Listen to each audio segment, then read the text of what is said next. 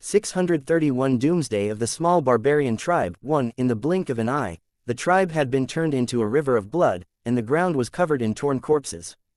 The Holy Dragon City cultivators moved like ghosts, the sabers in their hands flashing continuously. Every time the blade passed through an area, one or more barbarians would be killed. The barbarian tribe was thrown into a state of chaos after the sudden change. Screams and cries of alarm could be heard everywhere. The barbarian tribesmen kept running around in panic, but they fell under the blades of the Holy Dragon City cultivators one after another. There was no way to escape. On the other hand, the eyes of the cultivators in the tribe were bloodshot. They roared in anger and charged at the Holy Dragon City cultivators with their weapons. Unfortunately, these barbarian cultivators did not know how terrifying their enemies were. Furthermore, they were all the elites of the Holy Dragon City cultivators. Compared to the cultivators of the Holy Dragon City, the strength of these barbarian cultivators was not just a little bit weaker. Therefore, in front of the cultivators of the Holy Dragon City, they could not even withstand one move and were directly killed on the ground. They were unwilling, angry, and in pain, but they were powerless to do anything. In the end, they died with their eyes wide open. The old priest who had been hosting the ceremony roared in anger. The scales on his body burst with a blood-red light, and he suddenly stuck out his tongue at a Holy Dragon City cultivator. A strange scene appeared. The old priest's tongue suddenly extended by more than a few meters, like a blood-red spear, and stabbed straight at the Holy Dragon City cultivators. This meant that the old priest's bloodline ability had evolved, and it had derived a higher level ability. Right now, he was using his own blood essence to activate this bloodline's innate ability in an attempt to kill the Holy Dragon City cultivator before him. The Holy Dragon City cultivator who was attacked sneered. The saber in his hand glowed coldly and suddenly swept across the slender tongue that was filled with terrifying power. PFF'd. The sound of a blade cutting through leather was heard. The old priest screamed in pain. His tongue, which could penetrate metal and stone, had been cut off by the sabers of the Holy Dragon City cultivators. In the end, the Lord tier cultivators were still stronger than the advanced bloodline. The Holy Dragon City cultivator was unforgiving. The saber in his hand trembled violently, emitting the light of death. Then, his body flashed past the old priest like a phantom. Stopping his body, the Holy Dragon City cultivator shook off the blood on his blade and continued to charge at the next barbarian. The priest's body turned stiff. He let out a clucking sound and spurted out a mouthful of blood. His face was full of pain. It turned out that the priest's neck had already been cut off by the Holy Dragon City cultivators. Now, only a thin layer of skin was connected, and blood was spurting out. He knelt on the ground and glanced at the man who had suddenly appeared in front of him. He was looking at the totem statue carefully, and his eyes flashed with unwillingness and viciousness. Plop! As the worshipper fell to the ground, there were only a few barbarian tribesmen left in the small tribe. It's just a small tribe. It doesn't have much value. There's no need to hold back. A faint voice was heard, deciding the fate of the barbarian tribe. Tang Zhen did not look at the corpses that were lying in a pool of blood. Instead, he frowned as he looked at the totem in front of him. His eyes contained a pondering expression. After a few breaths, Tang Zhen suddenly made a move and directly grabbed at the totem. On the surface, it seemed as if he wanted to grab the totem. However, in reality, one of Tang Zhen's hands suddenly went deep into the dark world and landed on the totem. Then, he grabbed it with all his might. A blood-curdling screech was heard. Then, a spirit body that was extremely similar to the totem and faintly exuded the aura of a lord was forcefully pulled out from the totem stone statue by Tang Zhen. This spirit body that was emitting a blood-red light was constantly struggling in Tang Zhen's hands. It tried to escape from Tang Zhen's control, but it was in vain. The instant Tang Zhen grabbed hold of this spirit body, all sorts of emotions surged into his heart, causing a cold glint to flash within his eyes. If that's all you can do, you can just die. Tang Zhen coldly snorted. He casually took out the reincarnation mirror and directly threw the spirit body into it. As long as the spirit body entered the reincarnation mirror, it would be impossible for it to escape. It could only be controlled by Tang Zhen. Whether it lived or died, it would only be a matter of a single thought. After keeping the spiritual body, Tang Zhen glanced at the totem stone statue before keeping it in his storage space. This kind of thing could be exchanged for battle merits. Only after killing all the barbarian tribe members and controlling the totem spirit at the same time could one obtain the spoils of war that represented the extermination of the barbarian tribe. The barbarian tribe in front of them had been completely annihilated by Tang Zhen. He turned to look around and saw that the Holy Dragon City cultivators who had followed him had scattered. They were collecting the ornaments on the barbarians' bodies to exchange for battle merits on the foundation stone platform. The tribal decorations worn by these barbarians were like the identity cards of the residents of the Tower City. If they were lost, they would be expelled by the spirit of the totem when they entered the tribe. The spirit of the tribe's totems would not accept the prayers of the barbarians without ornaments and would not provide them with protection. Therefore, the barbarian tribesmen regarded this pendant as extremely important, as if it was their life. They would never let it leave their bodies unless they died or other special reasons. Therefore, it was the most common practice for the cultivators in Lusheng to take off this tribal ornament to exchange for battle merits. As for the valuable spoils of war, the cultivators in Lusheng would also collect them and split them equally after exchanging them for battle merits. Of course, if he encountered an item that he liked, he could also let the cornerstone platform appraise it, and then deduct it from his own battle merits. During this period, no matter if it was the battle merits earned or spent by the residents of the tower, they would all be stacked together. As long as they reached a certain number and killed another totem master, the tower would be able to level up smoothly. Therefore, Lusheng would encourage the residents to earn battle merits. In order to increase their enthusiasm for hunting, they even introduced many benefits. All they wanted was to speed up the accumulation of battle merits. In the days to come, the Holy Dragon City would definitely introduce a corresponding encouraging mechanism to let the combat cultivators in the city enthusiastically kill the enemy. After another 10 minutes, the cultivators had finished cleaning up the battlefield and left. It wouldn't take long for the smell of blood to attract a large number of monsters and beasts to devour the remains of the barbarians. Before he left, Tang Zhen glanced at the barbarian tribe and a strange expression flashed across his eyes. This method of exterminating all seemed to be extremely cruel, causing Tang Zhen's heart to involuntarily ripple. After all, he was the one who had initiated the massacre this time. Furthermore, there was no reason for it. It was purely to conquer and occupy. Unless Tang Zhen knew the reason behind this kind of conquest and slaughter, he would still feel a knot in his heart even if he meticulously completed the Lusheng upgrade mission. It wasn't because he felt guilty about the killing, but because he felt ashamed and angry because he didn't know the specific details. After all, there was definitely some earth-shaking secret that he was unaware of behind this kind of war. If he did not figure it out, Tang Zhen would always feel as though he was being perplexed by a fog. As for exterminating these barbarians, Tang Zhen did not have too much of a psychological burden. After all, if the roles were reversed, the other party would similarly not have the slightest bit of pity. Since he was involved in a game where his life was at stake, he had to be prepared to lose his life if he failed. If he didn't want to die, he could only kill the enemy. Therefore, if he didn't want his residents to be hurt, he must not show any mercy. Tang Zhen was very clear about this. After all, the essence of the world of Lusheng was to nurture Gu and plunder. Tang Zhen was powerless to change anything. He could only gradually adapt to this abnormal rule and explore the secrets behind it. On the other hand, the cultivators of Lusheng City did not feel sorry for the destruction of a barbarian tribe. Instead, they treated it as a normal thing. Tang Zhen shook his head slightly upon seeing this. Soon after, he sighed softly. A determination that had never been seen before flashed across his eyes. Since there was no way to change it, he would just let nature take its course and let himself become the strongest Gu worm. In this way, he believed that he would break free from the rules one day and control the fate of himself and the residents of Lu City. 632 Barbarian Tooth Tribe 1. At this moment, there was a huge valley a few thousand miles away from where Tang Zhen and the others were. The valley was shaped like a basin, with a flat terrain in the middle. It was filled with exotic flowers and plants, making it look exceptionally beautiful.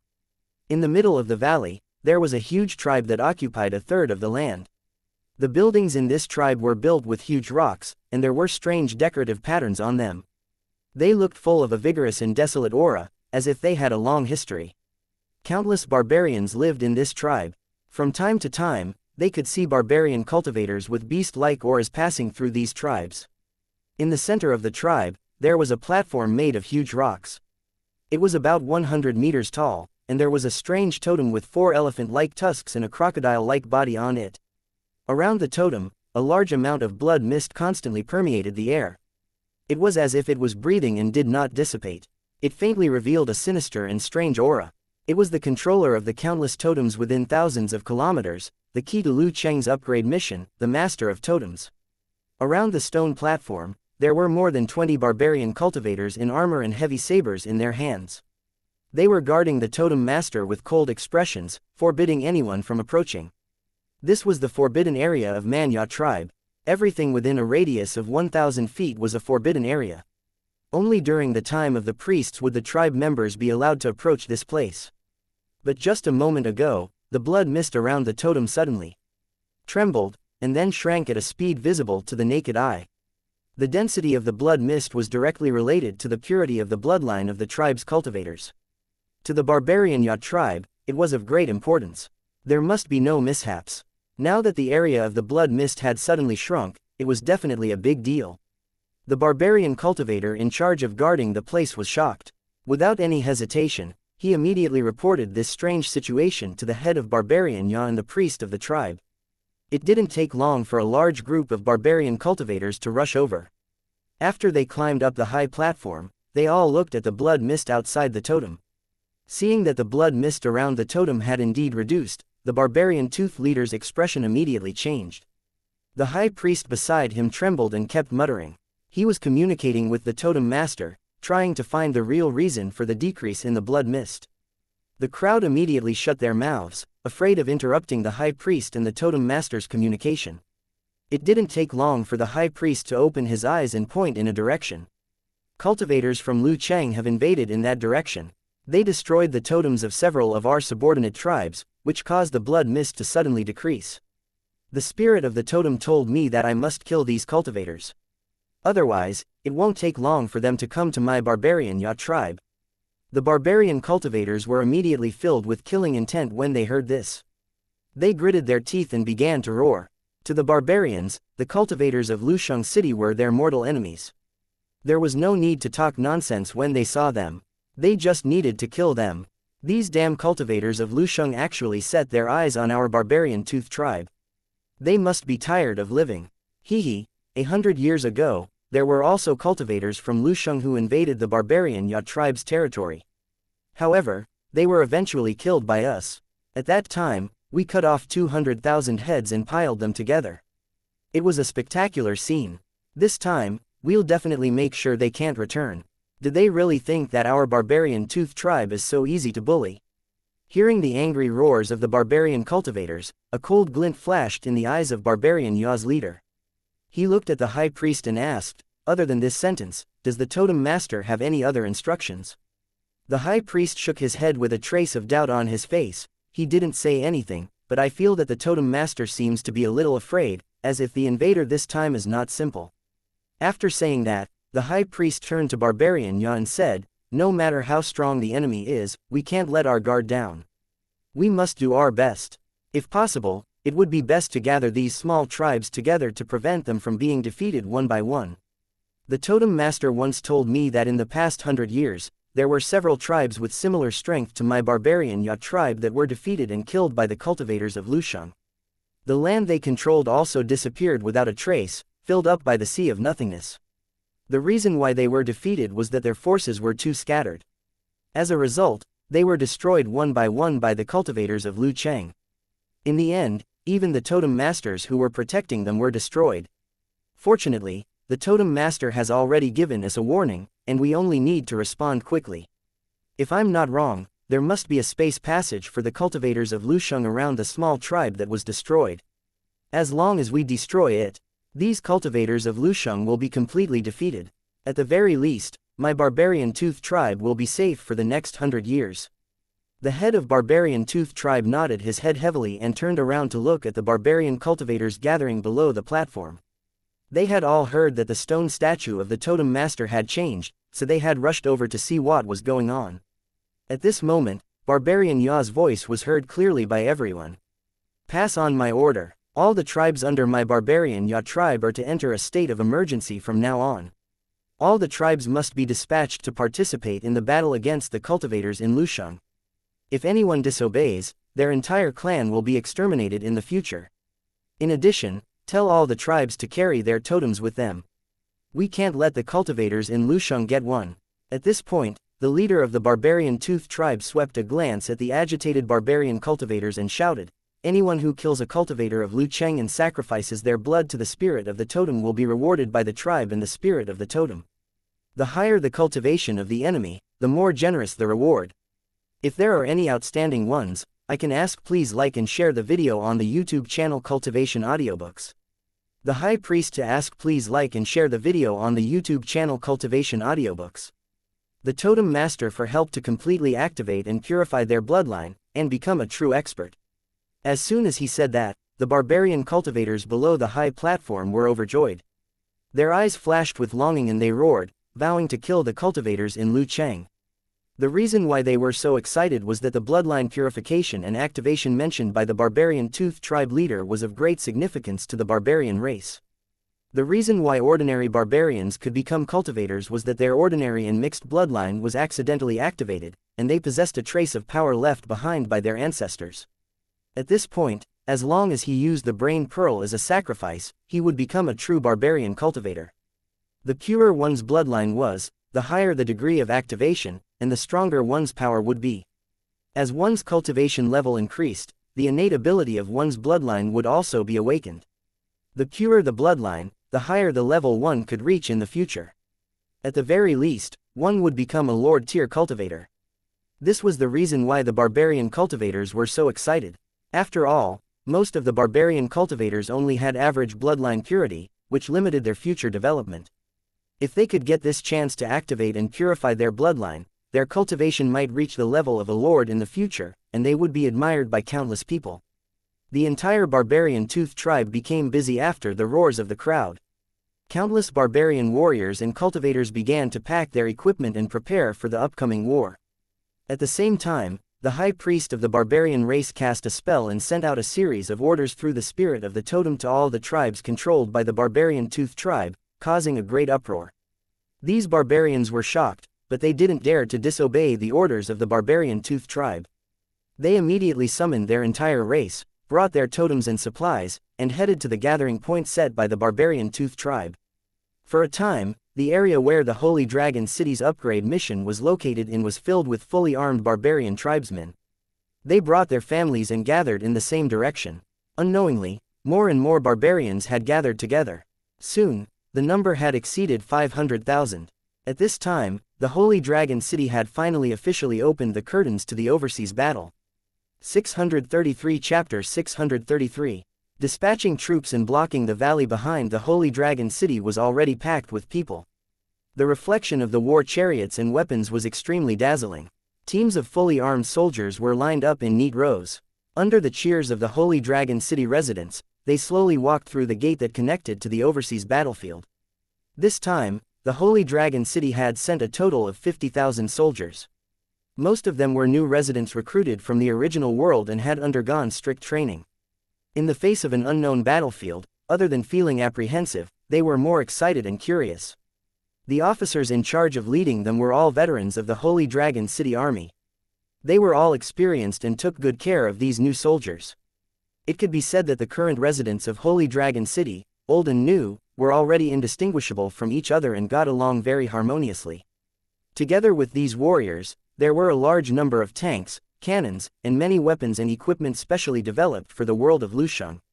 With the help of these weapons and equipment, the combat power of the Holy Dragon City's warriors would increase by several times. It should not be a problem to crush the barbarians overseas. In addition to these soldiers, the 3,000 cultivators of the Holy Dragon City were also among them. After reaching the overseas area, they were mainly responsible for carrying out reconnaissance and surprise attacks.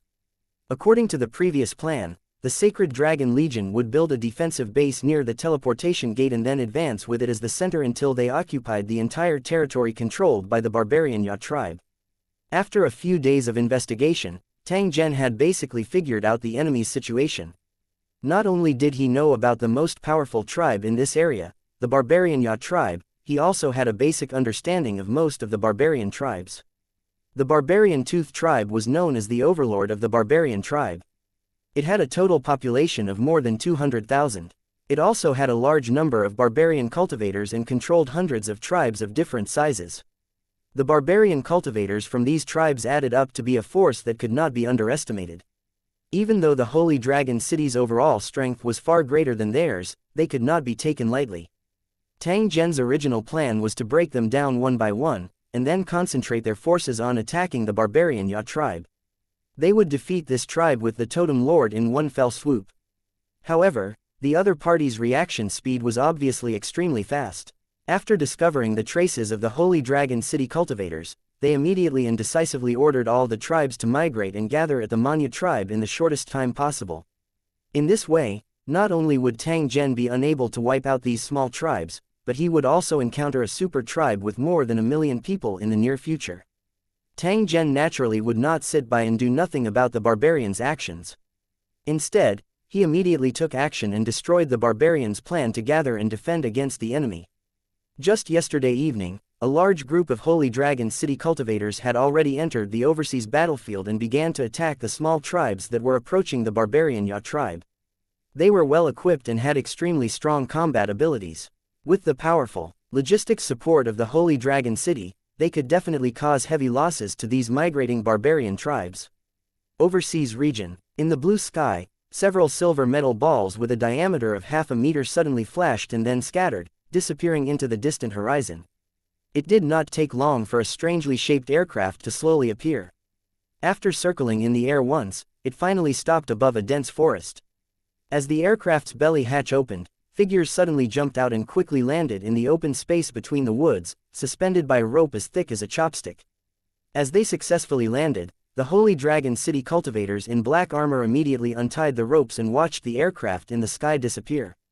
On the ground, there were a total of 10 Holy Dragon City soldiers in black armor. They carried special firearms on their backs, and their noses and mouths were covered, only revealing a pair of eyes as sharp as a falcon's. A well-built cultivator from the Holy Dragon City squatted on the ground and spread out a folded electronic military map. Seeing this, the surrounding Holy Dragon City cultivators immediately gathered around and listened to their captain's explanation. According to the information from the Heavenly Eye, a barbarian tribe will pass by here in a few hours. There are about 600 to 700 of them, and about 20 of them are barbarian cultivators. Their strength is about the same as ours. Our mission is to kill as many of these barbarians as possible. If possible, it would be best to destroy the totem of this tribe as well. We can't stay in battle for too long. Once we encounter a strong enemy, immediately retreat from the battlefield, understood? At this point, the Holy Dragon City cultivator raised his head to look at his companions. After seeing everyone nod, he quickly folded the electronic map. Looking at the dense vegetation around him, his sharp and young eyes flashed with a trace of determination. He led his men quickly to the ambush site. If one were to look closely, this Holy Dragon City cultivator was only at level 3 cultivation, and the other cultivators were of similar levels. They were a group of cultivators who had just grown up in Holy Dragon City. Most of them were only in their teens and could not take on too difficult of a task. Therefore, they were arranged to attack the small migrating tribes. Unlike the older generation of cultivators in the Holy Dragon City, these young cultivators who had just grown up had all received the most rigorous training. While they had strong skills, they could also operate various electronic devices skillfully. The instructor who trained them was Mr. Murun and the military elites from the original world. The martial arts techniques of the Lusheng world and the technology of the original world were not as simple as 1 + 1 = 2. In addition to Tang Zhen's unreserved support, the quality of these young cultivators was extremely outstanding. Once they grew up, they would definitely become the Holy Dragon City's trump card.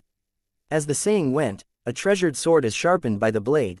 A gentle environment would definitely not be able to cultivate iron-blooded cultivators. Thus, in order to let these young cultivators grow up as soon as possible, the Holy Dragon City always did their best to arrange for them to have actual combat opportunities.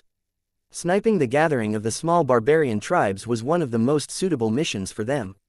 The level of danger was not high, and it could achieve the purpose of good training, so this mission was very suitable for them. After the young cultivators left, a faint figure suddenly appeared. He was also wearing black armor with the Holy Dragon City's coat of arms shining brightly. However, His military rank was different from the other young cultivators. This cultivator in black armor was a major. According to the Holy Dragon City's military ranks, this cultivator should be a one-star lord. His purpose for appearing here was clearly related to these young cultivators. At this moment, the Lord Cultivator was looking in the direction where the young cultivators had disappeared. He smiled faintly, then raised his left arm and said a few words before following them silently. The young cultivators didn't know that there were already people watching and protecting them in the dark. They thought that they were fighting alone. But even so, they did not panic at all. Instead, they skillfully chose the ambush spots and set all kinds of traps. Their cooperation was very tacit. As the natives of Lu City, they had no conflict with fighting and killing enemies. Instead, they were eager to fight. It didn't take long for the trap to be set up. Then, everyone immediately hid and pointed their cold muzzles at the small path in the dense forest. This was the only road in the vicinity. Since the small barbarian tribe was in a hurry to get to the barbarian Tooth tribe, they would definitely pass by this place. The process of waiting was dull and boring, but these young cultivators were like sculptures, quietly hiding in the grass and branches, not making a single sound. Half an hour later, two barbarian figures suddenly appeared. They were wearing short robes made of animal skin. Their muscles were as black as charcoal, and their eyes were also two small black dots. These two barbarians were obviously in charge of scouting the path. As they moved forward carefully, they observed the surrounding environment. The Holy Dragon City cultivators were well hidden, so the two barbarians did not notice anything even when they passed by. After making sure that there was no danger in the surroundings, the two barbarians whistled sharply. It sounded like the chirping of some kind of bird. Soon, a whistle was heard from behind.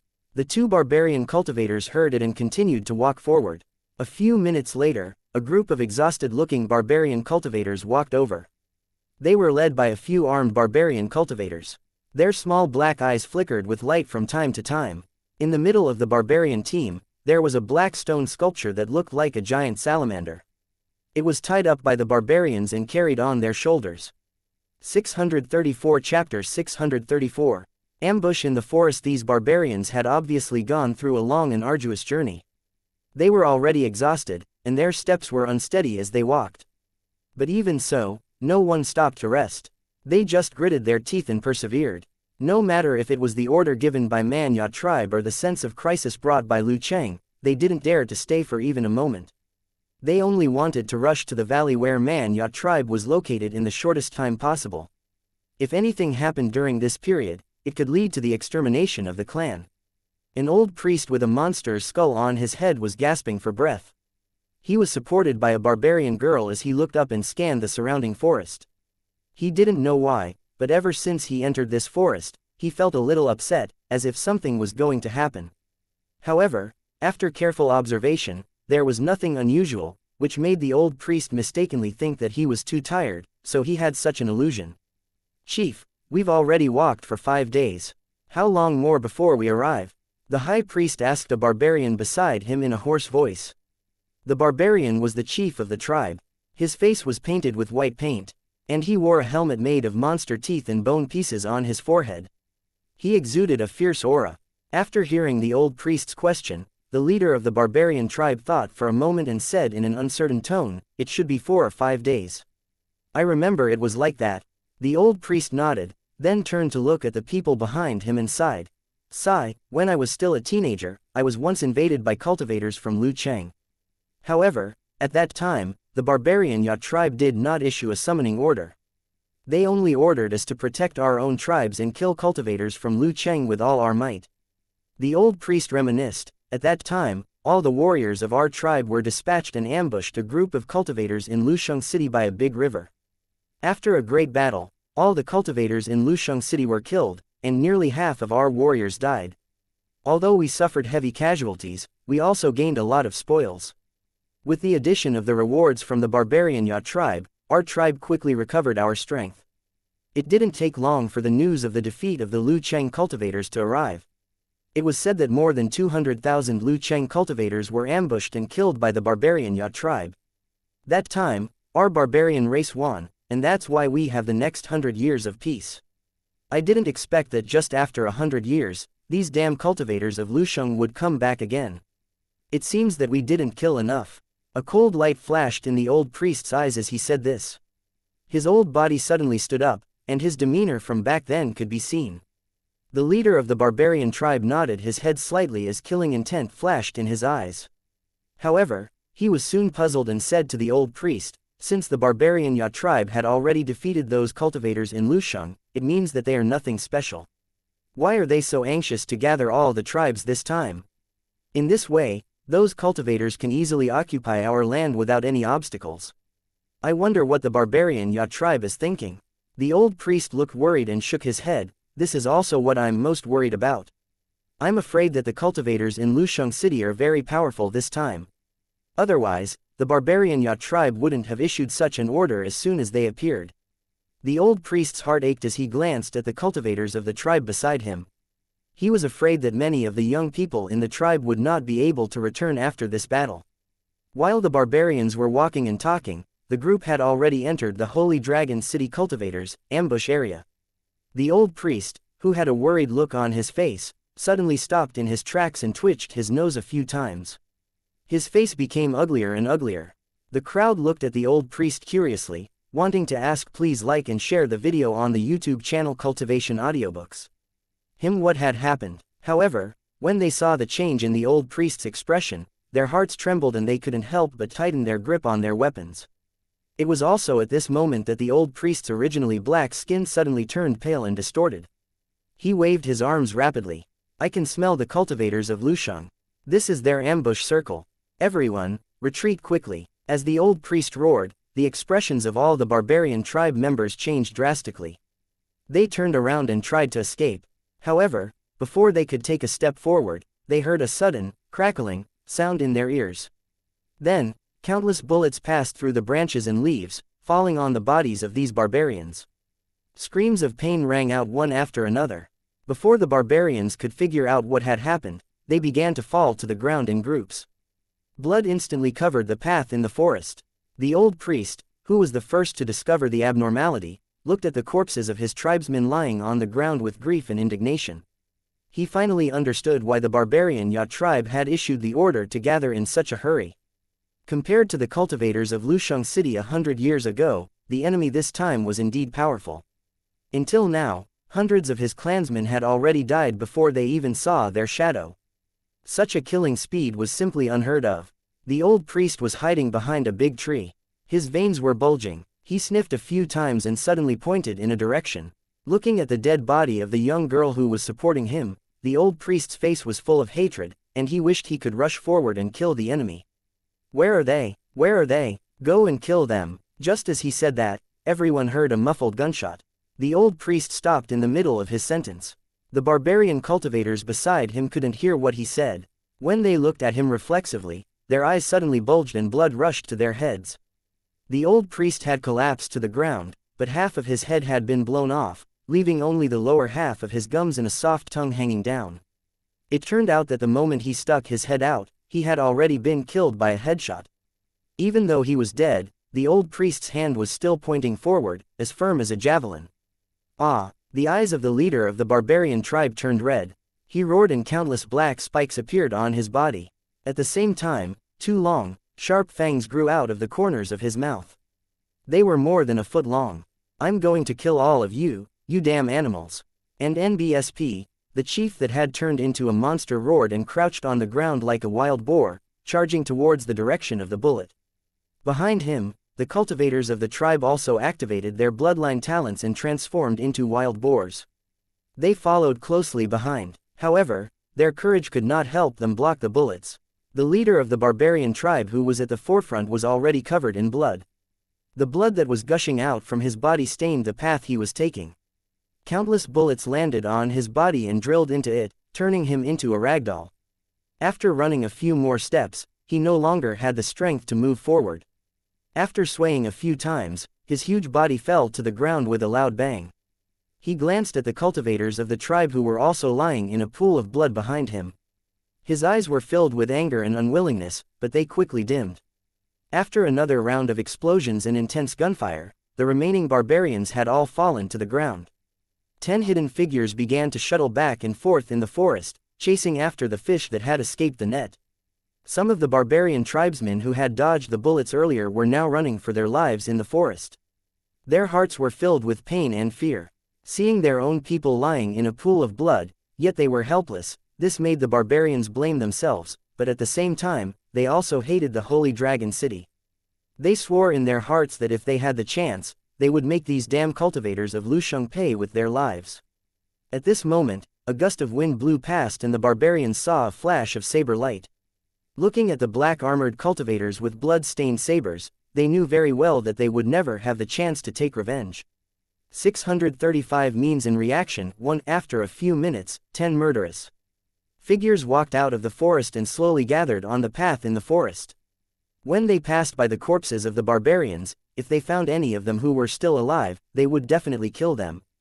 The bright sunlight shone through the branches and leaves of the trees, and the mottled light fell on the remains of the barbarian race. Coupled with the nauseating smell of blood, it formed a strange scene that made people feel extremely disgusted. In such an environment, even in broad daylight, it made one's hair stand on end, and they subconsciously wanted to get away from this place. However, these 10 Holy Dragon City cultivators seemed to be unaware of it. Instead, they turned their gazes simultaneously to the black totem stone sculpture that was covered by the corpse and emitting a faint bloody mist. According to the city lord's words, this totem stone sculpture must not be touched lightly. If one is not a barbarian, their blood will be quickly sucked dry by it. After the captain said this to everyone, he lowered his head and took out an item from his bag, throwing it directly next to the totem stone. The object seemed to be made of a special metal. It was shaped like a spider with demon-killing runes engraved on it and a head embedded with a bead. Judging from the style of the spirit clan, it was obvious that it was Ling Xuz's doing. After it landed beside the totem stone statue, it seemed to come to life immediately. It jumped up from the ground, and the demon-killing runes on its back kept flashing. Then, the metal spider nimbly crawled towards the totem stone and attached its sharp metal claws to the surface of the stone. The totem stone that was originally emitting blood mist suddenly vibrated when the metal spider climbed up, as if it wanted to bounce off and shatter it. The leader of the cultivators pressed the remote control in his hand when he saw this. A light sound was heard and the cultivators saw a white light flash. Then, the totem stone let out a scream. At the same time, within the rising smoke, a spirit that was extremely similar to the totem spirit appeared in front of the cultivators. It was as if the surrounding air had become cold following its appearance. The spirit of the totem circled and danced in the air. It looked at the Holy Dragon City cultivators on the ground and laughed evilly. Damn it, it can actually force me out of the stone statue. What the hell is this? As the totem spirit spoke, it scanned the crowd with bloodthirsty eyes. Then, it let out a terrifying laugh and charged at the crowd. Since you've gotten me out, then don't live anymore. All of you shall die. As soon as he finished speaking, the totem spirit charged towards the Holy Dragon City cultivators, bringing with it a gust of cold wind. This spirit body was extremely fast. Although the cultivators saw it coming, they didn't have a chance to dodge because it was in front of the leader in an instant. However, the moment the spirit touched the leader, it let out a painful scream and black smoke rose from the totem spirit's body. A white light flashed on the body of the team leader who was attacked, and then he disappeared. Damn it, it's a demon-killing rune. How did you get this thing? The spirit of the totem roared in anger and glanced at the other cultivators of the Holy Dragon City. The shock in its eyes intensified. Damn it, they're all wearing items with demon-killing runes. What's going on? The spirit of the totem roared. After realizing that it could not hurt these Holy Dragon City cultivators, it prepared to escape with a face full of unwillingness. However, at this moment, it was surprised to find a huge force suddenly appearing around its body, as if it was constantly sucking it into an unknown space. Damn bastard, what's going on? Let me go. The spirit of the totem was shocked. It turned to look at the group of Holy Dragon City cultivators, only to find that a fist-sized mirror had appeared in the captain's hand. The suction force that was trying to pull him in came from that unremarkable little mirror. Especially when the totem spirit realized that the suction force was getting stronger and stronger, a trace of panic appeared on its originally twisted face. What's going on? I don't want to go in. Just as the totem spirit was screaming and trying to escape the suction of the mirror, a translucent chain appeared from the mirror and wrapped itself around the totem spirit. You want to run? In your dreams. You'd better come in. A wretched voice was heard, and then the totem spirit screamed as it was dragged into the mirror by the chain. The Holy Dragon City cultivators who witnessed this scene looked at each other, then at the mirror in the captain's hand. They couldn't understand how this ordinary-looking thing could instantly subdue a Lord-tier totem spirit. I don't know what this is, but I heard that the city lord specially made it to deal with totem spirits. The captain explained. He took the mirror and turned it around the dead bodies of the barbarians. Then, he carefully closed the cover of the round mirror and put it in his waist bag. They didn't know if it was an illusion, but when the team leader walked around the corpse, they seemed to notice many faint shadows being absorbed into the mirror. Clean up the battlefield. We'll leave in 5 minutes. After the captain said that, he raised his left arm and pressed a few times on an item that looked like a metal wrist guard. Then, a 3D image popped up, and the captain clicked on it twice. He seemed to be very familiar with it. This is the 24th Hidden Dragon Battle Team. The mission has been completed. Requesting immediate retreat. After getting a response from the other party, the captain cut off the communication and waited with his companions. About half an hour later, the aircraft that had transported them here earlier appeared again quietly. At the same time, it dropped 10 ropes made of special materials. The leader of the cultivators held the damaged totem stone statue and lifted it into the air with the others. They were pulled by the rope and were lifted into the interior of the aircraft. Then, the aircraft quickly left the area and disappeared into the sky. At this time, there were more than 100 such small teams in the overseas region. They used all kinds of methods to constantly attack and kill the barbarian tribes that were rushing and patrolling. In the beginning, the barbarian Tooth tribe did not notice the Holy Dragon City's actions. However, as the blood mist of the totem master of the tribe became smaller and smaller, they finally realized that something was wrong. The head of Barbarian Tooth tribe immediately sent a large number of barbarian cultivators to the only path of the tribes to see what was going on. If you encounter any Lu Cheng cultivators during this period, you must kill them on the spot. However, he already had a bad feeling in his heart.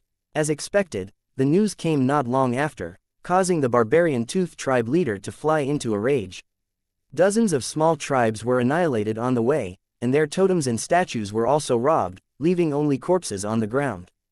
There were also dozens of tribes with more than 1,000 people, but they also suffered different degrees of losses. The tribe with the most serious casualties actually had less than 1/3 of its tribesmen left, and the rest had all died in battle. At the same time, the attack methods of the Holy Dragon City cultivators were also spread by the barbarians who were lucky enough to escape, and countless barbarians learned about it.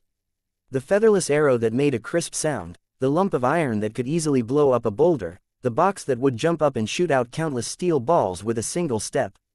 In addition, they had extremely sharp sabers and impenetrable armor. The image of the Holy Dragon City cultivators was extremely terrifying in the eyes of the barbarians. However, the more this was the case, the more these barbarians, killing intent boiled. They could not wait to kill all the Holy Dragon City cultivators. The barbarians knew that if they didn't defeat the cultivators in Lu Cheng, they would definitely die. The battles in the overseas battlefields were brutal. As long as the cultivators in Lusheng started to invade, a battle would be inevitable. They would either be exterminated by the cultivators of Lusheng or killed in exchange for 100 years of survival. Between the two, there was no third path. Even if they did not want to fight the Holy Dragon City, they had no way out. The land they were on was surrounded by the strange Void Sea.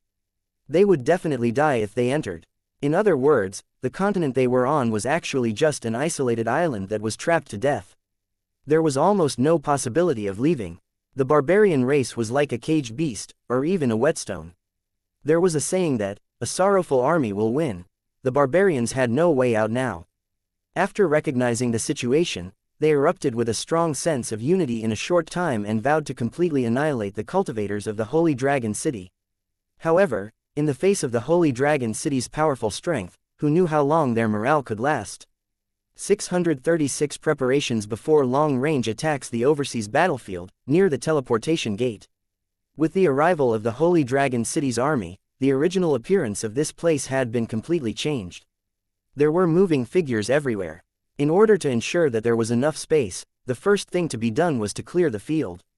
As the roar continued, ancient trees with a diameter of 2 to 3 meters were quickly cut down, and a large open space was quickly cleared out. One by one, temporary buildings were built, and tents spread out far and wide.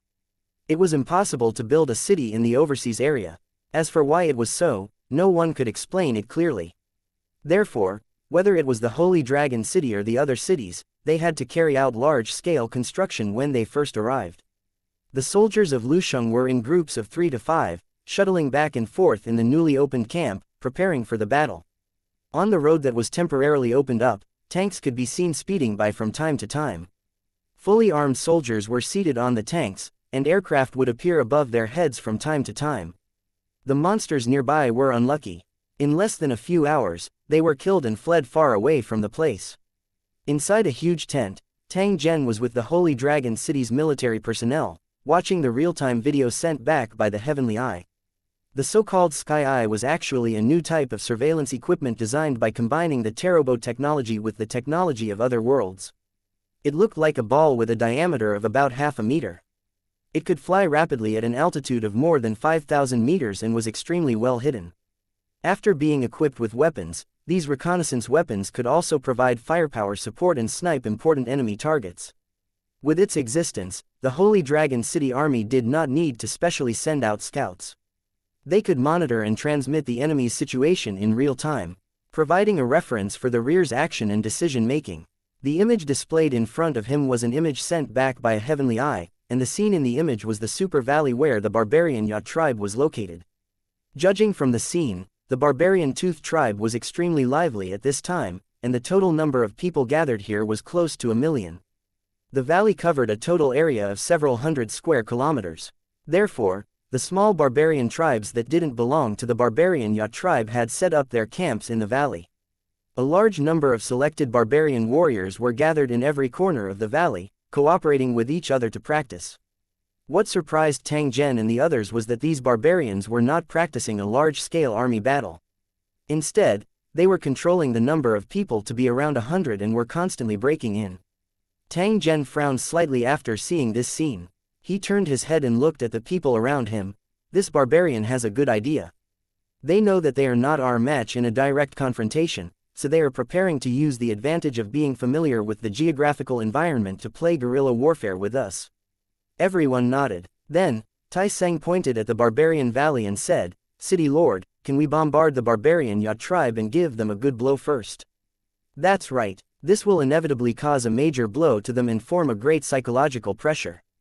It's good for us. I also agree with the air raid on the barbarian Yacht tribe, but I don't know what method to use. After all, the barbarian Yacht tribe is very far from here, and it's not very practical to use fighter jets to bombard them." Everyone started to discuss with each other. It was obvious that they all agreed to give the barbarian Tooth tribe an appetizer. Tang Zhen was also continuously making calculations in his heart when he heard the discussions of the crowd. With the Holy Dragon City's current strength and Tang Zhen's capital, they could attack the barbarian Yacht tribe from a distance as they wished. Moreover, they had more than one method. However, in Tang Zhen's heart, he first ruled out the possibility of a large-scale nuclear bomb attack and the Terobo people's star-destroying bomb. The former was afraid that it would cause some unknown changes after using it. After all, there was a lesson learned from this incident. Countless powerful monsters had been born in the ruins of the other planes. Therefore, Tang Zhen would never use it on a large scale unless he had no other choice. Moreover, what he wanted was not a piece of wasteland. The latter was due to the limited quantity. He did not want to waste it. After all, good steel should be used on the edge of the blade. With the strength of the barbarian Tooth tribe, Tang Zhen was still unable to use such a super weapon. In addition, he could also send fighter planes to bombard the area. However, the number of fighter planes in Holy Dragon City was limited, and the barbarian Yacht tribe was too far away. Even after the bombarding, it would not cause much damage to the barbarian Yacht tribe. It seemed like there was only one option left, and that was to use the medium to close-range missiles to launch a precise attack on the barbarian Yacht tribe. Although this kind of intercontinental missile also used nuclear warheads to attack, the scale was undoubtedly much smaller compared to Tang Zhen's wanton detonation in the ruins of the other plane. He only needed to destroy the valley of the barbarian Teeth tribe and not destroy the other places if he could. This way, he might not cause any changes. However, the valley around the barbarian Yacht tribe would be basically destroyed after the attack. As for how many barbarians would be killed, it was still unknown. Moreover, because the nuclear bomb attack was too overpowered, who knew how many corpses would be left behind to be used to exchange for battle credits from the cornerstone platform. Therefore, although this method was good, it still had some drawbacks. This was also the main reason why Tang Zhen did not want to use it. Therefore, he had hesitated for a moment before making a decision. In the end, he still made up his mind to launch a missile attack on the barbarian yacht tribe. As long as they could deal a heavy blow to the barbarian yacht tribe and reduce the Holy Dragon City's losses at the same time, this matter was worth it. The ICBM was definitely a killing weapon in his original world. Tang Zhen naturally didn't have it now, so he had to return to his original world and discuss it with his business partners. In fact, this matter was just a process. After all, Tang Zhen's current strength was there. He even had a super weapon that was not inferior to a nuclear bomb in his hands. His business partner was also very clear about this. After teleporting back to his original world, Tang Zhen quickly found Director Tang, who was in charge of contacting him. After explaining the reason for the matter, he made his request. The other party hesitated for a moment when he heard this. Then, he asked Tang Zhen to wait for a moment. After that, he turned around and left the meeting room, preparing to ask please like and share the video on the YouTube channel Cultivation Audiobooks. For instructions from the person in charge who was one level higher. This was not a child's play. Although they both knew each other's background, they still had to go through the necessary procedures. Tang Zhen also knew that such a matter could not be rushed. After all, this was an important weapon of the country and could not be used casually. Using the waiting time, Tang Zhen started the all-purpose electronic kit and connected to the personal communication devices of his subordinates in the original world. He then directly started a video conference. After all, in addition to being the Castellan of the world of Lusheng, he was also the big boss behind the Holy Dragon Corporation in the original world. As the connection was successful, everyone's images appeared one after another. There were a total of 15 or 16 people. These people were the higher-ups of the Holy Dragon Corporation and were in charge of the operations of the entire corporation. Tang Zhen's sister, Xu Feng, and the others were also among them. After exchanging a few pleasantries, everyone went straight to the main topic, reporting the development of new technology and the recruitment of residents.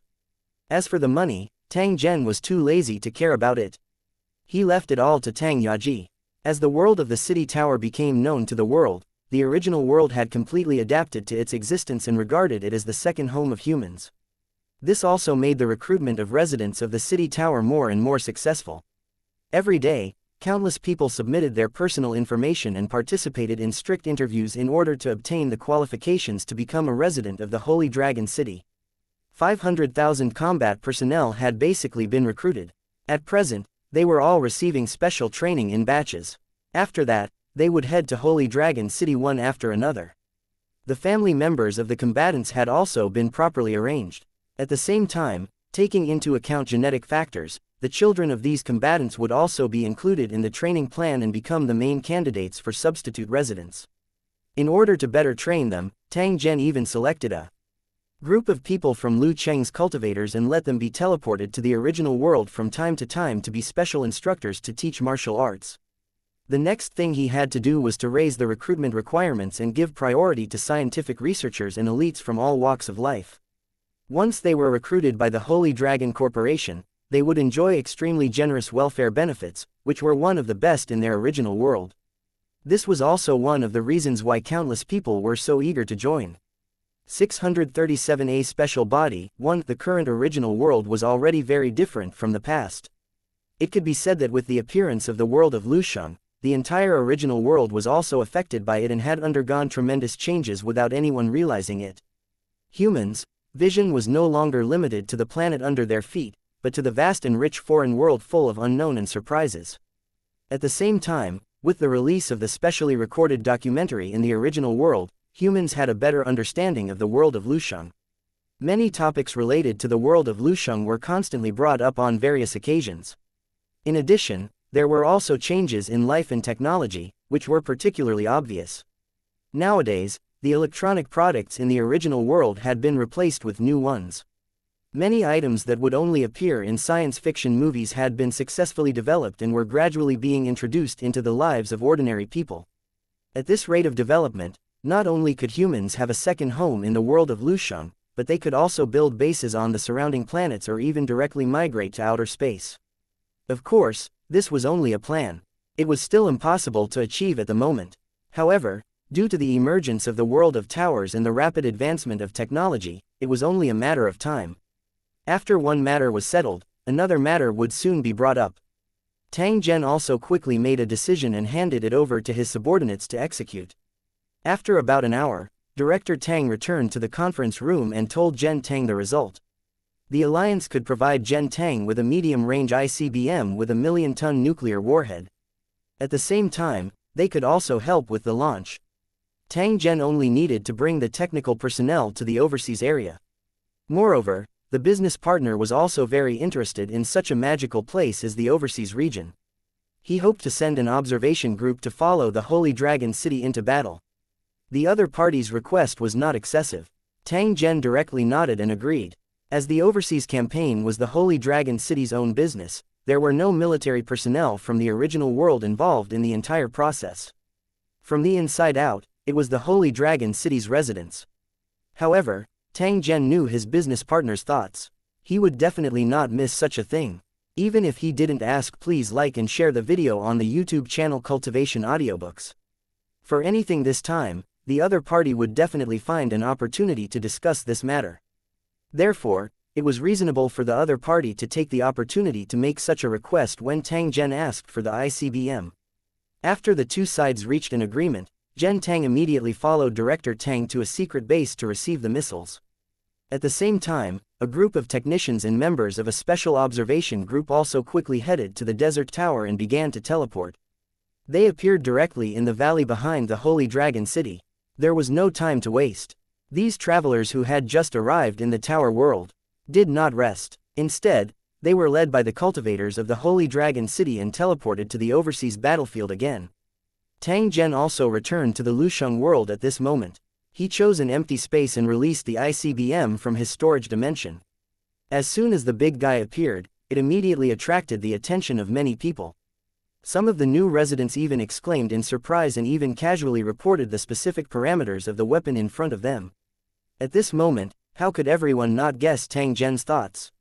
He was clearly going to use missiles to attack the enemy's base. Out of their understanding of this weapon, they also began to mourn for the enemy. After all, after being attacked by this weapon, even if they were lucky enough to survive, they would not live for long.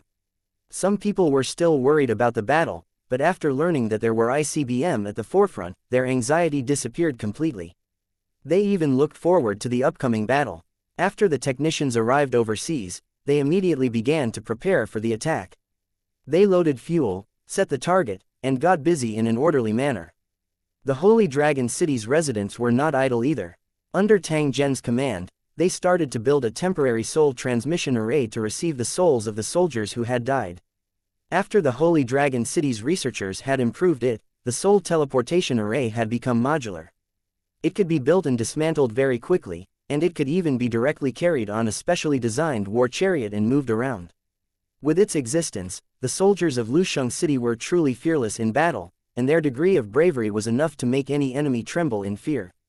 Other than building the soul transfer array, Tang Zhen also went to a certain area of the camp to check on the special troops that were temporarily deployed. It was a huge monster covered in heavy armor. At the same time, there was space for combat personnel to carry it, so it could ignore the dense forest and move quickly. Compared to the chariots that could hardly move in the dense forest, the mobility of these monsters was several times higher. Therefore, in the upcoming battle, these monsters would undoubtedly be used as the vanguard. With the cooperation of the infantry, they would clear out the barbarian enemies who might be hiding and ambushing them. However, there was a limited number of these monsters. There were only 20 of them in total, so they did not have much of an impact on the overall situation of the battle. Tang Zhen fell into deep thought after looking at it. He had discovered a very big problem. In the face of this special and complicated terrain, the Holy Dragon City's soldiers could only advance on foot other than using various means of transportation. This obviously had a significant drawback. If it was not resolved immediately, Holy Dragon City's future combat power would be greatly affected.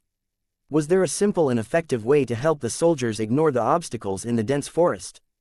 There was indeed a way, and that was to add a pair of wings or gills when cultivating the body, so that the Holy Dragon City soldiers could do anything. However, in this case, their body structure would be completely different from that of humans. They could not be considered pure humans, but could only be considered half human, half monster. Whether or not there would be anyone willing to accept this change was still uncertain, but it was worth a try. As for this kind of special body, as long as the materials and brain were sufficient, Tang Zhen could create it at any time using the mobile phone application. Of course, such a body was also a semi-mechanical structure and could not produce offspring. At best, it was a robot controlled by the human soul. After having this idea in his heart, Tang Zhen planned to give it a try. It would take some time before the missile was launched, so Tang Zhen used this time to return to Holy Dragon City. He began to design and manufacture that special body in his laboratory. Tang Zhen opened the super creature molding machine application and continued to modify and design this body according to his own thoughts, in addition to the data of the various races that he usually scanned and stored. After a few hours of hard work, Tang Zhen finally completed the design work. At the same time, he paid a large number of brain beads and began the construction of the body. As the formation began, 10 translucent bodies immediately appeared before Tang Zhen's eyes. At the same time, light spots continuously filled them, causing them to turn from illusionary to real. When all the light spots were filled up, the bodies would be officially cultivated successfully. Every time he saw the scene in front of him, Tang Zhen couldn't help but sigh softly. The function of this mobile phone application could be said to be heaven-defying, and even black technology couldn't compare with it. It was a great fortune for him to obtain it. 638 Launch and warning. Tang Zhen's heart had always been in awe of this mobile application. Now, as his cultivation continued to improve and his horizons widened, he had gradually realized the uniqueness of these applications. The various applications seemed to have magical functions, but it was basically an ability that was close to the laws of nature, and even better. Just what kind of existence created it and what was the meaning of its existence? This had always been the biggest question hidden in Tang Zhen's heart. However, he was also very clear that there were some secrets that, until the right opportunity came, no matter how hard he racked his brain, he would not be able to find any clues. Therefore, he was not in a hurry to find the answer, as long as he could benefit from it at the moment. After half an hour, this body that could be said to be perfect was finally completed. Tang Zhen carefully sized it up a few more times before gently nodding. Now that the special body had been completed, the next step was to find an experimenter and test the true effects of this body. However, it was not the time for the transmigrators to arrive, so he could not find a suitable host. Therefore, Tang Zhen could only put this matter aside for the time being. At the same time, he placed these bodies into the pool near the soul transfer array. After that, he would find an opportunity to choose a suitable transmigrator. The soul strength of an ordinary person was not high, so for them, this kind of opportunity to change bodies only happened once or twice. It was really precious. If he had directly stuffed the other party into such a body without realizing the communication, it would inevitably cause the other party to be unhappy, and even secretly resentful. Although Tang Zhen did not care about such a thing, he did not want it to affect the results of the test. Therefore, he needed the experimenter to agree sincerely. In fact, there was no need to rush the matter of the special body. His actions just now were just on a whim. Now that the Holy Dragon City's army battle was imminent, Tang Zhen's attention was still placed there. He really did not dare to be too distracted. He once again returned to the overseas battlefield and appeared near the teleportation gate. The moment he appeared, someone told Tang Zhen that the ICBM was already equipped and could be fired at any time. Tang Zhen had been waiting for this moment to arrive. How could he still hesitate when he heard this? His figure immediately moved like lightning and instantly arrived at the place where the missiles were placed. At this moment, the missile had already been set up. The huge missile body flashed with a dark luster and was pointing straight at the sky, emitting a terrifying power. Only those who truly understood it would know how terrifying it was. On the empty ground at the side, there were many Holy Dragon City's military officers watching. When they saw Tang Zhen appear, they all saluted. Tang Zhen nodded, after which, everyone turned their gazes towards the launch vehicle once again, waiting for the moment the missile was launched. After receiving Tang Zhen's order, the operator immediately ignited the missile. Following that, the missile fiercely spewed out raging flames. Then, under the exclamations of everyone, it flew into the sky and directly shot into the distance. At the same time, the heavenly eyes wandering in the ocean also received instructions and immediately began to observe the missile's flight route. Combining the various data on the display and the images sent back by the heavenly eye, the military staff had confirmed that the missile was operating normally and was currently flying toward the target area. Because the missile was flying at a super high speed, it disappeared without a trace in the blink of an eye. It was estimated that it would not take long for it to hit the super valley where the barbarian yacht tribe was located. Everyone, including Tang Zhen and the others, was staring at the screen intently. They were looking at the image that was sent back by the heavenly eye in the sky above the barbarian tooth tribe. They were afraid that they would miss the moment when the missile hit the target. At this time, the barbarian tooth tribe was still as usual. The barbarians didn't know that a great disaster was coming. They were still busy with their own tasks. The barbarian tooth tribe leader was sitting on a chair, conversing with the tribe leaders of more than 100 tribes of various sizes. They were discussing how to deal with the Holy Dragon City's attack. From their expressions, it was clear that they had been confused by their numerical advantage and were very confident in defeating the invaders. As for the high priest of barbarian tooth tribe, he was currently sitting cross-legged next to the high platform where the totem master was. Behind him, the totem statue of the totem master was covered in a blood mist, and it was growing stronger and more solid. Not far from the high priest, there was a large group of priests guarding the tribe's totem. They were sending the blood mist from the tribe's totem to the position of the totem master. During this period of time, after the Holy Dragon City cultivators, ambush and many totems being destroyed, the blood mist shrouding the master of the totems had actually thinned to the extreme. The barbarian tooth tribe's cultivators were also greatly affected by this, and they could only use half of their strength. The master of the totem seemed to be unable to bear it any longer. He immediately contacted the high priest and asked all the totem spirits to gather here. Each of them would give him a mist of blood to replenish his energy. With the high priest's order, the priests of the small tribes didn't dare to disobey. They hurriedly brought the totems of their respective tribes and gathered near the tall stone platform. As for the totem spirits, they didn't dare to resist, because the totem master was the king of this area, and his strength far exceeded theirs. If they disobeyed, the consequences would be unimaginable.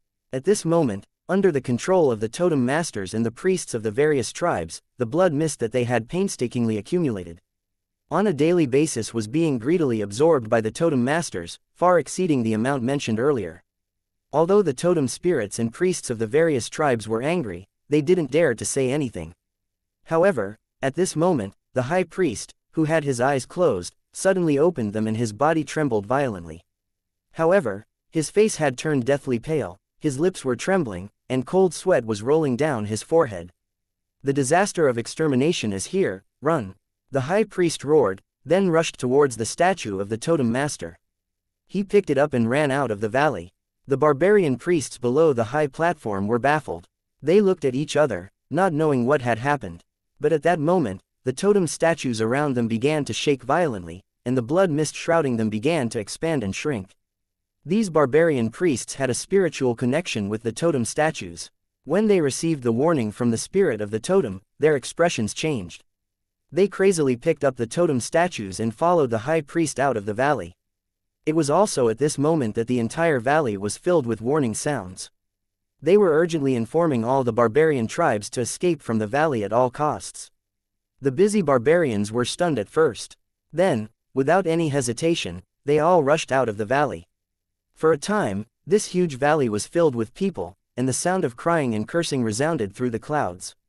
The entire barbarian tooth tribe was in complete chaos. No one asked what had happened. They only knew that the totem spirit had given them a warning, telling them that a great danger was approaching. It was also because of their unreserved trust in the totem spirit that they began to act without any hesitation. However, the valley was extremely huge, spanning hundreds of square kilometers. How many people would be able to escape in such a short time? 639 Destroying the barbarian yacht tribe. 1. At this moment, the chief and high priest of the barbarian yacht tribe were running for their lives on the road leading out of the valley. Because of their high cultivation, ordinary mounts couldn't match their speed. Therefore, at this critical moment, every high-level cultivator relied on their legs to run instead of riding on their mounts to escape. The barbarian tooth tribe leader continued to give orders as he ran. However, His face was extremely gloomy and he did not seem to have any intention of stopping. Listening to the wailing around him and looking at the chaotic barbarian tribesmen around him, he already hated the cultivators who invaded the building city and the Holy Dragon City to the core. The barbarian Tooth tribe leader swore to himself that if he had the chance in the future, he would definitely let these invaders know the power of the barbarian warriors and use their blood to wash away the humiliation they had suffered today. As the clan leader of the largest tribe in this overseas region, his existence was almost like an emperor. When had he ever suffered such humiliation like a stray dog? He wanted to stop and roar a few times to calm down the panic-stricken barbarian tribesmen. He wanted to show his dignity and at the same time, ease the chaotic situation. However, the pressing time did not allow him to do so, because the totem master had clearly told him that the enemy's terrorist attack was coming. To be able to make the totem master issue such a serious warning, it was obvious that the attack of the invader would be extremely terrifying, to the point that the totem master was extremely apprehensive, and would not hesitate to abandon the entire tribe. It must be known that the totem master was an extremely powerful existence, and he himself had countless strange and unpredictable abilities. The ability to predict disasters was one of the innate abilities of the totem masters. It was also because of this ability that the barbarian Ya tribe was able to kill almost all the cultivators who invaded the city in the battle 100 years ago. Therefore, Barbarian Ya did not doubt the warning of the totem master. However, he had some doubts about the attack method of the invaders. After all, according to their intelligence, the enemy was currently thousands of miles away from the barbarian Ya tribe. How could they attack from such a distance? And what kind of attack was it that even the totem master was so afraid of it that he didn't dare to resist it directly? With doubts in his heart, barbarian Ya's speed became faster and faster. His body was like a bolt of lightning, and he instantly rushed to a very far distance. At this moment of life and death, it was more important to protect his own life first. As for the safety of others, he could not care about it at this time. There were many barbarians who had such selfish thoughts. However, there were even more barbarian tribesmen who tried to escape from this valley with their wives and daughters. Some of the young barbarian tribe members couldn't bear to see this scene. They stopped running and tried to help, but they were driven away by the elders of the tribe. Run! Don't worry about us. You are the hope of the tribe. Don't die here. Under the constant persuasion of the crowd, more and more young men began to turn around and run with tears in their eyes. A few children sat on the ground and cried, their faces covered in dust and tears. Their parents were wrapped in the panicked crowd and were nowhere to be found. Some of the stubborn young people could no longer control themselves. They turned around and ran back, gritting their teeth as they carried their children and the elderly on their backs and ran forward step by step. Unknowingly, more and more of the old, weak, sick, and disabled were left behind. They were no longer in a hurry to run. Instead, they slowed down their steps as if they had resigned themselves to their fate, quietly waiting for death to come. Most of the barbarian cultivators and the young men were at the forefront. It would not take long for them to rush out of the valley. The central area of the barbarian Tooth tribe where the missile had struck was now empty. Only a pile of items and corpses were left on the ground. There was even thick smoke rising from some places. It was obvious that the fire had caught on fire in the chaos. This scene was completely captured by the heavenly eye and directly displayed in front of Tang Zhen and the others. At this moment, everyone in front of the screen was silent. After all, the scene just now was so miserable that even these cultivators with iron hearts couldn't bear to see it. However, in the blink of an eye, this kind of compassionate emotion was replaced by iron-blooded killing, and the look in his eyes became more and more determined. When the Lusheng natives faced their enemies, they would never be emotional. They would only try their best to win. This was because victory represented the right to live, and the consequence of failure was very likely to lose one's life. Therefore, they would never forget that these people were barbarians just because of the scene in front of them. They were enemies who would kill them at all costs once they met them. If he was kind to his enemy, how could he face the soldiers of Lusheng who lived with him all day and were about to fight to the death with his enemy? Besides, there was no justice in war. Killing and conquering were the eternal themes. As for mercy and softness, he would leave some for his brothers and sisters. This barbarian can actually predict the arrival of danger.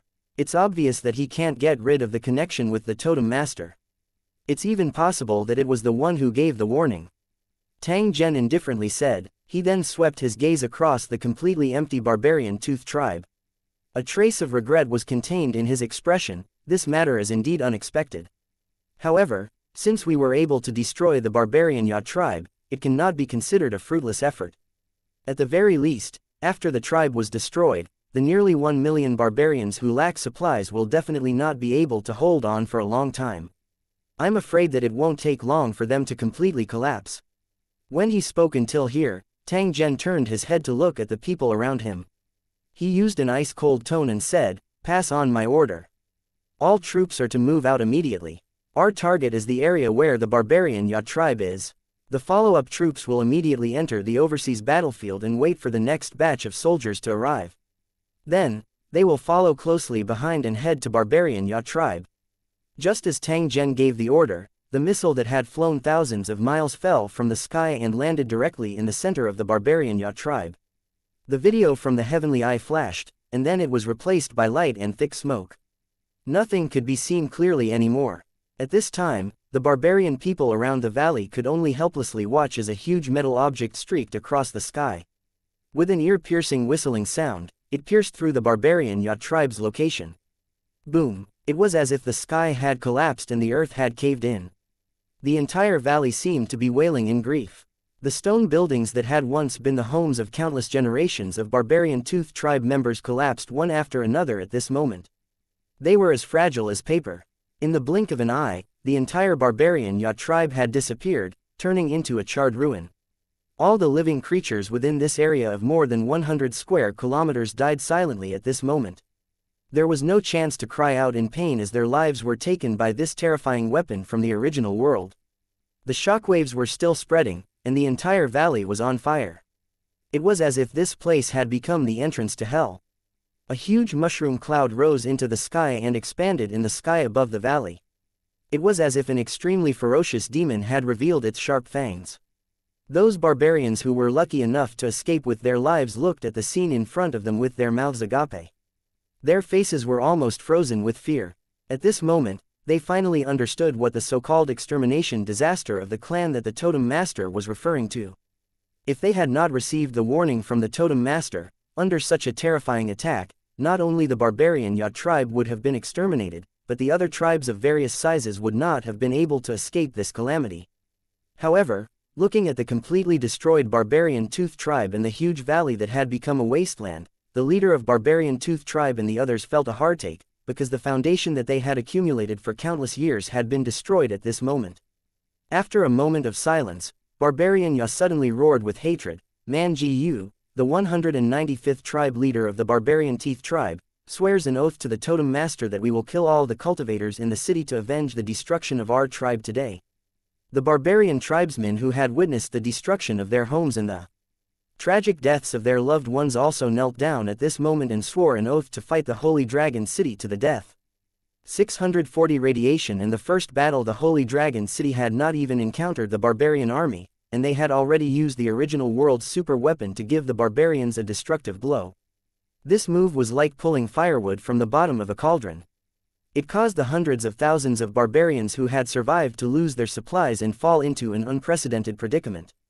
Before the attack, even if these barbarians racked their brains, they would never have thought that the Holy Dragon City could easily destroy their tribe from thousands of kilometers away. As such, they did not make any preparations, and all their food reserves were completely reduced to ashes in that shocking explosion. Whether it was the human race or the barbarian race, they all needed to eat when they were hungry. This was a natural thing.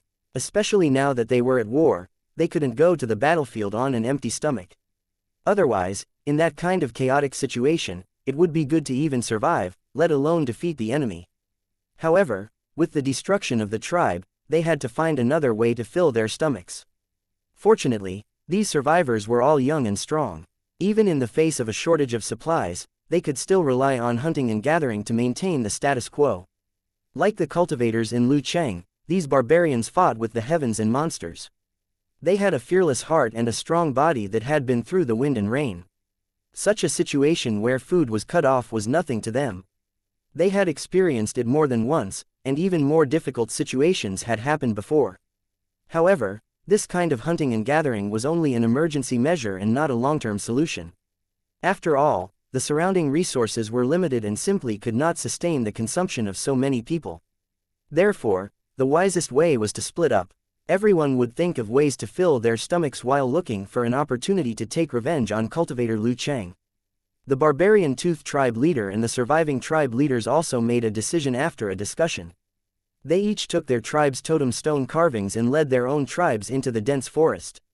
Without the restraints of the old, the weak, the sick, and the disabled, coupled with the hatred in their hearts, these barbarians could definitely exert 100% of their combat power and deal a fatal blow to the invaders.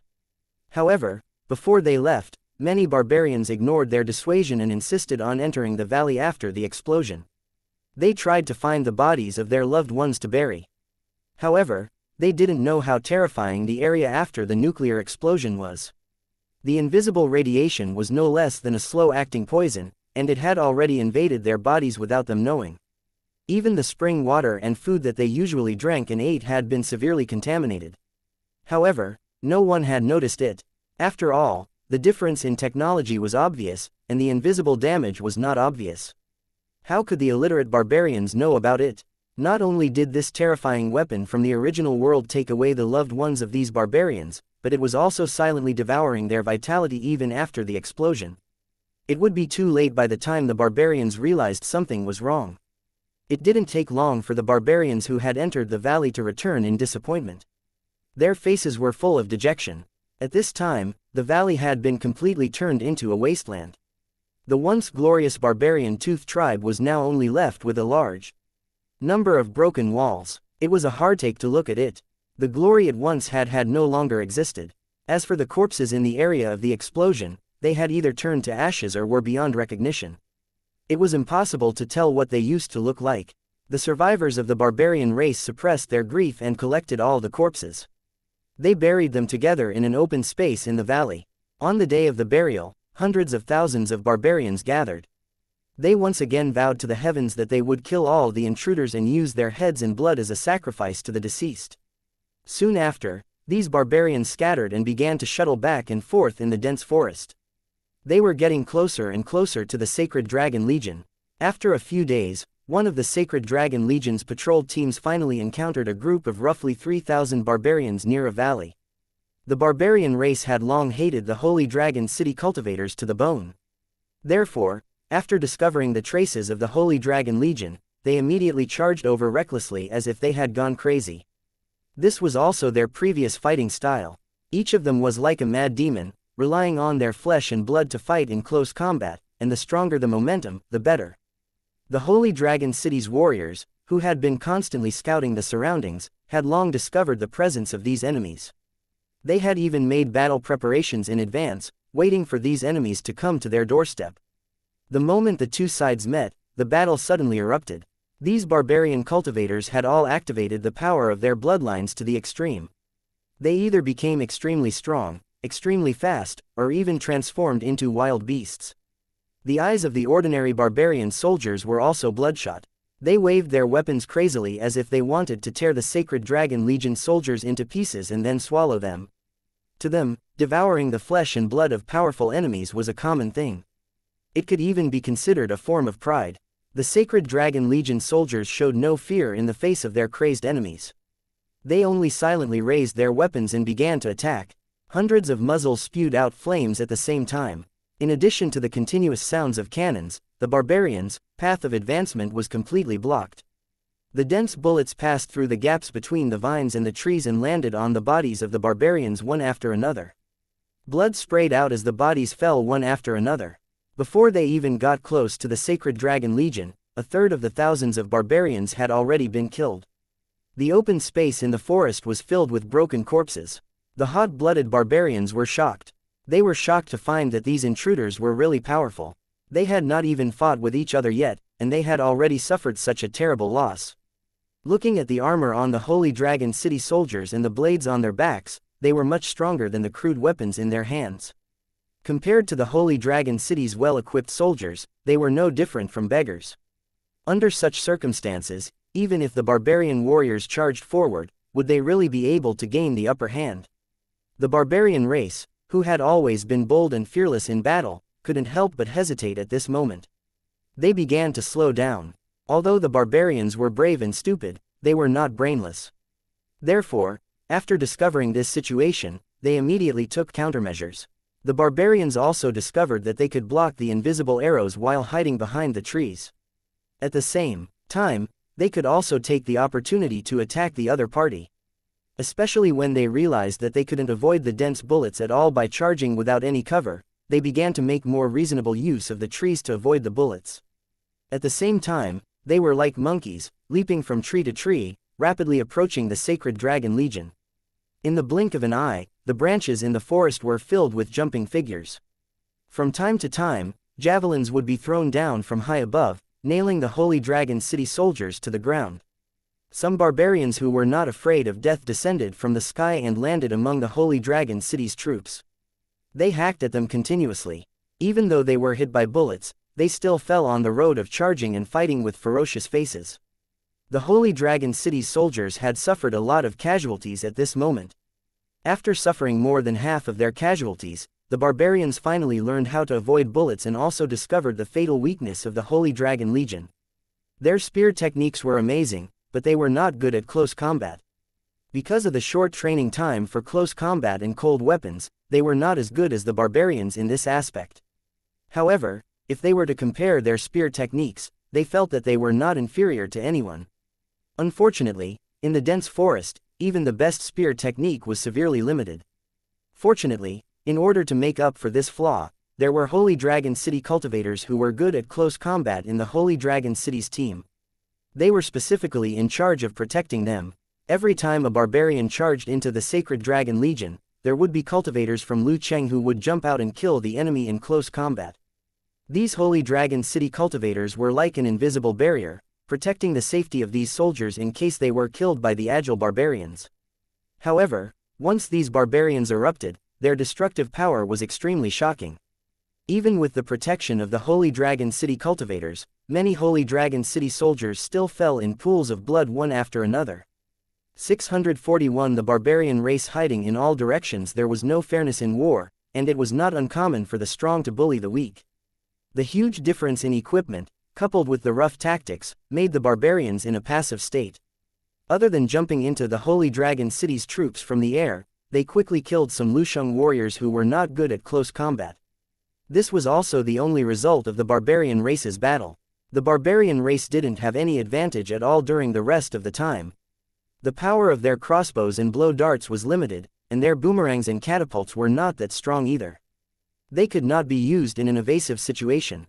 On the other hand, weapons like throwing daggers and javelins could cause some damage to the Holy Dragon City army, but they rarely caused serious damage. Moreover, every time this happened, the attackers would be attacked by the Holy Dragon City's concentrated fire, and their bodies would be instantly filled with bloody holes. In the eyes of the barbarians, the Sacred Dragon Legion was like a turtle with an iron shell on its back. They were just a group of hunters with wooden sticks. They could not hurt the Sacred Dragon Legion at all. There was no need to think about the outcome of the battle. The Holy Dragon City would definitely be the winner. After paying a huge price, the barbarians finally retreated quickly, leaving behind only a ground full of broken corpses. The Sacred Dragon Legion soldiers who had repelled the enemy also let out a collective sigh of relief, at the same time quickly beginning to treat their heavily injured comrades who had not died. Looking at the corpses of the Holy Dragon City's soldiers on the ground, a trace of shock flashed in the survivors' eyes. They no longer looked down on the barbarians. These barbarians were indeed worthy of their reputation. After suffering such a huge casualty, they showed no signs of retreat or cowardice. On the contrary, they became more and more courageous as they killed. To fight against such an enemy, one would undoubtedly have to bear great psychological pressure. Fortunately, these Holy Dragon City soldiers had undergone strict training. They knew that even if they died in battle, they still had a chance to be reborn. Thus, they gritted their teeth and fought. Even under the barbarians' desperate attacks, no one retreated.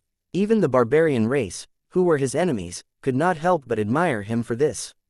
The Holy Dragon City Army's command center, which had been paying close attention to the barbarians' movements, immediately increased their reconnaissance and cleanup efforts after receiving the battle information. Although they had previously deduced the situation of the Holy Dragon City's soldiers and the barbarians' close combat ability was still beyond their imagination. This also caused the soldiers of the Lusheng kingdom to pay a high price for it. Therefore, in future battles, he must be on guard against similar things, because one such thing was enough. This encounter also opened the prologue to the battle between the Holy Dragon City and the overseas barbarian tribe. From that day on, there would be several, or even more than a dozen, intense battles every day. Both sides suffered casualties, but compared to the Holy Dragon City's casualties, the barbarian side's casualties were quite shocking. Every time they attacked the Holy Dragon City, they would leave behind a large number of corpses. The heavenly eyes, military helicopters, and a large number of unmanned reconnaissance planes were constantly shuttling in the sky, trying to find the barbarian enemies who were hiding and ambushing in advance. If they discovered any traces of the enemy, the heavenly eye would immediately lock onto them, and the Holy Dragon City's attack would follow. If it was too far away, the heavenly eye would control the laser weapons it carried and snipe the target. However, this kind of battle in the dense forest had a huge impact on Holy Dragon City's aerial attack power. They could not even display 1/3 of their original strength. However, the barbarians were even more miserable. As long as they were exposed and found by the Holy Dragon City, they would be attacked by artillery and assault helicopters, and then they would be surrounded by heavy troops. They were helpless and could only choose to hide. They didn't even dare to go out to look for food. They tried to wait until night before coming out. Unfortunately, even at night, the Holy Dragon City's high-tech instruments could still detect their traces, and attacks could land on them at any time, causing these barbarians to suffer. Time passed by slowly, and in the blink of an eye, half a month had passed. During this period of time, the initial passion and hatred in the hearts of the barbarians had been gradually replaced by calmness and fear. They had thoroughly understood the Holy Dragon City's terrifying power. At the same time, they knew that if they had not relied on the dense forest as a natural barrier, they would have long been devoured by the Holy Dragon City until not even their bones were left. Even the barbarian Tooth tribe leader had admitted in his heart that the Holy Dragon City that had invaded this time was far more powerful than he had imagined. The tower that had invaded 100 years ago was on a completely different level. With their current strength, they were no match for the Holy Dragon City. Therefore, after these scattered barbarian tribes communicated with each other, they immediately adopted the same method, which was to hide as much as possible, waste time with the Holy Dragon City, and then look for an opportunity to launch an attack on the Holy Dragon City. These barbarians took advantage of their familiarity with the terrain and constantly searched for hidden hiding spots. They were really unexpected and had greatly increased the difficulty of Holy Dragon City's search. According to the requirements of the tower upgrade mission, if Tang Zhen wanted to successfully upgrade to a level 7 tower and obtain this land, he must kill all the barbarians here. At the same time, he must also kill all the totem spirits and totem masters. However, in the face of these rats that were hiding here and there, even if the Holy Dragon City was powerful, they still had no way to deal with them. They could only dig 3 feet underground and search everywhere. If this situation continued, these barbarians would be completely annihilated by Holy Dragon City sooner or later. However, no one could guarantee how long it would take. Although the Holy Dragon City was not in need of time, they could not afford to waste it here. Hence, this matter had to be resolved. But before that, he couldn't find an effective solution, so he could only play hide and seek with these barbarians for the time being. At the same time, the Holy Dragon City once again increased the number of combatants in the outer sea battlefield, causing the total number of people here to reach 100,000. The Holy Dragon City's mercenary union also released missions at the right time, encouraging these mercenaries to head overseas and join the ranks of the search for the barbarian race. Under the temptation of huge profits, countless mercenary groups began to set foot in this area, searching for the hidden barbarians day and night. In such an environment, some barbarian tribes that were not well hidden were discovered one after another. They were then hunted down by the Holy Dragon City's soldiers and mercenaries. As the search area continued to shrink, more and more barbarians were discovered, and the frequency of fighting also increased. Under the double attack of the Holy Dragon City and the mercenaries, none of the barbarians were able to escape successfully. They were all killed and turned into rewards for the soldiers and mercenaries. The barbarians who were lucky enough to escape the search immediately hid even more when they heard the news. Some of them even stayed in special caves and never came out again. There was fresh water in these holes, and at the same time, there were some special fungi that could serve as food. This made it so that the barbarians did not have to worry about filling their stomachs. Naturally, they would not run out to seek their own death. Of course, such special caves were very rare. Most barbarians would find dangerous places to hide in, hoping that the Holy Dragon City warriors would avoid them. Unfortunately, regardless of whether it was Tang Zhen's order or the extremely alluring reward, no one had missed out on any of them. As a result, in those dangerous places, the figures of the Holy Dragon City's soldiers would appear from time to time, blocking the barbarians who hid in them and eliminating them. One day, Tang Zhen finally received a special piece of news after this continuous search. It turned out that a group of Holy Dragon City's soldiers had accidentally discovered a hidden valley in the process of pursuing the barbarians. There was only one entrance to the valley, and it was located under the cover of vines. The group of barbarians who had been chased and killed earlier had already entered it. The Holy Dragon City soldiers followed closely behind, carefully entering the crack, but were surprised to find that there was a whole new world inside. The most important point was that the soldiers had found a ruin here. After analysis and observation, it was confirmed that this was most likely the ruins of a building with a long history. 642 The Feathered Serpent in the ruins. Although he had long known that there were ruins of buildings overseas, Tang Zhen did not expect that he would actually encounter one so quickly. After all, according to what Situ Yung had said, the ruins of buildings in the overseas region were extremely rare, and most of them had already been destroyed by the barbarians. There were not even any broken walls left.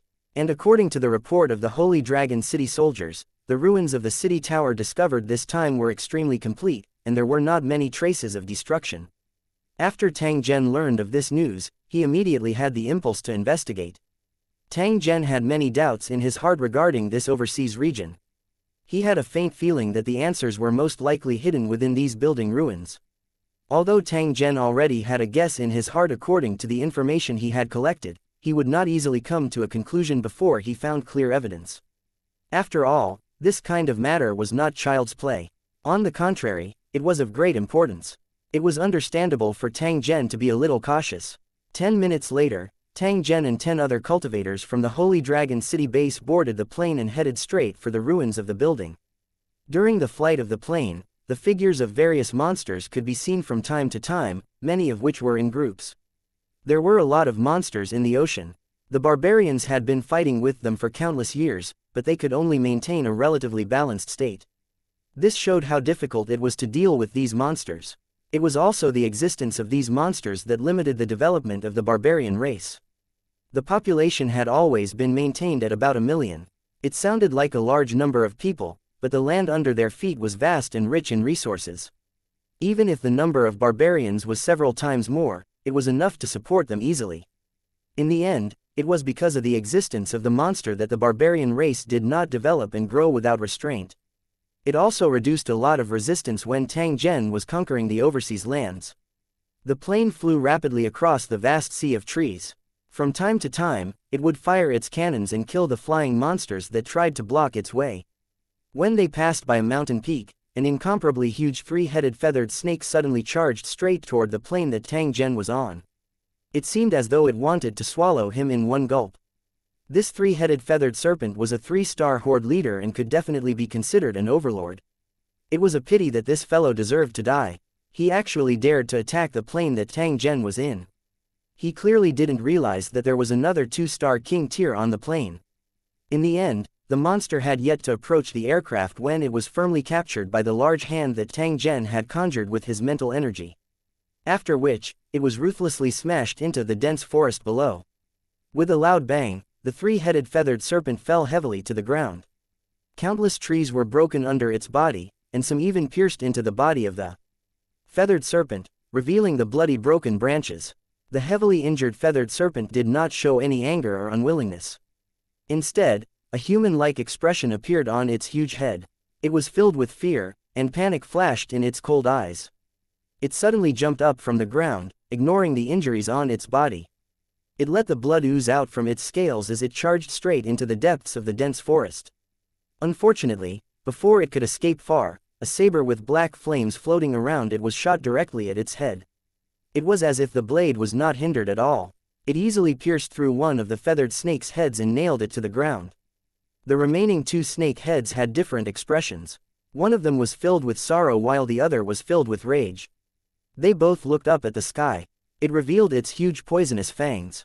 It seemed to have realized that it could not escape and decided to fight to the death.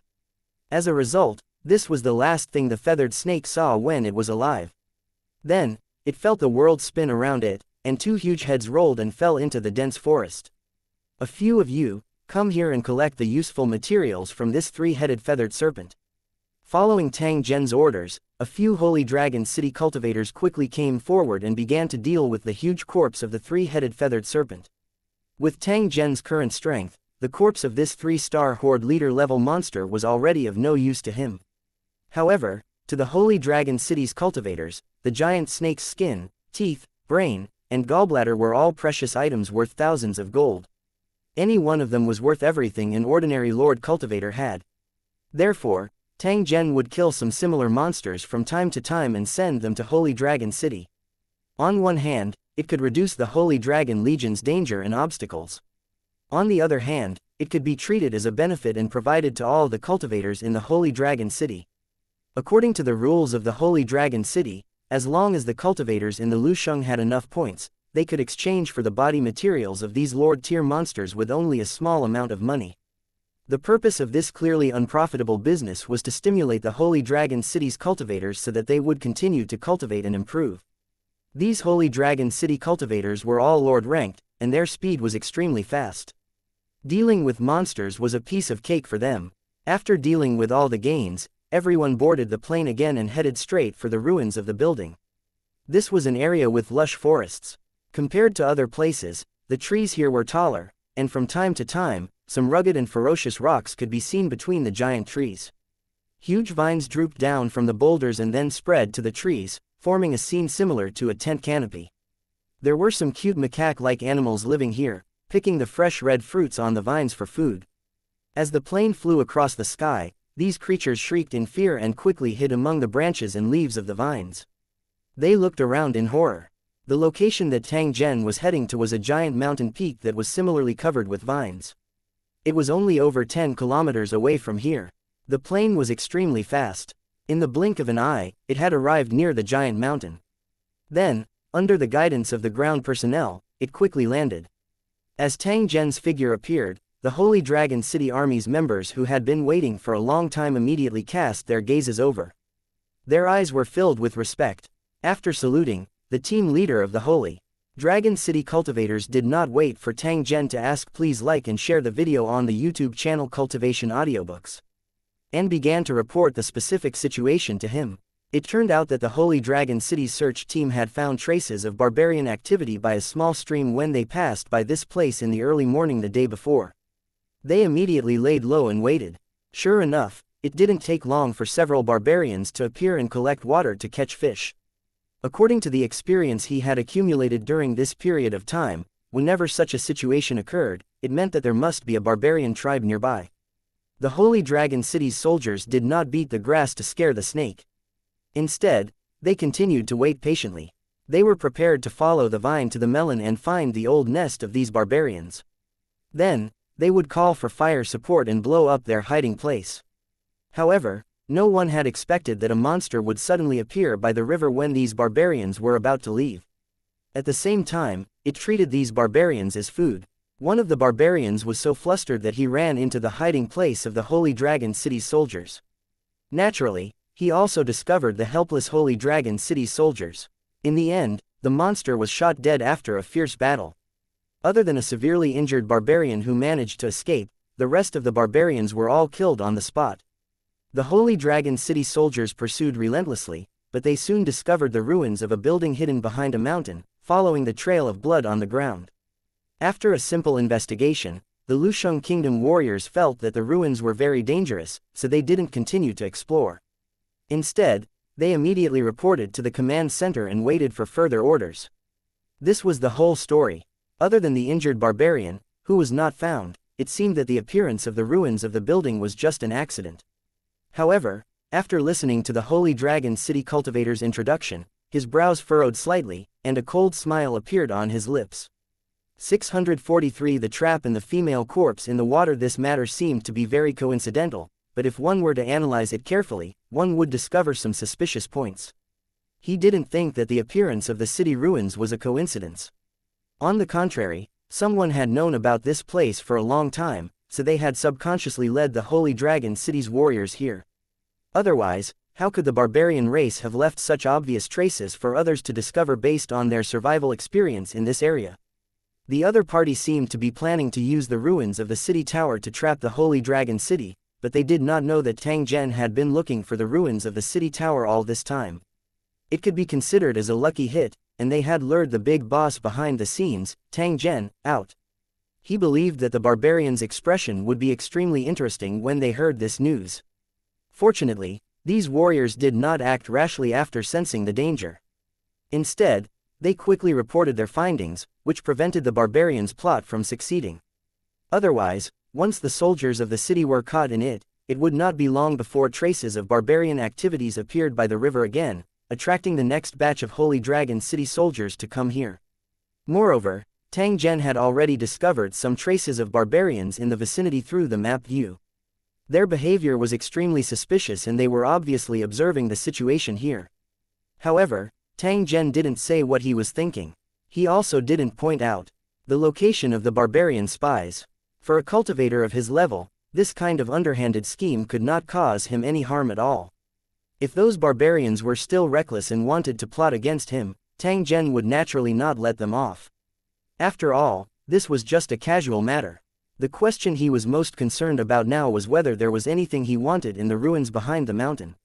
After ordering everyone to be on high alert, Tang Zhen led the 10 Holy Dragon City cultivators and followed the crack in the rock that looked like a line in the sky, slowly entering the interior of the giant mountain. Earlier, Tang Zhen had already completely scouted out the surrounding terrain through the map's view. He knew that this ruined building was located in the middle of a few huge mountain peaks. Because of the cover of the giant vines on the peak, it was extremely difficult for outsiders to discover it, and thus it was preserved to this day. Even if they were close, they would still be unable to enter if they did not find the entrance. Before the tower was destroyed, it must have used the mountain as a barrier to resist the invasion of monsters and enemies. In this regard, the layout of the city ruins was very similar to the Holy Dragon City, but it was far less vast than Holy Dragon City. After all, the mountains around the Holy Dragon City were the products of Tang Zhen's hard work. The mountains in the ruins of the city should be natural. There was simply no comparison between the two. They walked along the narrow and slippery crack. After about 10 minutes, the area in front of them finally opened up. A huge ruined city appeared in front of everyone. It stood alone in the open space between the valleys, looking a little mottled and dilapidated. The sunlight that passed through the vines scattered on the ruins of the building, making the green moss even more verdant. Countless vines drooped down from the sky, like a haphazard curtain of beads, directly hovering above the ruins of the building. The exterior of the building ruins resembled a western castle. In some places, there were sculptures of various strange creatures bearing their fangs and brandishing their claws, looking very lifelike. If the ruins of some buildings were not exposed to external forces, it was very likely that they could be preserved for thousands of years. This was the case for the ruins of the city tower in front of him. Because it existed in the middle of the valley, it had never been destroyed by the outside world, which was why it was so intact. Although it was called a ruin, it actually looked no different from an intact building. In the square in front of the building, there were bones and the remains of weapons and armor scattered everywhere. However, most of them were covered by moss and weeds, giving people a sense of desolation and destruction. Ever since Tang Zhen saw the ruins of this building, he had a rather uncomfortable feeling in his heart. It was as if there was something that he was extremely disgusted with hidden inside. Although he didn't know where this feeling came from, Tang Zhen still didn't dare to let his guard down. This was because after he observed the exterior and details of the building ruins, he discovered that the building didn't seem as simple as it looked. When he first heard the news, he thought this place was the ruins of a low-level city, but now it seemed like he was wrong. If Tang Zhen's estimation was not wrong, the city ruins in front of him was definitely a top-notch city before it was destroyed. It might even be a national-level city. Under normal circumstances, the area of a national-level city would be extremely large, and the number of residents would be uncountable.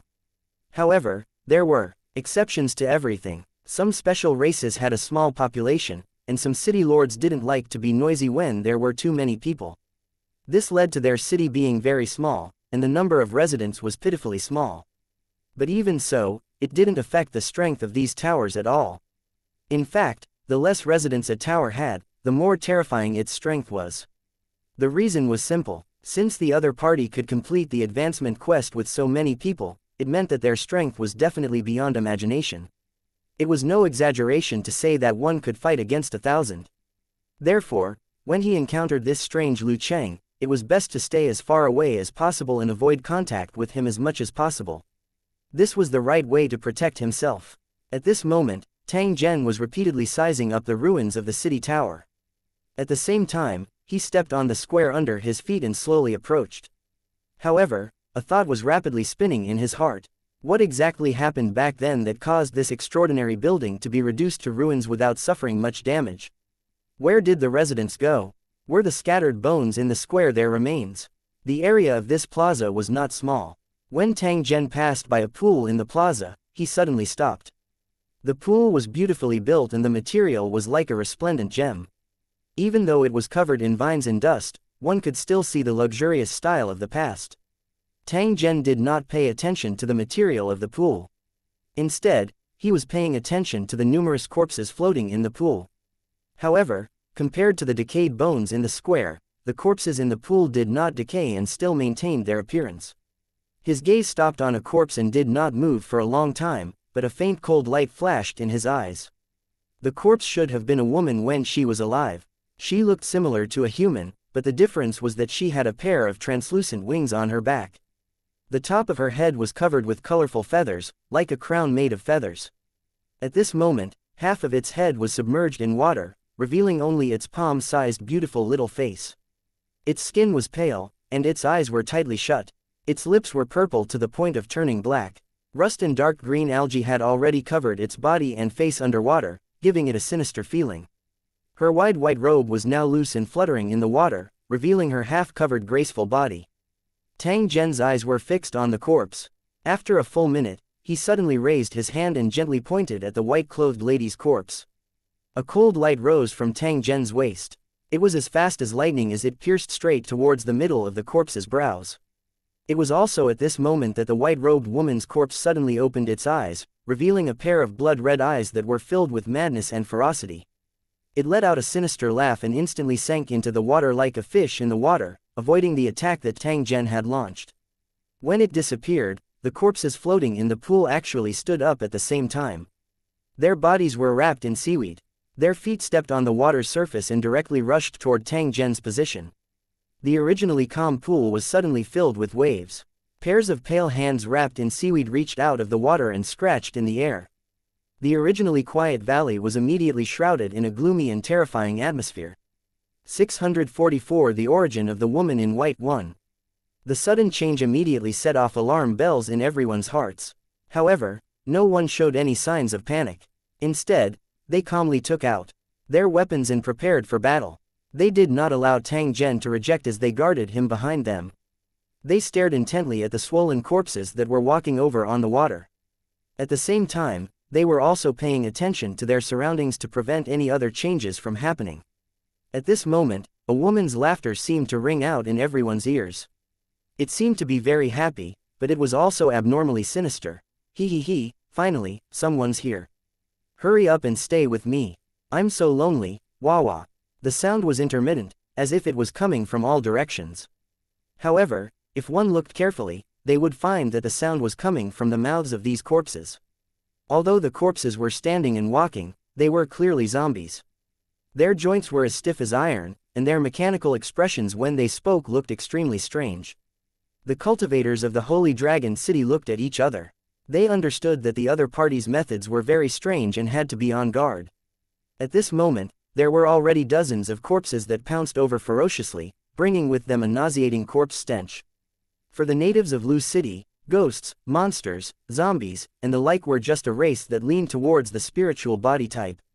As long as the method was right, they could also be easily killed. Unless the enemy's strength was far beyond their own, Lu Cheng's cultivators would not feel any fear when facing these spirits. Therefore, when they were killing these zombies, their actions were extremely ruthless, often cutting them in two. It was also at this moment that Tang Zhen stopped his subordinate's actions. He looked at the pool and coldly snorted. You actually dare to play tricks in front of me. I think you're really tired of living." As soon as he finished speaking, Tang Zhen raised his hand and swept it forward. A terrifying aura that made the Holy Dragon City cultivators behind him change their expressions suddenly burst out at this moment.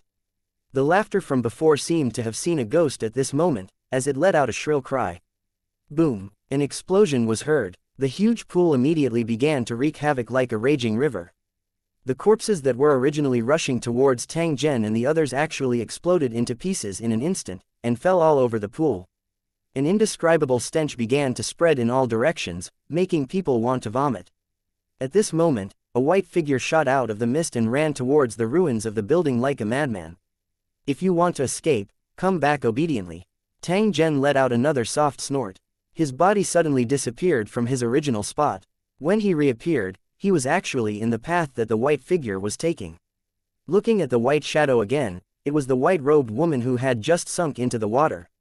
When the woman in white saw that her way of retreat was blocked, she couldn't help but exclaim. Her body strangely stopped in the air. At the same time, the white-clothed woman opened her mouth wide and spat out a foul-smelling sewage that headed straight for Tang Zhen's body. Just as the dirty water was about to touch Tang Zhen, a protective barrier suddenly appeared and blocked the dirty water in midair. After being reflected by the protective shield, the dirty water scattered on the ground, and countless small insects were exposed. They wriggled and struggled on the ground, secreting extremely corrosive acid, burning the stone slabs on the ground into smoke. In fact, before she had launched her attack, the white-clothed woman already knew that the sewage water was unable to do anything to Tang Zhen. Her actions were merely to buy time for him to escape, just as Tang Zhen was blocking the dirty water and planning to capture this white-clothed woman with a distorted face. Two black lights suddenly shot out from the ruins of the building and headed straight for his back. "City Lord, be careful." The Holy Dragon City cultivators at the side were already on high alert, so when the black light appeared, they immediately warned loudly. At the same time, they threw a jade token made of spiritual jade into the air. This jade token appeared behind Tang Zhen before the black light arrived and suddenly exploded. A pure white and holy light appeared and instantly transformed into a huge white jade barrier, blocking the attack of the black light. However, after blocking the attack of the black light, the huge white jade barrier also shattered, turning into countless streams of light and disappearing. Bang bang bang! A burst of rapid gunfire rang out. Two Holy Dragon City cultivators with rifles locked onto a window above the ruins of the building. If one were to take a closer look, one would discover that two strange figures had actually appeared at the window. They were just like ghosts as they looked at Tang Zhen's position with dark and cold eyes. The two figures were both women. One was wearing a red robe, while the other was wearing a black robe. Although they were extremely beautiful, they were shrouded in a gloomy aura. The rifles used by the Holy Dragon City cultivators were all specially modified. Even if an elephant was hit by a bullet, it would be instantly smashed to pieces. Its power was definitely not to be underestimated. Therefore, when the bullets hit them, the two women didn't dare to be careless. They immediately dodged from the window and went to God knows where. A large crater immediately appeared near the window where the bullets swept through. Even the window was directly hit with a large hole. Seeing that the two women had disappeared, the Holy Dragon City cultivators did not give chase. Instead, they continued to be on guard, guarding Tang Zhen's surroundings. Tang Zhen seemed to be completely helpless against the sneak attack from behind. His arm was suddenly extended and the white-clothed lady was immediately unable to move. With a flash of green light, the woman in white was tightly bound by an emerald chain and thrown to the ground. The white-clothed lady who was tied up continued to struggle. A ghastly and mournful roar was emitted from her mouth as she viciously looked at Tang Zhen. Her eyes seemed to be filled with monstrous hatred. Tang Zhen descended from the sky and slowly walked to the front of the white-clothed lady. His eyes were incomparably cold. "It's your choice whether you want to speak first or I'll use cruel methods to make you speak." After saying this, Tang Zhen stood with his hands behind his back, waiting for the other party's choice. The woman in white was stunned and suddenly stopped struggling. She sat up and was silent for more than 10 seconds before she said softly, "Whether I can answer or not depends on what you want to know." The voice was no longer as eerie as before, but it was still sharp, making people feel uncomfortable. Tang Zhen's cold eyes swept over the white-clothed lady. "Tell me first, where are the residents of this building? Was the original owner of your body a resident of this building?" The white-clothed lady chuckled and said to Tang Zhen, "You're so sure. How do you know this isn't my body? His life force has been cut off, and his body is filled with death energy. It's only a ghost if he's alive." Tang Zhen glanced at a certain shadowy area in the ruins of the building behind him when he spoke up to this point. A trace of dark and cold killing intent suddenly appeared in his tone. "I'll give you one more chance. Tell me the origin of Yuan, the other two spirit bodies honestly. If you dare to disobey, I'll make you wish you were dead." As he said this, the terrifying aura of a two-star king tier spread out once again, causing the white-robed woman sitting on the ground to stiffen and start to shiver. Especially the undisguised killing intent, which made the woman in white clearly realize that if she dared to say anything else, the cultivator in front of her, who made her soul tremble, would definitely kill her without hesitation. Even an ant cherishes its life. The woman in white really didn't want to die like this, so she immediately made a decision. "I'll talk." The woman in white spat out these two words and told him her background. 645 Chapter 645 The Secrets of the Overseas Region 1. Following the white-clothed lady's explanation, Tang Zhen finally knew the reason for the tower's destruction. More importantly, he also learned the origin of the overseas region. It turned out that the woman in white also came from a different world, and she was not an ordinary person in that different world. She was a disciple of an immortal sect. That's right, the foreign world that this tower had invaded was a cultivation world similar to the spirit races. There were legends of immortals in this world. They were high and mighty, and they had the power to move mountains and fill seas. There were also many powerful cultivators here. The sect that the white-clothed woman was in had an elder with strength similar to Tang Zhen. And in the other super sects, there were also many experts whose cultivation surpassed Tang Zhen. The reason why the woman in white was involved with this city tower was because it had invaded her world. Her sect was close to the teleportation channel, so it was first destroyed by the cultivators in the city tower. Under the powerful attacks of the cultivators of Lusheng, the sect of the woman in white was quickly destroyed. When she was fighting with her two elder sisters, they were killed by the powerful cultivators of Lusheng at the same time. For some unknown reason, of all the fellow sect members who had died in battle, only the three sisters' souls had condensed and not dispersed after death. Coupled with the overwhelming resentment, they had gradually gained considerable strength. Because they were killed by the cultivators of Lucheng and had witnessed their homes being destroyed, they were determined to take revenge on them. Therefore, besides cultivating, the souls of the three sisters would wander around the area where the tower was located all day long, waiting for an opportunity to enter and take revenge. Of course, in addition to revenge, the tower seemed to have a special ability. As long as one was close to it, they would feel particularly comfortable and their cultivation would improve rapidly. No one knew what caused this phenomenon. They only knew that the area near the tower was definitely a cultivation treasure land for spirit bodies. The inside of the tower also emitted an extremely deadly and alluring aura to spirit bodies. However, the defense of a national-level city was extremely strong. The three sisters had been wandering around the city for a long time, but they still couldn't find a way to enter. More than 10 years had passed quietly. Unknowingly, more and more spirits were wandering around the tower. They all tried to enter, but none of them succeeded. Until one day, countless self-cultivators gathered near the building and began to launch a storm of attacks on it. These self-cultivators swarmed the city with countless immortal techniques and dharma treasures, surrounding it so tightly that not even a drop of water could escape. Although the cultivators in the building were powerful, they could only hide in their nests and fight the enemy through the protective light curtain. This city was unlucky to have randomly invaded a foreign world with extremely powerful indigenous strength. No matter how powerful the cultivators in the city were, they couldn't withstand the fearless attacks of these cultivators. At the end of the shocking battle, almost all the king-level cultivators in the Lusheng were killed, leaving only the residents and some weaker warriors.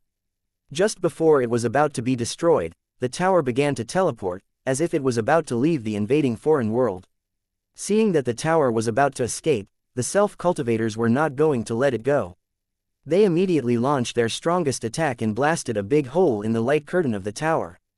After the hole appeared, a large number of self-cultivators couldn't suppress their greed and quickly entered, trying to find some treasures in the building. The white-robed woman and her two sisters, as well as the numerous spirits, took the opportunity to rush into the city and possess the bodies of the residents. Then, under the gazes of countless self-cultivators, the tower disappeared without a trace and returned to the world of towers. However, there were only the old and the weak left in the city. Even if it was not destroyed, it was not too far off. However, the moment they appeared in the world of the tower, all the self-cultivators who entered the tower roared at the same time and turned into monsters in an extremely short time. They began to kill wantonly inside the tower. Meanwhile, the three sisters who were possessing the bodies of the residents of the tower also felt as if they had undergone a mutation. It was as if some of the flaws of their original spirit bodies had been supplemented at this moment. At the same time, they also discovered to their surprise that they had become one with this body. Unless they killed the possessed body, there was no way for them to leave this body. Furthermore, once they left this body and revealed their original form, the flaws of their original spirit bodies would reappear. Since that was the case, he would temporarily live in this body and make plans in the future. Seeing that the tower was in chaos, the three sisters, who were afraid of being in danger, immediately rushed out of the tower and hid in a hidden place, trying to wait for the crisis to pass before coming out. As for the spirit bodies that were not possessed, they began to go crazy. It did not take long before they screamed and turned into ashes. In addition, there were also many spirits who were lucky enough to possess the body. They did not manage to escape successfully but were killed by the monster in the panic. However, they didn't disappear. Instead, they took the opportunity to escape into the wilderness and disappeared.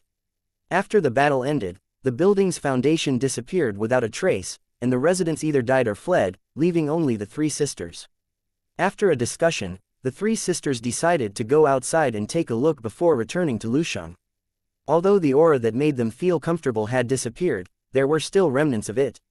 There was nothing in the outside world.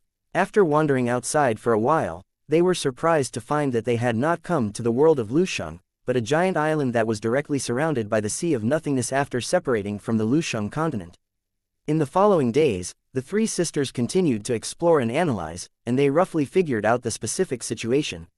It turned out that every inch of land on this giant island was originally under the control of this state-level city. However, for some reason, it disappeared from the mainland and then appeared in the Sea of Nothingness. The creatures that originally lived on this land had also appeared here, but most of them did not know about it. This island was like a prison, trapping all living beings within. Because of the obstruction of the void ocean, they could not escape from here. Time passed slowly, and in the blink of an eye, thousands of years had passed. During this period of time, the original natives of Lusheng had unknowingly forgotten their origins and thought that they were the masters of this land. Because they couldn't build Lusheng, the descendants of the indigenous people in Lusheng began to build tribes of all sizes, and wars broke out from time to time. The descendants of these aboriginals called themselves the barbarian race. They began to worship some totems and statues. Through the means of sacrifice, they activated the innate ability in their bloodline. The totem spirits that they worshipped were the spirit bodies that had been possessed and killed. They lived in a kind of black statue and enjoyed the worship of the barbarian tribes. They used special methods to activate the sealed bloodline of the barbarian race and became the gods of these tribes. It was said that this method of being worshipped by the barbarians was passed down by a totem master. These spirits could rely on this method to continue cultivating and improve their strength. The white-clothed lady looked at Tang Zhen when she said this. She could not help but ask, "There's no cultivator of Lu Cheng with such high cultivation like you on this island. Did you cross the Sea of Nothingness? What does it have to do with you where I come from?" HMPH. Tang Zhen coldly snorted and continued, "You still haven't told me. After all the residents of this building died, where did you hide the treasures inside?" When the woman in white heard this, she shook her head slightly. "There are no treasures. When we came back, everything here had been ransacked. There was nothing left. Robbed. Hee, do you think I'll believe you?" The corner of Tang Zhen's mouth carried a cold smile. He no longer paid any attention to this white-clothed lady. Instead, he turned his head and looked at the shadowy region not far away. At that place, two slender figures were standing still. They were like wooden sculptures as they coldly looked at Tang Zhen. In the area around them, a cold aura was constantly being emitted. 646 Chapter 643 Capture. Tracking. In fact, Tang Zhen had already discovered the existence of these two women when he asked the white-clothed woman earlier. However, the other party did not take any action after appearing. Clearly, he was afraid of Tang Zhen. Tang Zhen pretended to turn a blind eye when he saw this. Only after the white-clothed lady finished speaking did he turn his head and look at the spot where the two of them were standing. You all heard it just now. She said she didn't know where Lu Cheng hid the treasure. What do you all say? Tang Zhen asked in a faint tone as he looked at the two ladies standing in the shadows. The black-clothed lady frowned slightly when she heard Tang Zhen's question. She seemed to want to say something, but she did not open her mouth in the end. Just by looking at her pursed lips and her trembling body, one could tell that her emotions seemed to be fluctuating greatly. When the lady in red heard this, she pursed her lips and laughed. She said in a gentle tone, "What little sister said just now is the truth. The treasure in this building has indeed been taken away by someone. We didn't see anything at all when we came back. Besides, we're spirit bodies, so there's no use in leaving behind those worldly possessions. If we really had them, we wouldn't have hidden them from you. So please have tender feelings for her. And let go of my little sister, what do you say?" This woman's every frown and smile was extremely alluring. Coupled with her delicate and pitiful appearance, it was almost impossible for people to refuse any of her requests. Tang Zhen nodded when he heard this. He swept his gaze over the white-clothed lady behind him. "It's a pity that even you said that. Then I can't do anything about it. I don't believe that we can't find the location of those treasures even if we dig 3 feet deep. So, your little sister should just die." With that, the two women trembled and their faces darkened. The woman in white began to struggle violently. "I've already said that the treasure in this tower has long disappeared. Why do you still refuse to believe me? Such words and actions are simply too much. Do you really think that we 3 sisters are easy to bully?" The red-clothed lady's lovely face was filled with fierceness as she coldly stared at Tang Zhen. The black-clothed lady by the side casually waved her hand and 3 thin black blades floated beside her. They were like the tongues of poisonous snakes that continuously trembled. The 3 women were all one-star king tiers, and if they attacked together, ordinary cultivators would not be able to deal with them easily. Unfortunately, the white-clothed woman had been captured. Tang Zhen really did not place these 2 women in his eyes. This matter was related to the hidden treasure of this national tower city. Tang Zhen would never miss it easily. Since the other party was determined not to say it, Tang Zhen would not hesitate to fight. "Cut the crap. Either you tell us where the treasure is buried in this building or you die here." A cold glint flashed within Tang Zhen's eyes. After which, his body suddenly retreated. He grabbed the white-clothed lady on the ground. At the same time, he grabbed her neck and lifted her up. "Let go of my little sister. You're looking for death, I'm going to kill you." When the 2 women saw this, they shouted as if they wanted to come forward to save him. However, they were also afraid, and their faces became extremely distorted. When the Holy Dragon City's cultivators saw this, they were already prepared to attack. They were waiting for Tang Zhen's order to use special bullets to attack the 2 women. Tang Zhen lifted the white-clothed lady's body with one hand. He completely ignored the other party's struggle. He looked at the 2 ladies and coldly said, "I'll ask please like and share the video on the YouTube channel Cultivation Audiobooks. You one last time, where did you hide the treasures in Lusheng? If you still refuse to realize your mistakes and give up your lives for your wealth, I will immediately release you from purgatory and turn you 3 into venomous insects, never to rise again." The expressions of the 2 women changed once again after Tang Zhen's words sounded. They revealed a struggling expression. Seeing that the other party's expression was a little strange, how could Tang Zhen not guess their thoughts? He might as well add more fuel to the fire. With a wave of his hand, the solemn and strange reincarnation mirror suddenly appeared, and a shining mirror was projected to his side. After the 3 women saw the reincarnation mirror, their bodies trembled slightly and their eyes were filled with deep fear. At this moment, a figure suddenly appeared in the mirror. He swept his gaze across the crowd before looking at Tang Zhen. "City Lord, what are your orders?" The caretaker of the reincarnation mirror bowed to Tang Zhen with a respectful expression. However, there was a trace of fiery heat and greed in his eyes when he looked at the 3 women. It wasn't that the overseer was lecherous, but that this kind of powerful spirit body was different from a peerless delicacy in his eyes, making him unable to stop himself. Tang Zhen didn't waste any words. He directly threw the white-clothed woman towards the reincarnation mirror.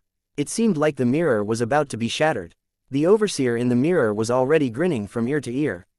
He immediately stretched out his arms and was ready to welcome them. Looking at his triumphant expression, he had probably already thought of an appropriate method to deal with this powerful female ghost. I'll tell you where the treasure is. Let go of my little sister. Bastard, I'm going to kill you. The voices of the two women echoed in unison as they pounced toward Tang Zhen at lightning speed. It's too late to say that now. Tang Zhen let out a clear cry. He directly drew his soul-destroying battle saber and slashed it towards the two women. The Holy Dragon City cultivators at the side pulled their triggers in unison, firing special bullets engraved with demon-killing runes, sealing the space around the two women. These special bullets could cause great damage to spirit bodies. Even though the two women were king-level cultivators, they still emitted black smoke after being hit by the bullets. The pain of their souls being burned made them groan involuntarily, and they had no choice but to quickly dodge. However, Tang Zhen's figure had already arrived at this moment. His fist smashed into the red-clothed lady's chest. This was because the body that this female ghost possessed had died an unknown number of years ago. It had even been refined by them using a secret technique. Its toughness was extraordinary. Therefore, when Tang Zhen's fist landed, it was as though it had struck a rubber tire. But even so, the woman in red still let out a blood-curdling screech as her body flew backward. Her clothes were also torn apart from the impact of the huge force. Tang Zhen's body suddenly twisted. The soul-annihilating saber was like a windmill as it cut toward the black-clothed lady who was about to launch a sneak attack. Tang Zhen was just about to counterattack after dodging the three sharp blades sneak attack from the black-clothed lady when he saw her 10 fingers waving over like the sharp claws of a nightingale. The nails on these 10 fingers were more than an inch long, and they emitted a dark luster, as if they contained a terrifying corpse poison. If an ordinary person were to be scratched by these sharp claws, it would not take long for the corpse poison to take effect and turn them into zombies. A protective barrier suddenly appeared on the surface of Tang Zhen's body when he saw this sharp claw attack. It blocked this sharp attack, but the protective barrier also shattered inch by inch. At the same time, the soul-annihilating saber's saber light struck out like lightning. The woman in black could not avoid it in time and her 10 fingers were cut off by the saber. At the same time, her palms were shattered by the huge force. The black-clothed woman let out a miserable cry. Just as she was about to turn around and escape, Tang Zhen grabbed the tail feather on her head and threw it into the reincarnation mirror. The overseer, who had already subdued the white-clothed woman, immediately laughed out loud when he saw this. He even loudly applauded and cheered Tang Zhen on. "You shut up." Tang Zhen didn't know whether to laugh or cry when he heard this. He reprimanded the guard and put away the reincarnation mirror. Then, he rushed into the ruins of the building that the woman in red had escaped to. Seeing this, the Holy Dragon City cultivators at the side also gave chase without hesitation. Tang Zhen had already seen the red-clothed lady's figure earlier. Hence, he swiftly chased after her after entering the ruins of the city building. At the same time, Tang Zhen also had to pay attention and observe his surroundings to avoid falling into the enemy's scheme. After all, the ruins of the building had been occupied by the 3 female ghosts for many years. No one could guarantee that there were no traps, so it was better to be careful.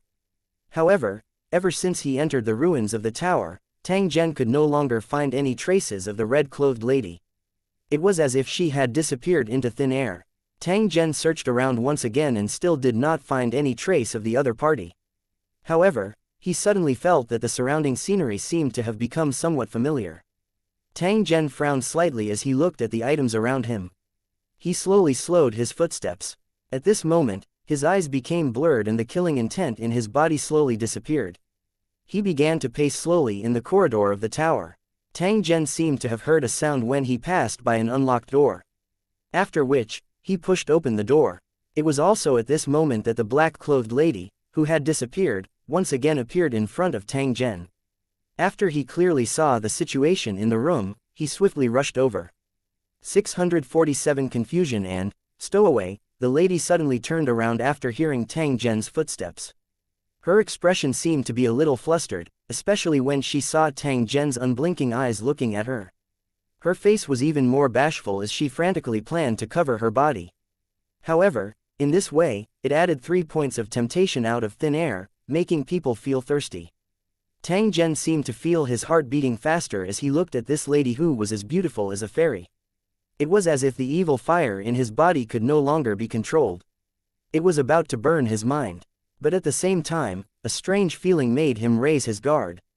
Tang Zhen involuntarily raised his hand and subconsciously pinched it. That woman snorted. She raised her hand and gently punched Tang Zhen before conveniently falling into his embrace.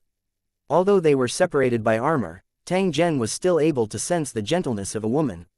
A fragrance that was slightly emitted was continuously pouring into his nose. The woman in his embrace raised her head. Her eyes were filled with anger and teasing as she used a sweet voice that was so soft that it almost touched her bones to softly whisper into Tang Zhen's ear. "You're so bad." This voice seemed to be able to arouse the desire in the hearts of all men, turning them into wolves in an instant. This thought rose in Tang Zhen's heart at this moment. He even directly extended his hand and pushed the lady to the ground. A low and deep laughter was emitted from his mouth. The woman lay on the ground, a trace of pride and coldness hidden in the depths of her eyes. Sigh, what a pity. Tang Zhen sighed and slowly stood up. When he shook his head and looked at the woman, his eyes contained a trace of iciness. "I'm beautiful, but I don't lack women. I don't like to sleep with a dead body that has been dead for who knows how many years." When the woman on the ground heard this, her expression changed slightly, and a cold light flashed in her eyes. "I'm actually very curious about what method you used.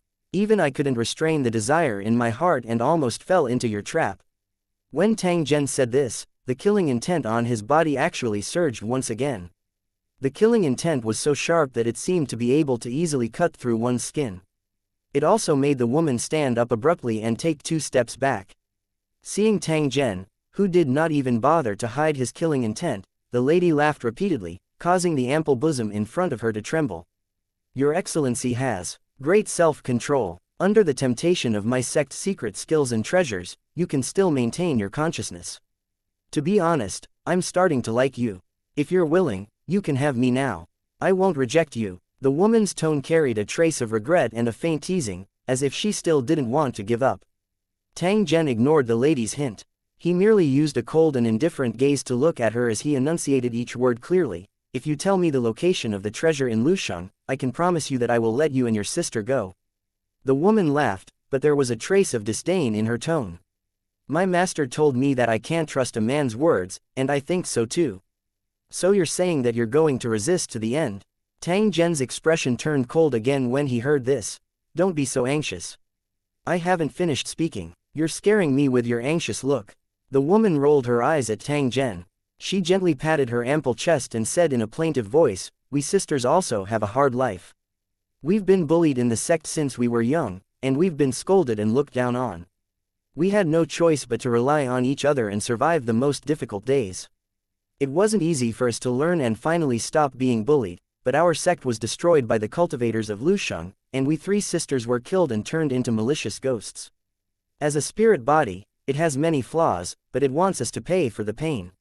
When the woman spoke until here, she raised her head and glanced at Tang Zhen. She did not care that her body was exposed. She extended her hand and flicked the long hair that fell on her forehead.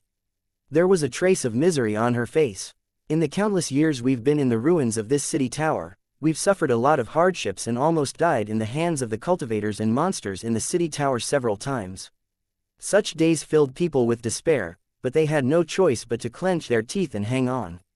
If you can swear that you can find a way to take us sisters out of this isolated island and no longer have to endure this kind of despairing life, then even if we give you this tower's hidden treasure, it's no big deal." There was a trace of sincerity in the eyes of this woman when she spoke up to this point. This caused Tang Zhen to be unable to doubt her sincerity. "As long as you hand over the treasures in Lusheng to me, I'll naturally think of a way to take you out of here and guarantee that I won't hurt you." Tang Zhen did not care if the other party was telling the truth. His goal was the treasure in the tower. As long as he could obtain it, he did not mind helping them leave the overseas region. Although the creatures of the ocean were the same as the creatures of the otherworld, they could not leave their area to go to the world of Lusheng. However, just because others could not do it, it did not mean that he could not. After all, Tang Zhen had successfully brought in quite a number of stowaways into the world of Lusheng. Although his situation was different from this woman's, it wasn't too different. Therefore, Tang Zhen still had some confidence in being able to get these 3 sisters to leave the overseas region. However, Tang Zhen also discovered a pattern at the same time. These stowaways from the other world basically existed in the form of a spirit body. Moreover, they would possess a certain living being's body when Lu Cheng returned. As a result, they managed to deceive everyone and come to the world of Lusheng, but they were also trapped in the possessed body. Once the possessed body was destroyed, they would return to their original spirit form. At the same time, they would be rejected by the building world and quickly transform into monsters. The only way to survive and continue cultivating was to find a new host. Perhaps it was because the Holy Dragon City's original world traveler was not the target of the Tower World's invasion and also had the status of a resident of the tower, so after he died in battle, his soul did not show a tendency to turn into a monster. The spirits from the foreign world hidden in the totems might have discovered this, so they stayed in the statues and did not dare to come out, afraid that they would be turned into monsters by the rules of the Tower World. However, even if they survived, they still couldn't leave this isolated island. In the end, they could only become the targets of Lu Cheng's cultivators. After Lu Cheng took over the land, they completely disappeared from this world. Tang Zhen even had reason to suspect that whether it was the overseas battlefields, the barbarian monsters, or the various stowaways, they were all a training ground prepared for these buildings to train. Otherwise, how could this land, which was originally part of the mainland, suddenly become an overseas land? It was probably because Lu Cheng was judged to be in a state of destruction and a large number of stowaways had mixed in, that it was abandoned in the Void Sea and became a trial ground for cultivators in Lu Cheng. The giant tower that he had encountered earlier had been infiltrated by the two-headed and four-armed vengeful spirit without suffering any losses. That was why it had not been banished to the Sea of Nothingness. However, the vengeful spirit was quite capable. It had destroyed a national-level city by chance with its own strength. In that case, did all the towers that faced the overseas battlefields encounter similar situations? That was why ruins of towers could be found from time to time in these overseas battlefields. However, through what channel did those totem spirits find out about this method of struggling at death's door? Even the barbarians who had forgotten their origins and their idea of fighting the cultivators in Lusheng must have had something to do with them. The more Tang Zhen thought about it, the more he felt that there was an invisible giant net behind this tower world. It controlled all the living beings in this world, and then struggled to survive in this abnormal world according to the rules it set. 648 The contract and the treasure. 1. Before one's strength reached a certain level, there were some things that one didn't need to worry about. To the current Tang Zhen, no matter how many secrets were hidden behind this world of Lusheng, he was basically unable to interfere. He only needed to let nature take its course. After all, that level was too high, and he could not reach it at all. Therefore, after knowing the abnormality, they would at most be a little more vigilant, and at the same time, make more reasonable use of these rules to create more benefits for themselves. After all, there was no such thing as perfection in this world, and the same was true for the rules. As long as one studied them carefully, there would always be loopholes to exploit. The higher one's level was, the more they would pay attention to the rules. They would definitely not be as calculative as the commoners. At most, they would fill up the hole in time after they discovered it. This was the case for cultivators, and so were the rules. Tang Zhen withdrew the lightning-like thought that had appeared in his mind. He looked at the lady who had already changed into a red robe and said in a faint voice, "I've already made my promise, so it's your turn to express it now." The red-clothed lady laughed softly and said to Tang Zhen, "Don't blame this little girl for being meddlesome, it's just that this verbal promise is really hard to believe. Not to mention, over the years, we three sisters have tried many ways, but we've never been able to successfully leave this isolated island. So, woo-woo, so you don't believe my promise, right?" Tang Zhen's face was expressionless. Only his tone had an additional trace of iciness. "Please don't be angry, sir. I believe that with your cultivation and identity, you wouldn't do such a disgraceful thing for some money.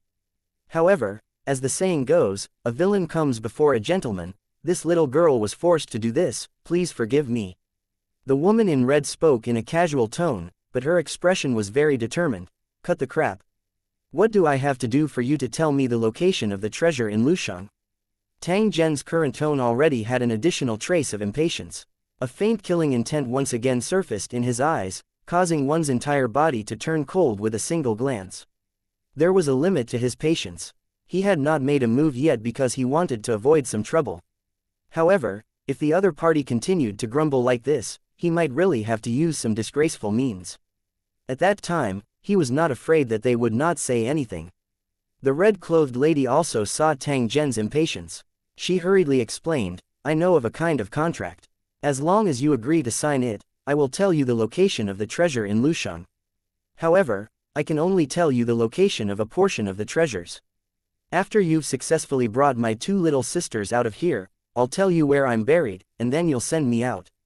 How about that? Tang Zhen nodded. He swept his gaze at the red-clothed lady. It seems that you've been prepared for this day for a long time. Even if I don't find the location of the ruins, I'm afraid you'll take the initiative to lure me here and try to see if there's a possibility of leaving, right?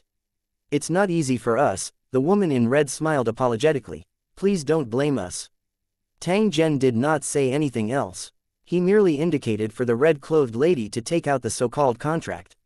After scanning it, he attached a trace of his mental energy to it. Tang Zhen had seen many similar contracts, and they were basically from the Ghost Bank.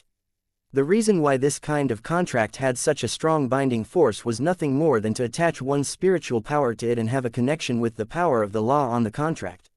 Once the contractor violated the contract, the power of the law of karma would take the initiative to strike and punish the contractor. Therefore, this kind of binding contract was widely used. Whether it was the world of Lushang or the other world, there were many similar items. The red-clothed lady clearly heaved a sigh of relief after seeing Tang Zhen sign the contract. She smiled and asked him to release her 2 younger sisters. Tang Zhen did not hesitate. After taking out the reincarnation mirror, he released the 2 women who had been thrown into the reincarnation mirror under the resentful expression of the guard. However, the 2 women were disheveled and weak.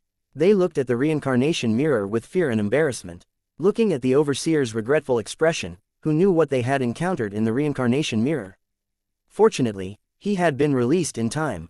Otherwise, he would not even be able to stand after a while. Tang Zhen looked at the overseer with a smile that was not a smile. The red-clothed lady's face was filled with anger as she ruthlessly glared at the overseer. In the end, it attracted the overseer's greedy and judgmental gaze, frightening her so much that she hurriedly turned her eyes to the side. After the 2 women came out, they reattached themselves to the body that had collapsed on the ground. Then, they stood behind the red-clothed woman in unison and looked at Tang Zhen with a cautious expression. Seeing that her younger sister was safe and sound, the red-clothed lady did not say any more nonsense. She made an "please" gesture to Tang Zhen and led the way to the back of the building ruins. Tang Zhen and the rest followed closely behind.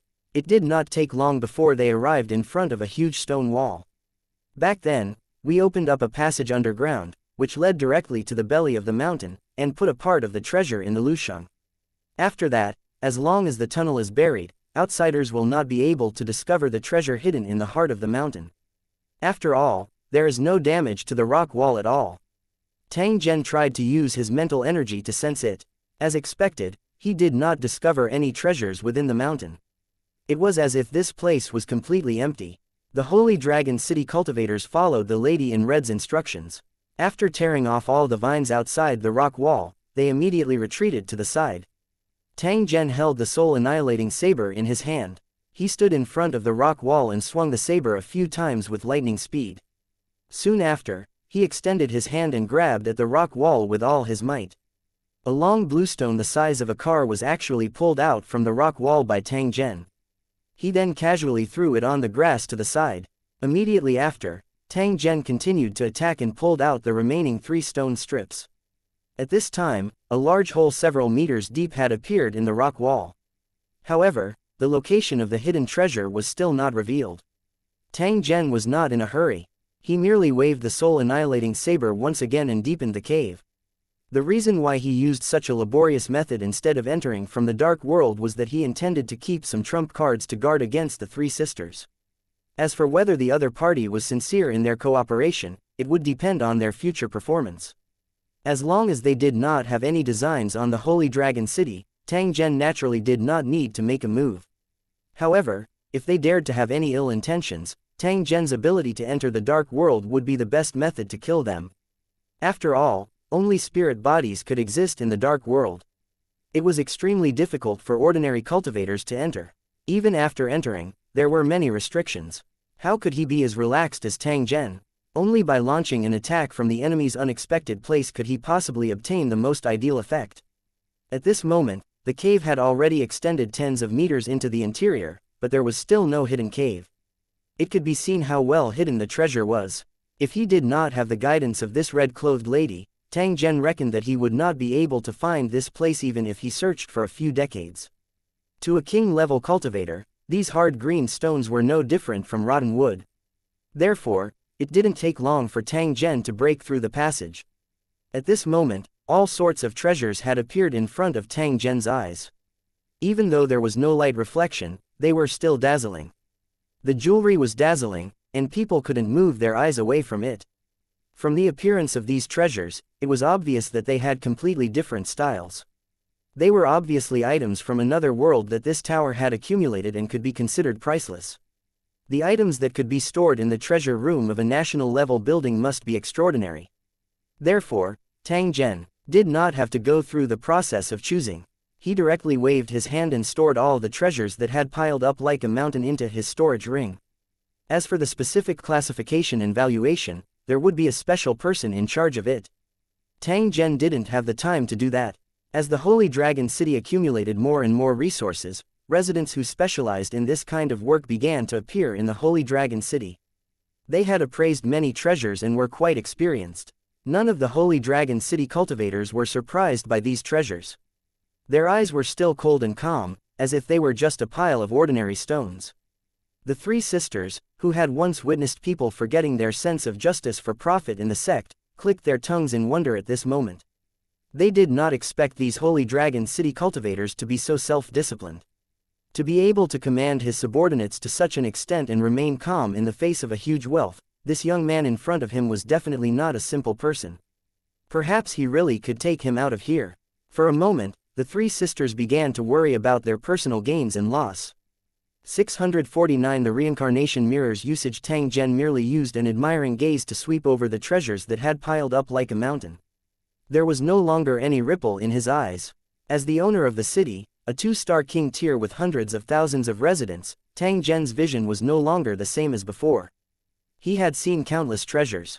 When ordinary people saw a treasure, they would keep it in their minds day and night, afraid that something would go wrong. However, to Tang Zhen, such treasures almost filled up his warehouse. There were also countless better treasures, but because they had no practical use, they could only be thrown into the warehouse to eat dust. Therefore, to him, wealth and treasures were only a medium to achieve his goal. If it wasn't because Lu Sheng's development couldn't do without such things, Tang Zhen really wouldn't have the mood to search around. Under everyone's gaze, Tang Zhen controlled the storage ring and quickly collected all the treasures. Only then did he turn around and look at the red-clothed lady who was the leader of the three sisters. Since you've already told me the location of the treasure, I, Tang Zhen, am not a person who goes back on my word. I'll definitely ensure that you leave this overseas region. The day I kill the totem master here will be the day you three leave this place. The three sisters were delighted when they heard this. However, they soon revealed a trace of worry as they said to Tang Zhen, "City Lord, you may not know this, but we sisters have met the totem master before. He is the same as us, a spirit body from the same world. One time, we sisters went out to investigate and accidentally entered the barbarian Tooth tribe. This shameless man actually wanted to take us by force." When she said this, the red-clothed lady revealed a trace of disdain on her face. She said to Tang Zhen, "Although that bastard's cultivation was higher than us sisters, we weren't easy to deal with. In the end, after a big battle, there was no clear winner, so that bastard unwillingly let us go. However, as the totem master, this bastard could rely on the barbarian race's blood sacrifice and absorption of offerings to improve his cultivation. His current strength was not to be underestimated. So when you meet him, please be careful and be on guard against his shameless methods." Tang Zhen nodded. He was not an arrogant person. He was naturally able to listen and accept the kind advice of others. "Don't worry. I already have a way to deal with the totem master." Tang Zhen stopped here. He did not say how he would deal with the totem master. Instead, he returned to the ruins of the building with the three sisters. Now, the main task of the Holy Dragon City is to clean up the barbarians and kill the totem masters. So, your matter will have to be delayed for a while. The woman in red chuckled and said in a calm tone, "We sisters have waited for so many years, we are not in a hurry to wait for this moment, we only hope that the city lord will not let us down. During this period, if there's anything we three sisters can do for you, please don't hesitate to ask, as long as it's something we can do, we will definitely do our best." Tang Zhen nodded his head gently. He did not say any nonsense as he directly led his subordinates and turned around to leave. The three sisters quietly stood on the spot. After Tang Zhen's figure disappeared, they exchanged glances with each other. A trace of helplessness and anticipation flashed on their faces. Big sister, do you think he can really take us out of here? Will it be like those cultivators from 100 years ago, who were killed by the barbarian yacht tribe before they could help us? The white-robed woman was the first to speak, and she asked in a worried tone. I don't think so. He's much stronger than those cultivators in Lusheng, and his subordinates are also very powerful. I just don't know how he can take us out of here. The black-clothed woman's tone was still ice-cold, just like an ice block that would not melt for thousands of years. At the same time, her eyes were fixed on the direction where Tang Zhen had disappeared. A trace of an inexplicable expression flashed in her eyes. The red-robed woman shook her head and said with an uncertain tone, since he dared to sign the contract, it means that he's confident. Otherwise, he wouldn't have done so. As the saying goes, everything is up to fate, not the slightest bit of it is up to people.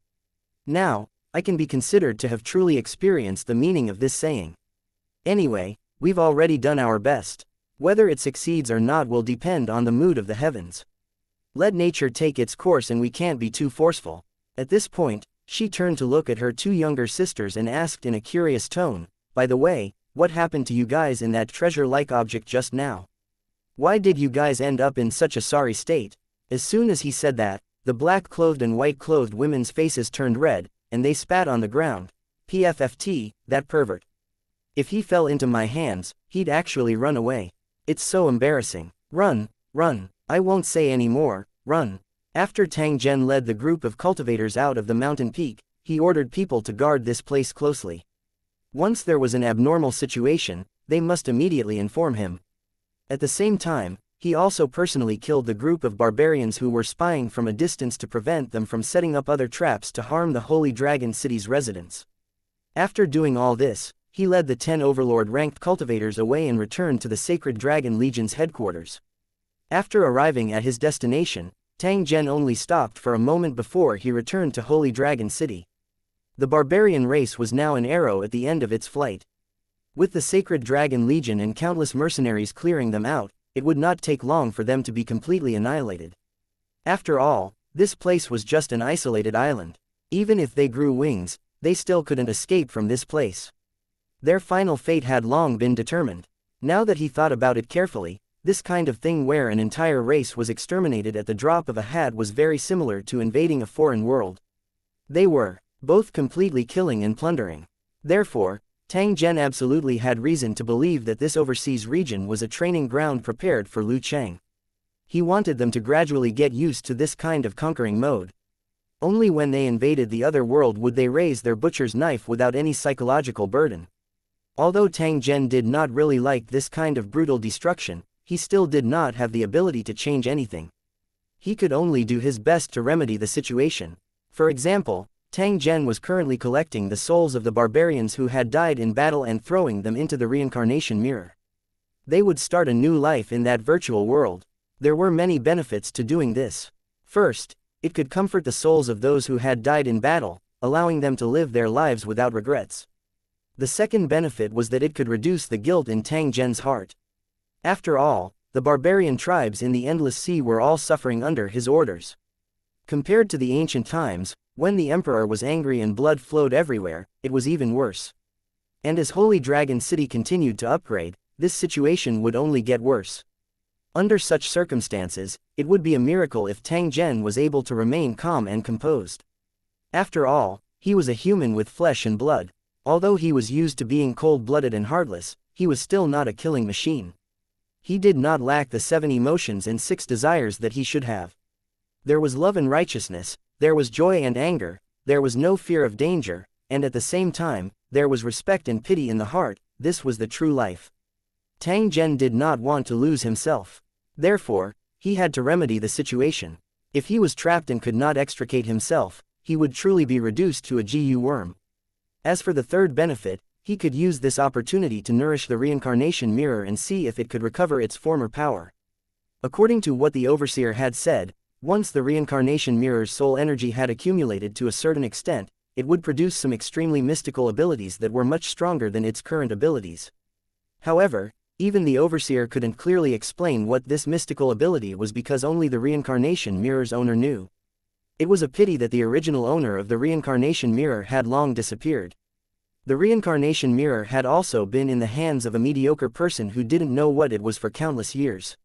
Finally, it had fallen into the hands of Tang Zhen by chance. However, the reincarnation mirror was now on the verge of being destroyed.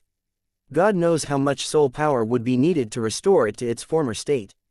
Tang Zhen knew that this reincarnation mirror wasn't simple. Therefore, his heart was also filled with curiosity. He wanted to see what exactly the magical ability of this reincarnation mirror was. The conquest and slaughter that were necessary for the advancement of the tower could provide such conditions. How could Tang Zhen waste such an opportunity?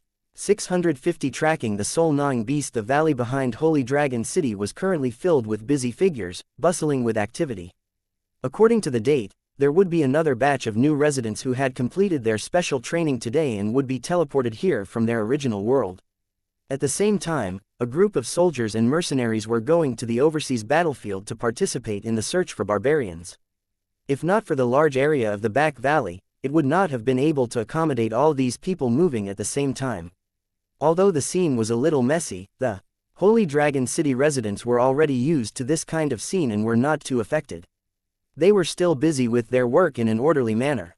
Unknowingly, the Holy Dragon City had become a giant, and its strength had become more and more powerful. When the residents of the Holy Dragon City saw this scene, they also felt a sense of honor, and they were even more motivated to work. At this moment, the water-like barrier on the bronze door trembled slightly. Soon after, Tang Zhen's figure slowly walked out from the bronze door. Behind him, there were 10 Lord-tier guards with stern faces and sharp auras. The Holy Dragon City cultivator in charge of guarding the gate saw this and immediately raised his arm to salute, his face full of reverence. The Holy Dragon City's soldiers and mercenaries, who were preparing to set off, straightened their bodies at the same time. Their right fists heavily hit the chest area of their battle armors as they looked at Tang Zhen in unison.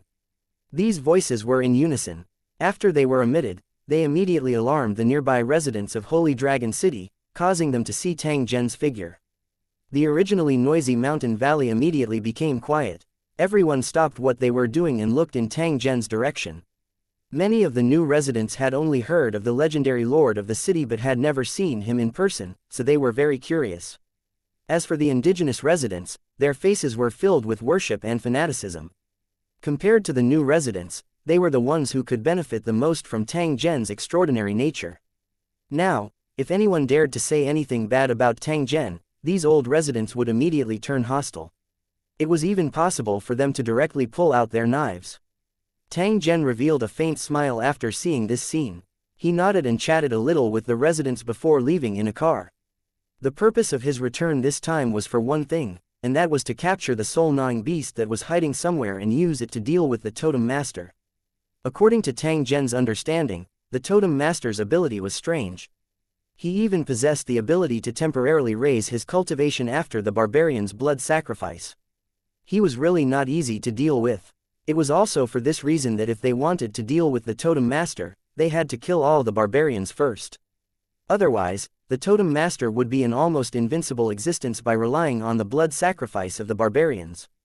Unless they had the absolute power to crush him, it would be best to clean up the barbarians step by step before thinking about killing the Totem Master. And this soul-gnawing beast was a trump card that Tang Zhen used to deal with the Totem Master. This guy's origin was mysterious. Before this, he had been entrenched in the big pit in front of the warship ruins. He had even stopped Tang Zhen and wanted to keep him there. However, when Tang Zhen's cultivation base increased and he planned to take revenge on this fellow, the soul-gnawing beast saw that the situation was not good and fled from that place without hesitation. Previously, Tang Zhen did not have the time to pay attention to this fellow because of all the miscellaneous matters. He had also let it be free and unfettered outside. Now that Tang Zhen was planning to deal with the Totem Master, he remembered the innate ability of the soul-gnawing beast. After all, this guy fed on spirit bodies and was simply the natural nemesis of the Totem Master. Although he didn't know that its current strength had yet to reach the king tier, Tang Zhen absolutely believed that this fellow's strength had definitely been greatly reduced for some reason. And its Original strength was definitely not as simple as ordinary king level. In order to achieve one's goal, one had to make use of all the resources that one could use. Tang Zhen had unknowingly learned this point. So when he had some understanding of the Totem Lord, he immediately turned his attention to the soul-gnawing beast. The world of Lusheng was extremely vast. It was almost impossible for someone else to chase after the soul-gnawing beast that was not of a low level and had disappeared for a long time. However, Tang Zhen had the tracking and positioning cards that he had accumulated from the usual lucky draws. It was unknown how many he had accumulated now, and he rarely used them. Now that he was planning to track down the soul-gnawing beast, he could make use of these cards. After returning to Lusheng to make some preparations, Tang Zhen took out a card that was shining with a faint light and directly tore it. The instant the card turned into a stream of light and disappeared, a hidden aura suddenly appeared. It was as if it was divining the fate of the heavens. It was following Tang Zhen's thoughts and continuously searching for the location of the soul-gnawing beast. Suddenly, a spiritual light flashed. Tang Zhen suddenly turned his body and looked in a direction in the wilderness. Without any hesitation, a pair of wings suddenly appeared on his back. His entire person was like a phantom, and he instantly shot into the sky. Although this tracking card was magical, it only had half an hour's time. Tang Zhen had to seize the time and hurry in the direction of the soul-gnawing beast as soon as possible. However, the tracking card wasn't omnipotent, so he only knew the specific location of the soul-gnawing beast, but he didn't know how far away it was from him, so he could only use his fastest speed to travel. What Tang Zhen was worried about now was that if the tracking cards in his hand were used up and he still did not reach the location of the soul-gnawing beast, then all his efforts would have been in vain. The speed of a 2-star king tier was so fast that it had almost reached an inconceivable level. In addition to Tang Zhen's special wings, his speed was also one of the top among cultivators of the same level. There were countless cultivators in the world of Lusheng. It was not easy to do this. If he used this ability to escape, few cultivators would be able to catch up to him. He flew at an extreme speed all the way. Before the effect of the tracking card disappeared, Tang Zhen tore another card and once again set off to hurry on his journey. After tearing more than a dozen tracking cards in succession, Tang Zhen had already left the Holy Dragon City's wild land. He had even reached an area that he didn't know about. This was an incomparably huge flat region. From time to time, one could see buildings appearing on the ground. Strange-looking foreign races and monsters were also frequently reflected in Tang Zhen's eyes. Even Tang Zhen's physical strength was unable to support this swift journey. He could only temporarily choose to stop in a forest and plan to rest and replenish his strength. There was a lot of food in his storage space, so he didn't need to look for food. He just needed to heat it up. Tang Zhen took out a piece of cooked meat and placed it in his hand. The roasted meat was immediately wrapped by a ball of flames and a fragrance was quickly emitted. The flame that Tang Zhen released could be controlled at will. This also caused the piece of meat to not show any signs of being charred from the beginning to the end. Instead, golden-colored oil continuously seeped out. In less than a minute, the piece of cooked meat was already hot and exuded an alluring fragrance. He removed the meat and placed it on a plate. The flame in his hand suddenly flickered, and the temperature suddenly rose to a terrifying degree, burning off the oil on his hand. He dusted off the ash on his hand, then took out a bottle of fruit wine, a special fruit wine produced by the non-human kind, and began to eat the meat. After eating and drinking to his heart's content, Tang Zhen took a short break before tearing the tracking card again. 651 Origin and capturing spirit bodies. 1. The memory of a king-level cultivator was extremely terrifying. Therefore, Tang Zhen only needed to think for a moment before he recalled the memories of this area. No wonder Tang Zhen would feel that the environment here was somewhat familiar. This was because he had indeed come here before. Moreover, he had left behind some methods in preparation to scam those foreign races. Back then, in the world of ruins that was connected to the interdimensional passage in Blood Sand City, Tang Zhen had robbed 3 towers in succession and obtained countless brain pearl treasures. He had also turned that world of ruins into a foul mess. The fireworks he had set off not only gave birth to terrifying mutated monsters, but also caused the plane's channel to close in advance.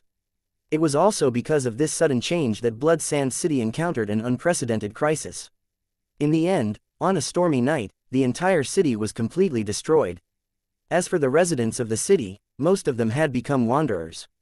A small portion of them had gone through life and death with the city and were eventually buried in the ruins. Once Bloodsand City fell, Tang Zhen would have one less powerful enemy. Otherwise, a battle would definitely break out between Holy Dragon City and Bloodsand City.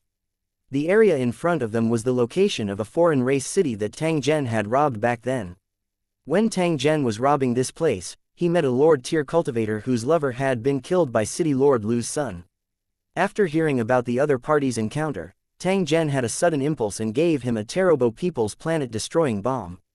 He could tell that the foreign cultivator's heart was filled with hatred. Once he had the opportunity to take revenge, he would not hesitate to take action.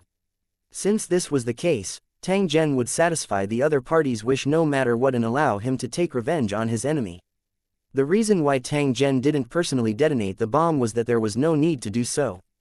Secondly, he had a trace of playfulness in his heart back then. After all, if he detonated it himself, it would give people a completely different feeling than if it was detonated by the residents of the city.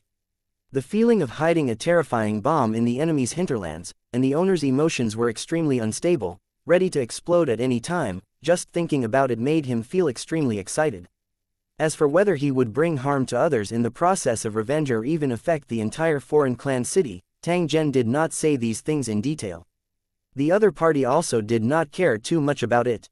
Of course, under normal circumstances, if it was possible, the lord of the foreign race would naturally not detonate the bomb in the tower to avoid hurting the innocent. However, if he was really pushed to the edge, it was not impossible for him to detonate it inside the tower. This matter had already happened a long time ago. If it wasn't for him following the soul-gnawing beast to this place, Tang Zhen would have already forgotten about it. Now, it seemed that the once powerful level 5 city had been reduced to ruins. Tang Zhen was also extremely familiar with the gray fog that shrouded the city ruins. This was because this was the special gray fog energy that would only be produced after the explosion of the Tarobo People's star-destroying bomb. This kind of gray fog was very strange. It was harmful to normal living beings, but it was a great supplement to spirit bodies. Without a doubt, the foreign cultivator had detonated the planet-destroying bomb in the end. While killing his enemy, he had also turned the entire building into a burial object. Based on the power of the star-destroying bomb, there was probably no one left in the city. They must have all died in the terrifying explosion. However, due to the special side effects of the star-destroying bomb, they were able to quickly form a spirit body. Then, because of the gray fog and the aura of the spirit body, they attracted the soul-eating beasts in the distance. After figuring out the cause and effect, Tang Zhen no longer paid attention to the spiritual body in the gray fog. Instead, he carefully probed the location of the soul-gnawing beast. His actions were extremely cautious, afraid that the soul-gnawing beast would be frightened away. Moreover, he did not dare to use his mental energy to probe because the soul-gnawing beast would definitely have remembered Tang Zhen's aura. Once it sensed it, it would definitely escape from this place. However, the area covered by the gray fog was extremely large, probably over 100 square kilometers. Due to the high density of the gray fog, one could only see a few meters ahead. It was not an easy task to search for the hiding spot of a special monster in the gray fog without using mental power. Tang Zhen did not wish to make a wasted trip. Hence, he could only use a stupid method and began to search within the gray fog. As soon as he entered the gray fog, Tang Zhen immediately saw two semi-transparent spirit bodies pouncing towards him. Their faces were somewhat sinister, and blood seemed to be flowing all over their bodies. Judging from their auras, the cultivation of these two spirit bodies was close to that of a rank 3 cultivator. They were already considered to be extraordinary existences among spirit bodies. After all, the probability of a spirit body appearing was very low. It was even more difficult for a spirit body to overcome its flaws and advance in cultivation than an ordinary cultivator. Therefore, among the native spirit bodies in the world of Lusheng, there were very few high-level existences. Level 3 and 4 were already considered the mainstream level. Thanks to the nourishment of the gray fog, the cultivation of these spirit bodies increased extremely quickly. Even the spirit bodies that were moving at the edge of the gray fog had reached a cultivation of nearly level 3. In the sky filled with gray fog, two malevolent evil spirits whistled over, stirring up a ghastly aura. Spirit bodies were extremely thirsty for the blood essence of living beings. In addition, the aura on Tang Zhen's body was obscure. Therefore, these two spirit bodies dared to directly pounce over. It seemed that they were planning to devour Tang Zhen. If an ordinary person were to see this scene, they would definitely be scared out of their wits and turn around to escape in a panic. Even if the cultivators in the city were to encounter these spirit bodies, they would have to be careful to avoid being harmed by them and losing their lives. Although spirit bodies had many flaws, they also had obvious advantages. Their abilities were strange and unpredictable. However, what kind of cultivation did Tang Zhen have? Why would he care about these spirit bodies? He couldn't be bothered to look at them. Instead, he reached out and grabbed at the air, capturing both of them. Without waiting for the two spirit bodies to struggle, Tang Zhen once again released the reincarnation mirror and used his mental energy to support them in the air behind him. With a casual swing, the two panicking spirits rose into the air and were quickly sucked into the reincarnation mirror. Tang Zhen did not hesitate after finishing off these two spirit bodies. He continued to walk toward the depths of the gray fog. Ever since he took out the reincarnation mirror, it had been floating behind him. He walked step by step and occasionally absorbed the spirit bodies that Tang Zhen had thrown over. There were many spirit bodies here, and their quality and level were quite good. When the overseer realized this, he immediately laughed happily. Then, he jumped out of his own accord to help. He used his soul power to form a huge hand. Any spirit that he saw along the way would be grabbed into the reincarnation mirror without any hesitation. Unknowingly, Tang Zhen had already entered a very far distance into the gray fog region. The spirit bodies he saw along the way had also begun to become increasingly powerful. However, even if it was a Lord-grade spirit body, it was still as weak as an ant in Tang Zhen's hands. As long as there was a spirit body that did not know its place, Tang Zhen would not hesitate to capture it. Unknowingly, the number of souls that Tang Zhen and the overseer had captured had already reached over 1,000. They must have been residents of this building when they were alive, which was why they had similar appearances and could be recognized at a glance. In addition to the residents of these buildings, there were also many foreign cultivators among them, but they were all in the form of spirit bodies. At this moment, they had all become prey and were willfully captured by Tang Zhen. 652 Chapter 649 The Detonator and the Enmity 1. There were many residents in the city, but after the planet-destroying bomb was detonated, the gray fog's special catalyst caused the number of spirit bodies to exceed expectations. They still retained some of their original memories, but they also gained many of the living habits of spirit bodies, such as the fear of sunlight and the desire for the blood essence and vitality of living creatures.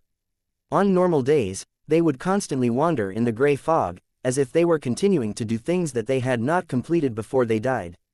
Only when they saw an invader with flesh and blood like Tang Zhen would these spirit bodies pounce forward with a greedy expression. Each and every one of them was afraid of being late, afraid that they would not be able to get anything if they were a step too slow. Tang Zhen naturally would not be polite when facing such spiritual bodies. He directly grabbed them and threw them into the reincarnation mirror. It was only now that they realized that not only was the young man unable to be devoured by them, but he was also preparing to catch them as nourishment. Moreover, there was no limit to the number of them, the more the better.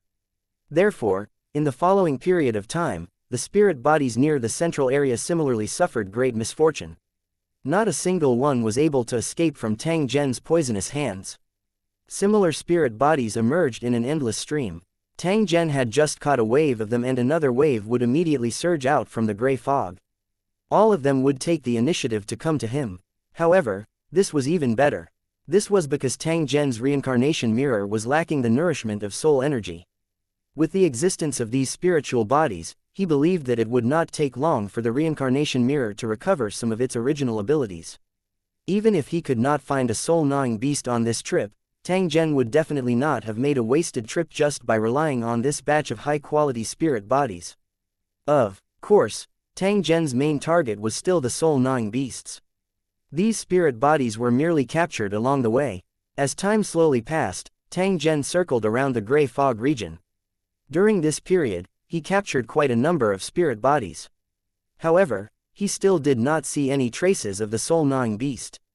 However, according to the tracking card, the soul-gnawing beast was hiding in the gray fog, but he didn't know why he didn't find it. Tang Zhen was puzzled in his heart. Just as he was planning to search carefully again, a spirit body with a powerful aura suddenly appeared in front of him and was slowly walking towards him. Although the other party's cultivation was tribal, in Tang Zhen's opinion, he was still a small character that he could casually kill. However, This spirit body was different from the other spirit bodies because he held a rope-like object in his hand.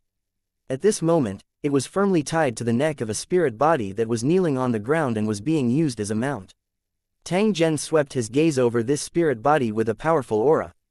He faintly felt that it was a little familiar. Just as he was about to make a move to grab it, the spirit body holding the rope had a joyous expression on its face as it swiftly ran towards Tang Zhen. "Benefactor, why have you come?" While they were talking, the spirit body had already walked in front of Tang Zhen and bowed deeply. Its attitude was extremely respectful. Tang Zhen frowned. He looked at the familiar-looking spirit body in front of him and suddenly came to a realization. "So it's you, what a coincidence." It turned out that the spirit body that bowed to Tang Zhen was the foreign cultivator who was filled with hatred and was given the planet-destroying bomb by Tang Zhen. And the scene in front of him was obviously caused by him detonating the bomb. When the spirit body saw that Tang Zhen had recognized him, his expression was extremely happy as he laughed out loud. "When I received the gift from my benefactor, I hesitated for a long time.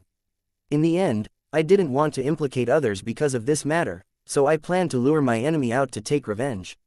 But who would have thought that the city lord father and son had long been wary of me and my clan? They actually didn't wait for me to find an opportunity and began to attack my clan. They insist that benefactor and I know each other, and at the same time, they accuse us of colluding with the enemy to steal the treasures in Lusheng. They want to kill all the members of my family." When the foreign cultivator's spirit body said this, a trace of ruthlessness flashed in his eyes. He said to Tang Zhen, "If they're unkind, then don't blame me for being unkind. Therefore, at the critical moment, I finally detonated the bomb that my savior gave me and died together with my enemies." After saying this, a hint of joy appeared on his face, and he continued, "I never thought that the bomb would be so magical. Not only can it kill the enemy, but it can also resurrect after death. Especially when I found out that among all the spirit bodies, my cultivation was the highest. That was the happiest moment for me. As such, I captured the city lord father and son and used the cruelest methods to torture them day and night. I didn't kill them, because that would be too easy on these two bastards. As for their families, they were also humiliated by me in every way possible, which slightly eased the resentment in my heart. It could be considered as avenging me and the woman I love." At this point, the foreign cultivator's spiritual body's face twisted, and his killing intent and resentment soared to the sky. The cultivation he revealed was actually close to the level of a 4-star horde leader. It was obvious that this foreign cultivator had become the biggest winner after the explosion. Tang Zhen stood to the side and listened to the foreign cultivator's story. There was no trace of impatience on his face. On the contrary, he seemed to be extremely interested. This also increased the foreign cultivator's interest in the conversation. But what happened next was something that I could never have imagined even in my dreams. It turned out that the bomb could not only gather the spirit bodies of the new dead, but also the spirit bodies that had been dead for a long time. As long as they were determined, they could still be slowly gathered again. Just a while ago, the woman I love the most also condensed a spirit body again. When I saw her figure, I couldn't believe my eyes. It wasn't until I confirmed it again and again that I knew she had returned to my side.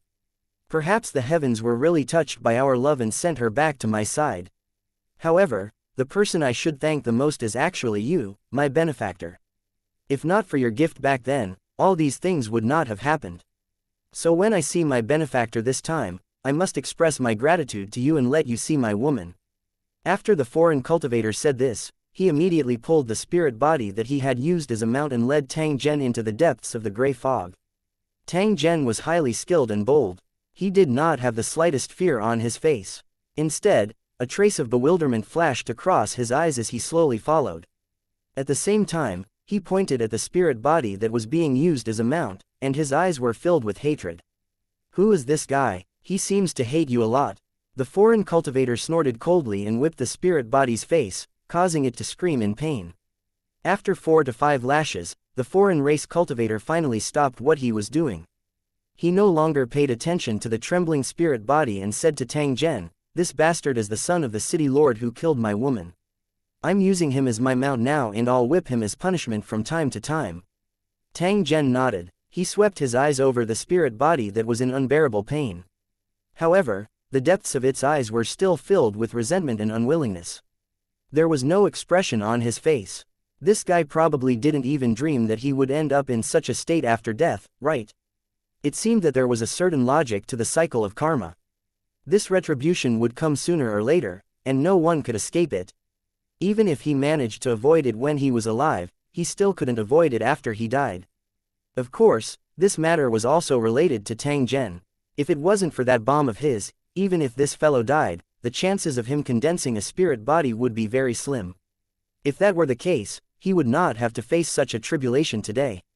It could be said that this fellow deserved it. Tang Zhen would naturally not have the slightest bit of pity for him.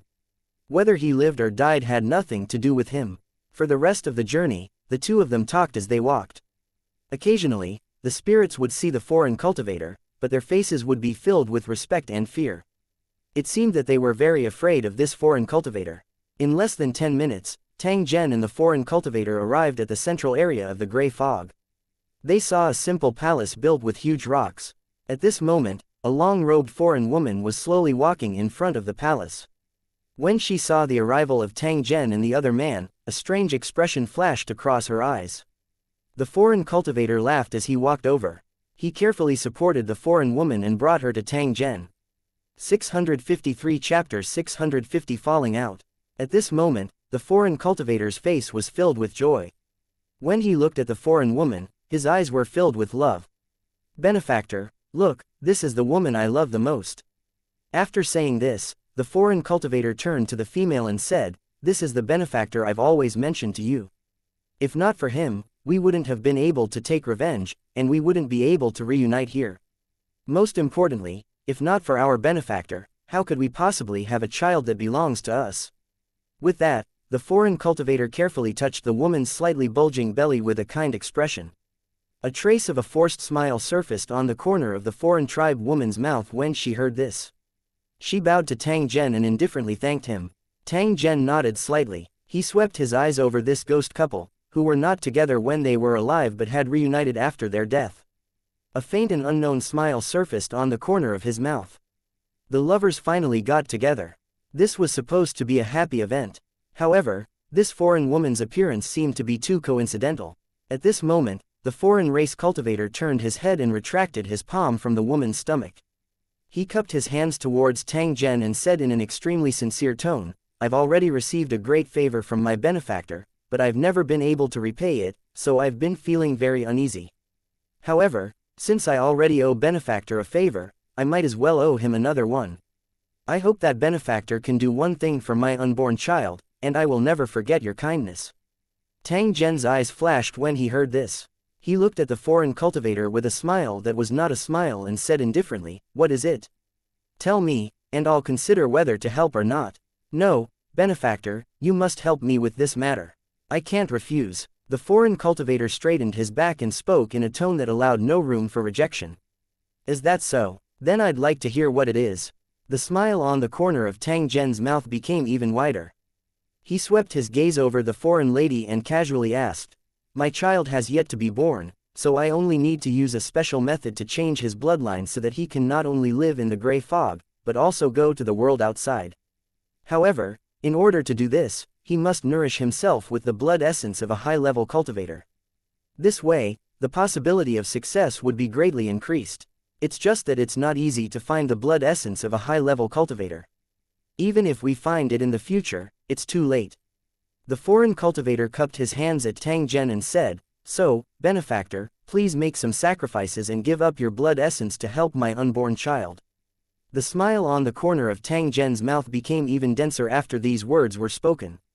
However, he did not show the slightest sign of becoming angry. The foreign woman's expression changed. She glanced at the foreign cultivator with a strange look, and her mouth twitched. "I understand. You mean you're going to use my blood essence to change your child's constitution. However, once I offer up my blood essence, will I be able to keep my life? You keep saying that you want to repay me. Is this how you repay me?" Tang Zhen's tone had already become extremely cold when he said these words. There was a trace of ridicule in his eyes as he looked at the foreign race cultivator. When the foreign cultivator heard this, he immediately shouted, "I've already said that as long as you give me your blood essence and help my child, I will definitely repay you. As long as you're in this area of gray fog, you'll definitely turn into a spirit body after death. At that time, I'll naturally guarantee that you'll become a noble second only to me. Isn't that great? If you're not even satisfied with this, then what else do you want?"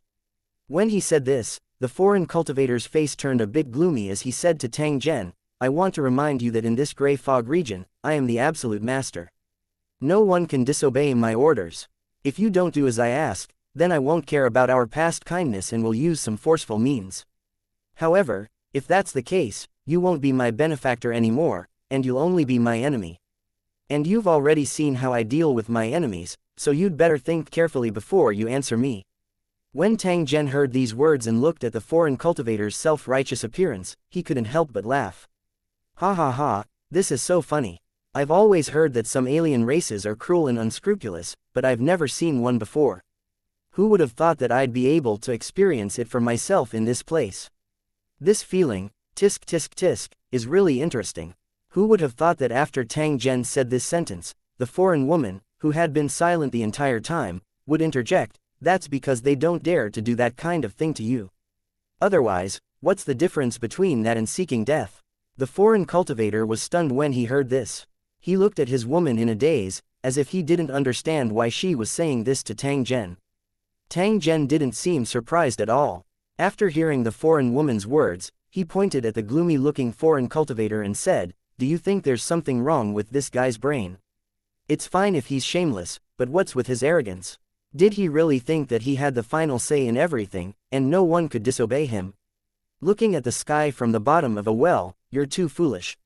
The woman shook her head and sighed. He was suppressed for too long when he was alive, so after he turned into a spirit body, this extreme and overbearing personality of his was rapidly expanded. In addition, with the rise of his cultivation base, he began to think of everything as beneath his notice. He thought that he was the city lord, and that whatever he wanted, others had to give it to him obediently. The person he once hated the most was actually also the person he envied the most in his heart. Now that he thought he had enough strength, he naturally wanted to become that kind of person. However, with your cultivation and identity, you shouldn't care too much about such a madman, right?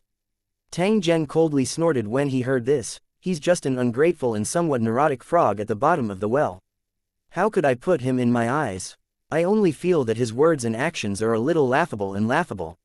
There must be something hateful about a pitiful person. Isn't this the most obvious example? The foreign race cultivator's expression was gloomy. When he heard the inexplicable conversation between Tang Zhen and his woman, it seemed that it was still directed at him. He could no longer suppress the doubt and anger in his heart. He waved his hands and shouted at the two of them, "All of you, shut up. What are you talking about? Are you hiding something from me? How dare you ignore my existence? Do you want to die?" At this moment, the foreign cultivator's killing intent was soaring. It seemed as if he would kill them if they dared to speak again. Tang Zhen shook his head. He glanced at the foreign tribe cultivator and laughed. As expected, he suppressed it for too long before he died, and his brain was burned by hatred. In the end, he turned into a spirit body after his death, and his original negative emotions were infinitely magnified. That's why he's so conceited with his cultivation base and even proposed such a pig-dog thing to his benefactor. "I told you to shut up, didn't you hear me? Go to hell." When the foreign cultivator saw that Tang Zhen continued to speak and ignored his order, he couldn't help but be furious. He raised his hand and slapped Tang Zhen. "You're the one who's looking for death, you useless piece of trash." Suddenly, the foreign woman appeared between the two of them and slapped the foreign cultivator across the face.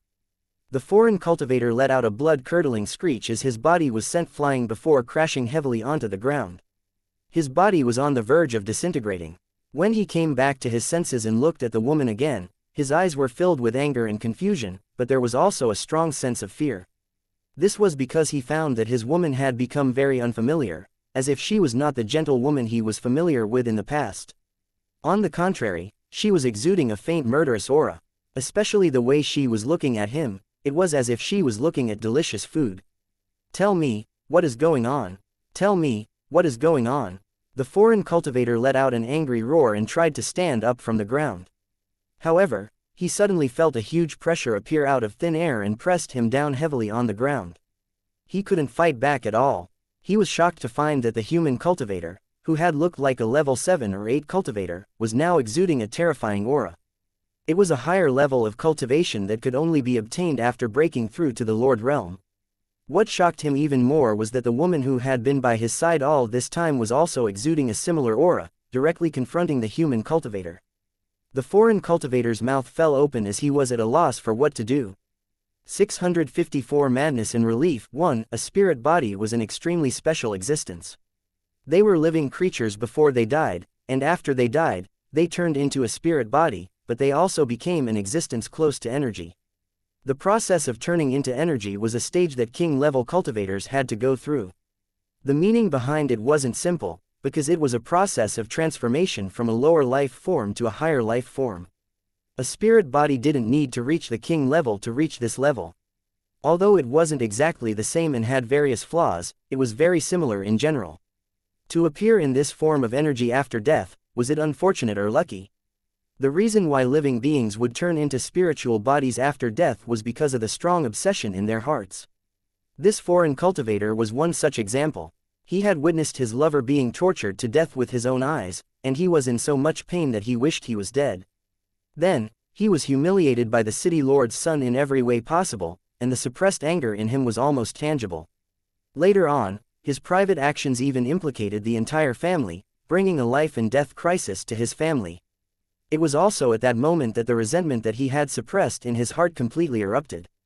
He no longer had any scruples and directly detonated the star-destroying bomb that Tang Zhen had given him. Being at the center of the explosion and having an extremely strong obsession in their hearts, the foreign cultivators were the biggest beneficiaries. After becoming a spirit body, he actually became the strongest among the new ghost domain. No spirit body was his match.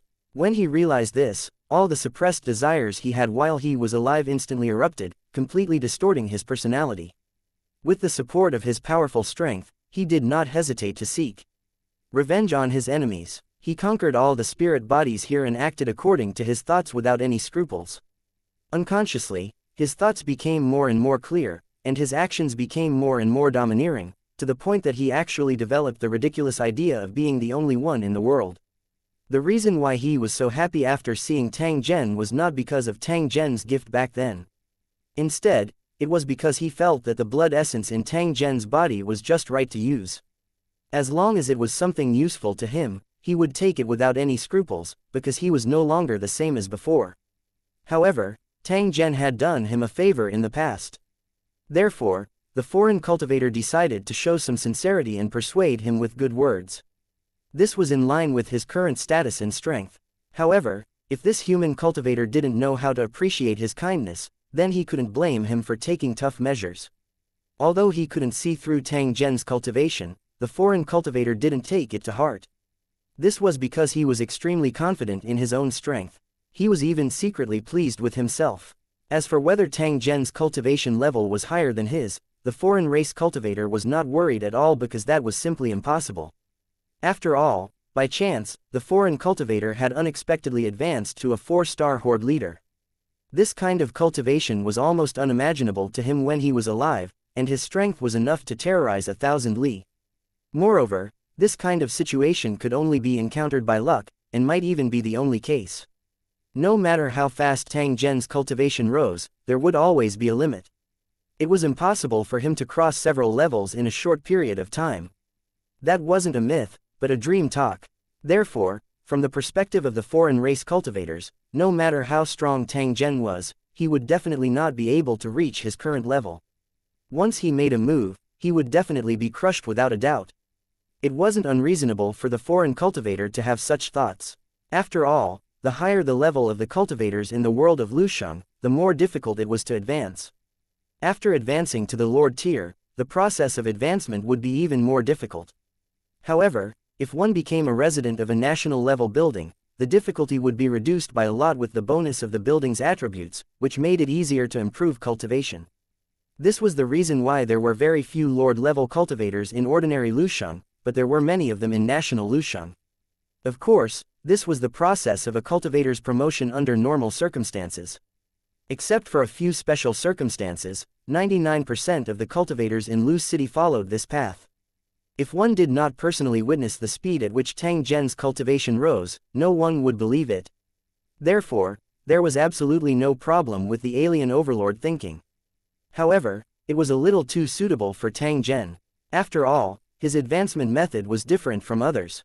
There were many people in the outside world who were concerned. While they were paying attention to the Holy Dragon City, they also noticed Tang Zhen's abnormal cultivation speed. After some analysis, they were convinced that Tang Zhen's original cultivation must have been extremely high. However, it was sealed for some reason and could only be unsealed after certain conditions were met. Combined with the rumor that he came from a continent-level city and the magical ability he had shown, these forces had some guesses in their hearts. They were afraid that Tang Zhen's identity in the continent-level city was not simple. Tang Zhen had also heard of similar rumors. However, he merely laughed in response and did not have the time to bother about them. At this moment, Tang Zhen finally stopped laughing in the gray fog region. What the foreign cultivator did just now was like a self-righteous rat forcing a tiger to commit suicide. It was really ridiculous. Although he knew that after becoming a spirit body, one's original character would undergo a great change and distortion, and it was not strange for one to do things that were not logical, Tang Zhen was still amused by this foreign cultivator until he laughed. It was extremely rare for the current Tang Zhen to have such a large opening. Ever since he became the Holy Dragon City's city lord, Tang Zhen could be said to have done his best to manage it. It also made him busier and busier, and he rarely had free time. After breaking through to the king level, his body had undergone a qualitative change and was advancing toward a higher life form. He even had a faint feeling that he was above countless living beings. However, the increase in his cultivation also brought about a sense of loneliness in his heart. He began to be serious and had less time to communicate with others. Tang Zhen would often think that if he were to continuously raise his cultivation, he would definitely be able to obtain the longevity that countless people dreamed of. However, after countless years, he would no longer have any friends or family by his side. What was the point of his existence if he was left with only loneliness and solitude? Living for the sake of living, wasn't that no different from grass, trees, mountains, and rocks? It was also because of this that Tang Zhen began to learn to slow down his pace and slowly enjoy the joy of life. After all, life is short and Lu Cheng's advancement is a long one. Why not cherish every exciting moment? However, even though he thought this way, he couldn't take this step. He always felt that something was blocking him, making him unable to open his heart. However, that unintentional loud laughter earlier had caused Tang Zhen's heart to suddenly become clear. His thoughts had also instantly become clear. The profound meaning within this was likely something that only Tang Zhen himself could experience. After carefree laughter, Tang Zhen no longer paid attention to the confused and frightened foreign cultivator. Instead, he sized up the flirtatious foreign woman in front of him. At the same time, that foreign tribe woman was also staring at Tang Zhen. Her face carried a faint smile while a trace of annoyance faintly appeared in her eyes. If we count carefully, this is the third time we have met, right? I suddenly realized that every time I see you, you always bring me a great surprise. Tang Zhen looked at the foreign lady opposite him and spoke in a faint voice. It should be said that you always give people surprises. At least, every time I see you, I can see that your cultivation has increased by a large margin, and you've even advanced to the king tier. Tang Zhen, how did you do it? Why don't you share it with me? I won't take it for free, I'll definitely give you benefits. The foreign woman looked at Tang Zhen without blinking. Her tone carried a trace of curiosity. There was also an obvious probing look in her eyes. It was obvious that she was not lying. This is my secret, and I don't need to tell you. Even if I did tell you, you wouldn't be able to do it. Tang Zhen shook his head, indicating that the foreign tribe woman should give up as soon as possible. HMPH, that's not necessarily true. If I devour your soul, I might be able to do it. The woman said with a regretful tone, clearly unwilling to give up. At the same time, she stuck out her tongue and licked the corner of her mouth. However, according to the memories I obtained from the devouring soul, you seem to have come from a secret continent-level building, and your cultivation has been sealed before. That's why you've advanced so quickly. Now that I think about it, this should be the most likely possibility. A hint of disappointment appeared in the female's eyes as she spoke. At the same time, there was a hint of reminiscence. Tang Zhen sized up the foreign woman when he heard this. He asked in a curious tone, from what you're saying, could it be that you can obtain the memories of every soul that you've devoured? Of course, this is my innate ability. The woman replied with a proud tone. 655 Agreement and Fooling 1. Ever since Tang Zhen found out about the usage and value of the out-of-body sand in the 10,000 Treasures Towers caravan, he had been paying attention to information about soul-gnawing beasts. However, there was very little information about soul-gnawing beasts in the world of Lusheng. Tang Zhen flipped through the pile of old papers but did not find much useful information. He only knew that the soul-gnawing beast was extremely intelligent and could transform into all sorts of forms. It also had an extremely powerful mind control ability, but his other abilities were unknown. Only now did he know that the soul-gnawing beast could devour a spirit body and obtain the memories that the spirit body had left behind. Tang Zhen was extremely envious of this. Putting aside the method of devouring spirit bodies to raise one's strength, just the knowledge and experience accumulated through this method was sufficient to allow the other party to possess an extremely vast knowledge. If he had such an ability, he would be like a tiger that had grown wings. In the gray fog, the two of them stood facing each other. On one side was a foreign cultivator who was struggling to hold on under the pressure of the aura. He was looking at them with a distorted expression. Especially when he looked at the woman, the resentment in his eyes was almost tangible. From this, one could see how deep his hatred was. Tang Zhen glanced at the foreign race cultivator whose spirit body was on the verge of collapse. He shook his head and sighed, "You're also very mischievous. You actually transformed into this guy's woman. What are you planning? What else could he be thinking? He's just taking the opportunity to play while he's cultivating food." The foreign woman sneered and completely ignored the foreign cultivator's murderous gaze. She had a carefree expression on her face. The two of them conversed as if they had known each other for many years. However, the aura that kept clashing around them showed that they were on guard against each other and could attack at any time. After chatting for a while, Tang Zhen looked at the other party and said indifferently, "A straightforward person does not resort to insinuations. I believe that you have also seen through my intentions. So, what do you plan to do? What else can we do?" The woman snorted. "We'll just make it cold." Seeing Tang Zhen's expression turn black, the soul-gnawing beast that had transformed into a foreign tribe woman continued, "After all, your current strength is higher than mine, so it's not impossible for you to take me away. Even if we fight, I'm afraid that I'll still be the one to lose in the end. This kind of fruitless work, this great ant will definitely not do it. Why don't we follow the human race's method and make a gentleman's agreement?" Gentleman's agreement? Interesting. This Tang would like to hear more about it. Tang Zhen's brows twitched as he chuckled. When the foreign woman saw that Tang Zhen had agreed, she quickly said, "First of all, we're only in a cooperative relationship. We'll help each other when we need it and never invade each other's territory.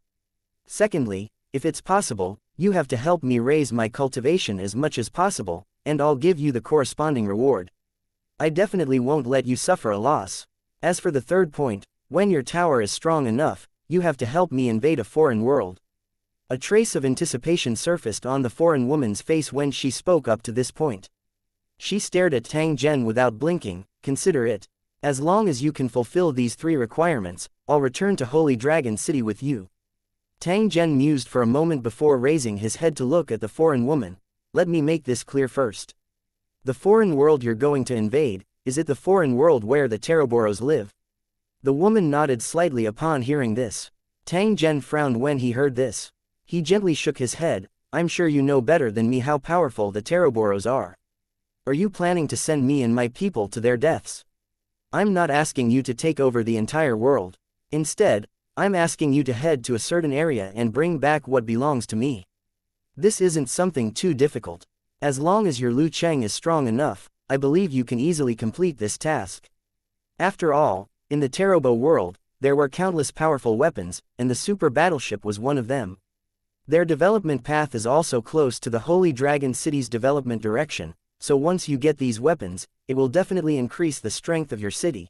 As far as I know, in the entire world of Lusheng, I'm the only one who has the coordinates of the tribesman's world. No one else can go there even if they want to. Just this point alone had an immeasurable value. There are so many benefits to be gained, so why are you hesitating?"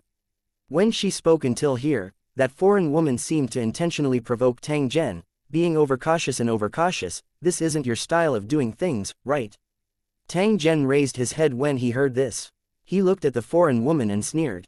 He used a mocking tone and said, "From your tone, you seem to know me very well. We don't seem to be that close, right?" The female also sneered and said in a conceited tone, "My understanding of you is much better than that of an ordinary person. After all, I am a soul-gnawing beast and can absorb the memories of the souls that are being devoured." Tang Zhen did not refute. Instead, he used a straightforward tone to say, "I can agree to your conditions, but I'm warning you, you're not allowed to devour the souls of Holy Dragon City's residents. If you take responsibility, don't blame me for being unkind." The soul-gnawing beast snorted and said in disdain, "There are so many delicious souls. It's as if you want to eat your residents. Moreover, after your city's residents die, before I can even get close, they'll be sucked away by that detestable soul transfer formation. I won't be able to catch up to xianxia." Tang Zhen didn't pay attention to the mumbling of the soul-gnawing beast.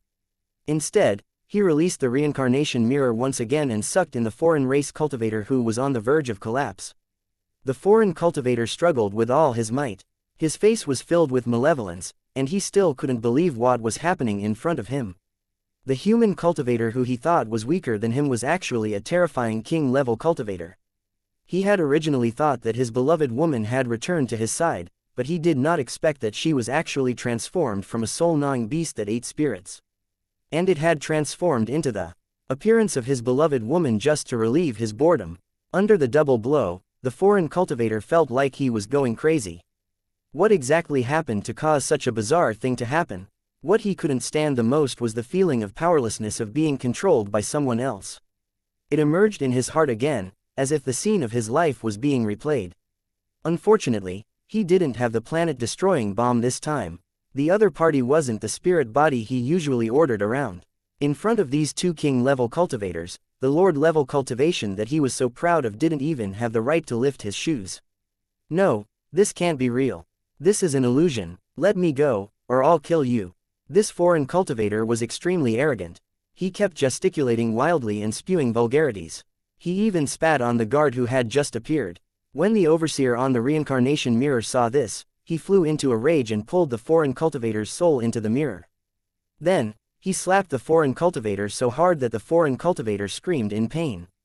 Tang Zhen glanced at it before turning his head and ignoring it. The other party was merely a despicable person who did not know the immensity of the heavens and earth after he gained some strength. Tang Zhen disdained to punish him. However, he followed the principle of not wasting anything and allowed him to nourish his reincarnation mirror. On the other hand, the soul-gnawing beast beside him was acting strangely. After seeing the reincarnation mirror, she was slightly stunned, and then her eyes immediately began to shine with golden light. It was like an old woman who had seen a delicious delicacy. She was firmly attracted by the reincarnation mirror and refused to move an inch. Following that, her performance was even more outrageous. She completely ignored Tang Zhen beside her, and with a flash, she was about to rush into the reincarnation mirror. Tang Zhen's face turned pale with fright as he hurriedly kept the reincarnation mirror. At the same time, he looked at the soul-gnawing beast with a wary expression. If he really allowed this fellow to enter, it would be equivalent to a mouse entering a rice jar. The spirit bodies that Tang Zhen had painstakingly collected would probably not be able to be preserved. Therefore, Tang Zhen made up his mind. No matter what, he would not allow the soul-gnawing beast to enter. Seeing the reincarnation mirror disappear, the soul-gnawing beast immediately became flustered and exasperated. It bared its fangs at Tang Zhen and angrily roared, "Hey, miser, why did you keep that thing? Quickly let it out. This great ant wants to go in and have a good sleep." "Sleep? Hee, you're lying to a ghost. I think you just want to have a good meal, right?" Tang Zhen coldly laughed when he heard this and mercilessly replied. 656 Living with the Holy Dragon City's mercenaries. When the soul-gnawing beast heard this, it said in a disdainful tone, "All those spirit bodies you've accumulated are pitifully weak. I don't care about them and I'm too lazy to eat them. However, the environment here is very helpful for my strength, so I must go in. Why don't we go our separate ways?" Tang Zhen's brows twitched when he heard this. He was the least afraid of being threatened. When he saw this soul-gnawing beast calling her Great Aunt, he had the intention to teach her a lesson. The soul-gnawing beast seemed to have seen through Tang Zhen's thoughts. Perhaps it was afraid of Tang Zhen. At this moment, it hurriedly explained, "After I enter this place, I'll speed up the spirit body's level upgrade and emit more spirit energy. This will only be good for you. Moreover, this reincarnation mirror is under your control. If I enter it'll be the same as entering your territory. Wouldn't that be more beneficial to you? Tang Zhen hesitated slightly when he heard this. He was aware of this characteristic of the soul-gnawing beast and had also thought of this earlier. However, now that the soul-gnawing beast had brought it up, he began to hesitate, not knowing what the other party was planning. It was really not a good choice to let her in. After all, this soul-gnawing beast had strange abilities and had existed for countless years. For her eyes to light up, it proved that this reincarnation mirror was not an ordinary item. Tang Zhen had originally placed great importance on this reincarnation mirror. After seeing the expression of this soul-gnawing beast, he became even more cautious. After all, this soul-gnawing beast had obtained extensive knowledge from devouring souls. Tang Zhen was really afraid that she would cause some trouble after entering and cause some damage to the reincarnation mirror. However, Tang Zhen was also a decisive person. Since he had chosen to cooperate with this soul-gnawing beast, he naturally had to give the other party sufficient trust. Hence, he immediately made a decision in his heart. Tang Zhen waved his hand and released the reincarnation mirror. He then looked at the soul-gnawing beast and made a, "Please," gesture. "You're smart. Just you wait. I'll give you a big surprise soon." As the soul-gnawing beast spoke, it held its head high and puffed out its chest proudly as it stepped into the mirror. It was also at this moment that the soul-gnawing beast's body melted and regrouped. Looking at the soul-gnawing beast's appearance, it had already transformed into a young woman in a tight-fitting black leather suit, with an enchanting face and a hot body, looking like a queen. She arrogantly smiled at Tang Zhen. After which, she waved her fist and rushed towards the depths of the reincarnation mirror with an excited expression. The guard on the side had a dull expression. His hands were in his sleeves, like an old man pretending to be a dead dog. After the soul-gnawing beast left, he stretched his neck and looked at the back of the soul-gnawing beast. When he let out a long breath, his face had a trace of bewilderment and fear. The other party's aura was like that of a natural enemy, causing the guard to be secretly shocked and his body to tremble slightly. "You don't need to be afraid of her. As long as she doesn't cause trouble here, you don't need to pay attention to her. If she really dares to mess around, I'll naturally deal with her," Tang Zhen instructed the overseer. After which, he continued to capture the spirit bodies. Moreover, his speed had clearly increased.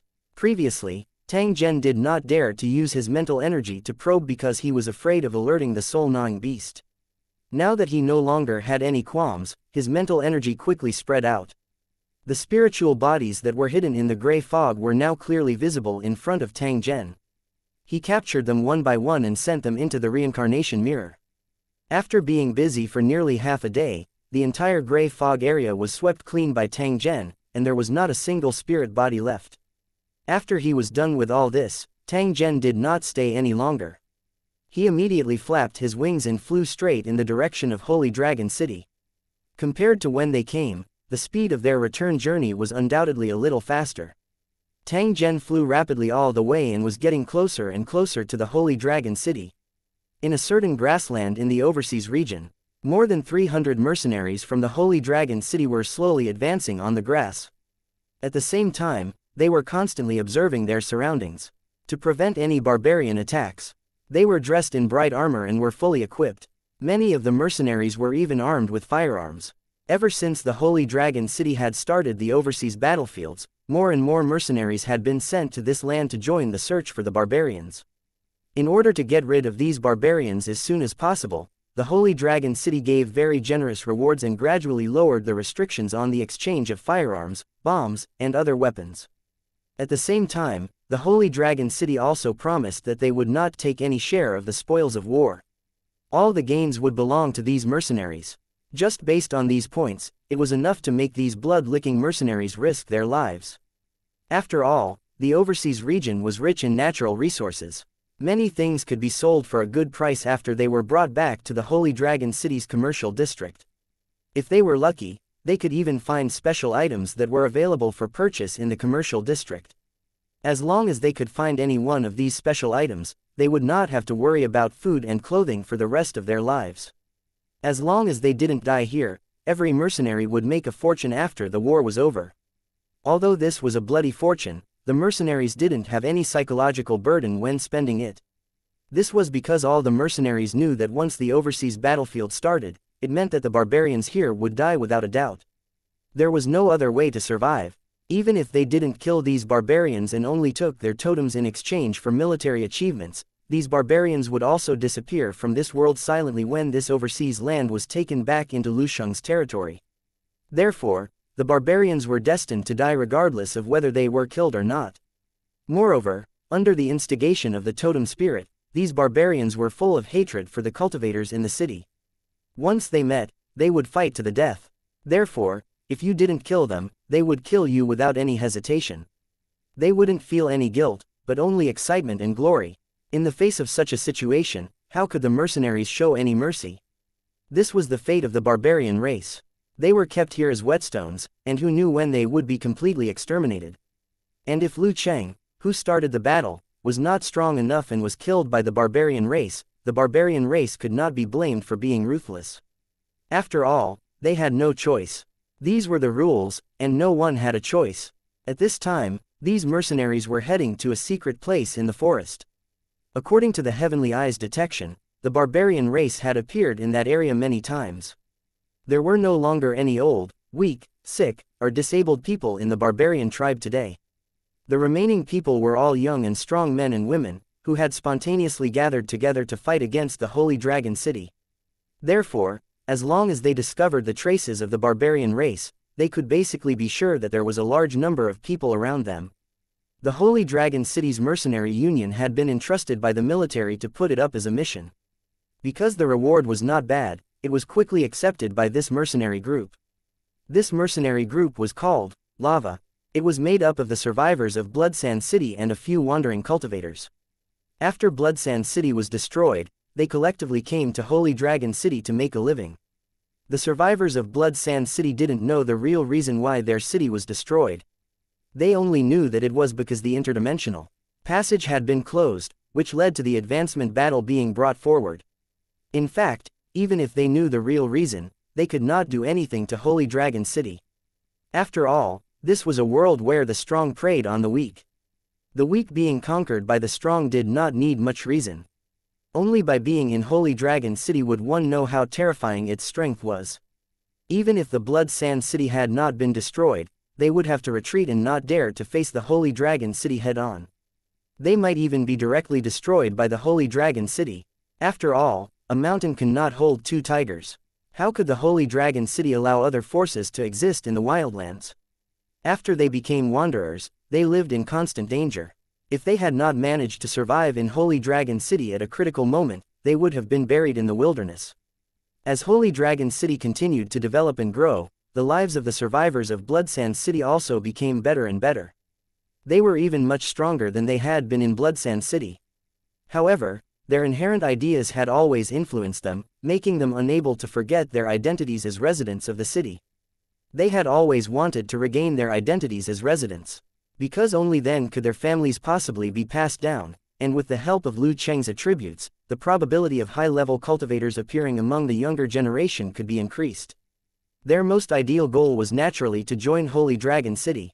After all, its potential was obvious to all. In the future, it might even be promoted to a national-level building. Such qualifications to be a resident of Lu City would naturally make the aboriginals go after him like a flock of ducks. However, times were different now. It was not easy for the natives of Lu City to join Holy Dragon City because there were many restrictions. But even so, there were still countless people guarding this place, just for the slightest chance of survival. 657 The countdown to the barbarians' extinction. Captain, we found 2 barbarians just now. We killed one and captured the other alive. In front of the advancing group of mercenaries, a mercenary group member wearing leather armor suddenly ran over and loudly said to a middle-aged man. There were bloodstains on his body and a bloody mark on his forehead. There was also an obvious damage on his leather hat, which was obviously pierced by an arrow-like weapon. If the attack had been 5 centimeters lower, this guy would have lost his life.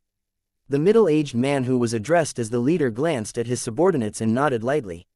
He then walked forward. A group of mercenaries was gathered on a trampled grassland. They were looking at the barbarians with cold eyes. There was a trace of ridicule and killing intent in their eyes. Although the barbarian's body was trapped, his eyes were extremely tenacious. Even though he was surrounded by enemies, there was no sign of surrender. From time to time, strange words would come out of his mouth.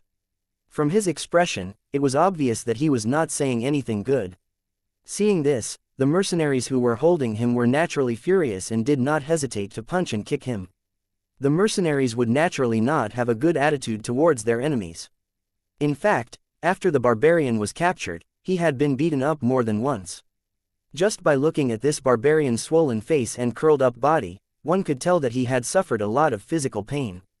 But so what? Could he expect the enemy to treat him well and ask? Please like and share the video on the YouTube channel Cultivation Audiobooks about his well-being in a friendly manner.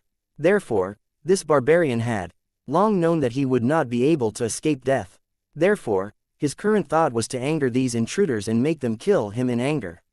This way, he would suffer less torture before he died. Seeing the middle-aged man coming over, the group of mercenaries smiled and made a path for him. They watched as their leader walked up to the barbarian. The mercenary leader looked at the barbarian with a cold gaze. He then slowly squatted down and took out a small metal box from his pocket. He pressed on the metal box, and a Holy Dragon City coat of arms flashed on the box, which was very eye-catching. If you tell me where your clansmen are hiding, I'll let you go. How about it? After the mercenary leader spoke to the box, a strange tone came out of the iron box in the language of the barbarians. There was no doubt that the metal box used by the mercenary leader was an item similar to a translator. The barbarian glanced at the metal box in surprise. He sneered and said in a hoarse voice, "Barbarians have never been afraid of death, especially in the face of invaders. Even if they show a little weakness, they will be looked down upon by their people. Even if you kill me, you won't be able to get any information about the tribe from me. Don't worry, the final victory will belong to the barbarians. All of you invaders will die a terrible death." After saying that, the barbarian spat at the mercenary leader and laughed wildly, revealing his blood-stained teeth and mouth. The mercenary leader seemed to have expected this, so he didn't look too disappointed. He just stood up slowly. This wasn't the first barbarian that the mercenaries had captured. Unfortunately, they didn't get much useful information from the barbarians. The bones of these barbarians were surprisingly hard. No longer paying attention to the laughing barbarian captives, the leader of the mercenary group waved his hand, signaling the team to continue moving towards the target location. They had already wasted a lot of time when they encountered the monsters earlier. In order to prevent the enemy from moving, they had to get to the target location as soon as possible. Otherwise, all their efforts would have been in vain. As for the laughing barbarian, he could no longer laugh at this moment. He could only let out a painful, giggle, sound. Blood continued to flow out of his mouth and nose. Soon, he was completely paralyzed. The mercenaries at the side wiped the blood off their knives, took away the totems on his body, and threw him into the pit like he was a dead dog. It wouldn't be long before the barbarian's body was devoured by the monster. Not even his bones would be left behind. After crossing the plains and the dense forest, the mercenary group was getting closer and closer to their target location. In order to guard against the barbarian tribe that could appear at any time, the mercenaries had already drawn their weapons and were ready to engage in battle. At this moment, a series of intermittent voices sounded in the ears of the core members of the mercenary group. "We've found traces of barbarians. There are less than 1,000 of them. They're gathering near a cave in front of us. There are many injured and sick people in the cave. They seem to have lost their combat power." These were the mercenaries in charge of reconnaissance at the front. They were using the wireless communication equipment provided by Holy Dragon City to inform their companions of the enemy's situation that they had just discovered. After hearing this, the mercenaries were overjoyed. It seemed like they would definitely get the mission reward this time. "Everyone, get ready for battle. We'll surround them from all sides immediately. Wait for orders and we'll move together." Following the mercenary leader's order, the members of the mercenary group immediately split up and disappeared without a trace. He took 40 to 50 men and continued to move toward the enemy's hiding place under the cover of the trees. During this time, they encountered a few hidden sentries, but they were also taken care of by the sentries among the mercenaries. They didn't attract the attention of the other barbarians at all. After the barbarians' eyes were destroyed, the mercenaries immediately sped up and shuttled through the dense forest like ghosts. It didn't take long for them to find the enemy's hiding spot. They carefully hid and waited for their teammates from other directions to arrive. Each of these barbarians had a high social status. The mercenaries would never allow any of them to escape. Therefore, they were prepared to kill them all from the beginning. While they were waiting, they were also observing the behavior of the barbarians through the gaps between the branches and leaves. Judging from the situation in front of him, the situation of these barbarians was not good. Under the Holy Dragon City's constant pressure, the barbarians were at the end of their rope, and the number of remaining tribes was decreasing. According to the Holy Dragon City's military statistics, more than half of the barbarian tribes had been annihilated. The remaining ones were either struggling on whilst at death's door or had disappeared collectively, dying from monster attacks and the aftereffects of nuclear radiation. The barbarian tribe in front of him was also facing a similar situation. As far as the eye could see, there were weak and listless barbarian tribes everywhere. An extremely oppressive atmosphere was floating around. Their faces were extremely dark. From time to time, some of them would vomit and have diarrhea. Some of the more serious barbarians had even fallen into a deep coma. Even some of the more normal barbarians also had varying degrees of pathological changes. They could barely hold on, but their combat effectiveness had been greatly reduced. If the barbarian race was a tiger in the past, then this tiger's teeth had already fallen off, and its claws had been broken. Even a vicious dog could easily kill it. After seeing the barbarians' performance, the mercenary leader knew that these barbarians had been completely crippled. Although he felt sad for the fate of these barbarians, it did not affect his determination to carry out the mission. So after receiving the message that all the members were in position, the mercenary leader did not hesitate to give the order to attack. A burst of gunfire suddenly rang out. The barbarians who still had some fighting strength fell to the ground one after another before they could even react. In addition to the whistling bullets, the sharp arrows also fell into the barbarian crowd. The barbarians who couldn't dodge in time fell to the ground, and their blood instantly dyed the ground red. The rest of the barbarians immediately looked for cover. Some of them even ran directly into the dark cave and disappeared without a trace in the blink of an eye. The mercenary group leader gave another order. The murderous mercenaries roared and rushed out of the forest. They went straight to the remaining barbarians. 658 The mercenary group's harvest season, one after the previous attack, almost half of the barbarians in front of the cave had died. The barbarians, who had already lost a lot of their combat power, were caught off guard and couldn't find an effective cover at all. Many of their bodies were directly exposed to bullets and sharp arrows. It would be strange if they weren't killed. The weapons sold in the Holy Dragon City were originally lethal weapons. In the hands of these mercenaries who were skilled in fighting and killing, their lethality was even more extreme. Even in the mercenary circle, it was now very popular to modify firearms in order to increase their lethality as much as possible. It was said that this modification method originated from those transmigrators, and the effect after actual combat was really good. Currently, the number of firearms in the Holy Dragon City's mercenary groups was not small. Almost every mercenary group had another batch. Even the top-ranked mercenary groups had weapons like machine guns. In fact, the main part of the modification was the ammunition. There were also people who modified guns, but they had to spend a lot of money and hire professional personnel to do it. Except for those who really loved guns or sniper cultivators in large teams, the rest of the mercenaries were not willing to spend this money to modify their weapons. The method of modifying ammunition was also very simple. It was nothing more than cutting the bullet head into a cross to make a dom bullet. After hitting the target, the lethality would be multiplied, or poison would be embedded in the bullet head. Once hit, the poison would quickly kill. The effect of this was very obvious. Once the enemy was shot, they were basically dead. However, the use of guns and arrows was only to weaken the enemy's combat power as much as possible. Only close combat was the real highlight. Of course, this was also because the mercenaries had limited ammunition. Otherwise, they would be more willing to kill their enemies with firearms without having to fight in close combat. After all, in the process of close combat, one could lose one's life at any time, and it was far less efficient and direct than the shooting of firearms. At this time, the front of the cave was full of mercenaries with sharp blades and all kinds of armors. They were like a group of bloodthirsty wolves, pouncing on the barbarians. Under the temptation of money and benefits, the mercenaries didn't care about anything else. They only wanted to kill a few more barbarians in exchange for more rewards. The barbarians who had stood up from the corpses of their people in front of the cave were covered in blood at this moment. Their eyes were extremely scary. He was like a vicious man who had been forced to the end of his path and was prepared for one last crazy fight before his death.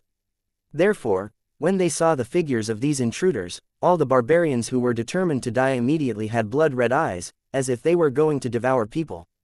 They waved their simple weapons and rushed forward madly. All sorts of strange roars came out of the barbarian cultivators' mouths. At this moment, an extremely tragic will burst out from their bodies. At this moment, they had already put aside their lives and only hoped to take a few more enemies with them before they died in battle. Even the severely ill barbarians let out a roar at this moment. They lifted their weapons and moved their broken bodies to fight with the mercenaries. For a time, the blade light flashed, and the roar was repeated. The sound of flesh and bone being cut could be heard, and blood was constantly splashing. Even though they had been stabbed countless times, the barbarians still gritted their teeth and held on. At the same time, they kept waving the weapons in their hands until they exhausted their last bit of strength and fell to the ground. The severely ill barbarians were even more direct. They didn't even care about the mercenaries, blades piercing their bodies. They pounced on the enemies and hugged them. Then, they shouted for their clansmen to pierce them and the mercenaries together. Exchanging injuries for injuries, exchanging a life for a life. The barbarians, who were determined to die, suddenly burst out with amazing combat power at this moment. They were actually evenly matched with the well-equipped mercenaries. However, this was only because of his courage. It was impossible to maintain it forever.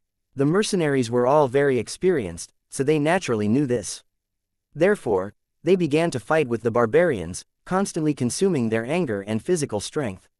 When the barbarians finally showed signs of fatigue, all the mercenaries immediately swarmed forward with ferocious expressions on their faces and cut the barbarians to the ground. In the blink of an eye, all the barbarians in front of the cave had fallen to the ground. The mercenary leader glanced at the corpses on the battlefield and ordered his men to quickly treat their companions. He then led his men into the cave. It didn't take long for the mercenaries to walk out of the cave, but there was still fresh blood dripping from their blades. Clean up the battlefield. We'll leave in half an hour and return to the base. After the mercenary leader said this, he sat down on a rock at the side and began to count the harvest. Opening the leather bag that the mercenary group leader carried with him, the mercenary group leader fell to the ground. Immediately, a pile of totems fell out, and there were probably thousands of them. On the back of each totem ornament, it meant that a barbarian's life had been taken away. The mercenary leader only cared about how many rewards these totems could be exchanged for. As for the life and death of the owners of these totems, he didn't care at all. After counting according to the method of 10 in a group, the total number was quickly obtained. The mercenary leader smiled. It was obvious that the harvest this time was quite rich. In addition to these totems, the lava mercenary group also collected a lot of barbarian specialties. These items could be sold to the mercenary union or the commercial district and could be exchanged for a lot of money. If they could get another 4 or 5 of such gains, the members of the lava mercenary group would be able to retire early and buy a house in the residential area that was about to be built in the Holy Dragon City. They would be able to live the rest of their lives in peace. If they had the chance to become a citizen of Holy Dragon City, it would be a great blessing. At least, their descendants would not have to worry about their future. Their only regret was that they didn't find the totem statue of the barbarian tribe. They didn't have the chance to receive the biggest reward. However, there was nothing they could do about it. Recently, there was no sign of the totem statue in any of the barbarian tribes that had been exterminated. They didn't know where the barbarian tribes had hidden them. Just as he was thinking about this, his subordinate came to report that the battlefield had been cleaned up and they could set off at any time. The leader of the mercenaries immediately put away all the items and ordered them to return. After another 2 days of trekking, the mercenary group finally walked out of the dense forest and came to an open area built by the river. In this area that had been forcefully opened up, the tranquility of the overseas region was completely broken. Chariots could be seen speeding everywhere, Holy Dragon City warriors in armor, and flying machines that kept flashing above their heads. Even on the wide river, there were a few huge metal ships with black machine guns. Even though they had seen similar scenes many times, the members of the lava mercenary group were still shocked and deeply convinced by the strength of the Holy Dragon City. Becoming Holy Dragon City's Lusheng warriors or joining Holy Dragon City's mercenary groups had also become the biggest goal of these mercenary group members. At the entrance of the encampment, the mercenary group leader showed his identity card and led his team members to the rest area. The people who were active in the rest area were all mercenary groups belonging to the Holy Dragon City. Many of the mercenaries were familiar with each other. After seeing the members of the lava mercenary group, some of the mercenaries who were resting immediately greeted them and asked about their gains from this trip. When they heard that the lava mercenary group had just exterminated a barbarian tribe, many of the other mercenaries began to congratulate them. After all, this meant a huge amount of points and sufficient rewards. Just as the mercenary group leader was about to head to the military supplies department to submit the mission items in exchange for the rewards, a cry of surprise suddenly came from the distance, attracting the attention of many mercenaries. The mercenary leader looked toward the source of the voice and saw a mercenary group of more than 1,000 people in red metal armor slowly walking into the station. Within this group of mercenaries, one could clearly see 7 to 8 totem statues tied up with ropes. They were being carried by the mercenaries in the direction of the military supplies. It was obvious that everyone's exclamations were caused by these totems. The middle-aged mercenary leader frowned slightly. He knew this mercenary group that had just returned. He knew that its name was the Statue of Liberty, and it was said that the leaders were 2 transmigrators. He had met the 2 young leaders called Peter and Hark. They were full of vigor and had their own ideas. They also had connections that ordinary mercenaries didn't have. It was for this reason that this mercenary group rose rapidly, recruited many experts among the wild cultivators, and quickly became a celebrity team among the peers. Looking at their harvest this time, it was obvious that they were going to make a big profit again. 659 The rise of the Statue of Liberty. As the Holy Dragon City's reputation grew, more and more cultivators from various races went to the Holy Dragon City to make a living. And after these cultivators came to Holy Dragon City, 90% of them would choose to become mercenaries. It was for this reason that Holy Dragon City had a large number of mercenary groups, large and small. The number of registered mercenaries had already exceeded 100,000. Don't underestimate this number, because the mercenaries in the world of Lusheng were all real experts, and there was no one who was just there to make up the numbers. If they were brought to the battlefield, they would definitely be a powerful force that could attack a city and destroy a country. Moreover, among these mercenaries, there was no lack of people with shocking cultivation. In the process of carrying out missions, they had made some amazing performances and quickly gained fame. It was in this environment that the Goddess of Freedom mercenary group, which was originally established by 2 transmigrators, not only did not get eliminated in the competition, but its reputation also grew, and there were even some signs of the latecomers catching up. Since the day they were established, they had constantly taken on all kinds of missions, and each time they completed it, it was very outstanding, which also made the evaluation of this mercenary group become higher and higher.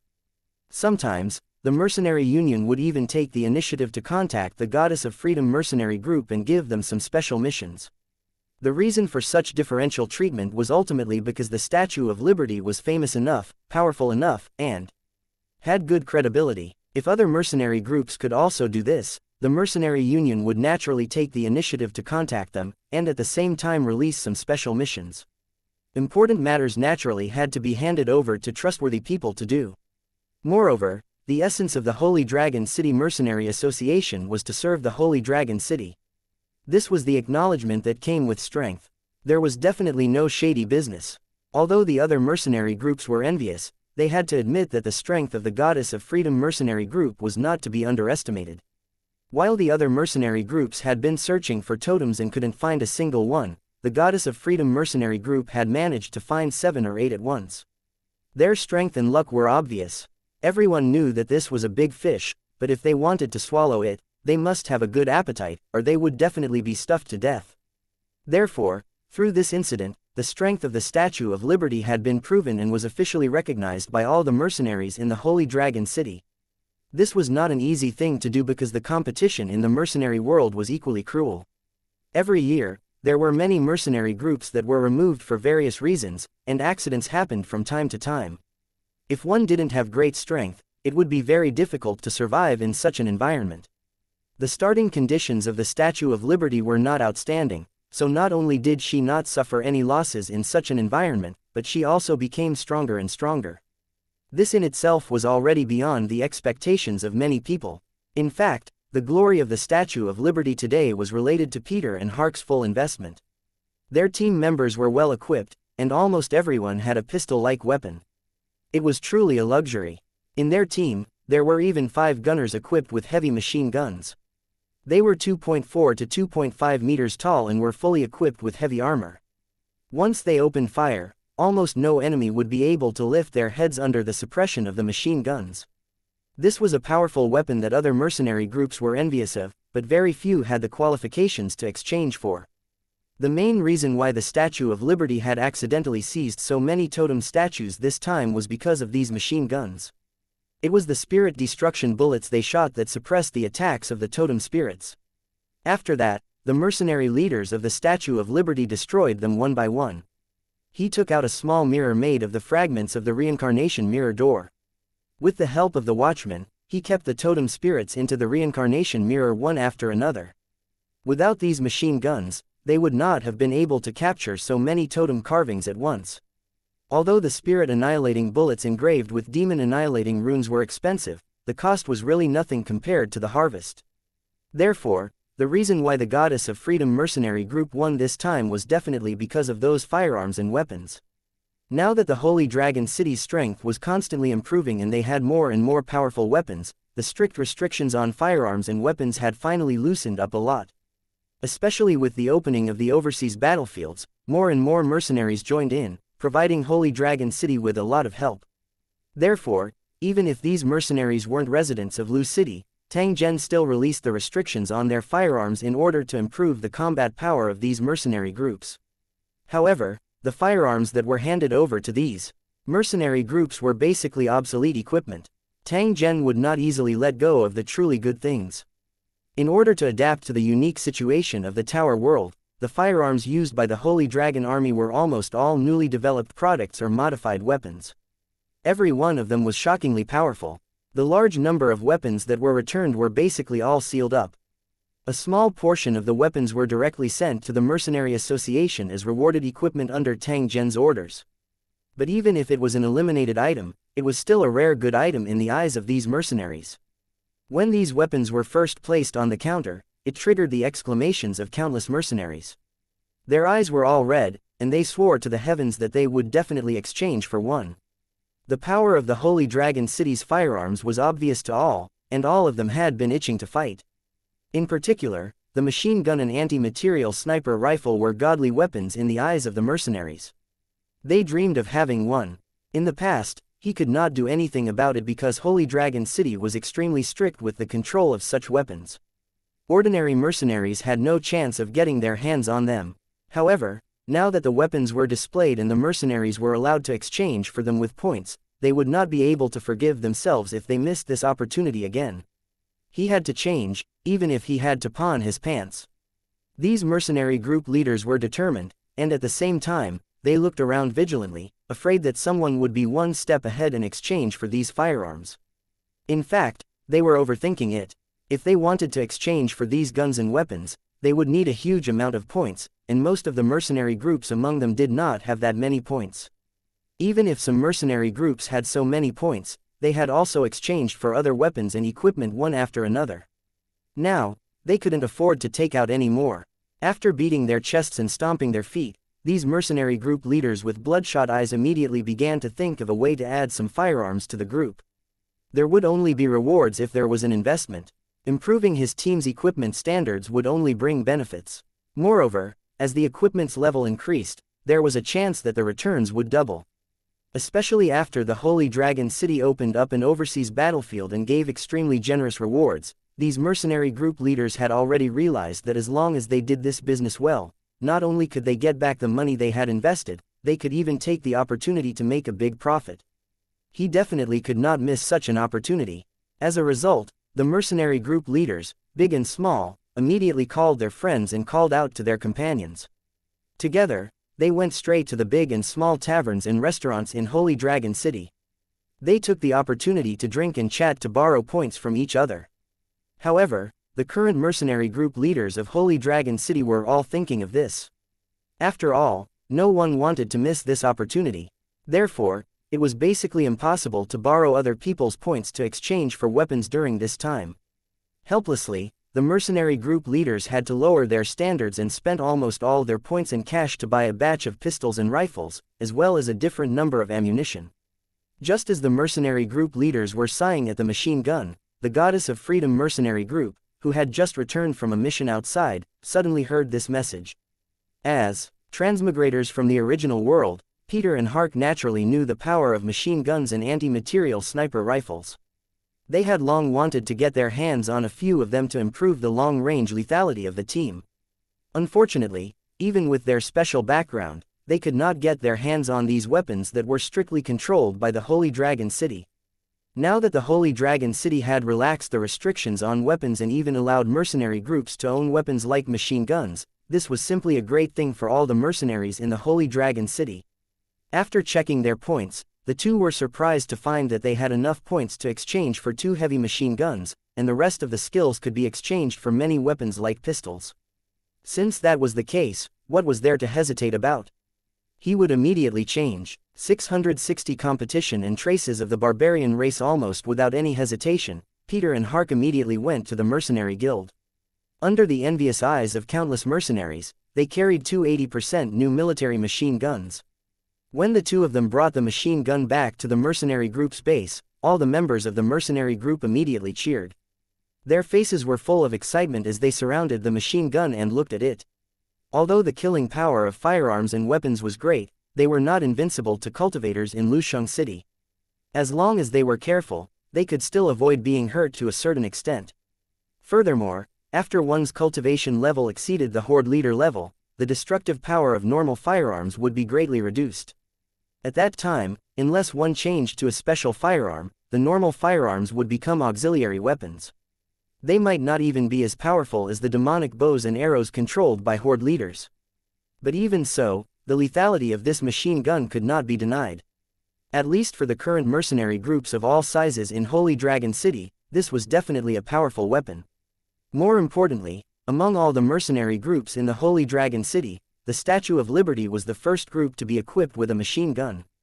If this matter were to be spread, it would make people feel very proud. There were disputes everywhere, and it was the same for the mercenary groups in Holy Dragon City. The members of the Statue of Liberty felt honored that their own group was in the limelight. It didn't take long for the Goddess of Freedom mercenary group, who had completed the maintenance and upgrade of their equipment, to once again accept a mission and leave in a hurry. In the following period of time, the Goddess of Freedom mercenary group continued to complete commissioned missions, and the points they obtained were also increasing. The frequency of equipment replacement was also increasing.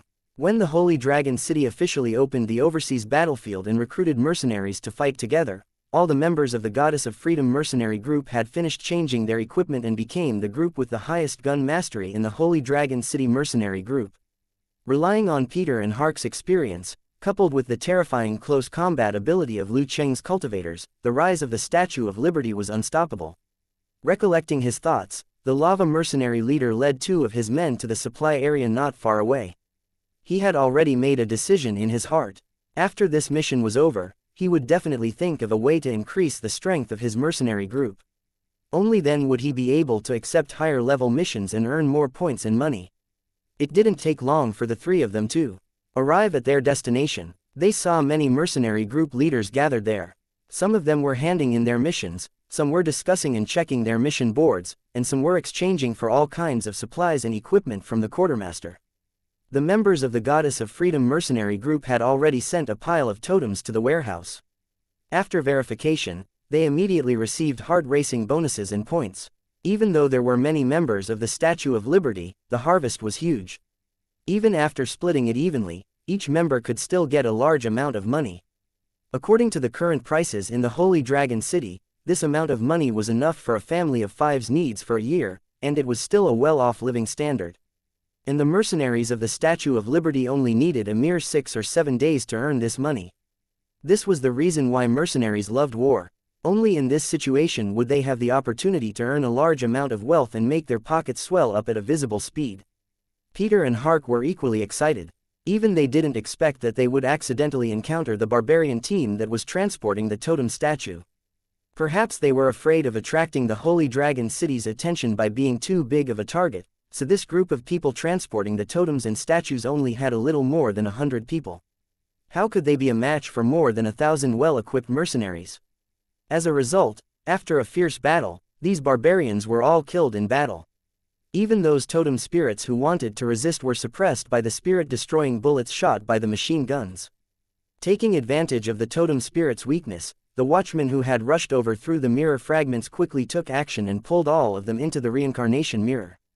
In fact, they won this battle by luck. If it wasn't for the fact that the totem spirit couldn't leave the totem statue for a long time, and the Goddess of Freedom mercenary group had prepared enough spirit-destroying bullets, they might not have been able to defeat these 7 or 8 strange totem spirits. No matter what, Peter and the others had already won. At the same time, with the points they had obtained this time, their mercenary group's level could once again be raised to another level. Just as the two of them were discussing how to split the points, a Holy Dragon City warrior suddenly walked over and bowed to the two of them. "Regiment commanders, our commander has something to ask. Please come with me." After the Holy Dragon City soldier finished speaking, he turned around and led the way, walking towards a tent in the distance. Peter and Peter looked at each other with a trace of doubt in their eyes, but they quickly followed. In front of the huge tent, the two of them waited for a while before they were invited in by the warrior to meet the commander in charge of the overseas operation. Looking at the golden-haired man in battle armor, the two of them immediately knocked their right fists on their chest armors to show their respect. "Commander Tai Sang, what do you need from us?"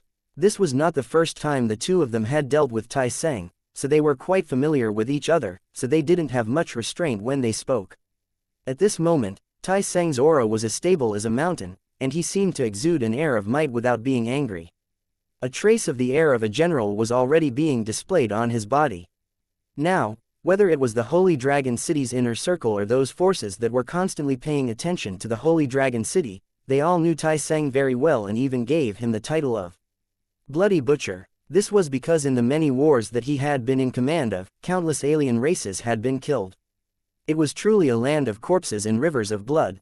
Although most people knew that the mastermind behind the war was the Holy Dragon City Master, Tang Zhen, it still could not cover up Tai Sang's contributions.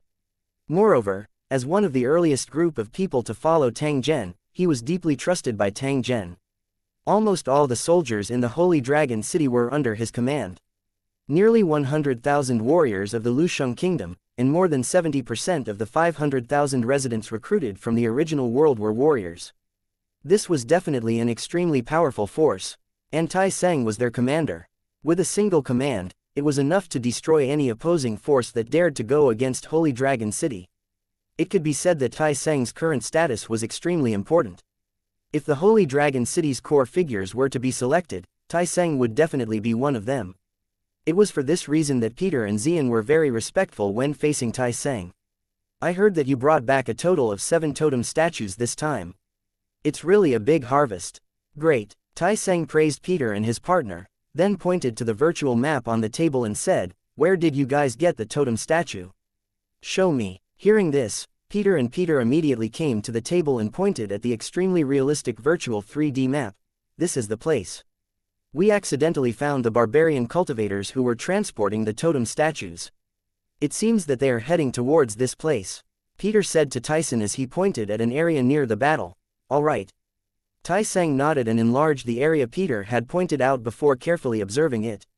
Seeing this, Peter didn't dare to follow Tyson's idea and stood to the side in silence. After about a minute, Tyson came back to his senses and slowly raised his left arm to activate the communication function on his wrist guard. Order the Heavenly Eye and the drones to lock onto Area F12 and carry out continuous reconnaissance to determine if there are any abnormalities in the area. At the same time, send elite cultivators into this area to conduct a ground search. If you find any signs of barbarian activity, don't beat the grass and scare the snake. Immediately report the news to the command center. After the order was given, Tai Sang looked at the valley area on the map that was covered by giant trees, and a faint killing intent flashed in his eyes. 661 The pressure in the new residential area. As the commander of this battle, Tai Sang knew that he had a heavy responsibility on his shoulders.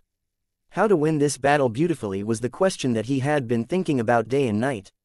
As a core figure of the Holy Dragon City, few people understood the strength that the Holy Dragon City currently possessed better than him. Before he followed Tang Junhe and became a resident of Holy Dragon City, he would never have dreamed of the effects of many weapons and technological equipment. Even now, he would often be secretly amazed and shocked. It could be said that aside from the Holy Dragon City's low level, its combat power was not inferior to any of the top-tier towers in the vicinity.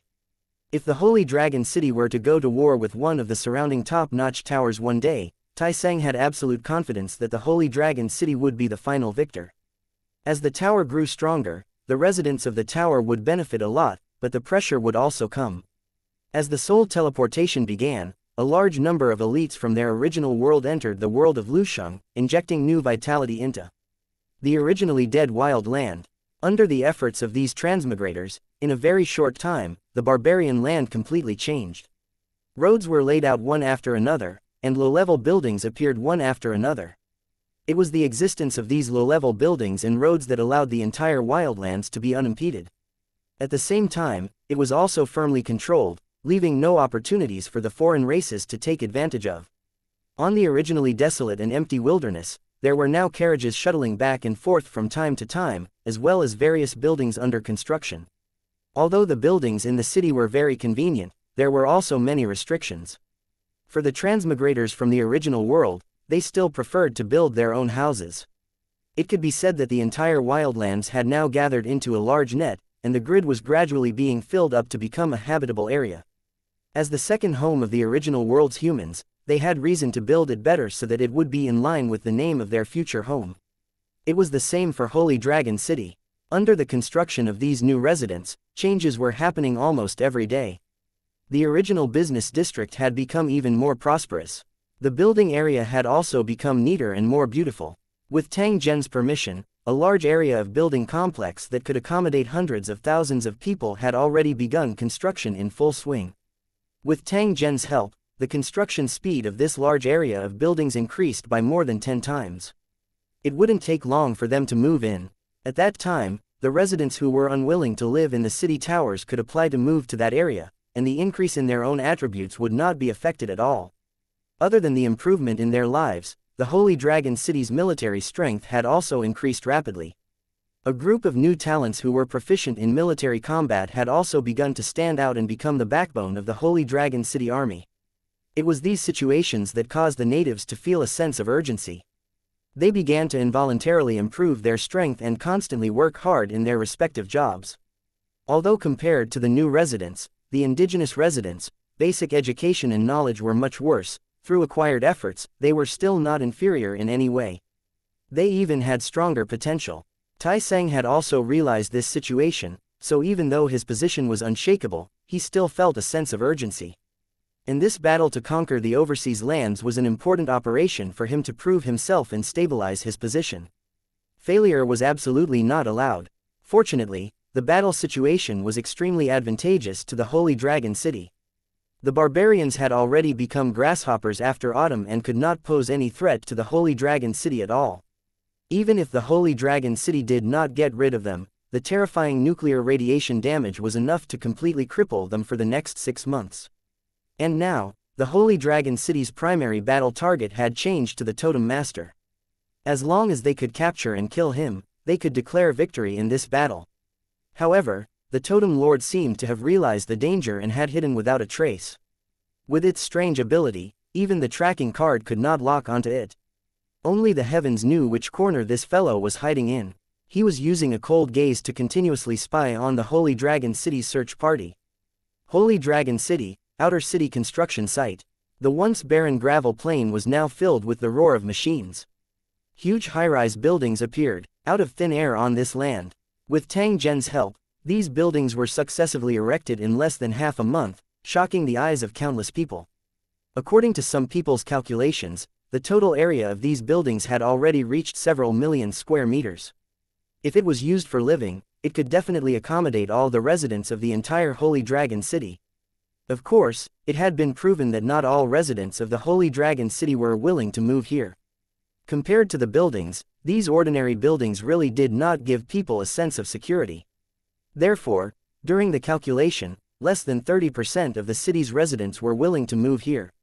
The remaining residents would still stay in the Holy Dragon City's inner city area. Even though the Holy Dragon City's population had already reached several 100,000, the incomparably huge city tower could still accommodate them. Moreover, not all the residents stayed in the city tower, but because of work, a large number of them were distributed throughout the outer city, only occasionally coming back to rest for 2 days. No matter how many residents of the city were willing to come here, the building was still built and was being carried out at an extremely fast speed. Under normal circumstances, building a building in the world of Lusheng was definitely an extremely difficult thing to do. Be it building materials or supporting facilities, the building world was basically unable to produce them. They could only rely on Tang Zhen to transport them from the original world. In order to prevent himself from becoming a porter again, Tang Zhen directly relied on the terrain transformation plugin to replace the main body of the building, which originally needed to be built with reinforced concrete, with rocks comparable to steel. This would save him a lot of manpower and resources. After that, he only needed to build the road and then directly renovate it. Although it looked a little rough, as long as they put in some effort in the post-processing, it was basically not much different from the normal high-rise buildings in the original world. At this moment, a large number of hired non-human wanderers and Lusheng residents were working on the construction site, making the entire construction site extremely lively. The outer walls and interior were refurbished and painted, water and electricity entered the house, elevators were set up, and the site was flat and green. The work was carried out in an orderly manner, and soon the appearance of these buildings changed greatly, appearing in the eyes of the endless stream of non-Lu city residents outside the wall. They weren't here to watch the show, but because they had a new home in these buildings. After the construction was completed, the buyers would move in and become non-residents. After the Holy Dragon City was upgraded to a level 6 city, Tang Zhen finally launched his real estate plan. However, his original purpose was to make money, but now it was to retain more non-city residents. Although Tang Zhen no longer had to worry about the source of residents, the composition of human residents was not conducive to the long-term development of the Holy Dragon City. Therefore, at the right time, Holy Dragon City would still take in some elites from other races. The original world's material supplies were only of obvious help to Holy Dragon City in the early stages. They complemented each other's strengths and made use of the advantages of other towers and otherworld races. This was one of the main reasons Holy Dragon City had become stronger. Only by making these foreign tribe elites have a sense of belonging to the Holy Dragon City would they be unwilling to leave. Hong was the most powerful Tai. 662 Chapter 659. The Nouveau Riche Buying House and the Wandering Siblings. At this moment, a group of people from different races were wearing hard hats and wearing expensive clothes sold in the commercial district. They were visiting a building that had been completed under the guidance of a few girls with sweet smiles. Whether it was the architectural style of the original world or the internal structure and decoration of the building, these foreign races were full of admiration and kept looking around. The building that you are looking at has a total area of 200,000 square meters. The area of each household is more than 200 square meters. The layout is spacious and bright. One of the girls led the way as she introduced the place, leading the group into a well-decorated room. As the foreigners' eyes lit up at the renovation, she smiled and continued, "After you purchase the property here, we can also provide you with renovation services. We will decorate your new home according to your wishes and guarantee that the quality will satisfy you." An elf-like alien with slightly red skin suddenly interrupted the girl's introduction. "There's no need for further introductions. I'm very satisfied with this place. You just need to tell me how much effort it would take to move in." Hearing this, the other foreign kinds also perked up their ears, wanting to hear the specific price. The girl smiled and said in a clear voice, "Because this is the best house for sale, according to our budget, if you want to live here, you will need at least 1,000,000 brain beads." After the girl said this, all the aliens present were stunned. Then, the red-skinned elf frowned and asked, "1,000,000 brain beads, are you sure you can live here with that money?" The other foreign races also revealed the same expression, waiting for the girl's answer. After all, from what they had just seen and heard, the living environment here was definitely top-notch. Even some city lords would not be able to live in such a place. Moreover, living here was equivalent to receiving the Holy Dragon City's protection. This was the most important point. In the world of Lusheng, the safety of one's residence was very important, and the Holy Dragon City could obviously provide them with this sense of security. Due to various reasons, the foreign races present had a very high valuation of the property here. So when this girl said that she needed 1,000,000 brain beads, their first reaction was that they had heard wrong. 1,000,000 brain beads was an astronomical figure for ordinary Lusheng natives, but it was nothing to these foreign merchants. In fact, the gap between the rich and the poor was more obvious in the world of Lusheng. The level gap was also common, and the natives of Lusheng had long been used to it. For example, the red-skinned elf in front of him was a merchant who sold weapons and precious items. He didn't belong to any city, but he had many powerful cultivators under him. He had been attracted by the Holy Dragon City's reputation, and after opening his eyes in the commercial district, he had bought all kinds of goods worth nearly 10 million brain beads in one go. These goods couldn't be bought on the Cornerstone platform at all. They were special products of the Holy Dragon City, so when these goods were brought to the distant city to be sold, it would bring him at least 10 times the profit.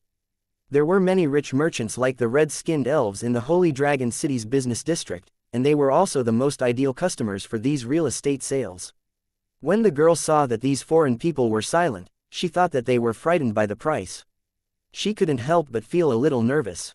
However, when she understood the meaning behind their expressions and words, she immediately chuckled and said, 1 million is just the base price. If you want to make your house more beautiful, you might need more than 1 million brain beads. The red-skinned elf nodded, and an expression of, I knew it, appeared on his face. After all, this price was considered normal. If it was too cheap, they wouldn't dare to buy. After that, he stopped talking and kept looking at the interior decoration. The more he looked, the more satisfied he was. After the tour ended, none of the foreign merchants left out their money. They all bought a house and handed it over to the Holy Dragon City's construction team to renovate. They might not live here for a long time, but they had to keep one for themselves when they encountered such a good house, right? The red-skinned elf even bought 3 sets at once.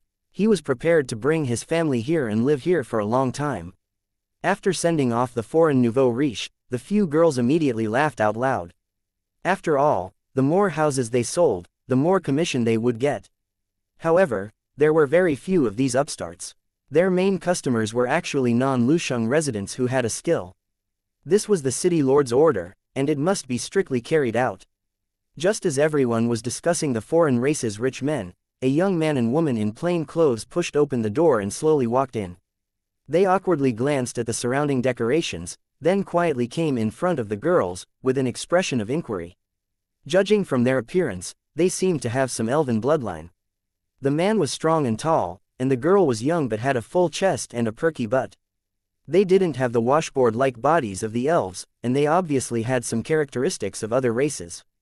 Judging from their clothes, they should all be wanderers if he was not mistaken. I want to ask, can you really live in those newly built houses without paying first? The man asked the girl who was selling the house. Even though he was as strong as a bull, he still seemed a little unconfident at this time, and his eyes were avoiding her. The girl standing next to him had similar features to him, so she must be his sister. At this moment, her eyes were also full of anticipation as she looked at the girl in charge of selling the house. The daughter smiled and asked the brother and sister to sit down. She said in a gentle and loud tone, "That's right, we can indeed provide such services, but the premise is that you must have a skill. As long as you can prove that you have the talent in this area, you can apply for a house loan. Then, you only need to pay a portion of your brain beads every year and you can live there for a long time. Once the 20 years are up, this house will be yours." When the brother and sister heard this, they immediately looked surprised. After looking at each other, the girl asked, "Sister, what is a skill?" The so-called strength of a skill means that you have a certain skill or a certain special talent. Do you understand? The girl nodded and said to the sales girl, "I have a skill, and so does my brother. Sister, can you help us with the loan?" The saleswoman smiled and asked the two to wait. Soon, she brought in 2 Holy Dragon City residents in black uniforms. One of them was holding a camera, while the other was holding a form, asking for the siblings, names and races. It was only then that everyone knew the names of the brother and sister. The man was called Daniu and the girl was called Xiaomang. They were both orphans and did not know their race. After the registration, the staff asked the brother and sister to show off their skills. Under everyone's watchful eyes, Xiaomang was clearly a little nervous, but with her brother's encouragement, she pursed her lips and slowly closed her eyes. Just as everyone was wondering what the girl was up to, they suddenly discovered that a black vortex had suddenly appeared about a meter in front of the girl. It was constantly spinning and expanding. Just as everyone was in shock, a group of furry things the size of volleyballs suddenly jumped out. They kept looking around with their big eyes and made, GG, sounds. This kind of creature was extremely cute, silly, and cute. It made people want to keep it as a pet at first sight. A cute appearance didn't mean that it wasn't dangerous. No one knew if this creature was aggressive, so even though this kind of furball was extremely cute, no one dared to touch it. Only Butchie reached out to pick one up and tossed it around like a ball, causing the furball to squeak as if it were quite happy. Just as the crowd was attracted by the girl's actions and stared at the cute fluffballs, a tall figure suddenly appeared in the hall.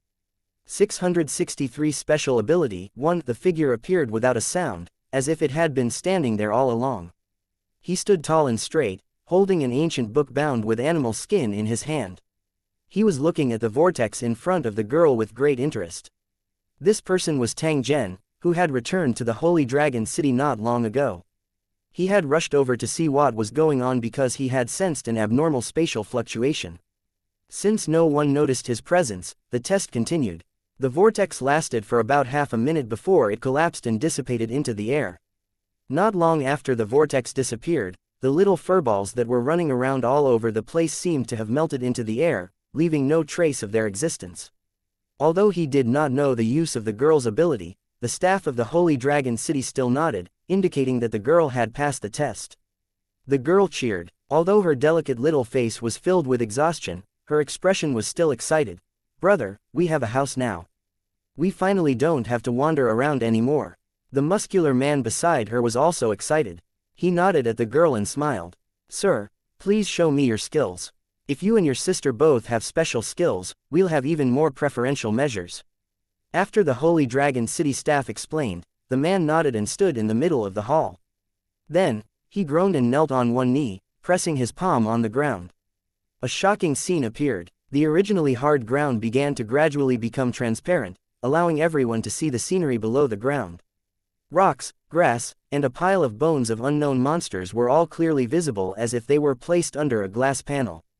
However, the range of the transparency was only a few meters, and the depth was only about 1 or 2 meters.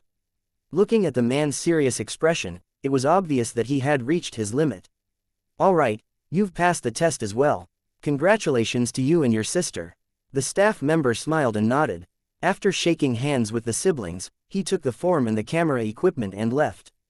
In the eyes of the two staff members, although the siblings' abilities were special and rare, it was a pity that they were not combat-related abilities, so they did not pay much attention to them. Daniu's ability was pretty good. At least, when the siblings were wandering around to make a living, they could check if there was any food buried underground. Butchie's ability, on the other hand, was a bit of a chicken rib. Although it looked very magical, according to Butchie, that kind of furball couldn't be eaten at all, and could only make GG sounds, and it wouldn't take long before it disappeared. In any case, the brother and sister had passed the test and were qualified to buy a house. Everyone who had witnessed this scene came forward one after another, asking if Xiaomang's fluffball was fun. Some people also asked Daniu if he could see through stones, wanting him to try his luck at the place where the Holy Dragon City sold spiritual jade raw stones. It was also at this moment that an indifferent voice sounded from behind everyone. "Your talents are very interesting. I'll take you to a place, which can also be considered as providing you with a job."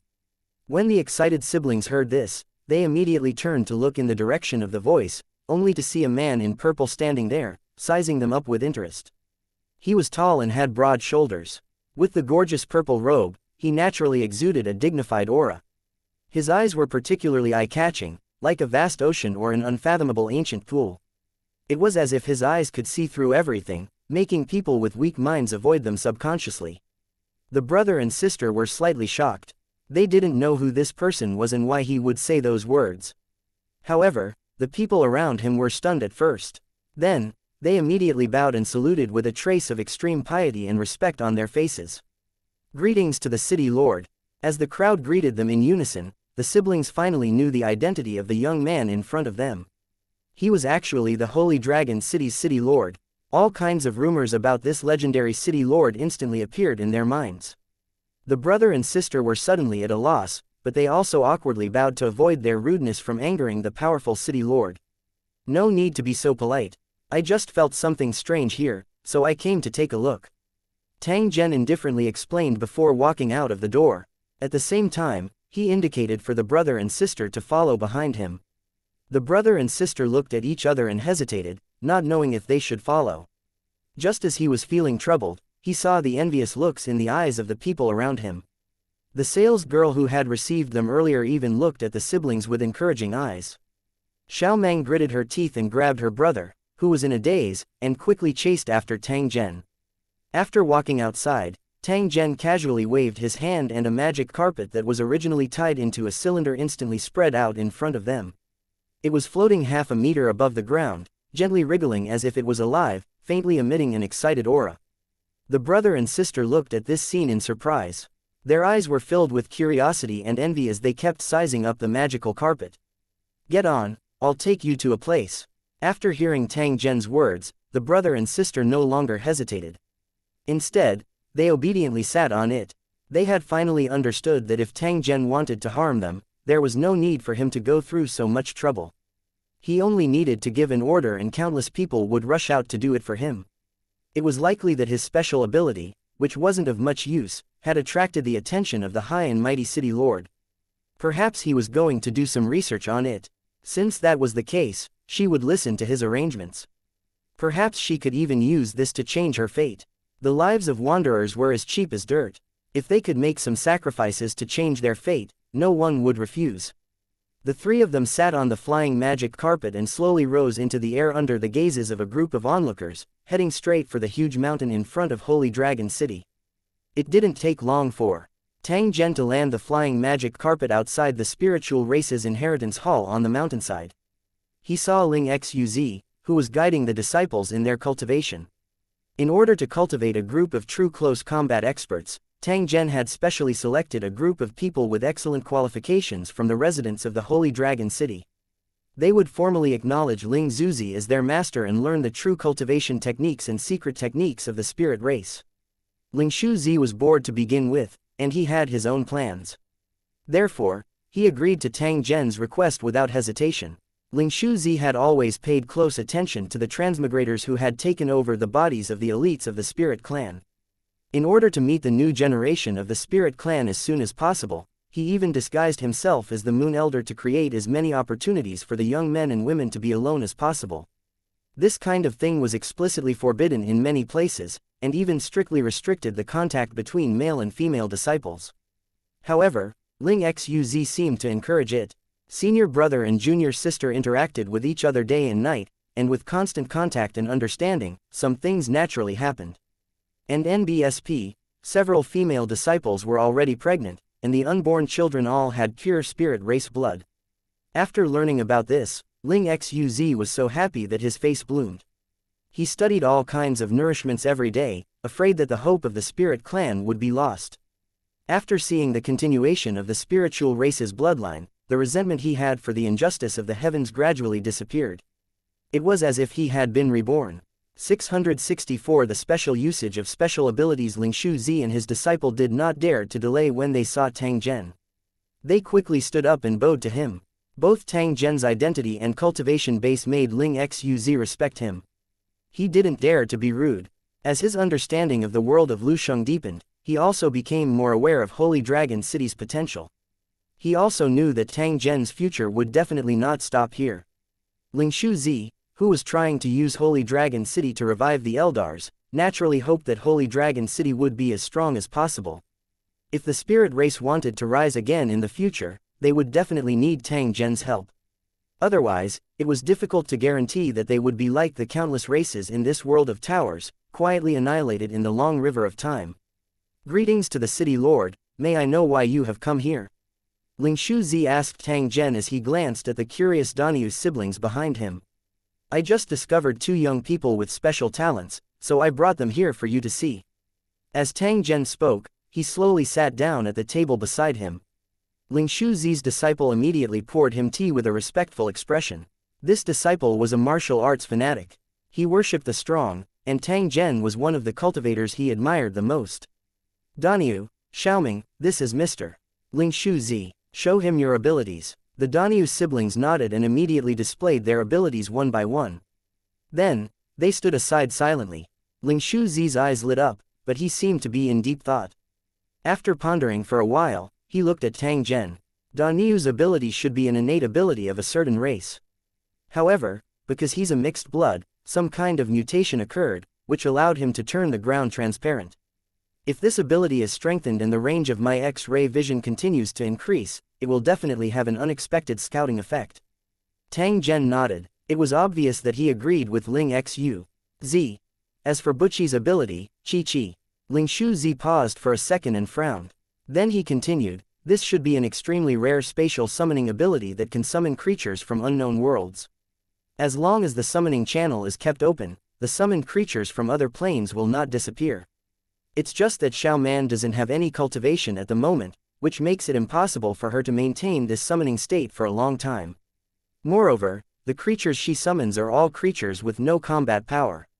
If she becomes a cultivator and continues to increase her level, I estimate that the creatures she summons in the future will all have powerful combat power, even far beyond her own cultivation. Ling Shu Zi said with a slight nod, the abilities of these two siblings are not bad. Once they become advanced cultivators, they will definitely be a great help to our Holy Dragon City. Then, Ling Xuz paused and said with a trace of doubt, there's just one thing I don't understand. My Holy Dragon City doesn't lack cultivators with superb combat strength. Why does the city lord value these two siblings so much? Tang Zhen put the teacup aside and said to Ling Xuz, you only saw the most basic performance of this special ability, but have you ever thought about how to fully utilize it? I'm slow-witted, please advise me, City Lord. Let's talk about Daniu's ability first. You should know the characteristics of the world's origin. Some will hide in the body of the indigenous people, and some will hide deep underground. They can't be detected by spiritual power skills and can only be discovered in close proximity.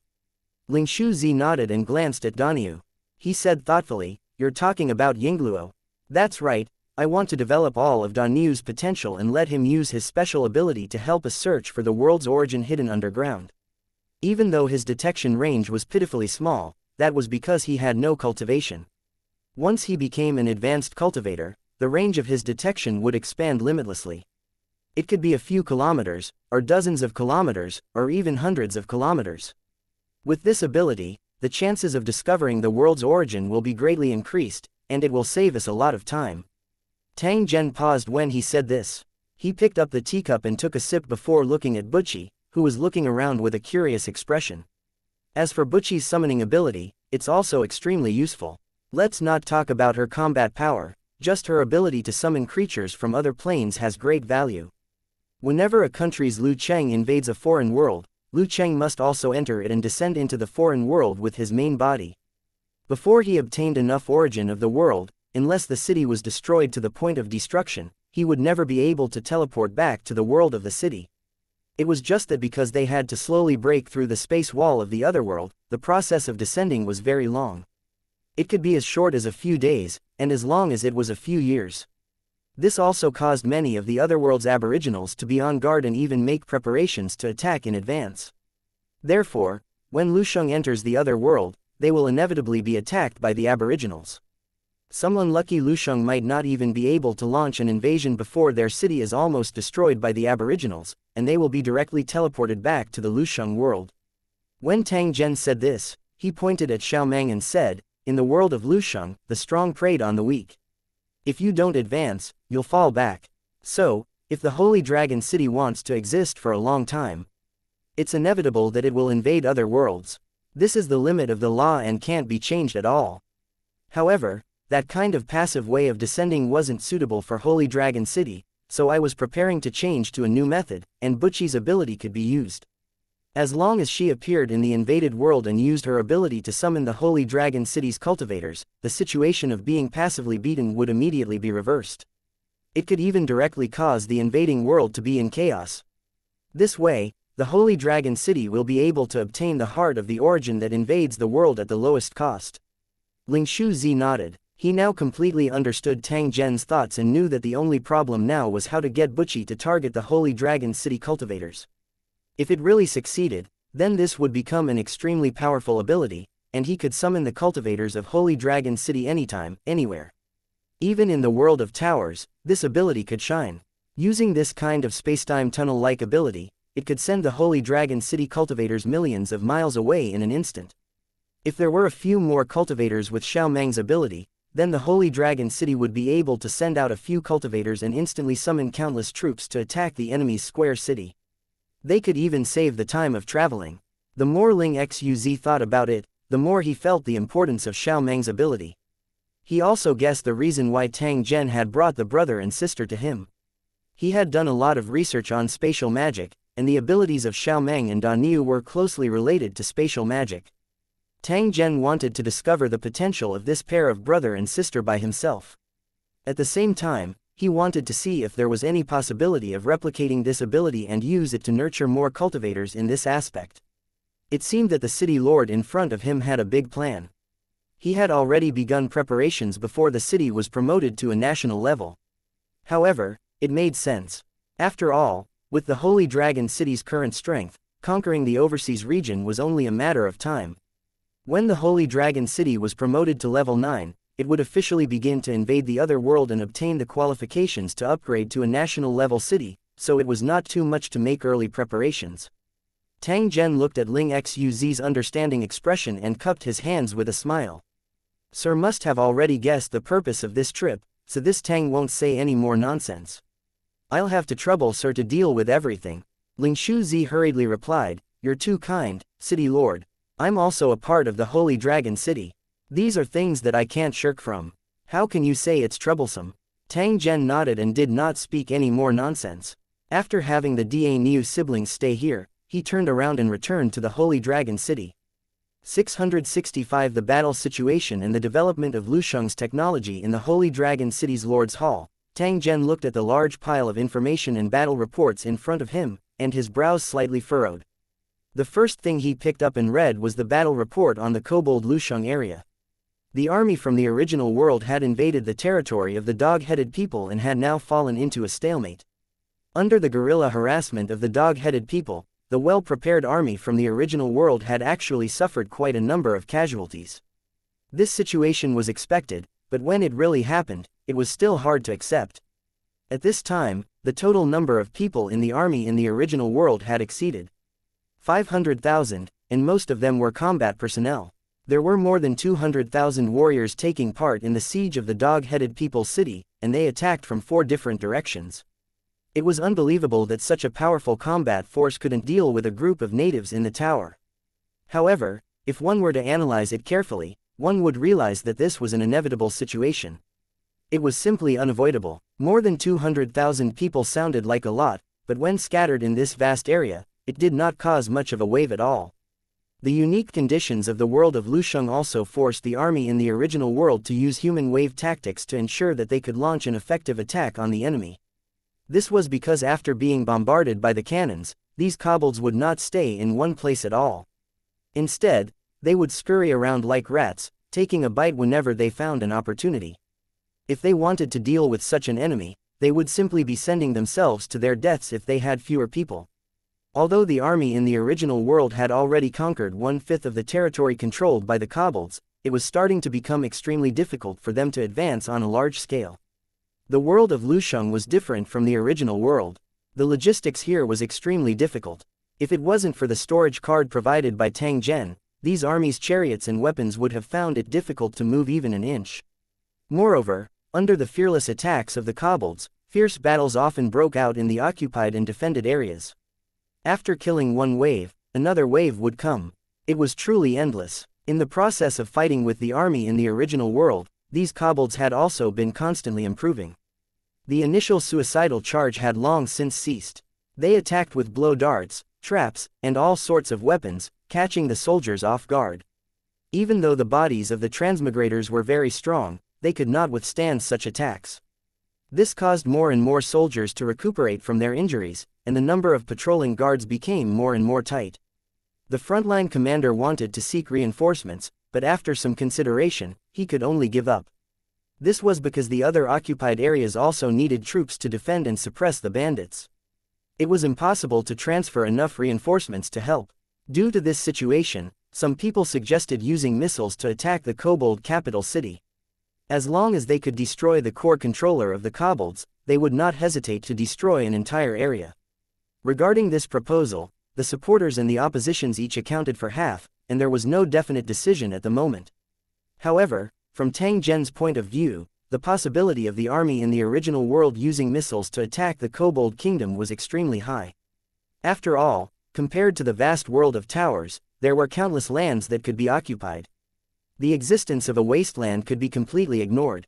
However, they were also afraid in their hearts because Tang Zhen had once warned the heads of their cooperative partners about the dangerous anomalies that might occur after the large-scale use of nuclear bombs. The world of Lusheng was strange and unpredictable, and such a change could even occur in the legions of the original world, turning these legion soldiers into powerful monsters. If that situation really happened, it would be a destructive blow to the army in the original world.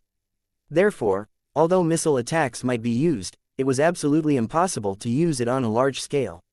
This was already a matter of course, and there would definitely be no deviation. In fact, from Tang Zhen's point of view, these business partners who had the support of their respective interest groups were a little anxious at this moment.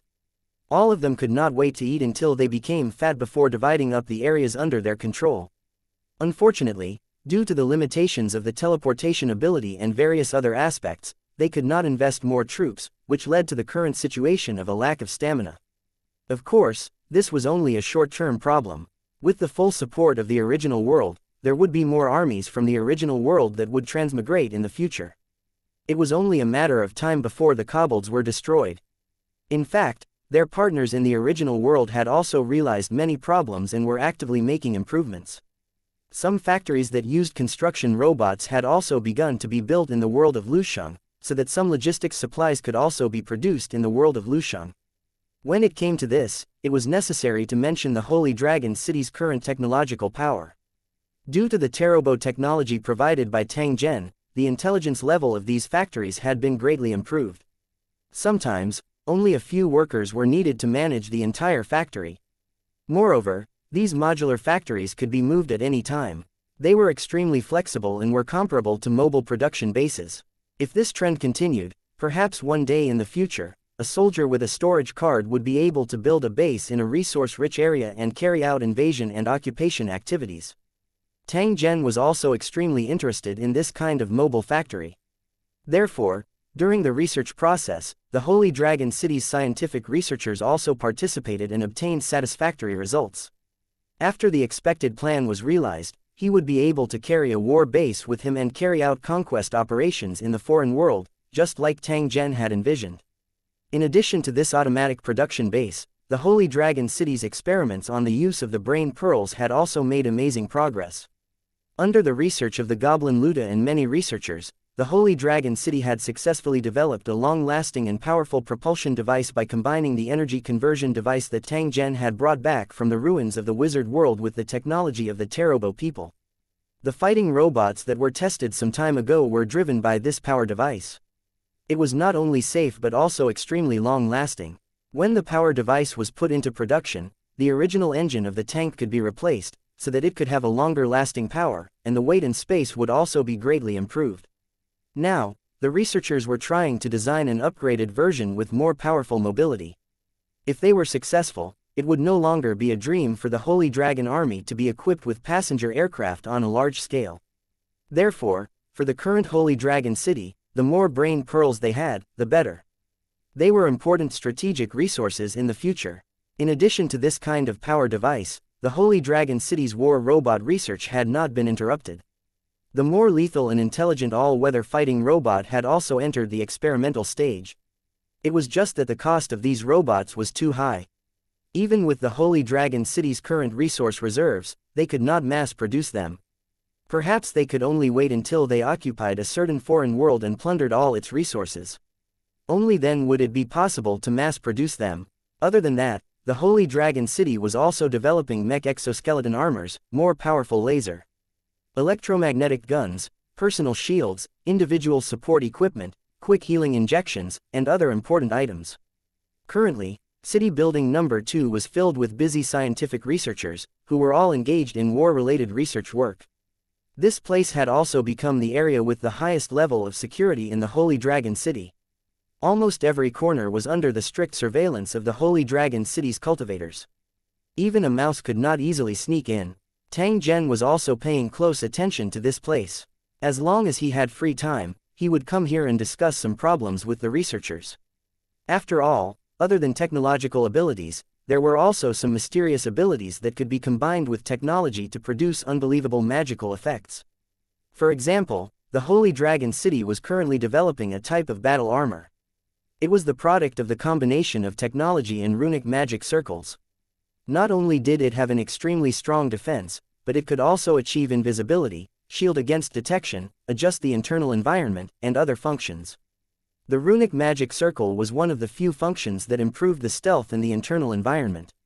It also greatly improved the safety and comfort of the user of the armor. To the Holy Dragon City soldiers, wearing such a high-tech battle armor was undoubtedly a form of enjoyment. They did not have to worry about the battle armor sticking to their clothes in the cold, and when the weather was hot, it was as if they were in a steamer. Just as Tang Zhen was deep in thought, his assistant gently walked in and said to Tang Zhen, "City Lord, Commander Tai Seng sent a message saying that he has already locked onto the Totem Master's exact hiding place." Tang Zhen's brows twitched when he heard this. A trace of a cold smile was revealed on the corner of his mouth as he directly stood up from his chair. "Inform all the Lieutenant Colonel, 2-star Feudal Lord cultivators in the Holy Dragon City to put down their work and immediately gather at the back valley." While he was speaking, Tang Zhen had swiftly changed into a purple-gold battle armor. A faint killing intent was faintly visible on his body. "This time, I will make it impossible for the Totem Master to escape even if he has wings." 666 Chapter 663 All the elites are out. 1. The City Lord's words carried enormous weight, and he practically carried out his orders strictly. No one dared to disobey. In addition to the City Lord's control over the city and its residents, a powerful strength was also a guarantee of the City Lord's dignity. While it made the surrounding powerful enemies fear him, it also had a certain deterrent effect on the residents. If the City Lord gave an order but was not effectively executed, it meant that the tower was in danger and could be destroyed by the enemy and their own people at any time. Of course, this kind of unstable situation in the current Holy Dragon City could not be seen at all. Following Tang Zhen's orders, from time to time, there would be figures as fast as lightning in various areas of the Holy Dragon City. They would quickly rush to the valley area at the back of the Holy Dragon City. After arriving at the back valley, these people revealed their true appearances. They were all high-level cultivators of the Holy Dragon City.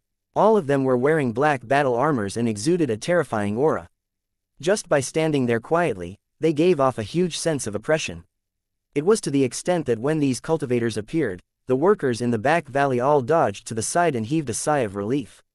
When they looked at these powerful cultivators again, they were shocked to find that none of them were lower than Level 7. 7th grade cultivators were enough to become the overlord of a small area. In the outside world, they were even enough to be the lords of a city. However, there was a large group of them in the Holy Dragon City. Everyone was stunned. Since when did Holy Dragon City become so powerful and have so many powerful cultivators? While the residents were puzzled, a strong sense of pride and honor rose in their hearts. They were proud to be a citizen of Holy Dragon City. At this time, the cultivators who were being watched by the residents of the city tower did not feel uncomfortable at all. After all, they were all residents of the Holy Dragon City and had more or less interacted with each other. While waiting, they saw acquaintances passing by. These powerful cultivators were like ordinary people, casually chatting with them, not caring that they were just ordinary residents. Fatty, Mo Ran, Ling Xuz, and the others were all high-level cultivators that everyone in the Holy Dragon City knew. Even Ling Xuz was a 1-star king. Other than these people, there were also a few Holy Dragon City cultivators who had advanced to 6th level lord. They were the Holy Dragon City's secret weapon. If they had not received Tang Zhen's orders, these cultivators would not have appeared so easily. Instead, they would have continued to cultivate and consolidate their cultivation. In addition to these cultivators, there were also some high-level foreign cultivators who had joined the Holy Dragon City for various reasons, but were usually very low-key. Although most of them were not residents of Holy Dragon City, they still did not treat themselves as outsiders. They were very familiar with the residents.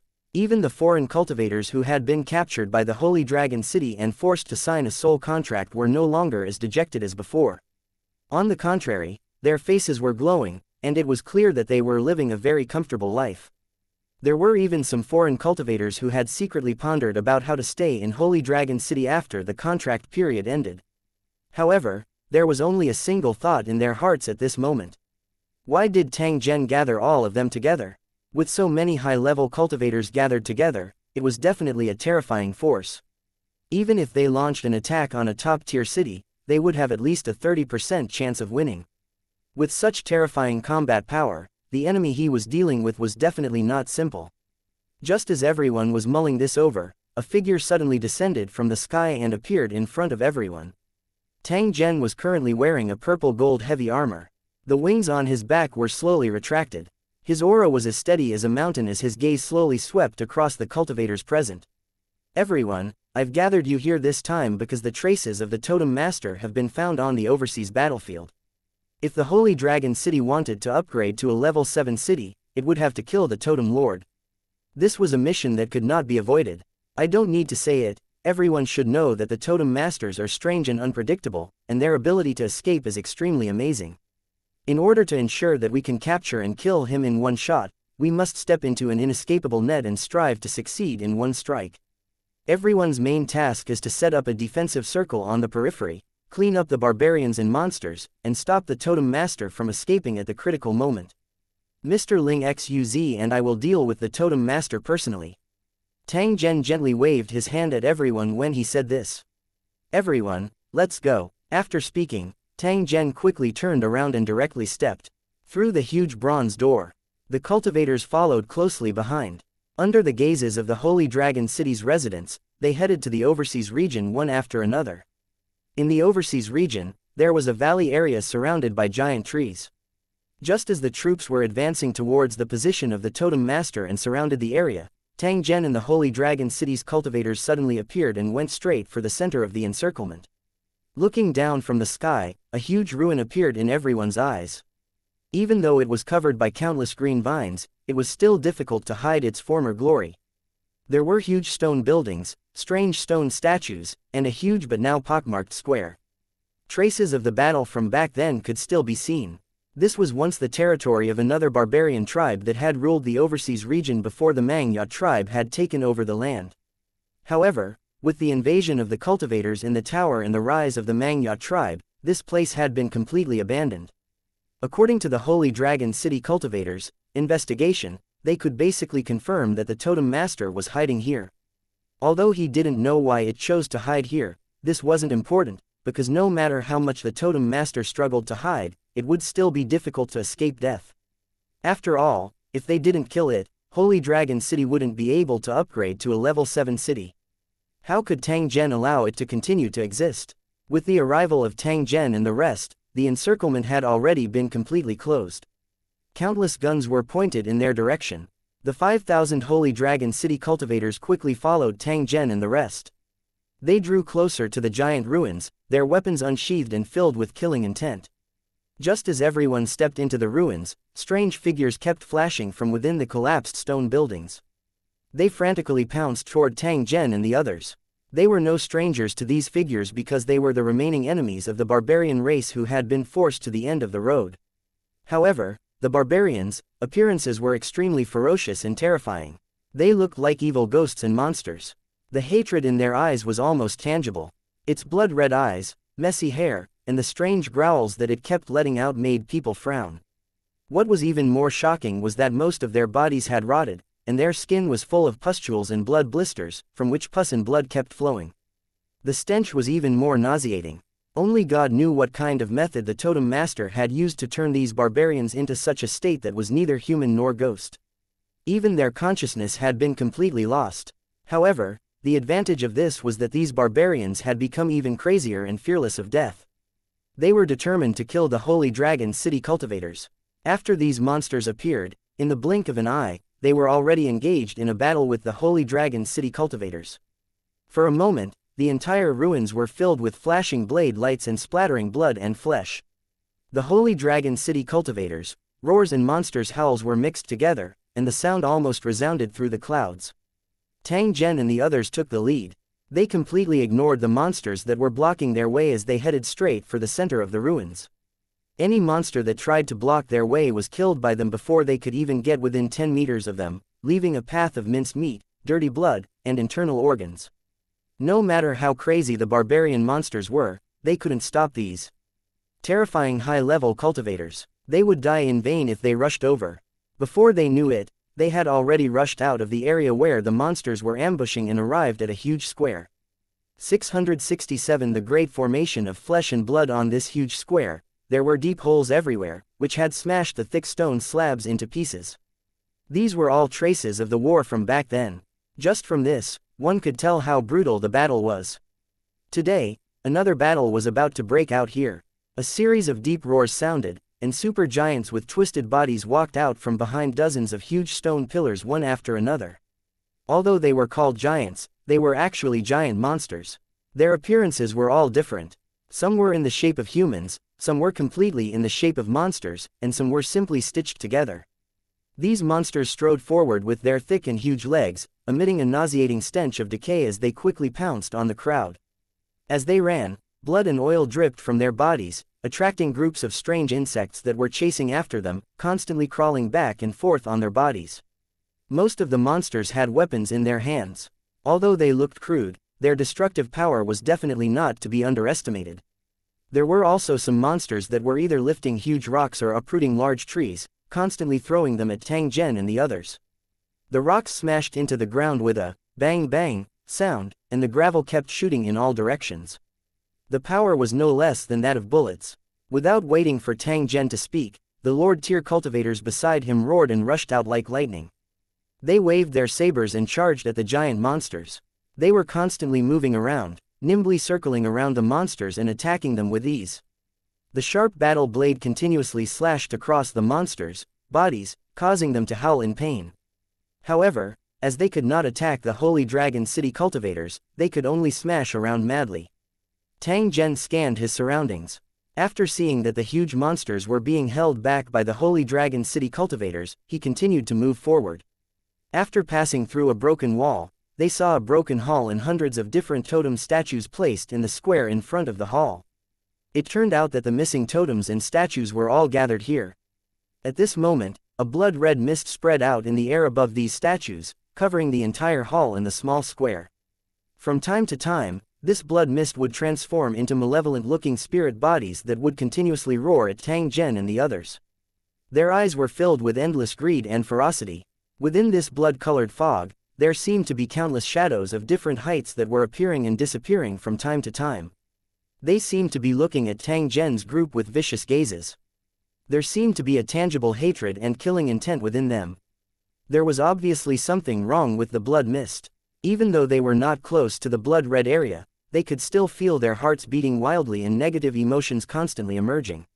It was obvious that the blood mist formation set up by the totem statues had some strange effect. Everyone knew that they must not rashly enter it before they figured it out. Seeing this, Ling Xuz slightly raised his eyebrows and stepped out of the crowd, pointing at the totem stone sculpture. A moon-white force suddenly appeared and instantly bombarded the blood mist. A blood-red light screen appeared, trying to block the attack. But the king-level attack was too powerful. The blood-red light screen couldn't block the attack, and it burst like a bubble. The greatly reduced power of the chi penetrated the blood mist and directly fell on a totem statue. With a kai sound, a piece of the statue was instantly cut off. It was almost as if a scream had just been heard, coming from none other than the totem statue. A strange scene appeared. It turned out that after the totem statue was damaged by the chi force, a foul-smelling and sticky blood flowed out from the damaged area, as if it was made of flesh and blood. At the same time, a large amount of blood mist gathered near the wound, and the wound instantly recovered. Ling Xuz pondered for a few seconds and disappeared instantly. Soon, he returned quickly with a monster that looked like a wild boar in his hand. He casually threw the struggling monster into the blood mist. This time, the monster was not blocked by the blood-red light curtain and was directly thrown in. At this moment, the monster let out a blood-curdling screech. Then, everyone saw the monster run madly out of the blood mist, its skin and flesh withering at a speed visible to the naked eye. By the time the blood mist reached the edge, the monster had already become as thin as a stick. It fell to the ground and no longer moved. It was obviously dead. At the same time, countless blood-colored worms flew out from the monster's body. They were shaped like earthworms, but they had a myriad of strange heads.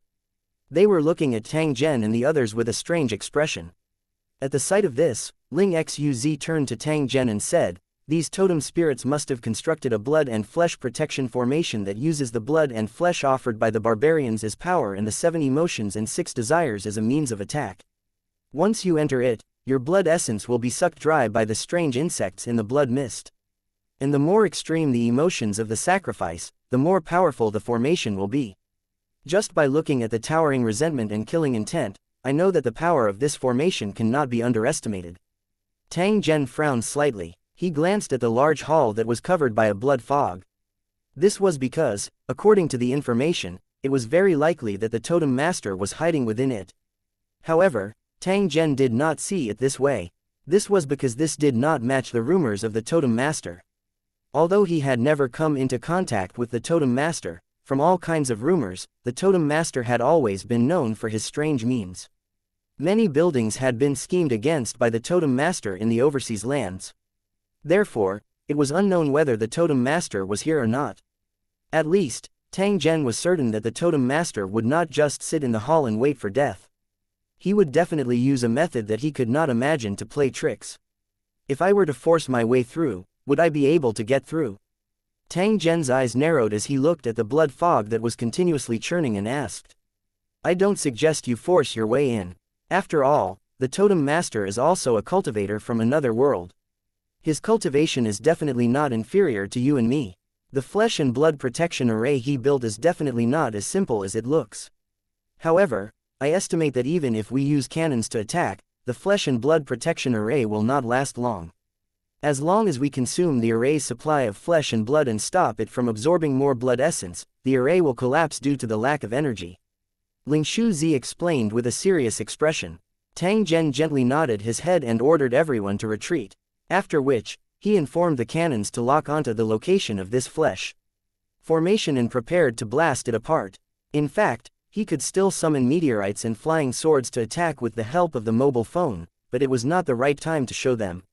Following Tang Zhen's order, the cannons that had been waiting outside for a long time immediately began to fire. Under the guidance of the Heavenly Eye, they accurately bombarded the flesh array. The violent explosion was earth-shaking. After the flesh array was attacked, a thick blood-colored light screen immediately appeared on the surface of the array in an attempt to block the bombardment of the cannonballs. While blocking the bombardment of the cannonballs, the blood-red light screen flickered continuously. The faces of the barbarian men and women, who were either growling ferociously or crying in grief, appeared continuously.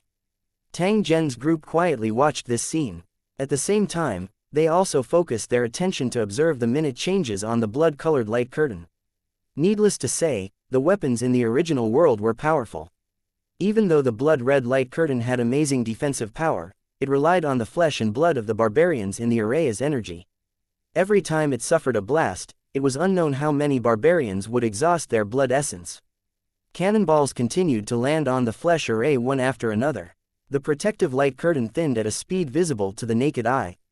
A faint wail seemed to penetrate the rumbling explosion and entered everyone's ears clearly. 2 minutes later, a cannonball suddenly pierced through the protective light curtain and landed directly in the middle of the flesh array. 668 Chapter 665 Fleeing without a trace. Although the flesh array had the ability to confuse and suck blood, its most important function was still protection.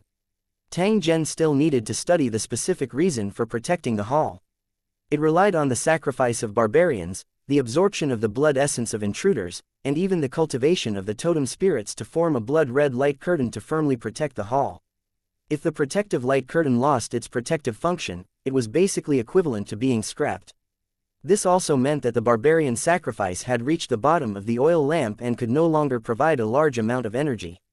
After the cannon landed, it suddenly set off a huge wave in the array of flesh and blood. Countless shriveled corpses flew out of the blood mist, sent flying everywhere by the shock waves of the explosion. They were the barbarians who were hiding in the flesh formation and providing energy for the formation. However, their blood essence had been sucked dry by the formation and they had become completely dried corpses. In fact, before these barbarians entered the formation, they already knew their final fate. However, no one refused. As long as they could kill their enemies, the barbarians would enter without any hesitation and sacrifice their lives. As long as they can deal a heavy blow to the invaders and take revenge for their families, they will die without any regrets. As the blood-red light curtain was completely shattered, More and more cannonballs fell into the flesh array, setting off a wave of blood and flesh. Countless pieces of corpses flew into the sky. Even the barbarians who had not died from the sacrifice earlier were smashed into pieces by the cannonballs at this moment. The blood and flesh array that the Totem Lord had meticulously set up could definitely kill countless cultivators in Lu City. At this moment, under the bombardment of the Holy Dragon City's cannons, it was completely destroyed before it even worked. The cultivators at the side sighed with emotion after witnessing this scene. They wondered if they could withstand the bombardment of such a terrifying weapon with their own bodies. At the same time the flesh array was broken, the totem spirits who had participated in the construction of the flesh array but were actually trapped in it were suddenly in a mess.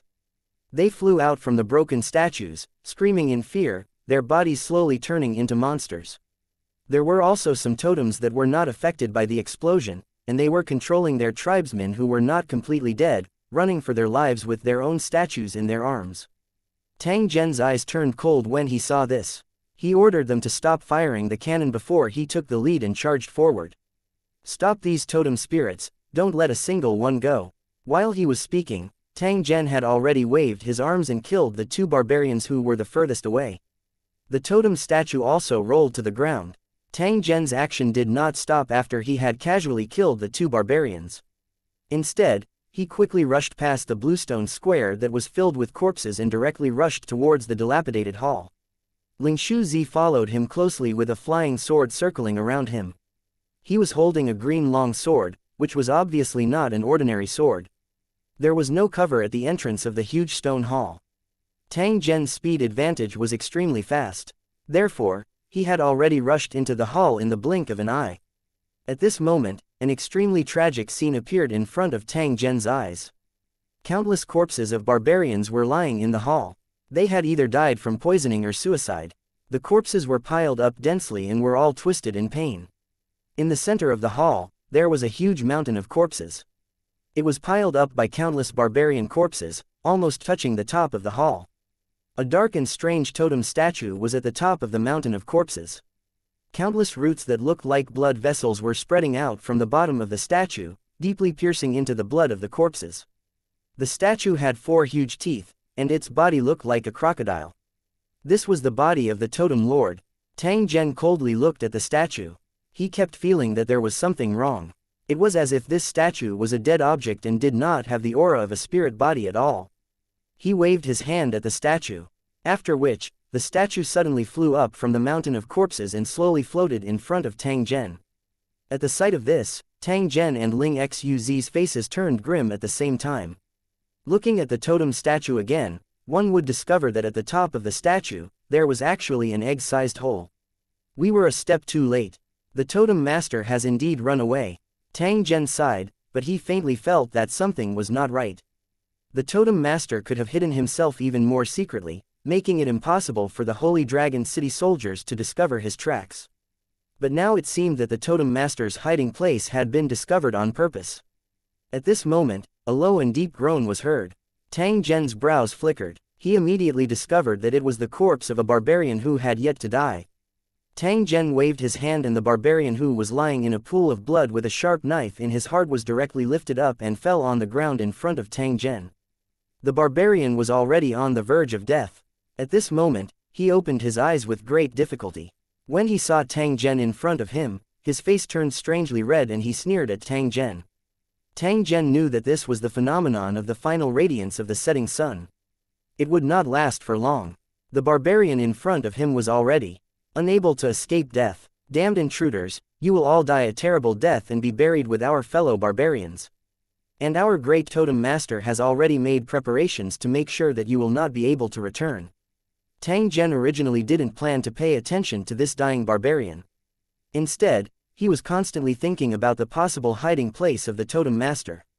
However, when he heard the curse of this barbarian, his heart trembled slightly. He suddenly turned his head and looked at that barbarian.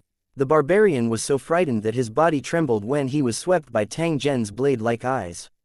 However, when he thought that he was going to die, the fear in his heart disappeared. He began to look at Tang Zhen with a mocking gaze. Just when the barbarian thought that Tang Zhen would definitely ask, please like and share the video on the YouTube channel Cultivation Audiobooks. About the whereabouts of the Totem Master, he saw Tang Zhen suddenly wave his hand at him. Then, his fingers firmly clasped the top of his head. The barbarian didn't even have time to resist before his eyes turned blank. He, who was already a lamp without oil, died in an instant. Tang Zhen threw away the barbarian's corpse and coldly laughed. His face was filled with killing intent.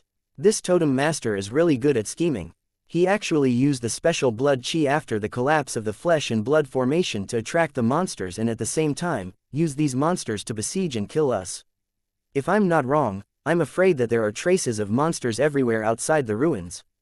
If the Holy Dragon City's strength is average, then even if they were not completely annihilated, there would definitely be some places that they missed. He switched to the map view and saw that there were indeed monsters everywhere. The Holy Dragon City army was already engaged in battle with them, constantly shooting at the monsters that showed expressions.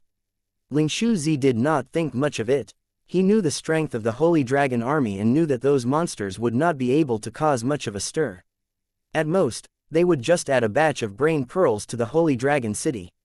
He glanced at the broken totem statue and said in a calm tone, although the totem master's move is not brilliant, it still has a certain effect.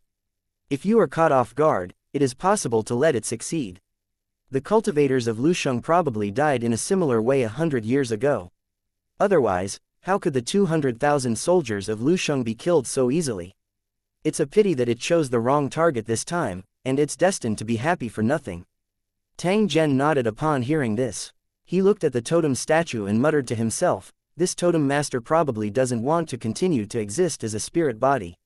He even wants to get rid of his identity as the totem master, so he used some kind of secret technique to get rid of his dependence on the statue. Now, I don't know where he has escaped to. Speaking up to this point, Tang Zhen thought for a moment before using a doubtful tone, but how did this guy escape from his restraints? Where did he escape to? Tang Zhen, who had sunk into deep thought, frowned. He inadvertently saw a broken corpse and suddenly revealed an expression of sudden realization. 669 The means of the totem master. The corpse in front of him was badly damaged.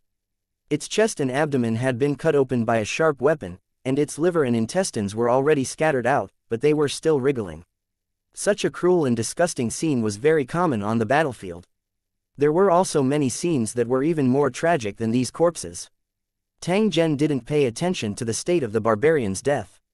Instead, he suddenly remembered the tricks that these stowaways used.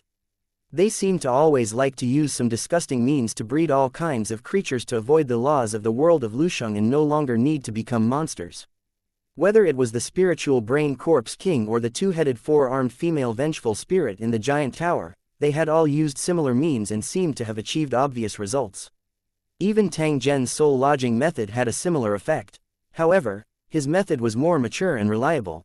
Then, would the totem master, who was limited by the law, also constantly look for opportunities to get rid of the restriction, and even use this method of cultivating creatures to obtain a new life, and then have no more scruples in the world of Lusheng? When he realized this point, Tang Zhen immediately came to an understanding in his heart when he looked at the hole on the totem statue. Usually, the totem master relied on the blood and qi of the barbarian race to nourish himself, so his strength could not be underestimated. Under such circumstances, it was not impossible to use the blood and qi to condense a flesh embryo and then integrate himself into it. In that way, the totem master could use special means to be born in the world of Lusheng, and no longer be bound by the laws. There were still some problems that needed to be solved, but it was clear that the totem master had found the perfect method. Even before he was surrounded by the Holy Dragon City, he had already completed the entire reincarnation process. The reason why it exposed this hidden area was nothing more than to plot against the Holy Dragon City and let those monsters in the Holy Dragon City cultivators kill each other. After thinking through this point, Tang Zhen finally came to a realization. It turned out that the group transporting the totem statues that was intercepted by the Goddess of Freedom mercenary group was just a bait. Their goal was to attract the Holy Dragon City's army to gather here. The remnants of the barbarian tribe had obviously been abandoned. At the same time, the totem master had used the means he had mastered to turn these barbarians into monsters that were neither human nor ghost, in an attempt to cause even greater trouble for the Holy Dragon City. The totem masters had to rely on the blood and qi of the barbarian race to survive and improve their cultivation. But now, they had easily abandoned the foundation of their survival. This proved that they had found a better way to survive. These thoughts appeared in Tang Zhen's mind at lightning speed. He frowned slightly and quickly activated the Universal Electronic Kit. With Tang Zhen's mind control, this application was instantly connected to the Holy Dragon City's Heavenly Eye system. At present, the unmanned aircraft used by the Holy Dragon City for reconnaissance and armed support could all be connected and controlled through the all-purpose electronic kit, which was equivalent to Tang Zhen having countless pairs of eyes. As he connected to the Heavenly Eye system, a row of function options immediately popped up in front of Tang Zhen. He chose to read the recent video of the nearby area. More than a dozen small screens immediately popped up in front of Tang Zhen. All of them were videos taken by the Sky Eye and the drone. Speed up the progress. Automatically filter out the fragments with the appearance of the barbarians. As soon as he finished speaking, the small screens flickered a few times and then quickly split into dozens of small screens. As long as Tang Zhen's line of sight fell on something, the screen would immediately zoom in and clearly display the scene in front of Tang Zhen. The images that were taken were extremely clear, allowing Tang Zhen to clearly see any details that he wanted to see. There was no need to worry about the image being blurry. Tang Zhen's eyes flashed as he swept his gaze over these videos that were being played on loop. He directly locked onto an image. As the image was zoomed in, a group of barbarian cultivators could be clearly seen shuttling through the dense forest. Their movements were swift, and their expressions were very serious. Although it was impossible to determine the level of these barbarian cultivators through the video, they were definitely a group of elite barbarians judging from their complete armors and excellent weapons. What attracted Tang Zhen's interest were a few barbarian women among the barbarian cultivators. They seemed to be cultivators as well, and each of them was carrying a sword. However, one of the women was pale and seemed to need someone to support her as she walked, as if she had just recovered from a serious illness. And if one looked closely, they would discover that this woman's appearance was extremely similar to a human's.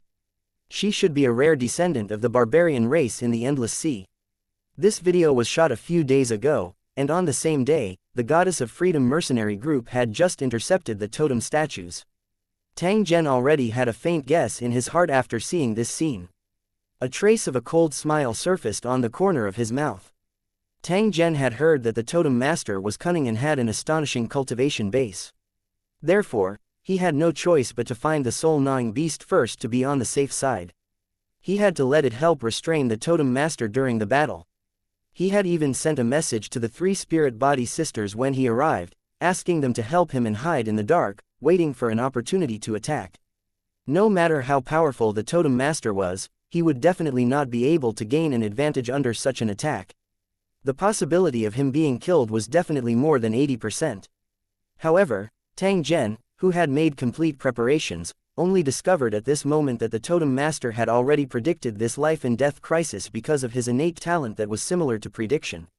He had directly escaped like a cicada shedding its shell. Even if this kind of method might cause his strength to be greatly reduced, the totem master still did it without hesitation, because this was his only way out. If he successfully carried out his plan, then from now on, he would be like a fish in the ocean, a bird in the sky, free to fly. However, this fellow was related to the Holy Dragon City's advancement. Even if Tang Zhen dug 3 feet deep into the ground, he would definitely capture and kill him. It was absolutely impossible for him to let his plan succeed. Thinking of this, Tang Zhen immediately gave orders to the Heavenly Eye and the drone, asking them to carefully explore the direction that the group of cultivators was moving in. After so many days, those barbarian cultivators might have already escaped without a trace. However, Tang Zhen still could not let go of any possibility. At the same time, Tang Zhen also quickly mobilized the Holy Dragon City's cultivators who were good at tracking and had them immediately gather at his place. He was going to follow the direction that the cultivators had fled in. He hoped that the barbarian cultivators had not carefully planned their escape route. That way, he would be able to find something. If it wasn't for the strange ability of the totem master that could block the tracking card's lock, why would Tang Zhen need to go through so much trouble? Not long after, 5 stern-looking Holy Dragon City cultivators appeared and solemnly saluted Tang Zhen. This subordinate greets the city lord. The 5 Holy Dragon City cultivators were of different levels. The highest was a Lord-tier cultivator, while the lowest was a Level 4 cultivator. They were tracking experts carefully selected from all the cultivators in the Holy Dragon City. Even if tracking the enemy was a basic skill for the cultivators in Lusheng, these few people were still outstanding existences. I'm going to track down a group of barbarian cultivators who escaped a few days ago. They may be proficient in anti-tracking techniques. Are you sure you can find their traces? Tang Zhen looked at the residents in front of him and asked in a low and deep voice. Don't worry, City Lord. Tracking doesn't only require traces. There are many other auxiliary methods. We're confident in catching up to them. The leader of the Horde leader said to Tang Zhen. Although he didn't reveal much of his expression, he was clearly confident in his own methods. Tang Zhen was waiting for these words. He nodded his head in satisfaction when he heard this. All right, as long as we catch up with the barbarian cultivators, I'll give you a great merit. Hearing this, the 5 of them immediately looked happy and wanted to immediately start moving. Tang Zhen didn't hesitate. He led Mo Ran, Ling Xuz, and the others returned first while he led dozens of Holy Dragon City's elite cultivators to the place where the barbarian cultivators had appeared. As for the monsters that were fighting with the Holy Dragon City's soldiers, Tang Zhen did not care about them at all. Perhaps in a few minutes, these monsters would all escape. After all, this was not a monster siege. After suffering such a huge number of casualties, why would the monsters with the ability to think continue to die? 670 Chapter 667. 1,000-mile tracking. After passing through the Holy Dragon City Army's defensive position, a pungent smell of smoke, blood, and internal organs immediately assaulted his nose. The smell was nauseating. If one could not control the feeling of disgust, they would definitely vomit the dinner they had last night. The cultivators of the Holy Dragon City were already used to this. In such an environment, they did not show any unusual behavior. The battle was coming to an end. The monsters that were attracted by the blood had already fled with their tails between their legs, leaving behind a dense pile of corpses. Among the countless trees that had been violently broken, the corpses of various monsters were scattered everywhere. Those that were not dead were wailing continuously, no longer in their previous ferocious state. The Holy Dragon City's soldiers showed no mercy to these man-eating monsters. Whenever they found one that was not completely dead, they would immediately shoot it to prevent it from killing people. Large numbers of monsters were cut down by the soldiers using the saw. The useful materials on their bodies were also collected and transported back to the Holy Dragon City for in-depth processing. Although the monsters in the world of Lusheng were the biggest threat to the survival of the natives, the various materials on their bodies were also the greatest treasures. If used properly, it would definitely bring a huge surprise. Different from the crude use of the other towers, the Holy Dragon City had a variety of processing methods, which could increase the value of these materials by countless times. This was the power brought by technology. The primitive Lusheng natives could not compare to this. After Tang Zhen and the others passed through the battlefield, they quickly found a place where the barbarian cultivators had appeared based on the video records. The 5 cultivators in charge of the pursuit turned around for a while, pointed in the same direction, and quickly entered the dense forest like leopards. Tang Zhen didn't doubt the judgment of the residents and immediately followed closely behind. The 5 cultivators in charge of tracking would stop and search every time they walked a certain distance. After discussing in low voices, they would point out the direction they had determined. Tang Zhen had also tried to find the traces of these barbarians during this period of time. Although he could vaguely find some clues by relying on his profound cultivation, he was far from being able to catch up with the searching speed of these tracking cultivators. Through his observation, he also discovered that these 5 cultivators could either sense plants or had an extremely terrifying sense of smell. Some even had super strong intuition. When these tracking abilities were gathered together, they made it impossible for the fleeing enemy to hide. Even if there were anti-tracking experts among them, they still could not hide all the traces left behind. Every ruler had its shortcomings and its strengths. There was no such thing as a useless ability in this world. It only depended on how to use it. After witnessing the performance of these 5 Holy Dragon City cultivators, Tang Zhen secretly sighed in his heart. Even with his current cultivation, he did not dare to say that his tracking ability was better than these few residents of his. Since that was the case, he would just patiently do whatever he wanted. The group walked and stopped along the way. It didn't seem fast, but the speed of cultivators was not something ordinary people could compare to. Not to mention that there were no weaklings among them. Unknowingly, Tang Zhen and the rest had already traveled a distance of over 100 kilometers. However, the 5 tracking cultivators had pale faces and their expressions were somewhat dispirited. Obviously, this kind of tracking wasn't as simple as it seemed. The continuous tracking for hundreds of kilometers had consumed a lot of physical strength. After Tang Zhen saw that they were not in good condition, he casually took out some potions that nourished mental and physical strength and gave them to these 5 cultivators as a reward so that they could recover to their best condition as soon as possible. After all, time waits for no man. An unforeseen event might occur if they were a day late. It might even cause the battle in the overseas region to fail. This was an outcome that Tang Zhen absolutely did not want to see. The drugs he gave to the 5 cultivators were the latest products extracted from the Holy Dragon City, the Lusheng world, and the technology of his original world. The price of this medicine was shocking. It was still in the research stage and could only be produced in small batches. Its main ingredients were all sorts of strange plants from the world of towers, as well as materials harvested from monsters. Its performance in certain aspects could be said to be miraculous.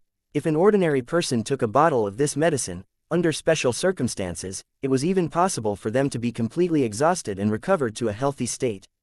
However, its greatest use was still to increase the combat power of the Holy Dragon City cultivators. After the 5 tracking cultivators took the special medicine, they quickly regained their energy and spirit. With a surprised expression, they once again searched for traces of the enemy in the dense forest. From time to time, monsters would appear and harass them. However, the elite cultivators accompanying them had already equipped their swords and sabers in their hands. Once the monsters appeared, they would kill them instantly. The special firearms on their backs had not been removed, for fear that the gunshots might alert the hidden enemies. Time slowly passed by. When the sky had completely turned dark, Tang Zhen and the others had already tracked for hundreds of kilometers. However, they still did not discover any traces of these barbarians. Seeing that everyone was a little tired, Tang Zhen ordered them to rest and set up a camp beside a valley. Tang Zhen's storage space had enough food and wine. The Holy Dragon City's cultivators had also captured a fat wild beast. After washing and skinning it, they directly roasted it. Although he was the city lord, Tang Zhen had always been very kind and friendly in front of these residents. It was completely different from the cold and ruthless attitude he had when facing the enemy. It was for this reason that the residents of Lusheng were in awe of him, but they didn't feel particularly distant from him. They chatted with him very naturally. At this moment, by the bonfire, a group of iron-blooded cultivators in cold battle armor who didn't even blink their eyes when killing enemies were holding wine bottles and chatting enthusiastically, no different from the ordinary people in the city. The newly opened shops in the business district, the newly released movie, and the rumors in the wilderness had all become the topics of everyone's bragging.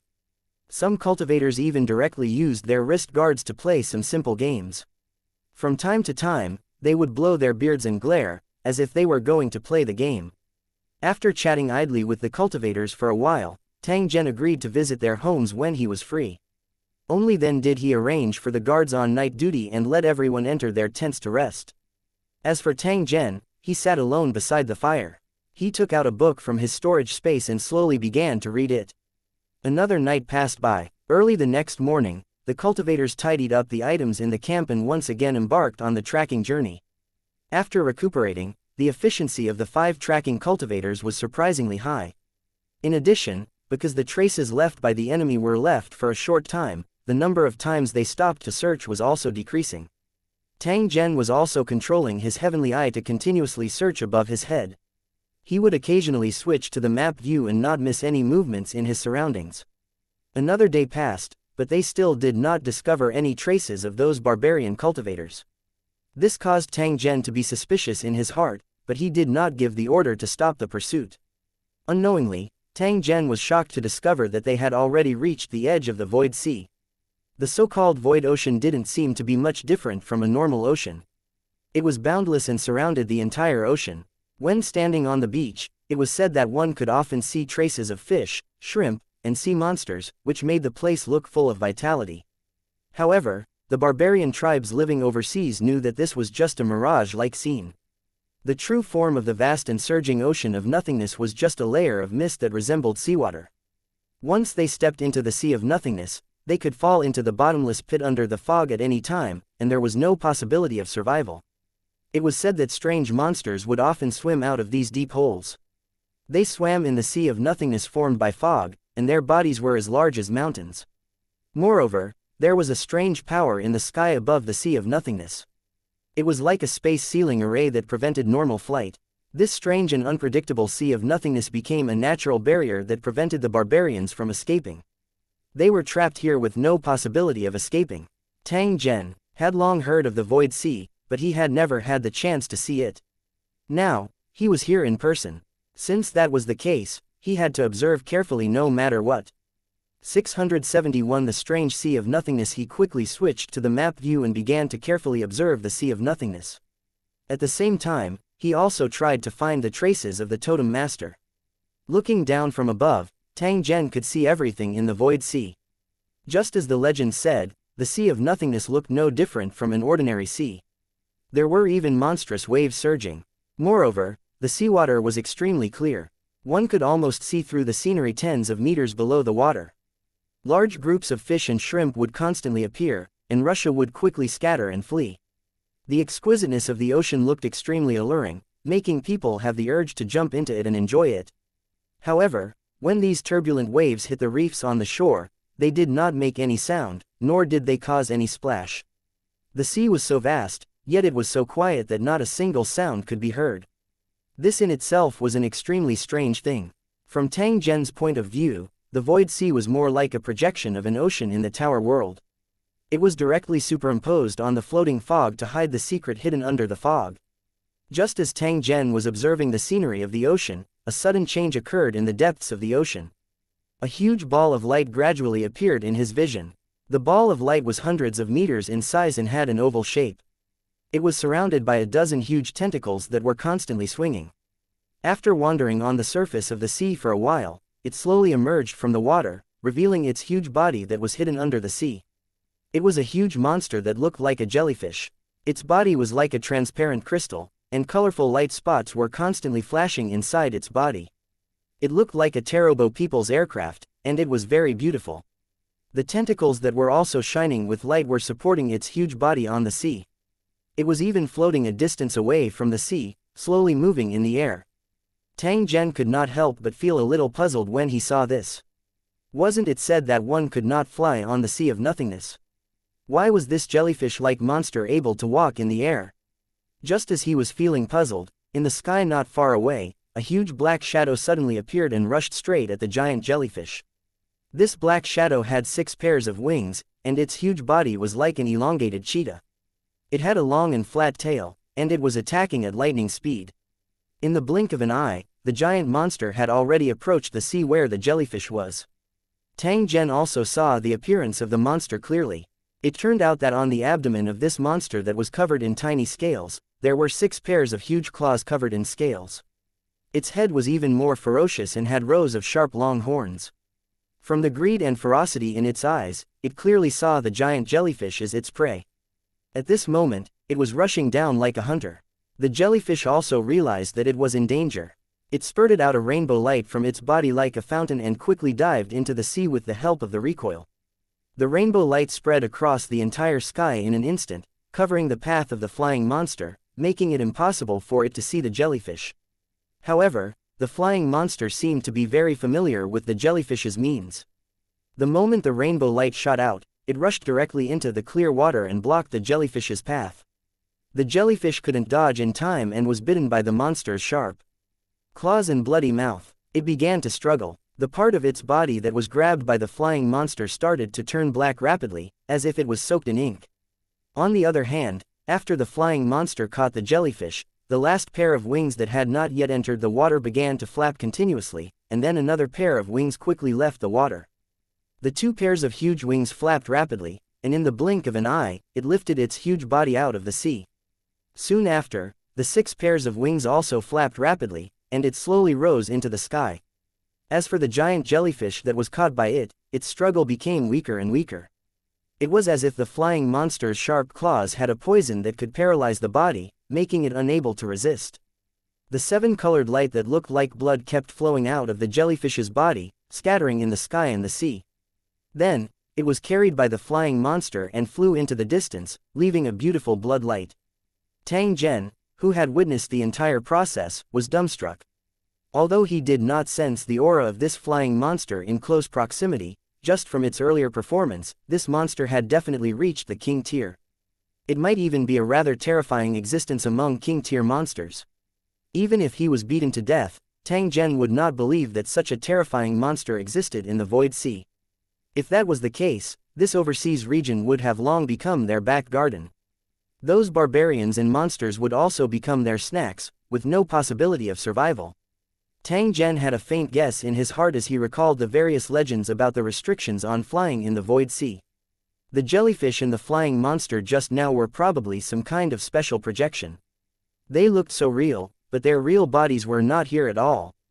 This was the only reason that could explain why they could fly freely in the sky. The entire battle was extremely intense, but not a single sound was heard. However, even though he was only seeing a projection, Tang Zhen was still incomparably shocked. This was because he could see the vastness and danger of the Tower World. Compared to the ocean and the mysterious and unknown ocean, the continent where the Holy Dragon City was located was almost a safe haven. They never had to worry about being attacked by such a terrifying king-tier monster. Even if king-tier monsters appeared occasionally, they were restricted to specific areas such as wild buildings. They couldn't wreak havoc everywhere. Otherwise, once such a monster appeared, it would be no different from a disaster for the ordinary buildings on the continent. Suppressing the bewilderment in their hearts, Tang Zhen and the others once again swiftly proceeded forward. This time, it didn't take long for them to rush out of the dense forest. They saw the vast rocky beach that didn't have a single blade of grass growing on it. At the same time, there was also the boundless Void Sea. In order to avoid any danger, Tang Zhen did not let his subordinates follow him. Instead, he walked towards the void ocean alone. Tang Zhen continuously scanned his surroundings as he walked on the savage-looking rocky beach. He saw countless skeletons and remains during this period of time. However, most of them had already been eroded by the wind. Tang Zhen seemed to feel an indescribable pressure as he looked at the bones and debris on the rocky beach as well as the vast yet silent Void Sea. His mood also faintly became incomparably depressed. Compared to the land where the barbarians lived behind him, the sea of nothingness in front of him was a dead land. He could not feel any life force. It was as if this was the border between life and death. Being in this area gave people an indescribable sense of loneliness, as if they were the only one left in the world, suffering endless pain and sadness. It was as if there was a voice in his heart telling him that as long as he ended his life, all his troubles would disappear and he would never have to suffer any pain again. If a person with weak willpower heard this voice, they would probably end their own life without any hesitation. It was obvious that the skeletons by the sea had been tempted by the sound and had chosen to commit suicide. Tang Zhen frowned tightly. He did his best to stabilize his mind before once again looking at the vast, silent sea. After observing for a while, Tang Zhen seemed to have made some discoveries. With a wave of his hand, he threw a huge rock the size of a millstone into the sea in front of him. The huge rock fell into the Void Sea in the blink of an eye with a whistling sound, but it did not cause a single wave. Just as the huge rock fell, countless blood-colored flowers the size of human heads suddenly appeared on the originally calm sea. They looked extremely beautiful and were constantly shaking. The entire surface of the sea instantly turned into a sea of flowers. The color of the flowers was like blood, so beautiful that it made people feel a little frightened. A sweet yet bloody smell was constantly spreading from these blood-colored flowers, and it didn't take long for it to spread into the dense forest in the distance. All of a sudden, the low growls of monsters could be heard. Then, hundreds of monsters jumped out of the dense forest. Their eyes were filled with greed and madness as they charged toward the Void Sea without a care. It was as if these blood-colored flowers were the ultimate delicacy, making these monsters unable to resist at all. The moment the monsters entered the Sea of Nothingness, the blood-colored flowers suddenly shot out countless thin threads, dragging the monsters into the sea. In the blink of an eye, the surface of the sea, which was originally covered with blood-colored flowers, became clean, and nothing unusual could be seen.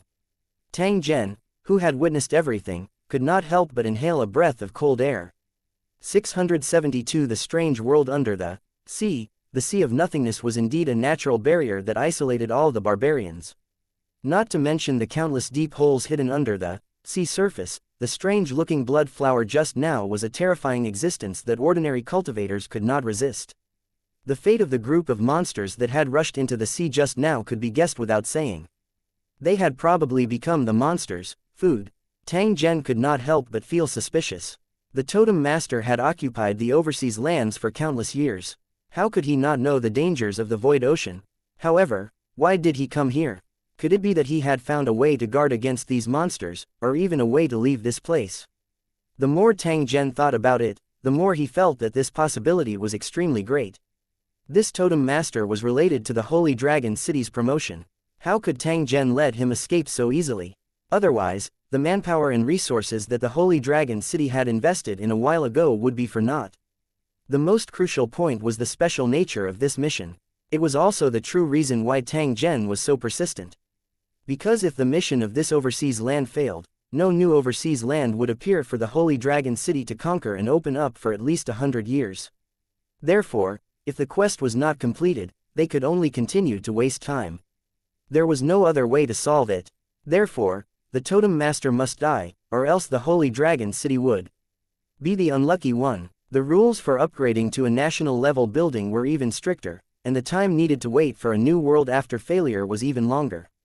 This was also the reason why Heaven Battling City had been spending its time in a new world. Tang Zhen called over 5 cultivators in charge of tracking. He asked them to confirm again that the Totem Master had entered the Sea of Nothingness from here. Then, he asked the cultivators to retreat to the side and wait. Now that things had come to this, Tang Zhen no longer had any other choice. He could only take the risk and go into the sea to track down the Totem Master. This trip was extremely dangerous. The cultivation of the Holy Dragon City cultivators accompanying them was not high enough. They would only be courting death if they followed. Therefore, Tang Zhen did not plan to let them follow. Moreover, if he was alone, once he encountered danger, Tang Zhen could also teleport away in time. Other than feeling a strong wariness in Tang Zhen's heart, there was also a trace of anticipation in the face of this unknown and terrifying sea. The void ocean, which was isolated from the rest of the world, must be hiding a great secret that no one knew. If he could spy on it, it might bring him great benefits. When he thought of this, Tang Zhen no longer hesitated. He immediately teleported back to his original world and found the contact person that his partner had sent. An hour later, a remote control probe robot was sent to Tang Zhen and he directly brought it back to the Lusheng world. As he appeared on the shore of the Void Sea, Tang Zhen took out the probe robot and controlled it to slowly sail into the sea. This type of detection robot was made of a completely sealed shell made of a special alloy. It could work normally in extreme environments such as the deep sea, high temperature, and cold. At the same time, the video images transmitted were extremely clear. Among Tang Zhen's existing applications, there was actually an application that could see through the water surface, but it couldn't see through the sea of nothingness made of fog, so he could only seek help from the technology of the original world. Following Tang Zhen's operation, the probe robot slowly submerged into the water. At the same time, the camera also transmitted the image it had captured. It turned out that there was also a layer of thick fog under the sea of nothingness, which was constantly surging like water waves. In addition to this mist, there were a few round holes of different sizes on the ground covered in fine stones that were slowly emitting a faint mist. It was obvious that the mist that formed the sea of nothingness was formed by these small holes. Other than the small holes and stones, the ground was filled with skeletons of all kinds, most of which were glowing with a light green fluorescence. Tang Zhen controlled the detection robot to carefully observe. Only then did he discover that the fluorescent light on the surface of the bones was actually a type of worm that was constantly squirming. It was like hair that was firmly fixed on the bones. In addition to the strange insects attached to the bones, there was also a snake-like creature in the fog. It was constantly swimming in the fog, chasing the scattered green light spots from time to time, as if they were food. It did not take long for the robot to discover a huge hole, and at the same time, it saw the giant monster that was entrenched beside the hole. The monster was several hundred meters in size and looked like a huge silver-ringed sea snake, but it had more than 10 flat tails of the same thickness. The monster seemed to be in a deep sleep. Its huge triangular head was hanging at the edge of the hole, constantly breathing in and out the mist from the black hole. Every once in a while, its body would flash with fluorescent light. Different from the other underwater monsters, it emitted a purple-red fluorescent light, as fresh and strange as blood. Beside this huge monster, Tang Zhen also saw the flowers that had devoured the monster earlier. It turned out that they were also a group of strange monsters. They were currently floating in a group near the area near the sea. These monsters looked like huge flower buds with huge bellies. Their 4 pairs of fin-like limbs would occasionally flap gently. Once something fell into the water, these monsters would float to the surface and open their flower-like mouths to capture and devour the monsters that fell into the water. After the robot entered the water, it also attracted the attention of some strange monsters. However, because it did not have the smell of fresh blood, these monsters were not interested in it. After Tang Zhen noticed this scene, he faintly had some thoughts in his heart. Could it be that the totem master had used this characteristic to avoid the killing of those monsters? When he thought of the three spirit sisters, introduction of the totem master's origin and the method he used to turn countless barbarians into corpse monsters, Tang Zhen felt that this possibility was extremely high. The next thing to do was to confirm where the totem master had gone. It was impossible for the totem master to enter the void sea for no reason, so there must be some secret here that could help him escape the Holy Dragon City's pursuit. He continued to operate the detection robot and walked forward. Not long after, Tang Zhen suddenly discovered a huge ravine blocking his way. However, in a flash, he seemed to have seen a pile of ruins at the bottom of the gully, and there were even a few corpses. It was just that the place was too far away from the detection robot and the image was a little blurry. Therefore, Tang Zhen could not be sure if he was seeing things. Just as Tang Zhen was planning to control the detection robot to get closer and take a look, a huge black shadow suddenly flashed in front of the camera. Countless electric snakes were dancing around its body. The instant the black shadow approached the robot, the video in front of Tang Zhen suddenly stopped. The robot was completely uncontactable. Shifting his gaze away from the video, Tang Zhen let out a long breath and slowly walked toward the void sea. He had seen what he needed to see, and he had a certain understanding of the situation under the sea of nothingness. Now, it was time to go to the field to investigate. After thinking up to this point, Tang Zhen quickly entered the dark world and stepped into the non-existent ocean. In his opinion, as long as he relied on the special characteristics of the dark world, he would be able to easily reach the gully at the bottom of the sea. However, when he reached the bottom of the sea, he was shocked and his brows furrowed. It turned out that the fog under the void sea was filled with countless spirits of different appearances. Most of them were barbarians who had died miserably. As far as the eye could see, these ferocious spirit bodies filled every corner of the ocean floor. They were like walking corpses, wandering around with blank eyes. They had obviously died in the void ocean, but for some unknown reason, they had been trapped here after turning into spirits. After countless years, their numbers had actually reached such a terrifying number. At this moment, Tang Zhen, who had entered the dark world, was as eye-catching as a bright light in the dark night.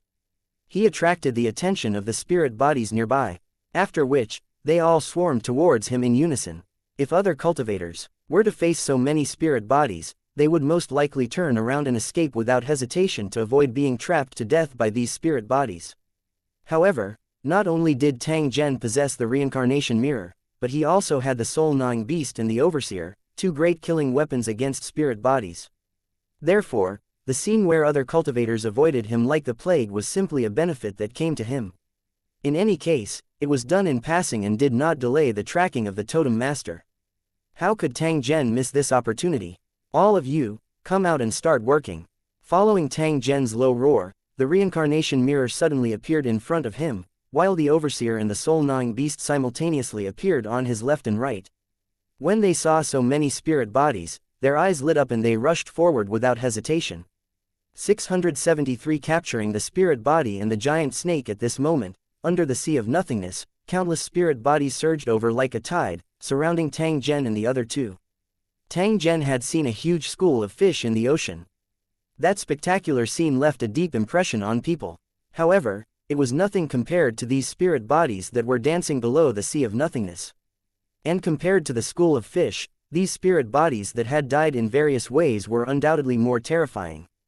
They kept wailing, and the sound seemed to be able to penetrate the soul, making people feel uneasy. In the process of approaching, they scrambled to reach out their arms and scratch wildly. Their numb and empty eyes flashed with a thick greed, like hungry wolves that had encountered fresh meat. On the other hand, Tang Zhen and the other two were like isolated islands in a flood. It was as if they could be submerged by the endless spirit bodies at any time, and their flesh and blood essence would be completely devoured. However, these spirit bodies didn't know that among the targets they were attacking, there were two terrifying non-human existences. They were the natural nemesis of spirit bodies. Moreover, One of these two non-human beings was the reincarnation mirror's overseer. He had once controlled the life and death of countless spirit bodies. The other was an existence that specialized in devouring spirit bodies. Not only did he have a terrifying cultivation base, but his appetite was also surprisingly good. As for Tang Zhen himself, he was a genuine 2-star king tier. He was also not afraid of the intrusion of spirit bodies. In fact, he even wished for more spirit bodies to come. At this moment, before Tang Zhen could make a move, the two fellows had already started to wreak havoc among the spirit bodies, causing a large piece of the tide-like spirit bodies to be instantly torn off. City Lord, you're amazing. How did you find this place? My goodness, the quality of the spirits here is frighteningly high, and many of them are 1,000-year-old ghosts. This is simply a rare treasure land. The overseer continuously praised Tang Zhen as he captured the spirit bodies. His flattery was truly like a tide. Because he was in the dark world, the overseer could leave the reincarnation mirror freely. He was controlling the countless chains formed by his soul power to chain the spirits together. As the spirits wailed and howled, strings of them were skewered like candied haws and were quickly pulled into the reincarnation mirror before being suppressed. The soul-gnawing beast's eyes lit up as it held its small waist and laughed. Then, it roared, "Time to eat," and went straight for the strongest spirit. This 4-star horde leader spirit body was stunned for a moment. After feeling the aura of the soul-gnawing beasts, which was like the natural enemy of the soul-gnawing beasts, it immediately let out a wild cry and turned around to escape without hesitation. However, he had only run a few steps before he was caught by the soul-gnawing beast. It laughed and took a bite, nodding its head happily. "Delicious, it's really delicious." At this moment, the soul-gnawing beast's expression was exaggerated. It did not care about its original image of a beautiful woman at all. Its big mouth expanded to a terrifying extent. It grabbed the spirit body and rubbed it a few times, then directly threw it into its big mouth. The soul-gnawing beast began to gobble up the spirit body with a look of enjoyment on its face. Furthermore, she was extremely picky with her food. Any spirit body that did not suit her taste would be thrown into the reincarnation mirror without even looking at it. Like a mad tiger entering a pack of wolves, these spirits had almost no power to resist. They were constantly captured and devoured by the guards and soul-gnawing beasts. The rest wanted to escape, but they were pushed forward again by the spirits that came from behind. If these spirit bodies had not lost their consciousness, they would definitely be dumbfounded and then loudly curse their companions for being scammers. Tang Zhen swept a glance at the overseer and the soul-gnawing beast's performance. He also began to wave his hands and captured those spirit bodies in large groups. Each time, he captured dozens or hundreds of them. The entrance of the reincarnation mirror was not big, but spirits were being thrown in like a continuous river. Only God knew how many spirit bodies had been thrown into it in such a short time. As more and more spirit bodies were captured, the remaining spirit bodies finally realized that something was wrong collectively. Then, they all let out wails and began to escape in all directions. How could Tang Zhen and the others let these spirit bodies go so easily? They all quickly chased after them, and the speed at which they captured them increased once again. During this period of time, even if there were spirit bodies that had reached the peak of the Lord tier, they were similarly unable to escape the pursuit of Tang Zhen and the others. In fact, these spirit bodies were the first targets to be captured. After chasing for about 10 kilometers in one go, the number of spirit bodies began to decrease. Upon closer inspection, they realized that the spirit bodies had all jumped into the deep caves. From the perspective of the dark world, the black holes in the mist were like the entrances to hell. They were all emitting dark red light, and there were shadows flashing inside. There seemed to be strange sounds coming from time to time. An intense sense of danger flashed across Tang Zhen's heart after he saw the scene within these black holes. It was as if an extremely terrifying existence was hidden below. With fear in his heart, he did not dare to approach these black holes. Instead, he quickly changed direction and headed straight for the ravine where he had discovered the ruins. Both the overseer and the soul-devouring beast had a satisfied expression on their faces as they quickly entered the reincarnation mirror, as if they couldn't wait to enjoy their spoils of war. After Tang Zhen put away the reincarnation mirror, he moved forward in the dark world at a steady pace. When he passed by the sea snake-like giant monster, he slowed down his movements as much as possible. At this moment, he was less than 1,000 meters away from the sea snake. He could already determine the sea snake's cultivation base from its aura. It was a 3-star king-tier existence. However, what surprised Tang Zhen was that the monster detector did not show any information about the sea snake. This was enough to show that Tang Zhen's previous judgment was wrong. Perhaps the sea serpent was not a monster, but a rare alien race in the world of Lusheng. The strength of such a sea snake was terrifying. Its methods were also strange and unpredictable. Therefore, Tang Zhen would definitely not take the initiative to provoke this fellow unless it was necessary. However, just as his gaze fell on the sea snake, the huge body of the sea snake suddenly moved, as if it was showing signs of waking up. Tang Zhen's heart tightened. He immediately made preparations for battle and directly pulled out the soul-destroying saber. However, under his gaze, the sea snake only moved a little and then returned to its calm state, as if it had not woken up from its sleep. Tang Zhen sighed in relief when he saw this. He was just planning to continue moving forward when his gaze passed by the head of the enormous sea snake.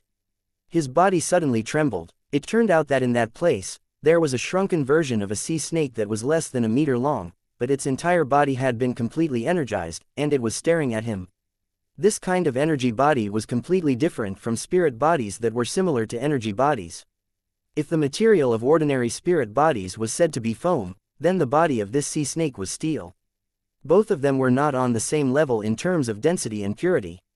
674 Void Snake Cultivator and Teleportation. Although the other party's size was small, its terrifying aura clearly told Tang Zhen that this was an existence that was not inferior to him. Moreover, at this moment, Tang Zhen had already recognized that this energy-formed small sea snake was the condensed form of the mental energy of the enormous sea snake. Tang Zhen was also able to do this. However, he was still slightly inferior to the purity of the condensation of this sea serpent. This was the unique ability of king-level cultivators. The higher the energy level of the body, the higher the cultivation level.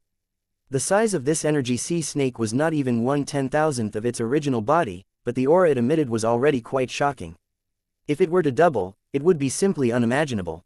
At this moment, the man and the snake looked at each other. Neither of them made any unnecessary movements, and time seemed to have stopped. However, the hidden confrontation had already begun. An invisible aura slowly spread between Tang Zhen and sea snake. Then, they quickly collided, causing the fog under the illusory sea to constantly surge. Huge waves suddenly rose on the surface of the sea without a sound. This was a test between king-level cultivators. Due to Tang Zhen's powerful mental energy, he didn't fall into a disadvantageous position in this test. This also caused the sea snake's eyes to be filled with splendor. After a long while, the energy sea snake opened its mouth and let out a sharp sound that made people feel uncomfortable. You don't have that strange aura on you, so you shouldn't be a barbarian here. So, you must be a cultivator of Lusheng. What are you doing here instead of conquering your overseas land and completing Lu Cheng's advancement quest? Tang Zhen's eyes narrowed when he heard this. He looked at the sea snake whose head had revealed a human-like expression and said in an indifferent tone, "I didn't want to come here at first, but the totem master of this overseas land ran here. In order to complete my mission, I had to chase him here. If I have offended you in any way, please forgive me." After giving a simple explanation, Tang Zhen looked at the sea snake. However, his body did not relax in the slightest. He was ready to unleash his strongest attack at any moment. After hearing Tang Zhen's explanation, the sea snake nodded and seemed to yawn. Its actions were extremely human-like, and its tone carried a trace of annoyance as it slowly said to Tang Zhen, "There was indeed a strange presence passing by earlier. Perhaps it was the totem master you mentioned. However, he didn't have that strange aura on him, and I was sleeping soundly, so I didn't pay attention to him at all. In this ocean, as long as there's something that doesn't have that kind of aura, it's not under my jurisdiction. I don't care if it stays or leaves, but it seems that I've been deceived by this guy." Speaking of this, the sea snake revealed a depressed expression and sighed, "I've slept for too long, and my reactions have become slow. I didn't even notice that guy's hidden means. How embarrassing. In that case, Your Excellency's mission is to guard the Sea of Nothingness and not let the barbarians escape."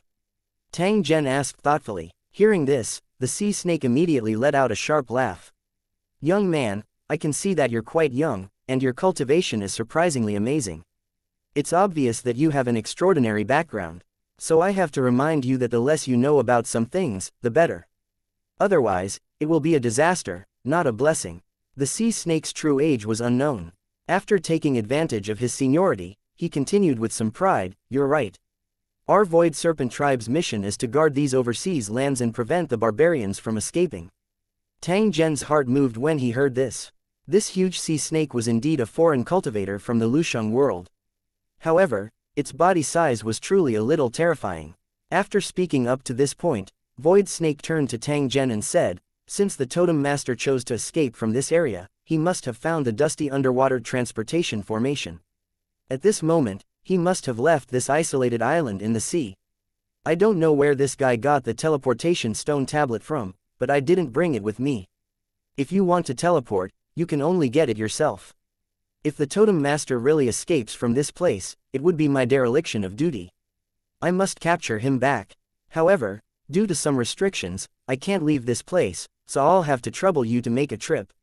After saying this much, the illusionary snake cultivator stared at Tang Zhen, waiting for his reply.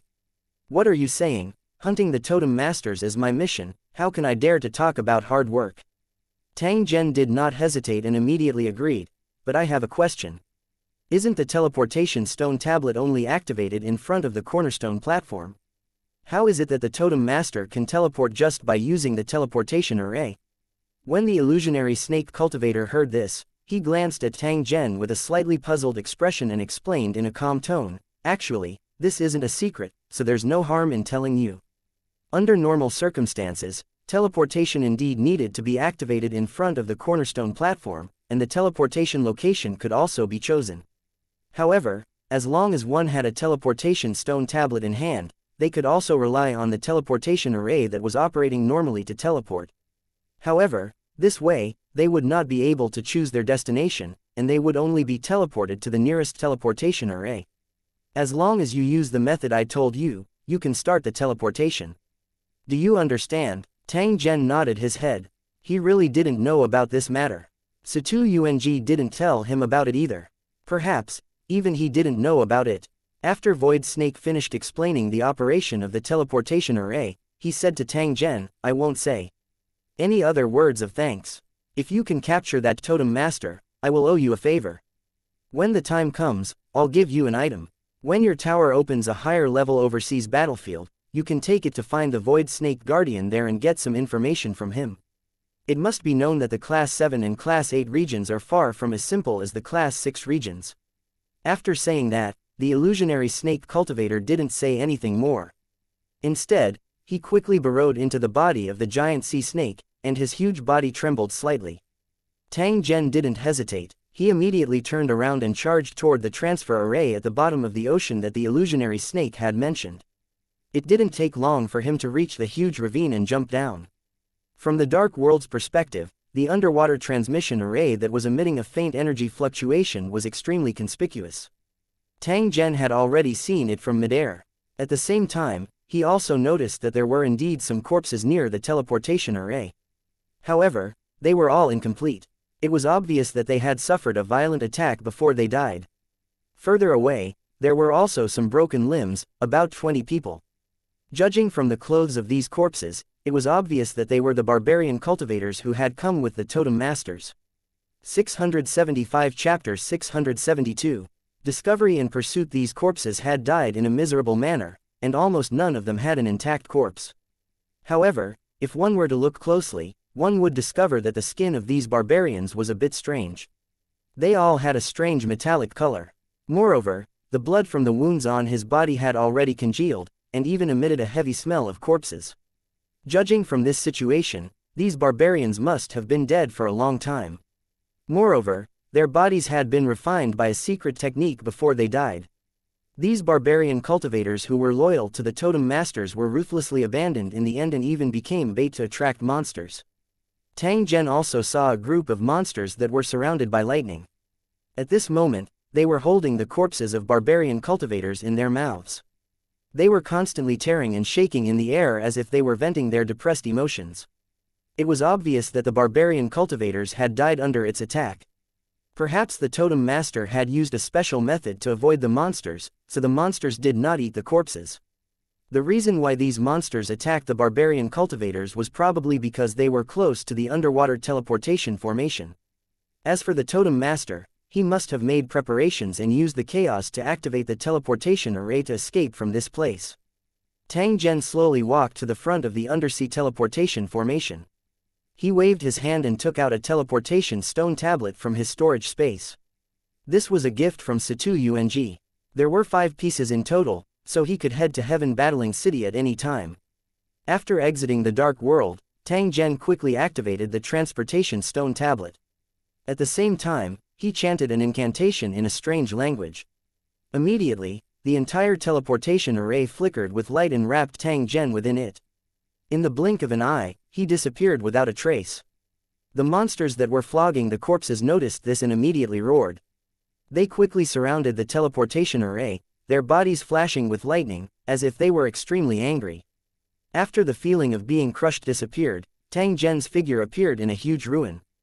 Beneath his feet was a teleportation formation that was covered in gravel and grass. At this time, all the debris had turned to dust, and the light was slowly dimming. Looking around, there were broken walls everywhere. The once magnificent buildings had gone through countless years of wind and rain, and now they were mottled everywhere. There were wild grass and white bones everywhere.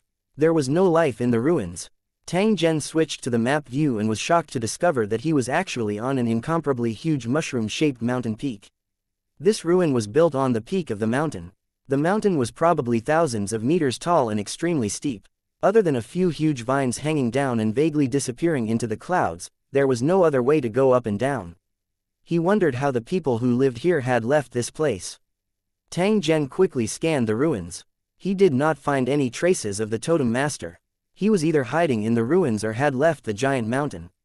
The totem master would definitely not be willing to be trapped in this land of death, so it was obvious that the latter was more likely. Tang Zhen's mental energy was swiftly spread out as he began to continuously explore every corner of the ruins. He would not let go of any suspicious location. Not long after, Tang Zhen discovered a location. It seemed that a large number of vines had been cut by swords. He continued to search along the trail he found and soon found another hanging vine that seemed to be tied in a knot. He didn't need to guess to know that the totem master was using these vines as a rope to leave the ruins of the city tower that was built in the air. The sky was high and the earth was wide, and the surroundings were desolate. Looking down from above, all he could see was wild grass and broken stones. Occasionally, he could see a few lakes, but they were also deathly silent, without even the slightest ripple. In such an environment, one would feel an indescribable sense of loneliness in the bottom of one's heart, at a loss and at a loss. Tang Zhen didn't know what this place was. After all, the world of Lusheng was incomparably vast. Up until now, he had never heard of anyone who had the knowledge to describe the entire continent. According to Situ Yung, there was once someone who traveled millions of miles away but still could not see the other end of the continent. There were countless secrets in the Tower World. Tang Zhen had long been accustomed to this and was somewhat used to it. For example, the unknown land in front of them was filled with a strange aura. The most inconceivable thing was that there were no living creatures on this land. Tang Zhen had not even seen an ant-like insect. It could be said that other than the monotonous plants, this place was a dead land. Tang Zhen continued to search for the traces of the totem master. He advanced quickly and soon flew more than 100 miles. It was also at this moment that the flying Tang Zhen's body trembled as a trace of joy appeared on his face. It turned out that in the field of view covered by the map, a lone woman had suddenly appeared, looking around in the wild grass. Tang Zhen recognized her with a single glance. She was the foreign female cultivator who had appeared in the video and was protected by the barbarian cultivators. And the totem master who had escaped overseas was most likely hidden on her. Tang Zhen's spirit was immediately jolted when he finally discovered the target that he had been chasing all the way. He suddenly activated his instant movement. In the next second, his body appeared directly beside the foreign woman, and he suddenly launched a fatal blow.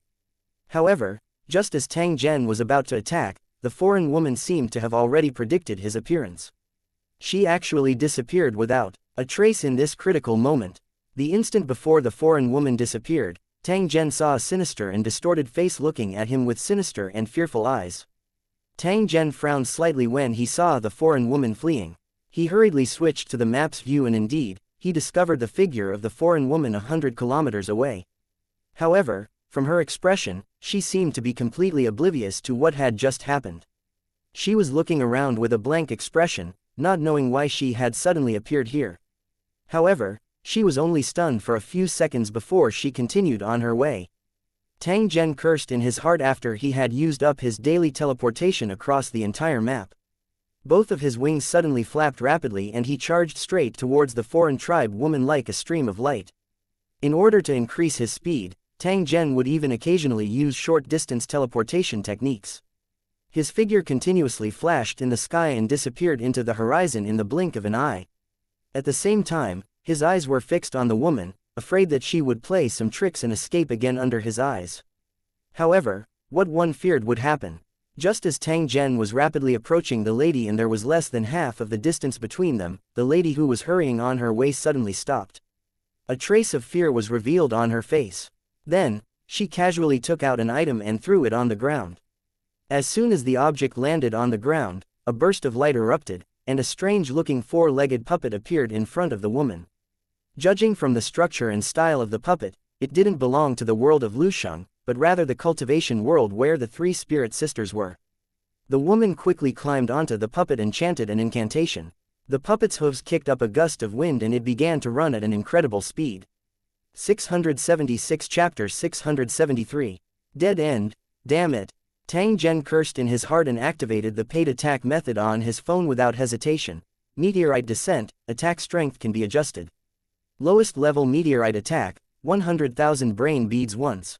Apart from the time when he killed the Elder of Blood Sand City, Tang Zhen had used the flying sword strike to attack. In his daily battles with the enemy, he rarely used this kind of attack application that charged by the time. The first reason was that the consumption was too great, and it was not worth it to use it. The second reason was that this type of attack could not distinguish between friend and foe, and it was basically an indiscriminate attack. If they accidentally hurt their own residents while using such an offensive application, it would not be worth it. However, Tang Zhen currently did not have any other long-range attack methods. Moreover, there was no need for him to have any scruples in this place. Therefore, Tang Zhen did not have any hesitation when he used it. Following the deduction of the stored brain beads, Tang Zhen immediately felt another bright light suddenly flash across the sky. It slanted and fell straight in front of him. It was a meteorite that was glowing with a bright fiery light. It was carrying a destructive power as it hurtled toward the direction that the foreign woman had escaped. The seemingly slow descent was actually extremely fast. In the blink of an eye, the meteorite had already landed on the head of the foreign woman.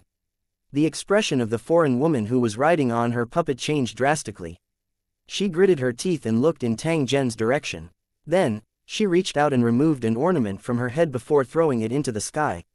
The ornament exploded in midair, quickly turning into a ferocious giant beast. The giant beast did not have a physical body, but it exuded a shocking aura. It roared at the meteorite that was coming at it and collided with it without fear. An earth-shattering boom rang out, and the meteorite that had locked onto the woman exploded in the air like a super firework. Countless bright sparks scattered on the ground. A prairie fire was ignited at this moment and quickly spread in all directions. Seeing this, the foreign woman, who had managed to escape with her life, began to activate the puppet even more crazily, and it sped off into the distance. It was unknown what kind of method she had used, but she had actually caused the speed of this puppet to be similar to Tang Zhen's. It had also caused the distance between the two of them to be maintained at a range of tens of kilometers. Tang Zhen, who was flying in the sky, immediately sneered when he saw this scene. He did not hesitate to purchase a few more meteorites from the sky to attack. The Totem Master's cultivation was profound, and he came from the same cultivation world as the three spirit sisters. He had extraordinary knowledge and cultivation. After it entered the world of Lusheng, it had taken the opportunity to plunder the inheritance of the cultivators who suddenly turned into monsters after entering the world of Lusheng. It must have many means of defense and attack. Tang Zhen had already guessed this point. Therefore, his initial plan included using all sorts of methods to attack the Totem Master, causing him to exhaust all of his life-saving trump cards.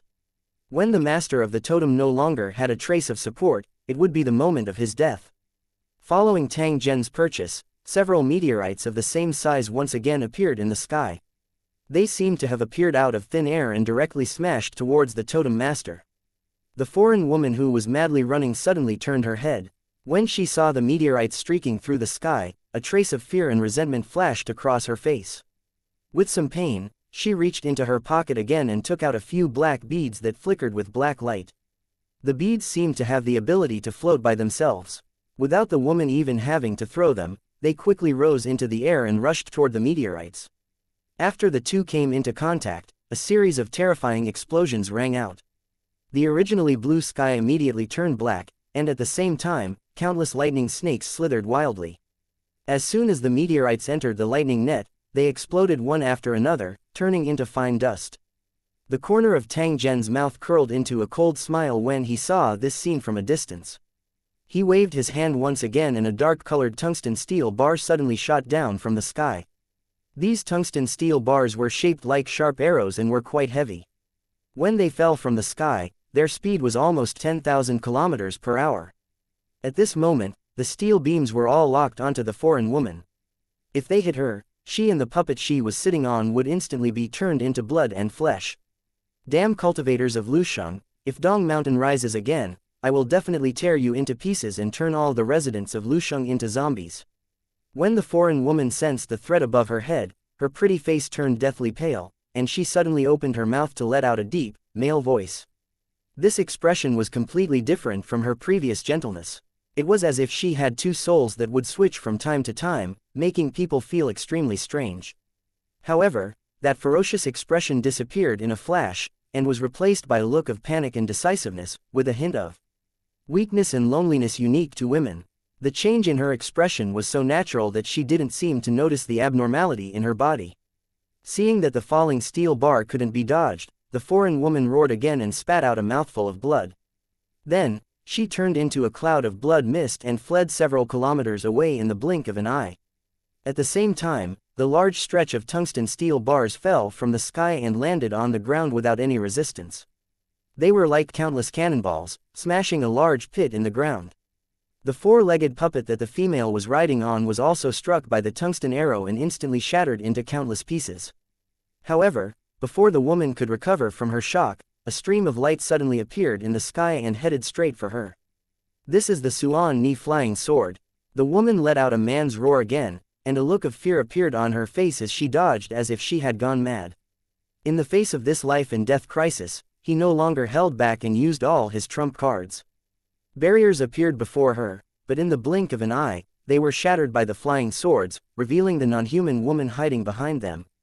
The flying sword pierced through the non-human woman's body amid her shrill cries, causing a cloud of blood to spray out.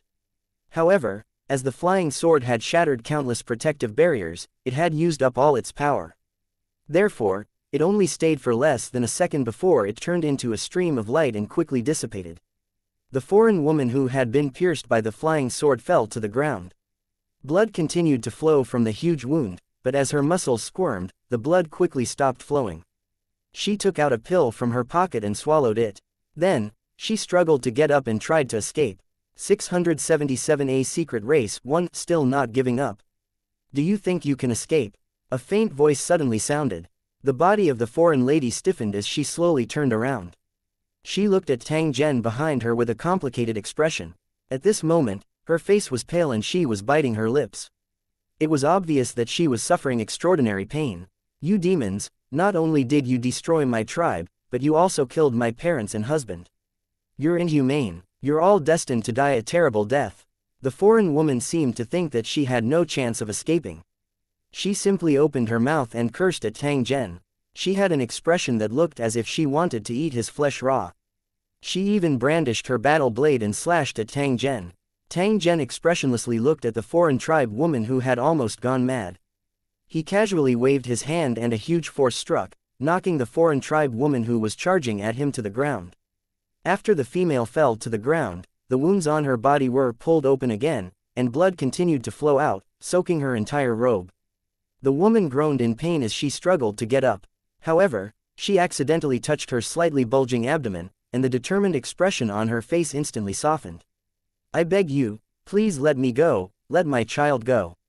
He's not born yet, he hasn't even seen the world yet. I don't hate you anymore, and I won't take revenge.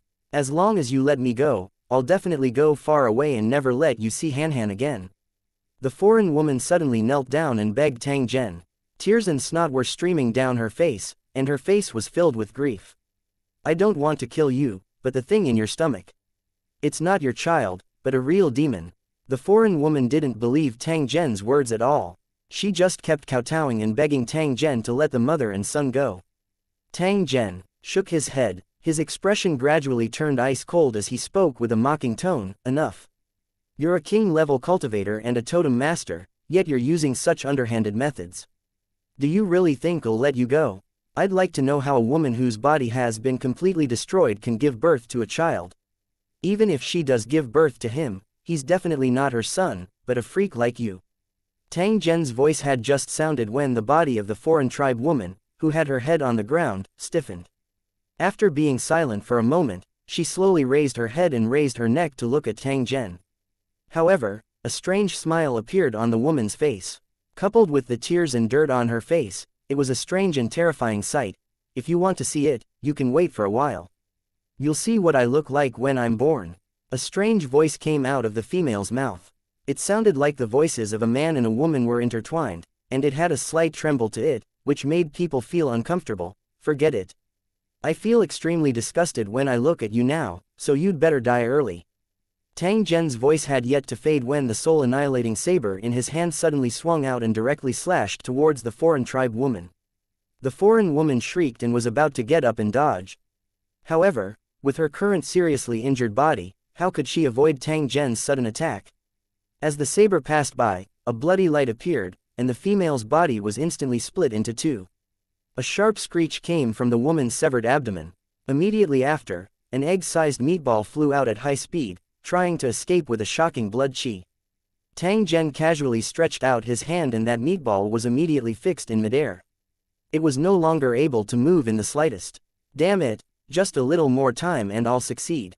If I have another chance, I will definitely kill all of you cultivators and turn you into zombies, enslaved by me forever. A baby's face suddenly appeared on the meatball. It was roaring at Tang Zhen with hatred and madness on its face. Unfortunately, you won't have the chance anymore. Enjoy your remaining time, because your soul will soon be scattered. Tang Zhen coldly snorted. He no longer paid any attention to the struggling meatball and directly kept it into a box with a demon-killing rune drawn on it. This box was carefully crafted by Ling Xuz. As long as the totem master was locked in this box, he could forget about escaping. Tang Zhen glanced at the foreign tribe woman's corpse that had been broken into two pieces and her internal organs had long been completely destroyed.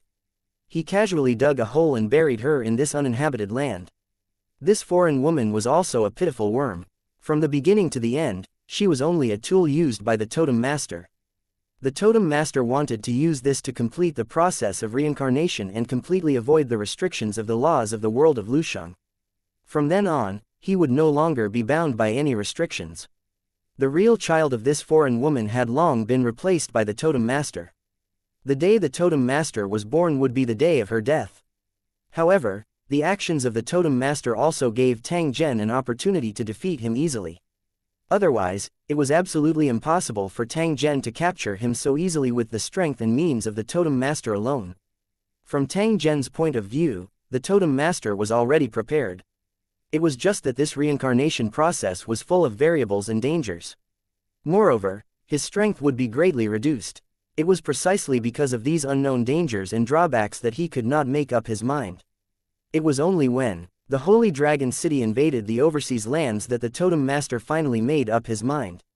He quickly launched his reincarnation plan, wanting to completely control his own fate. Although he had the ability to predict, he had never imagined that Tang Zhen would actually chase him all the way here. One wrong step led to many more wrong steps. This also determined the totem master's final outcome. After capturing the totem master, Tang Zhen no longer hesitated and immediately set off to return to the overseas region. He quickly flew over the land that had no living beings under his feet, heading toward the teleportation formation on the mountain. Although he was very curious about this land, it was not the best time to explore it. After all, he was still carrying the totem master, who was temporarily trapped. This guy's ability was strange, and it was possible that he had some other means of escape. Therefore, the wisest thing to do was to immediately hand it over to the cornerstone platform and exchange it for the battle credits required for the upgrade. Tang Zhen quickly arrived at the peak of the mountain and activated the teleportation array. Not long after Tang Zhen's figure disappeared into the teleportation array, over a dozen strange-looking plants suddenly appeared near the teleportation array. In fact, even Tang Zhen did not expect that it was not that there were no living creatures in this area. Instead, it was because the living creature that controlled this place was really special. They had actions that were similar to living creatures, but they were real plants. There was no doubt about that. It was unknown what kind of method they possessed. They were actually able to shield themselves from Tang Zhen's mental energy detection and perfectly hide their figures among the countless plants. When these plants saw the teleportation formation that Tang Zhen had used earlier, they continued to dance with their hands and feet. They seemed to be communicating with each other. As their branches and leaves danced, they would occasionally reveal brightly colored poisonous stingers, as well as special organs that looked like sharp teeth. From time to time, there would be powerful energy fluctuations spreading from their bodies, proving that they had the same cultivation as the cultivators in Lu Cheng.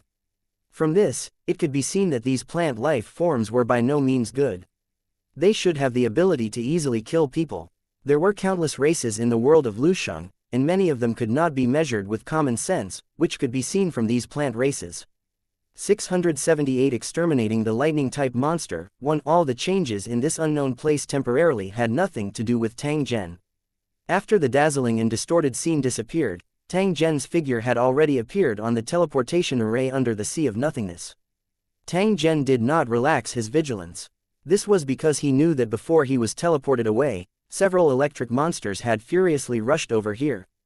Those barbarian cultivators were killed by them. After they died, they were devoured and torn into pieces.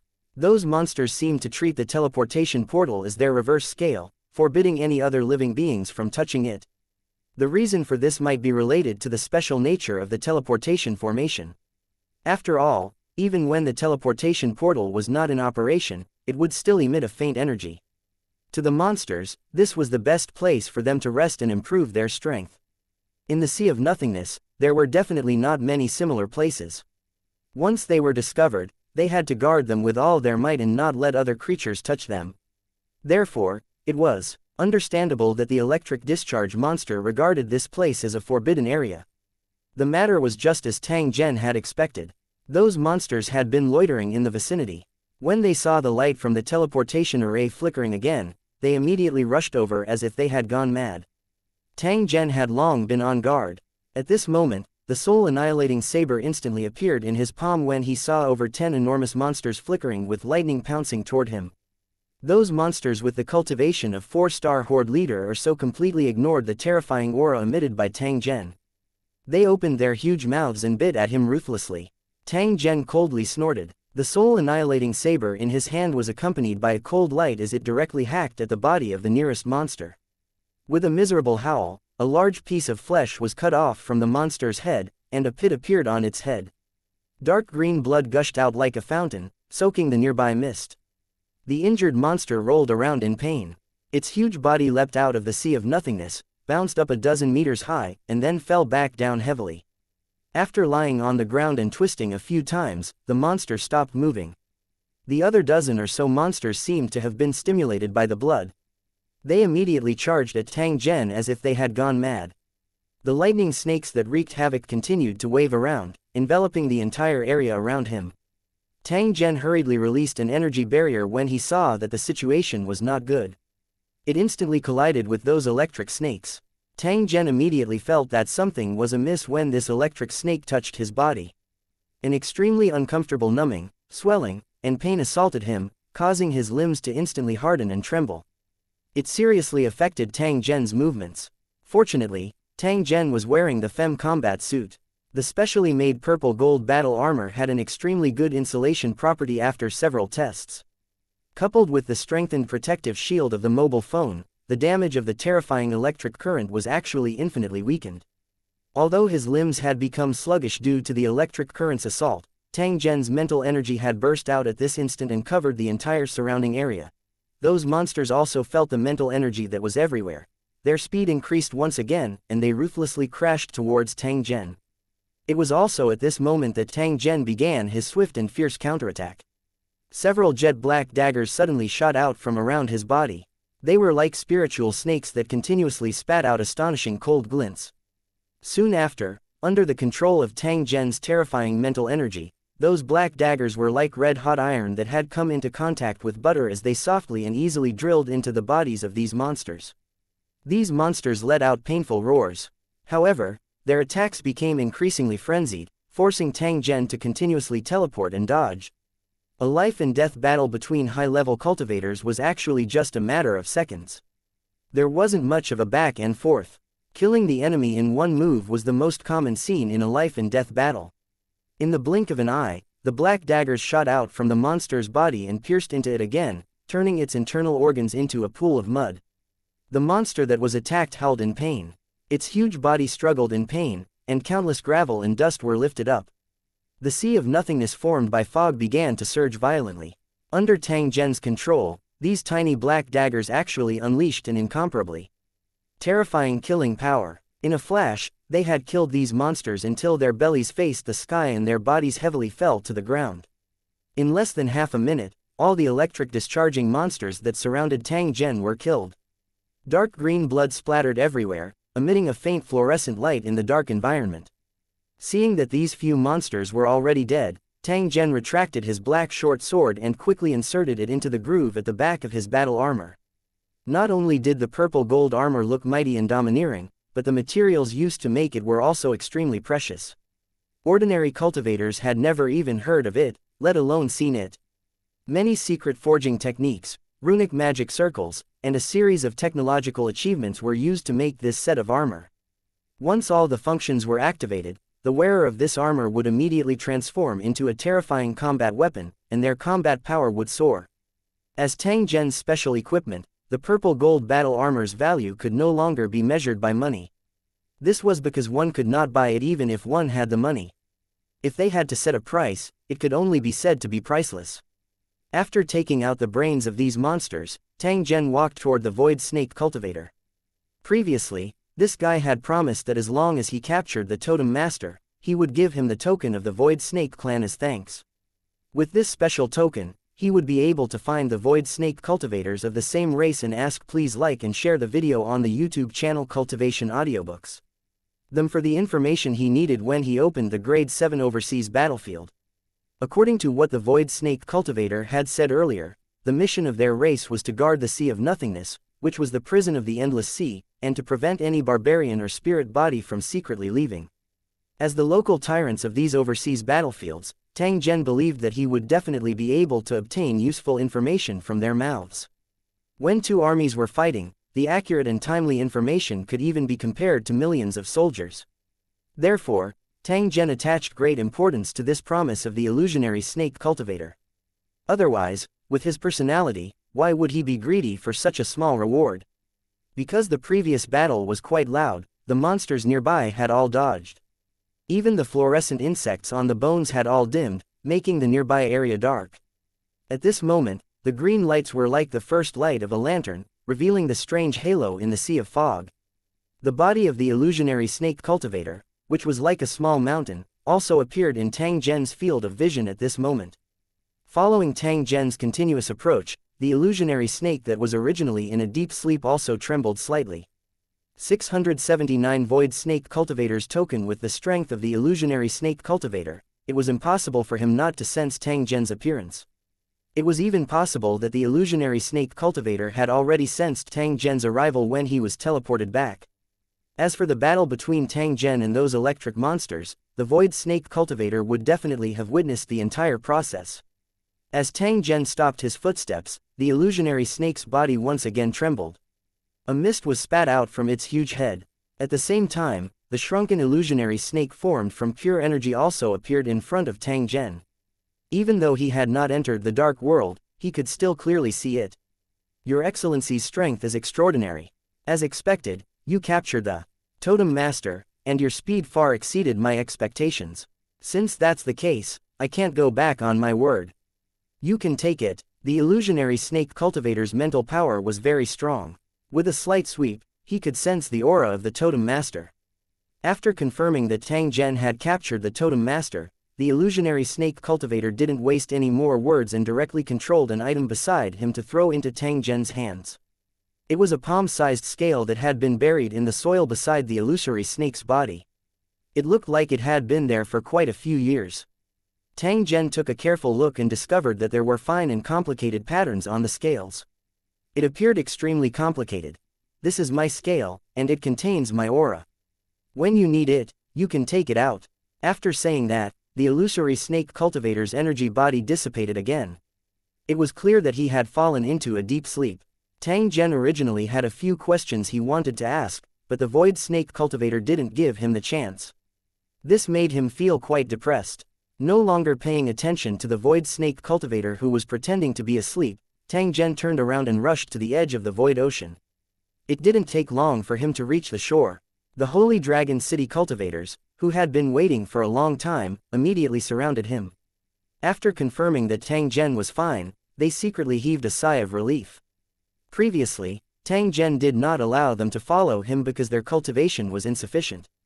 Although this was out of consideration for the cultivators, it also made them feel a kind of self-blame for not being strong enough. After all, Tang Zhen's strength far exceeded them. Therefore, how could ordinary cultivators in Lusheng City deal with those who could be regarded as his enemies? However, as a cultivator of Lusheng, it was his duty to go through fire and water for the interests of Lusheng. However, when the enemy's strength exceeded them by too much, even if the cultivators were prepared to sacrifice themselves, Tang Zhen would definitely not allow it. This was because he would not make a losing deal. This kind of thing had happened more than once. Although Tang Zhen did not take it to heart, the cultivators of the Holy Dragon City firmly remembered it. Many Holy Dragon City cultivators were secretly reminding themselves that they must work hard to improve their cultivation, in case they encountered similar situations again and couldn't help because of their lack of strength, causing the city lord to be in danger alone. After Tang Zhen swept his gaze over the cultivators, he casually released the flying magic carpet. At the same time, he chanted an incantation to enlarge it. When the flying magic carpet expanded to about 10 meters, it stopped expanding. This was its limit. The totem master had been captured. There was no longer a need to stay here. Tang Zhen and the rest jumped on the magic carpet and directly ran towards the Sacred Dragon Legion's encampment. They galloped all the way. When Tang Zhen and the rest arrived at their destination, the moon was already hanging high in the sky. Everything seemed to be silver-plated, revealing a different kind of charm. Tang Zhen did not have the time to admire the moving moonlight. Instead, he headed straight for the teleportation gate and returned to Holy Dragon City. Let me go. I know many big secrets of the world of Lusheng. As long as you let me go, I'll tell you everything. In front of the foundation stone platform, the totem master that had turned into a meatball was still making his final effort, trying to bewitch Tang Zhen. Previously, he had been trying his best to escape the ocean, and had almost succeeded. Unfortunately, Tang Zhen had still ruined his plans. Now that Tang Zhen had taken him away from the overseas region as the city lord, the totem master was no longer restricted by the rules. He easily passed through the bronze door. This was something that the totem master had always dreamed of. Unfortunately, leaving the overseas land in this way did not mean that the totem master had obtained freedom, but that he would face death at any time. The totem master hadn't lived long enough, so he naturally wouldn't be satisfied. Tang Zhen really wanted to know the secrets mentioned by the totem master. However, he was even more afraid that his greed would cause the totem master to escape, causing the Holy Dragon City's previous efforts to be in vain. What was even more fatal was that with the existence of such an enemy, Tang Zhen might not even be able to sleep well. Only when he handed the ferocious-looking totem lord, whose tone was filled with unwillingness and fear, to the cornerstone platform and confirmed that the mission had been completed, did he slowly heave a sigh of relief. Although he had already captured the totem master, Tang Zhen was really afraid that this guy would escape again. Now that the dust had settled, Tang Zhen had finally put down a stone in his heart. So far, the Holy Dragon City's fight for the level 6 overseas land was nearing its end. It was estimated that in about a month's time, after the overseas land was completely cleaned up, Holy Dragon City would be able to upgrade to a level 7 city.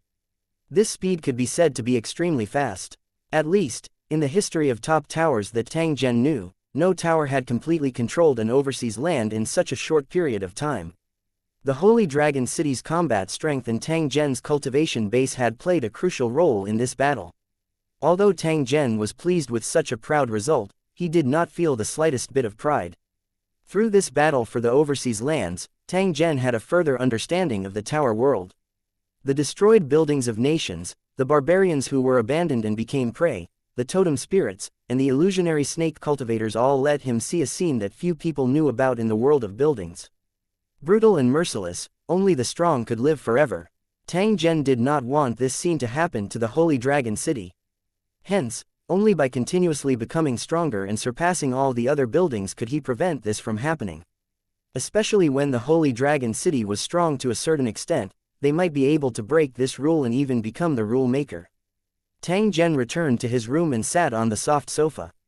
He was slightly lost in thought as he looked at the three-headed six-armed giant statue. Mirang Ziyan poured him a cup of tea while Xiao Dai carried a plate of fruits sold by the foreign merchants and gently placed it in front of Tang Zhen. The two of them could tell that Tang Zhen seemed to have something on his mind. Therefore, neither of them said anything to disturb him. They only quietly sat on his left and right. After over 10 minutes, Tang Zhen recovered from his shock. He picked up the cup of tea in front of him that had already turned cold and drank it in one gulp.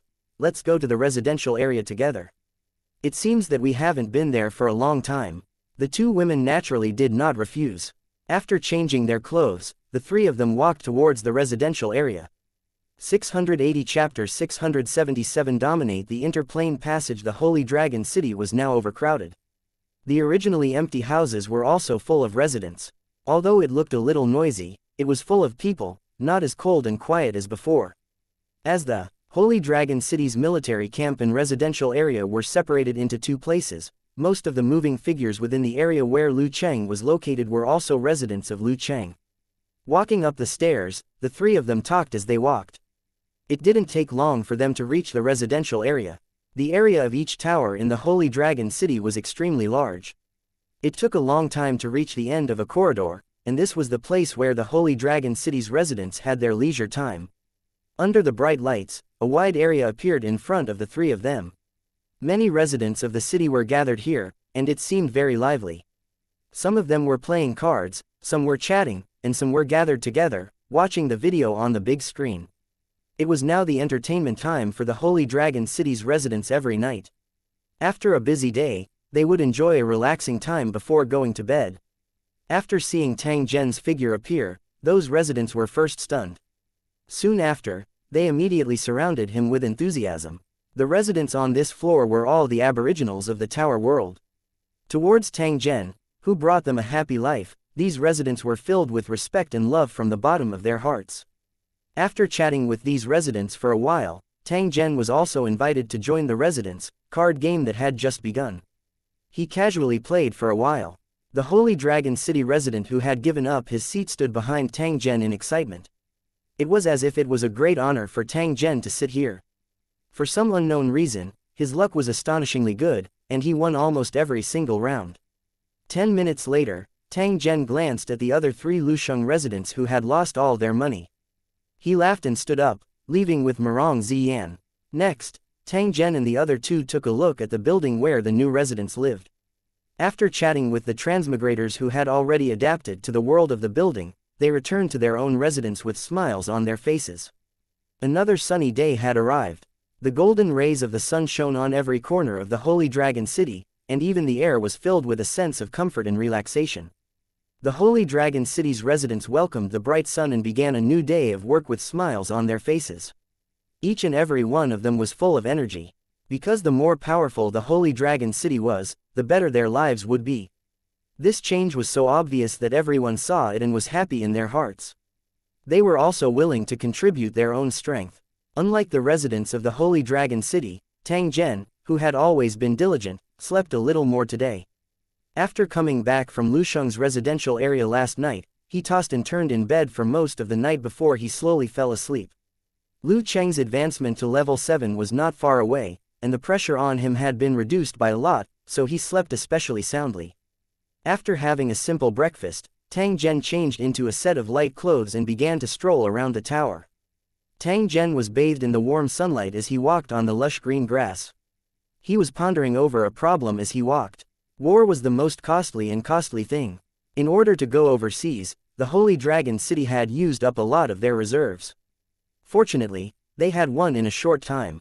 If Holy Dragon City was stuck in a quagmire of war like heaven battling city and couldn't break free for hundreds of years, then even if Holy Dragon City had the resources of the original world, it would not be able to bear the burden. Therefore, after Liu Cheng's upgrade, Holy Dragon City would definitely need to rest for a while before starting the level 7 overseas battlefield. Although Tang Zhen was very anxious for the Holy Dragon City to become stronger, he also knew that everything had its priorities. The road ahead was still very long, so there was no need to be in a hurry. Unknowingly, Tang Zhen had already walked to the end of the grass field and arrived near the white-colored Mage Tower. Tang Zhen swept his gaze over this city building that towered into the clouds before he walked in.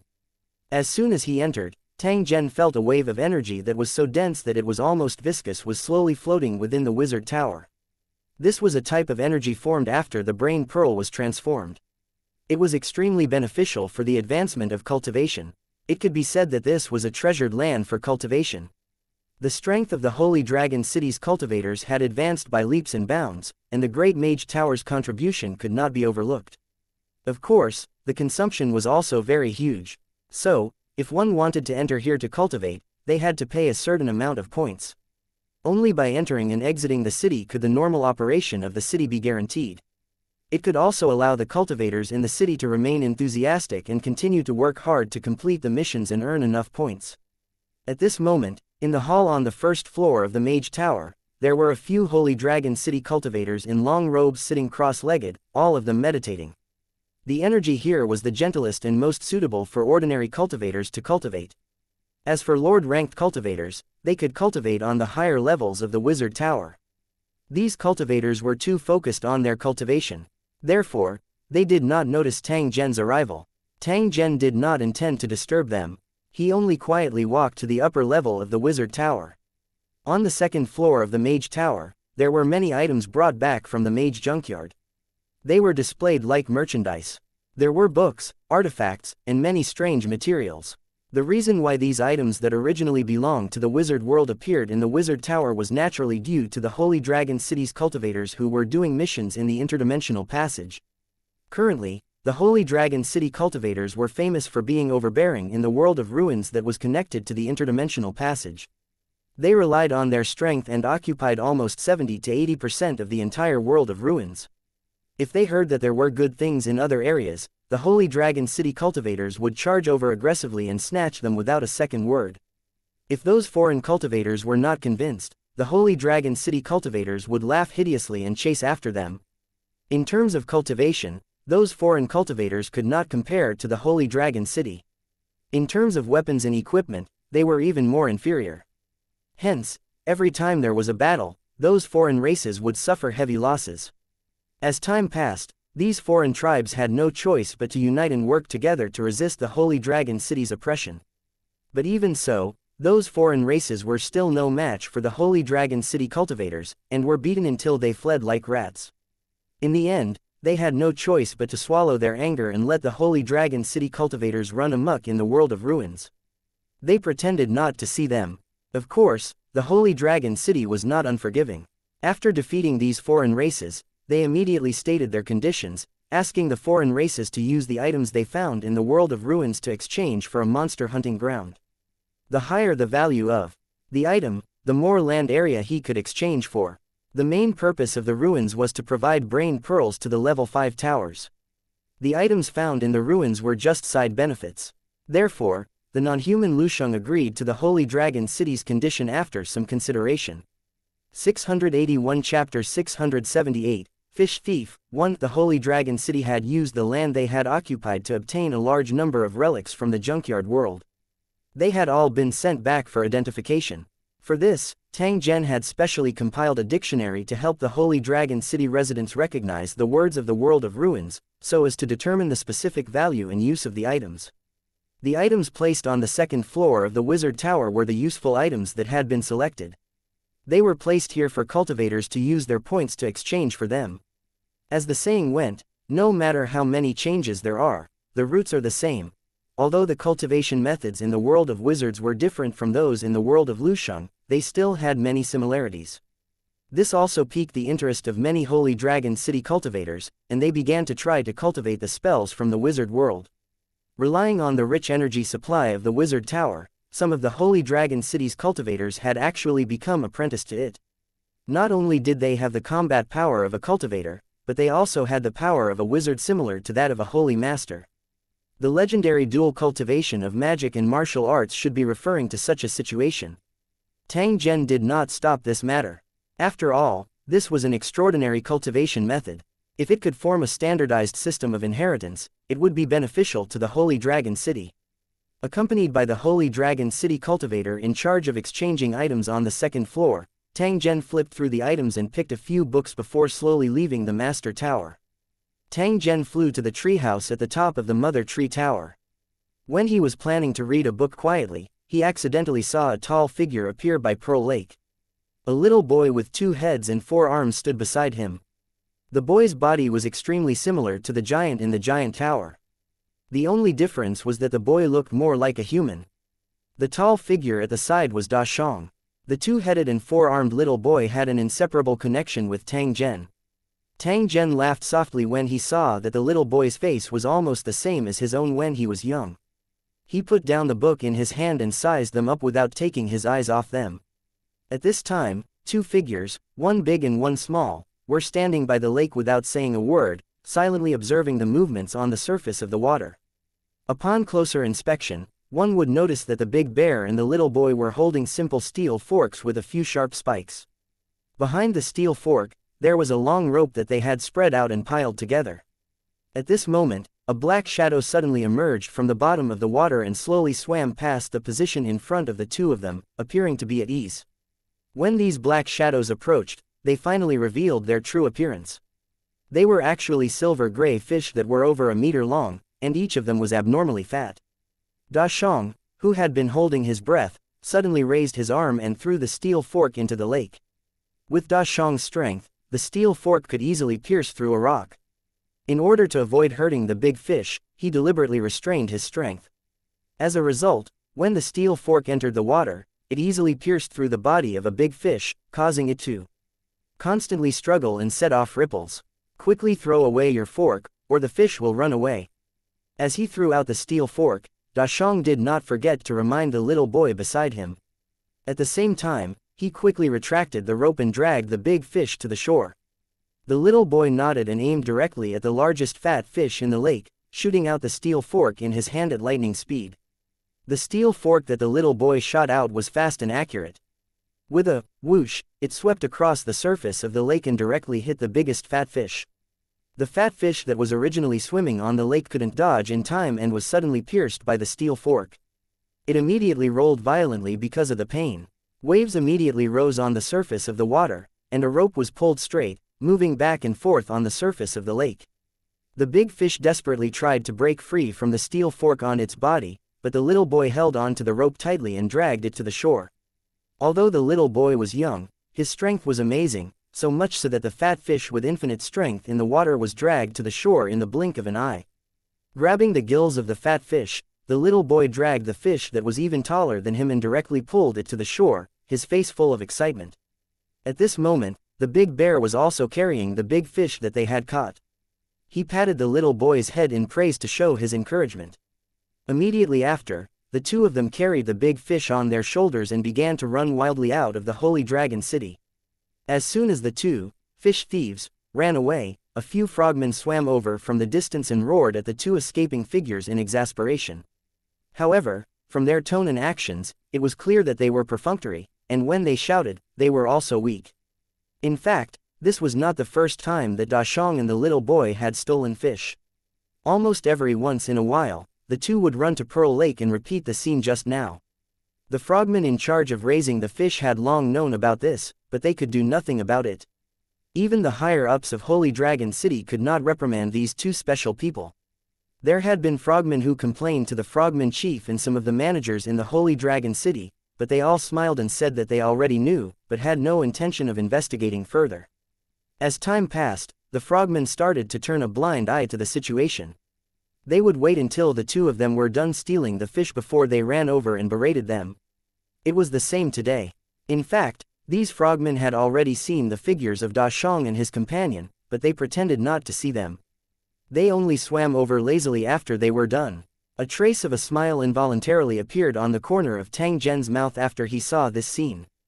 The map view switched over and locked onto the two fish thieves, one big and one small. The two of them were seen carrying the big fish and running madly all the way. Under the surprised and smiling eyes of many Holy Dragon City residents, they directly ran out of the city gate and went straight to an area piled with huge rocks. During this period, Holy Dragon City cultivators walked up to them and shouted for Big Bear to leave half of the grilled fish for them. In the end, the two fish thieves were so scared that they ran even faster. When they arrived at the area where the huge rocks were piled up, the two of them placed the big fish on their shoulders on the huge rocks and then began to move firewood. It didn't take long before a pile of violently broken wood was carried over by the two of them. Then, Da Shang set the pile of firewood on fire. The fire burned quickly, and the two of them continued to add firewood. When half of the fish had turned into charcoal, they immediately cut the big fish into several pieces and skewered it on steel forks to roast it. During this time, Da Shang also took out a bag and continuously sprinkled the condiments he had obtained from the chef. His movements were very skilled. When the aroma of the grilled fish wafted out, the two of them twitched their noses continuously, both of them wearing expressions of enjoyment. 682 The little boy's origin. 1. The little boy who was responsible for licking the firewood was drooling. He didn't care if the fish was cooked or not, and from time to time, he would tear off a small piece from the steel fork and put it into his two mouths. The two of them cooperated well, and it didn't take long for them to cook a big fish. The belly of the big fish was the fattest part with oil. The big bear handed it to the little boy, while he held the pieces of fish at the head and the bottom and ate them happily. The little boy looked at the piece of fish in his hand, then looked at the big bear, and resolutely stuffed one of the pieces of fish into the big bear's hand. The big bear laughed and did not refuse. It picked up the piece of fish and tore it into a bite, chewing until the juice splashed everywhere. The little boy smiled in satisfaction, then took his own portion and began to eat with a face of enjoyment. Tang Zhen, who was on the mother tree, revealed a gratified expression after seeing this scene. This two-headed and four-armed boy had a special identity. He was not a normal child, and could not even be considered a real living being. It was a special tower that Tang Zhen had secretly built using the cornerstone of the giant tower under the circumstances that few people knew about. Just by looking at the little boy's appearance, the Holy Dragon City's residents would only think that he was a child of a foreign race. No one would think that this was a special building in human form. Back then, in order to better control and make use of this special building, treat it as the trump card of the Holy Dragon City, and fulfill their promise to the giant, Tang Zhen and Ling Xuz had modified the building's foundation. Modifying the foundation of a building was something unheard of. Tang Zhen wasn't sure at first, but after discussing with Ling Xuz, they decided to give it a try. If it didn't work, he would stop in time to avoid destroying this top-grade building foundation. Fortunately, both Tang Zhen and his companion were proficient in runic magic circles. Although they couldn't change an ordinary cornerstone into a top-grade cornerstone, they could still make some changes to the top-grade cornerstone. They could still barely do it. After exerting tremendous effort, the two finally completed the task, which showed that it was not an easy task. In order to ensure absolute control over the tower, Tang Zhen even separated a wisp of his soul energy and fused it into the little boy's body. As for the original spirit of the building, it had been completely obliterated and replaced by Tang Zhen's soul. In other words, the spirit of the giant tower that had personally told Tang Zhen that he did not wish to be reborn would never appear again. Instead, it would live its illusionary life happily in the reincarnation mirror. Because he only had a wisp of soul, the little boy's intelligence was not high. He could not even speak, and always had a confused look. Tang Zhen thought about it again and decided to let Big Bear take care of him. This was because only this big guy's heart still retained a pure heart and was extremely loyal to Tang Zhen. He believed that as he grew up, with Da Shang, who was not scheming, this little boy's thoughts would not be too complicated. Only then would he be able to meet Tang Zhen's expectations. This was because as time continued to flow, this wisp of soul would continue to strengthen and eventually become another soul clone of Tang Zhen to control this little boy's body. And because the foundation stone had been transformed, even after Lu Cheng's promotion, the little boy would only maintain a normal person's body shape and would only grow rapidly when needed. Therefore, Tang Zhen did not need him to be too smart. That would not be good and would not be beneficial to his control. To put it bluntly, He was just a test subject that was modified by Tang Zhen and Ling Xuz, and it was full of uncertainties. It was still unknown whether he could grow up normally. Because the little boy's soul and Tang Zhen's soul were closely connected, Tang Zhen basically saw him as another him, or even his own child. Tang Zhen's playfulness rose when he saw the enjoyment on the faces of these two fellows. He teleported and appeared at the shore of the Pearl Lake. Tang Zhen randomly swept his eyes over the surface of the lake. A glint immediately flashed in his eyes as he suddenly grabbed at a certain part of the lake that was as flat as a mirror. Because of the application, he could directly see through the surface of the water, and the densely packed fish could not hide from his eyes. The sound of water splashing could be heard as a 2-meter-long fish rose into the air and headed straight for Tang Zhen. Tang Zhen laughed out loud as he held the fish in his hand. His figure soared into the sky and headed straight out of Holy Dragon City. A few frogmen not far away were dumbfounded. After witnessing the entire process of Tang Zhen catching the fish, they looked at each other, and their eyes were filled with confusion.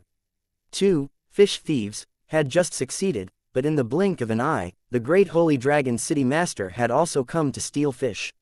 What was going on? However, on second thought, the entire Holy Dragon City was Tang Zhen's. He ran to his own lake to catch a fish. How could it be considered stealing? However, was Tang Zhen a person who lacked fish to eat? Did he need to catch it himself? However, the city lord had specially come to catch fish. This meant that the things he raised had caught the eyes of the city lord. This was also a kind of affirmation of the fruits of his labor. The frogmen felt a strong sense of pride when they thought of this. Not to mention the wild thoughts of those full-time fishermen in the Holy Dragon City, Tang Zhen had already arrived at the place where the Big Bear duo were in an instant and threw the big fish in his hand onto the rock. "Big Bear, roast this fish too," Tang Zhen said with a smile as he looked at the Big Bear and the little boy who had turned their heads to look at him.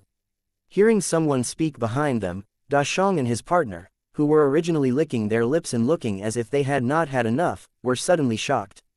They all had the temperament of children. Although they were extremely arrogant when they stole fish, they always had a guilty mentality. They were afraid that others would know what they had done. Now that he had been caught red-handed, and the fish bones on the ground had not been cleaned, he was naturally frightened. However, just as Dashang was about to pull the little boy away from the crime scene, he inadvertently turned his head and discovered that Tang Zhen was looking at them with a smile. The initial panic on his face was swept away. Big Bear excitedly scuttled in front of Tang Zhen.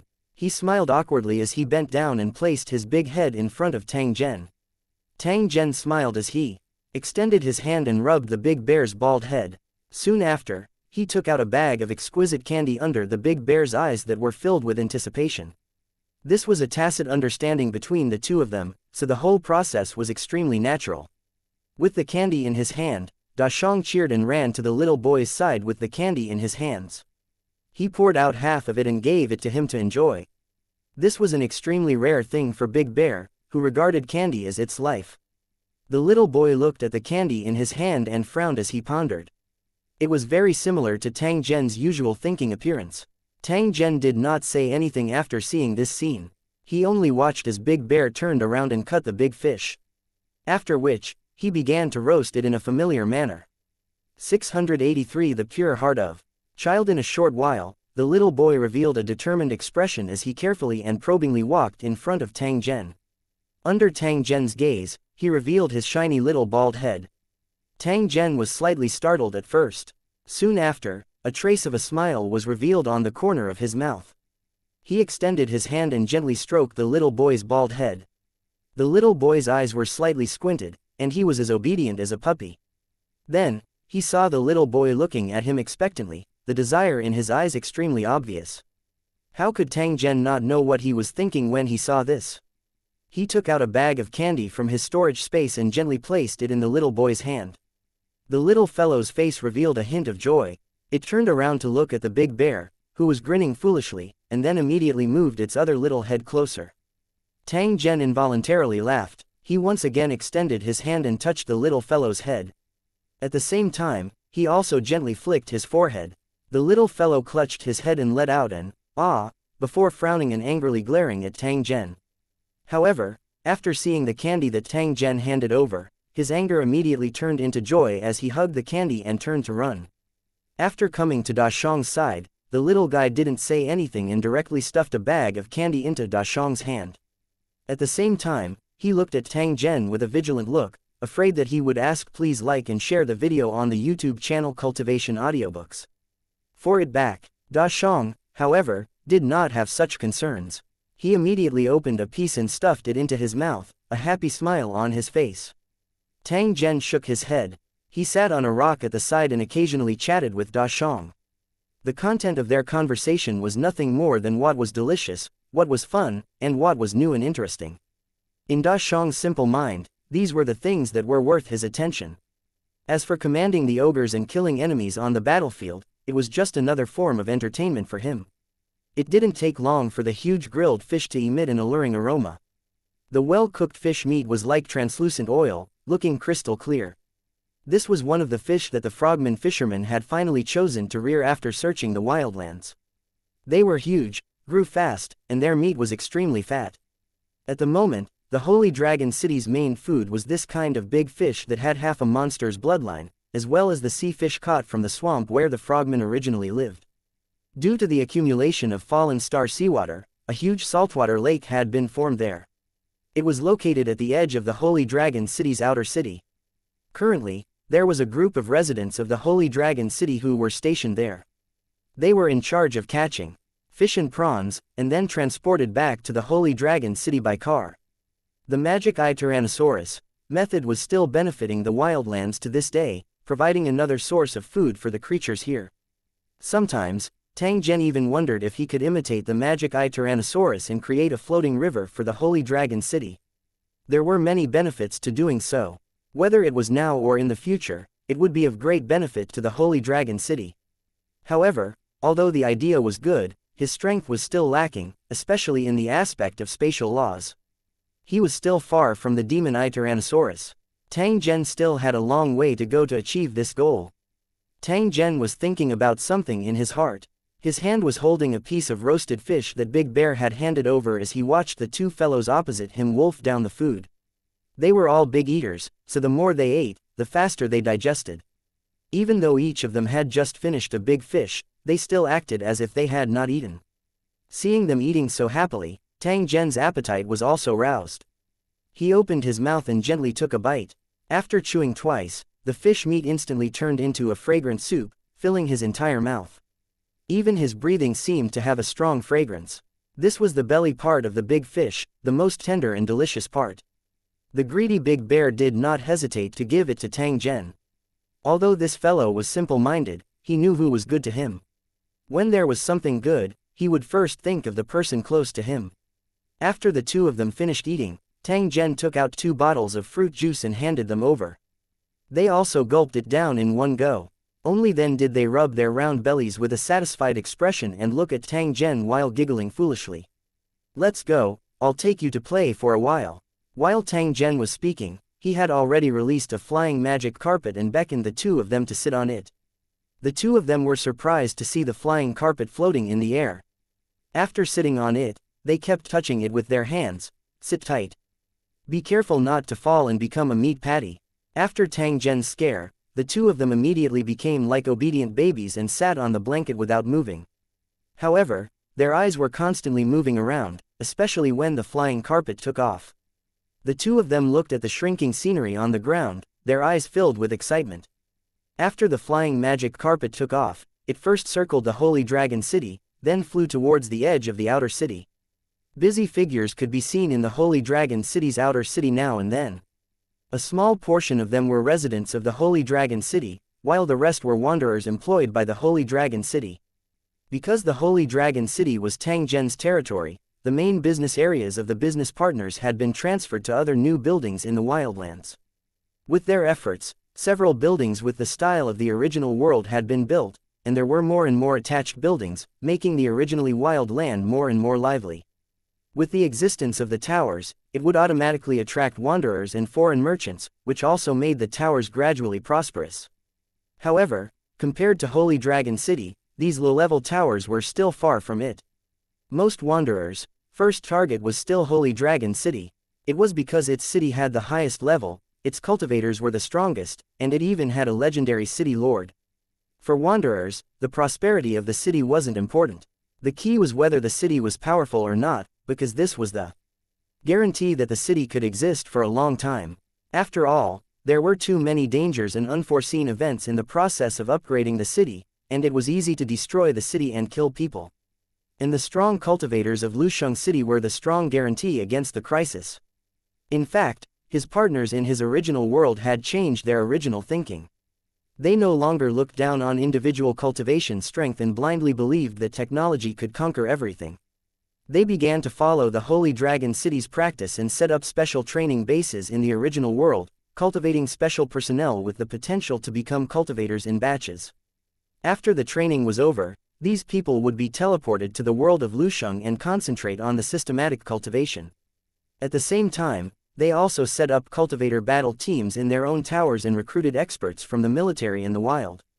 Recently, they had achieved quite a good result in cooperating with the army in battle. Of course, compared to the Holy Dragon City, they were still far from it.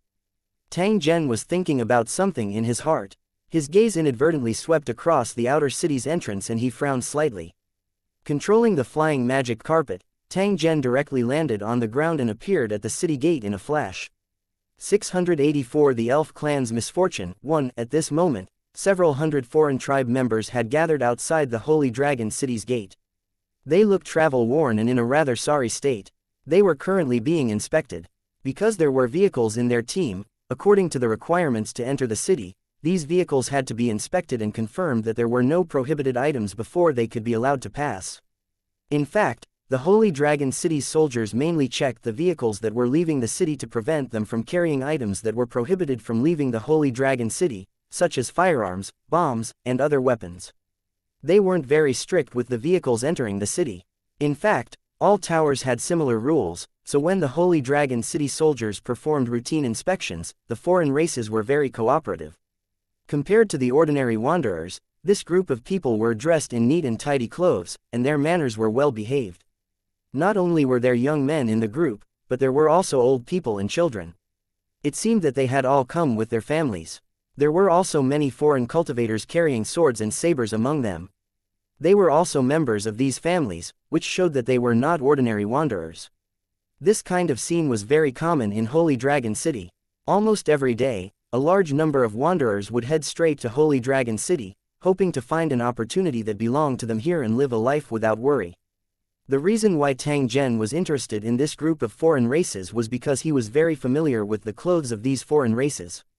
It was the style of clothing in the area where the elf clan's Lu Cheng was located.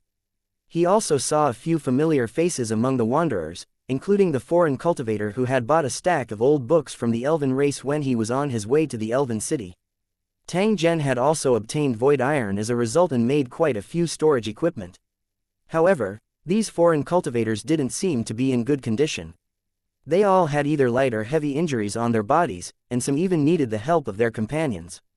Tang Zhen was very curious as to what they had encountered and why they had come all the way to Holy Dragon City. As Tang Zhen descended from the sky, everyone at the city gate turned to look at him. The Holy Dragon City's soldiers in charge of guarding saluted him at the same time, their faces filled with respect. After the onlookers saw this scene, they all guessed in their hearts that this person must be an extraordinary big shot. Otherwise, why would the Holy Dragon City's soldiers need to act like this? Tang Zhen waved his hand and had the soldiers continue to check the vehicles coming and going.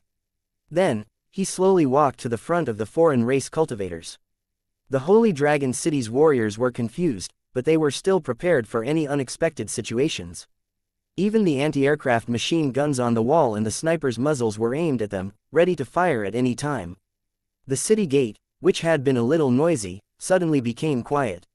When these foreign tribe cultivators saw Tang Zhen, their eyes revealed a trace of vigilance because they could feel a heavy pressure from Tang Zhen's body, as if a mountain had descended. Just as these foreign tribe cultivators were secretly on guard, the few foreign tribe cultivators that Tang Zhen knew revealed a doubtful expression at the same time. After exchanging glances with each other, they revealed an expression that said, as expected. In the end, before Tang Zhen could speak, these foreign cultivators stepped out from the crowd and bowed deeply to Tang Zhen. Greetings to the Holy Dragon City's city lord. I did not know of your honorable identity that day, please do not take offense. After hearing this sentence, the foreign cultivators who were originally secretly on guard were stunned at first, but they also relaxed one after another. This was because they knew that Tang Zhen definitely knew these cultivators and did not come for them. After all, this was the Holy Dragon City. If Tang Zhen wanted to find trouble with them, why would he need to personally take action? Moreover, with Tang Zhen's cultivation, if he really wanted to deal with them, it would simply be like slaughtering pigs and dogs. There would be no effect even if he resisted.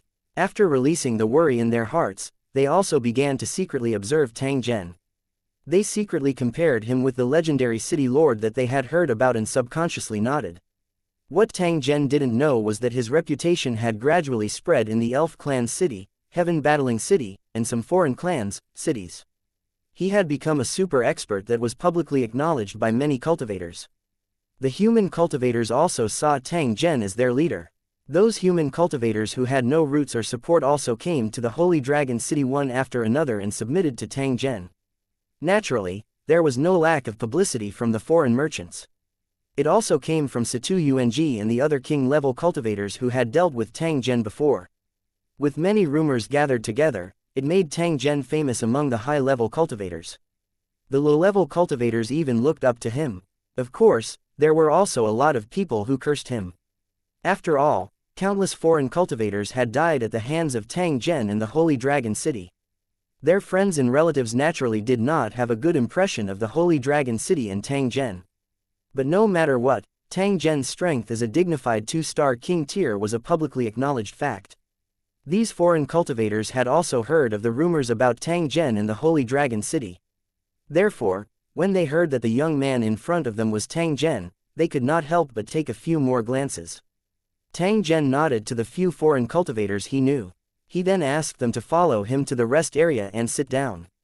After that, he ordered someone to bring tea and cakes.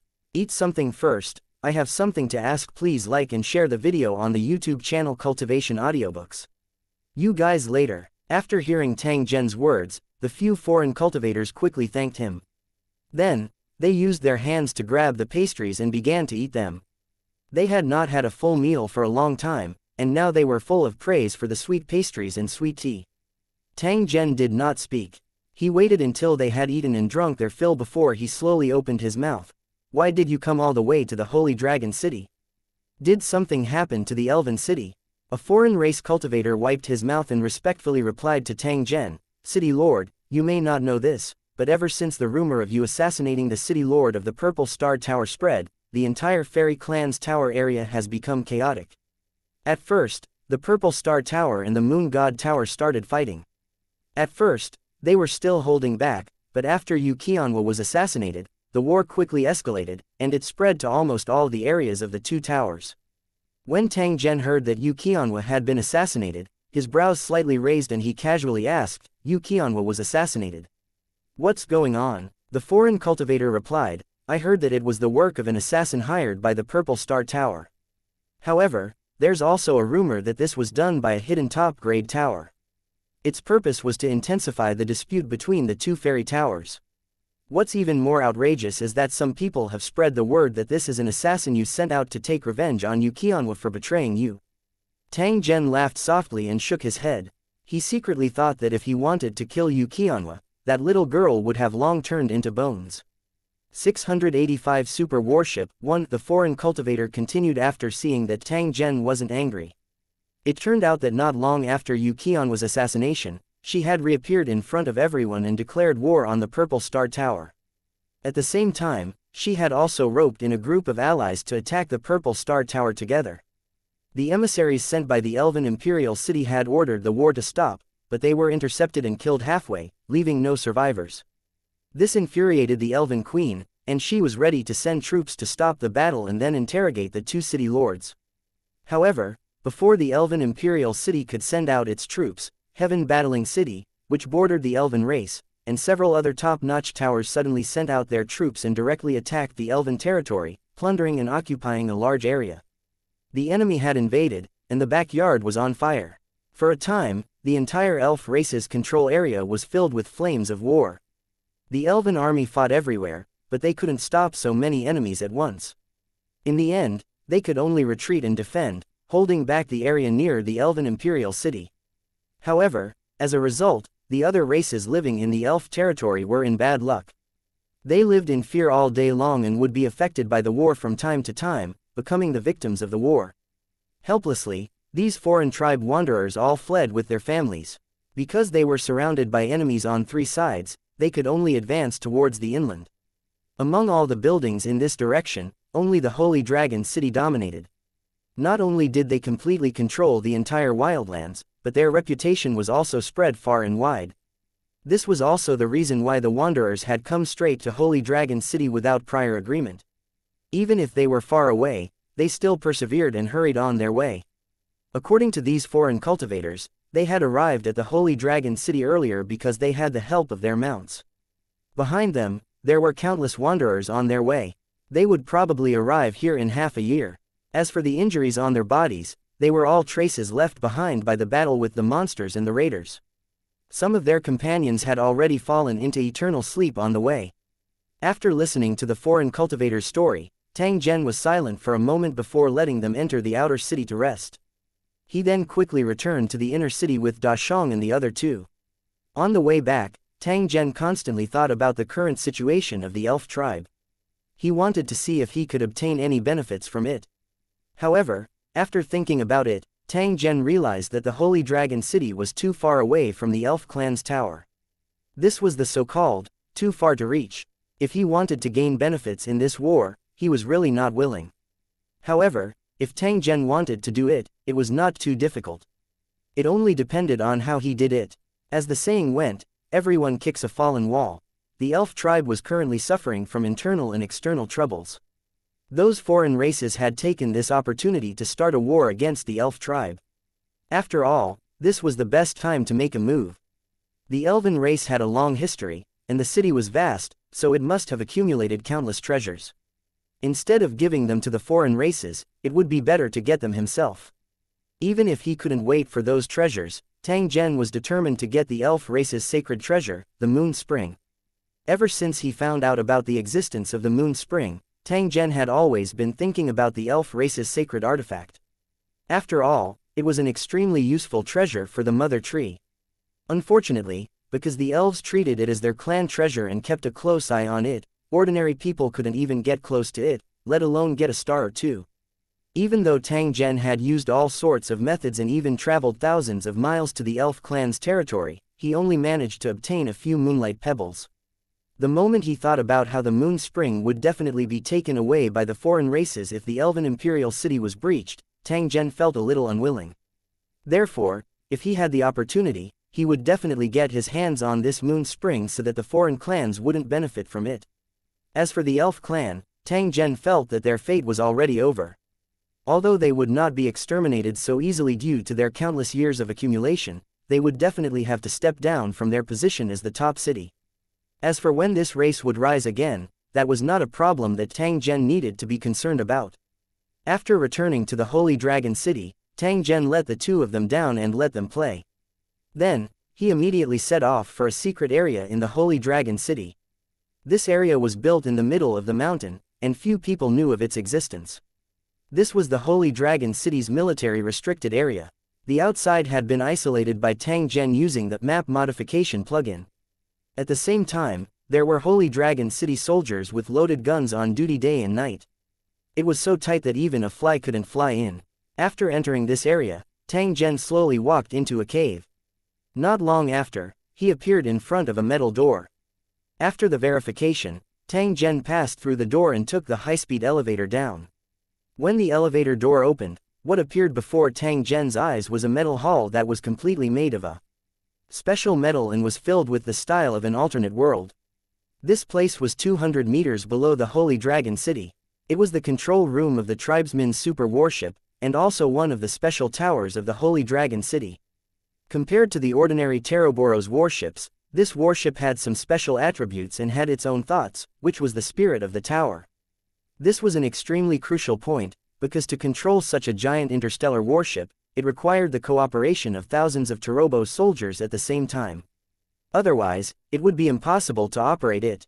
However, when it became a tower by chance, the spirit of the tower took over the entire warship, and it was even more accurate and efficient than the artificial intelligence.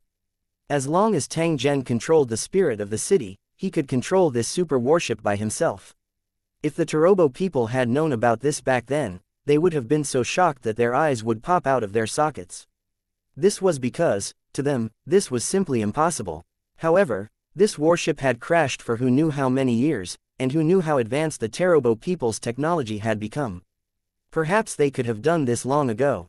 Therefore, there was no need to be proud of the ability to control the entire warship by himself. However, there was one advantage, and that was that the tribesmen could not do anything about it. Ever since the battleship had become a special building, it had gained the ability to upgrade and grow, which meant that it had infinite possibilities in the future. Even if its model was outdated, as long as it was continuously upgraded, it would not be inferior to the warships of today's Turobo, and might even be slightly better. The purpose of Tang Zhen's appearance here was not to control the super warship hidden under the Holy Dragon City to fly. Instead, he was prepared to release the reconnaissance aircraft here to observe the situation in the Elf Imperial City. The main purpose of doing this was to grasp the most accurate information at all times so that he could make a timely move to snatch the Moon Spring.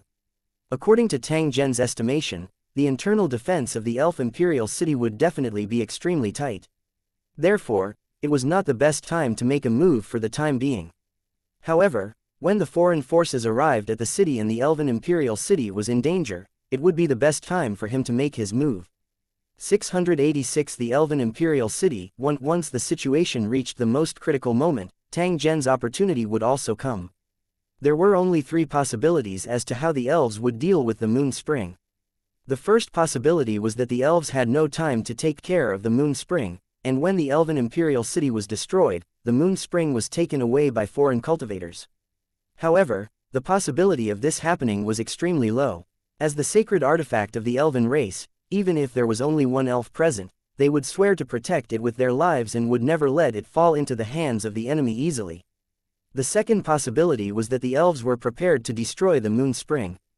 They would rather destroy the Moon Spring than let the enemy of the other races benefit. However, the possibility of this happening was extremely low, for the same reason. Therefore, the biggest possibility was that when the elf race was facing a life and death situation, they would move some treasures in the Moon Spring at the same time and hide them in a secret place, using them as the capital for Dongshan Mountain to rise again. Tang Zhen was prepared to act like an Oriole. He would make his move at the most crucial moment and obtain these treasures without anyone knowing. Even if the elf race came to find him, Tang Zhen would not admit it. After all, how could he spit out the fat meat that he had eaten? If they wanted to make a move, Holy Dragon City had never been afraid of anyone. After thinking up to this point, Tang Zhen immediately summoned the spirit of the city and immediately received a response. Because the level of the warship wasn't too high, the intelligence of the city spirit was also very limited. However, it had no problem carrying out the orders of the city lord. As the city lord of this battleship, Tang Zhen was extremely familiar with the structure and functions of this place. Therefore, under his command, 2 reconnaissance aircraft the size of a bicycle quickly flew out from the interior of the battleship and rushed into the sky along the passageway. The surveillance equipment used by the Teroboros were extremely fast, and had many powerful functions. It could easily detect the planet they had conquered, and then transmit all the real-time data to the battleship. After Tang Zhen locked onto the Elf Imperial City as his target, the 2 flying devices flew straight towards their destination. Their fastest speed could reach a terrifying 70 times the speed of sound. This was the strength of the Turobo people. Just a small scout aircraft was enough to leave the scientific researchers in the original world in the dust. After releasing the surveillance aircraft, Tang Zhen took out a book and read it while waiting. After the spirit of the Lusheng sent out the notification, Tang Zhen immediately activated the image display system of the warship. At the same time, the walls of the entire control room of the warship turned into screens. A real and clear image appeared in front of Tang Zhen, showing the terrain around the elf race's imperial city. What entered his eyes was an incomparably huge tree crown. This was the world tree of the elven race, and also the mother tree recognized by all elves.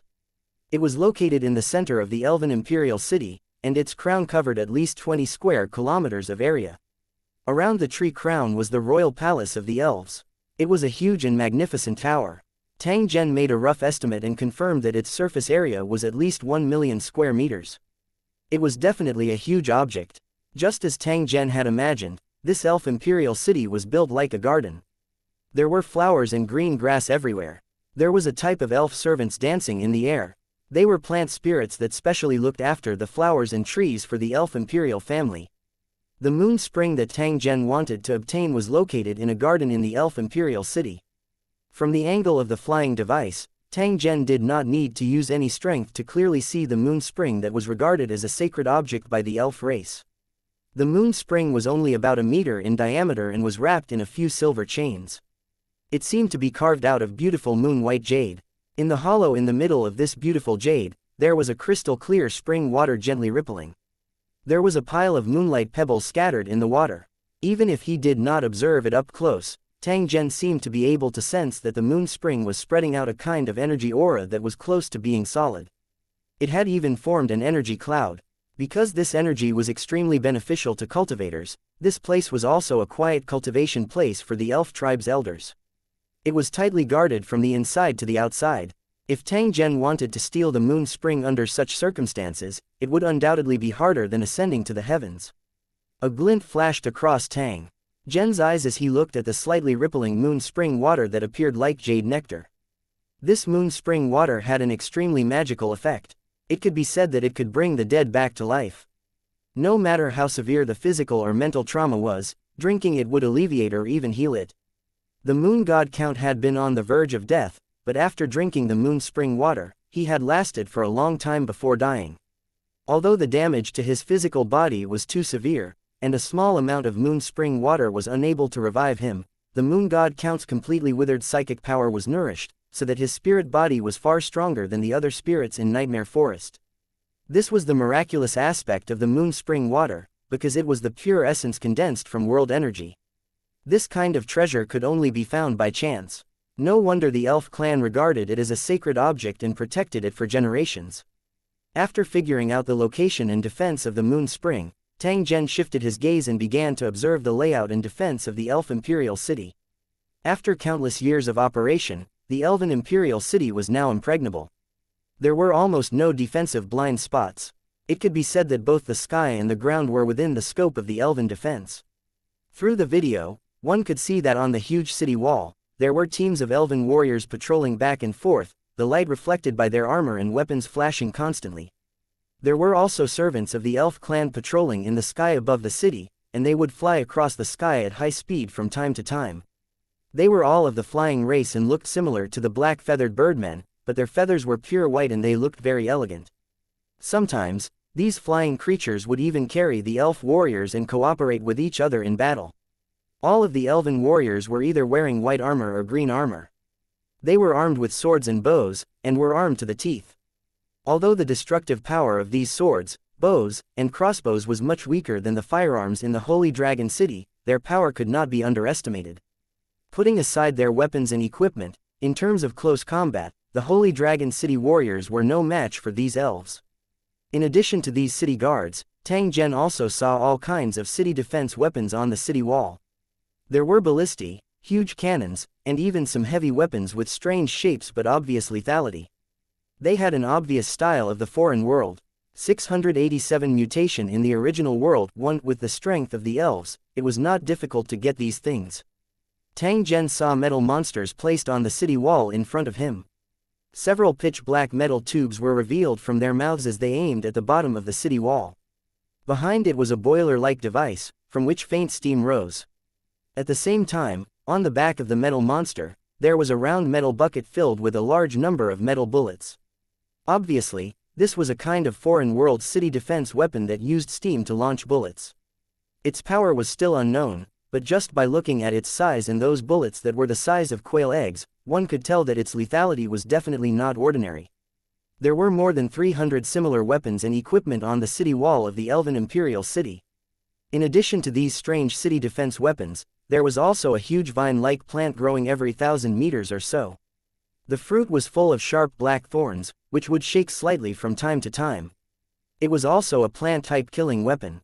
When the enemy attacked the city, these giant vines would throw the fruits full of thorns onto the city wall. These fruits would explode the moment they fell to the ground, and countless poisonous spikes would shoot out in all directions, causing great damage to the enemies attacking the city. Tang Zhen could not help but sigh in his heart after looking at these city-guarding weapons one by one. If those foreign races wanted to break into the elf imperial city, they would have to pay the lives of hundreds of thousands of soldiers in the city. Otherwise, they could forget about taking down this super city. However, money moved people's hearts.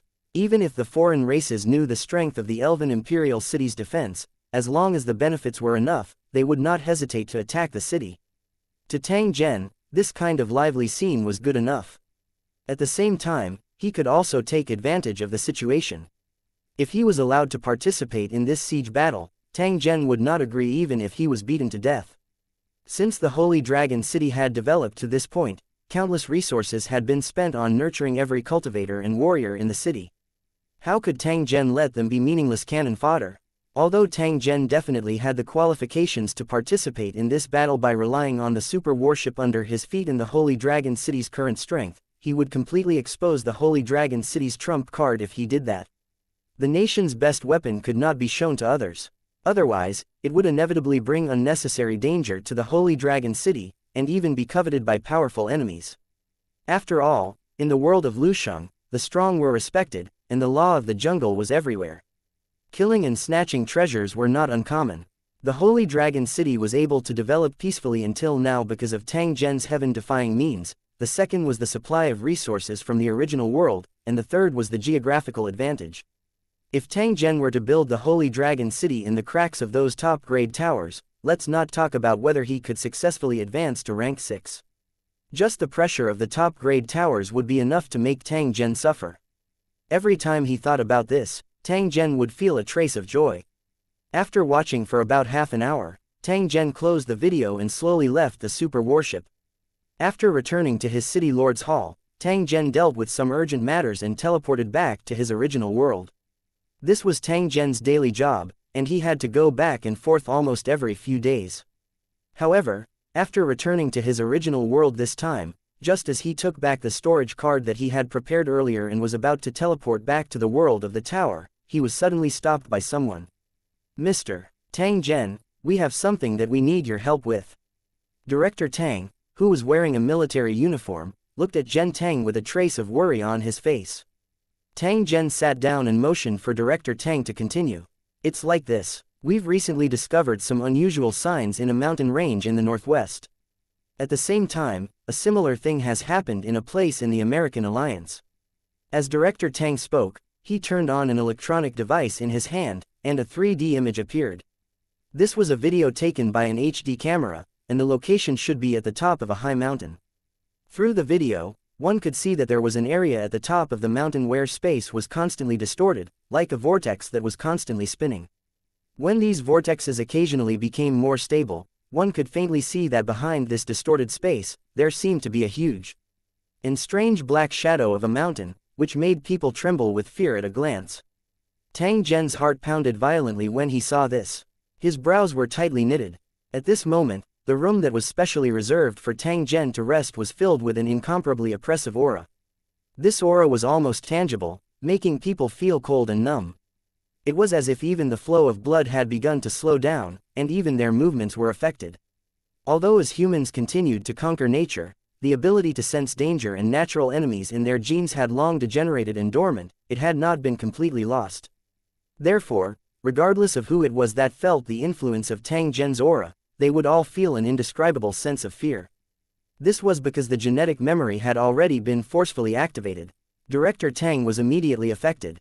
Even though he had been on the battlefield and had been tempered by iron and blood, he still felt a little breathless. His back was covered in cold sweat, and even his legs were slightly trembling. This was also the first time that he had felt how terrifying Tang Zhen was. This was because this was a killing intent that he did not hide at all. It was not like those mystical abilities that Tang Zhen usually displayed. It basically had nothing to do with killing. "I'm fine." Director Tang wiped the sweat off his forehead and hesitated for a moment. "In that case, do you have a solution, Mr. Tang?" At this moment, Tang Zhen was still frowning and deep in thought. After hearing what Director Tang said, he glanced at him and nodded slightly. However, Tang Zhen did not realize just how frightening the glint in his eyes was. Anyone who was swept by this gaze would be so frightened that their legs would tremble and they would even fall to the ground in fear. Director Tang's heart also skipped a beat. However, he wasn't an ordinary person and had a strong will, so he didn't show any abnormal behavior. The most important point was that he knew that Tang Zhen was not targeting him. Therefore, he quickly calmed his frightened heart and bitterly laughed in his heart. From the looks of it, this Tang Zhen was indeed a monster. He was far more terrifying than what they had estimated. If he were to get angry, it was likely that he would be able to turn the sky upside down. Tang Zhen didn't know what Director Tang was thinking at this time. He was constantly thinking about how to deal with Lu Cheng's invasion. After all, after this incident happened, it was a huge crisis and challenge for Tang Zhen and his original world. Tang Zhen did not know what method these towers used to locate the coordinates of the original world and why they invaded this place at the same time. However, he was certain of one thing, and that was that he would definitely not allow any harm to come to the original world. After all, this was where his foundation was, and he could not afford to lose it. 688 Chapter 685 Tracking. Fortunately, they had discovered it in time, and the two planes, teleportation channels had only just opened, so the two towers couldn't be teleported over for a while. As a result, Tang Zhen also had sufficient time to remedy the situation and at the same time, search for the culprit. As long as Tang Zhen found the foreign invaders, he would not hesitate to use a nuclear bomb and turn it into ruins regardless of whether it was a top-tier city or a national-level city. As long as there was a resident of the foreign clan's Lusheng that didn't die, Tang Zhen wouldn't let it go. He had to eliminate the roots. After all, they had the coordinates of the original world in their hands. They could not let it fall into the hands of other foreign races, or it would be a huge hidden danger. Zhen Tang turned to Director Tang and said in a serious tone, "From now on, no one is to be allowed to approach those two locations. At the same time, we need to be on guard against foreign cultivators appearing in the vortex. I suspect that foreign cultivators have already arrived in this world. Their mission is to investigate and cooperate with the invasion, so we must capture and kill them all. I'll personally take part in this, and I won't let a single one of them go." Tang Zhen pondered for a moment before activating the all-purpose electronic kit and connecting to Smith, the person in charge of the United States. When the other party's image appeared, Tang Zhen told them about his arrangements. At the same time, he requested the forces that the two of them represented to fully cooperate and give him the highest authority to act. After all, this wasn't the Lusheng world. Although his strength was amazing, there were some things that he couldn't mess around with. The higher his position was, the more he had to follow the rules. Therefore, he had to get the consent of his partner before doing this. This was a form of respect for each other, and it would be beneficial for future cooperation. After Smith and the other person made a phone call, they said at the same time that Tang Zhen could act as he pleased and would also obtain the unreserved support of his business partners. Tang Zhen nodded. After telling the two of them to wait, he quickly returned to the tower world. He first called his assistant over and asked him to send the photos and videos to the Mercenary Union. He wanted to put up a huge reward in order to confirm the location and origin of the two towers. Immediately after, Tang Zhen took out a pile of items from the Holy Dragon City's warehouse and returned to his original world. In the following time, Tang Zhen asked for a studio and quickly started to work. He created a special equipment that could detect soul fluctuations. The soul fluctuations of the humans in the original world were very special, and there was an obvious difference between them and the Aboriginals in Lusheng. It was the same for the Aboriginals in other worlds. Therefore, by relying on this special equipment, even ordinary Secret Service personnel could easily distinguish whether the other party was a guest from another world. After giving the manufacturing blueprint to Director Tang and Smith, along with a large number of raw materials, Tang Zhen took a military plane and went straight to the space tunnel in the northwest. After a period of flight, the plane slowly landed at a military airport. Accompanied by several Secret Service personnel, Tang Zhen once again took a military helicopter and flew to the mountain peak where the plane transmission channel was located. Before he reached that location, Tang Zhen had already seen the vortex through the map view. After careful observation, Tang Zhen confirmed that this was the plane transmission channel opened by Lu Cheng before the invasion. At this time, the mountaintop had already been cordoned off. A large number of heavily armed soldiers were guarding the place. All kinds of light and heavy weapons and special combat robots were also aimed at the vortex at the same time. Once there was an abnormal situation, all the weapons would automatically open fire and kill the intruder. After Tang Zhen jumped off the plane, he passed through the blockade line accompanied by the Secret Service personnel and walked straight to the vortex. Tang Zhen's face was expressionless as he sensed the familiar aura within the vortex. His gaze seemed to have penetrated through the tunnel and carried a killing intent that seemed to have substance. If it wasn't for the fact that the dimensional portal could only teleport in a single direction once it was opened, and that it could only return after the world was destroyed or when the tower was about to be destroyed, Tang Zhen would have killed his way to the invader's nest. After pausing for a moment, Tang Zhen slowly closed his eyes and began to sense carefully. After a few minutes, he slowly opened his eyes, and his eyes glowed. They didn't come together, Yingluo.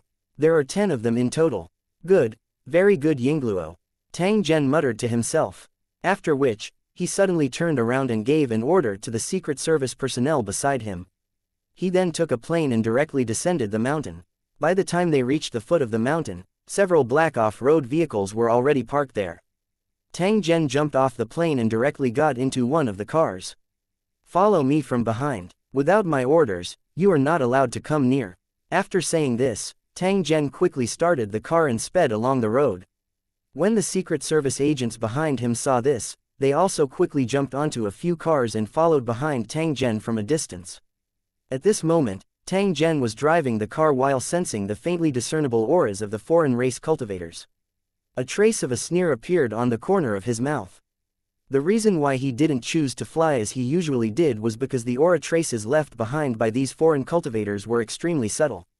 If he relied on flying, he wouldn't be able to sense them accurately. Although the speed of the car was much slower, it did not affect his senses at all. This was the reason why he chose to drive.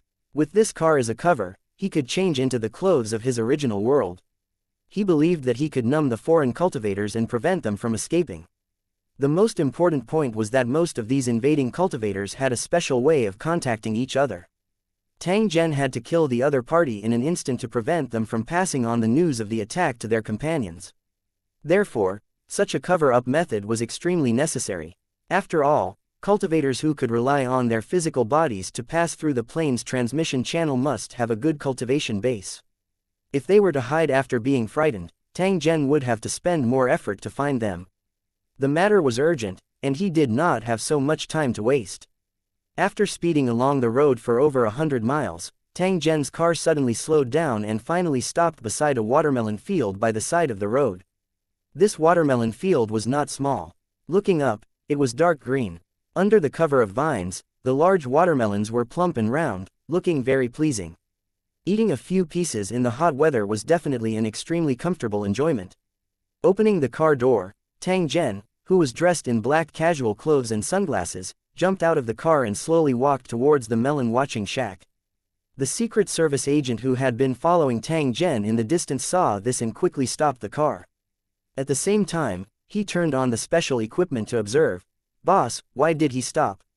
Is he going to eat watermelon?" A young-looking agent with a thin beard asked casually.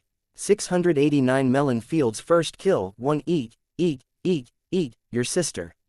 You're so rude and don't know the rules. Remember to call me Mr. Tang in the future. What are you waiting for? Hurry up and check your weapon. Are you waiting for me to beat you up? One of the brawny men in the car immediately turned his head and cursed. At the same time, he quickly took out a military rifle and put it aside. After giving his orders through his headset, he raised the telescope in his hand and kept observing. The young man was reprimanded by the captain, but he didn't dare to talk back. He quickly took out the submachine gun, checked it skillfully, and began to wait for the battle order.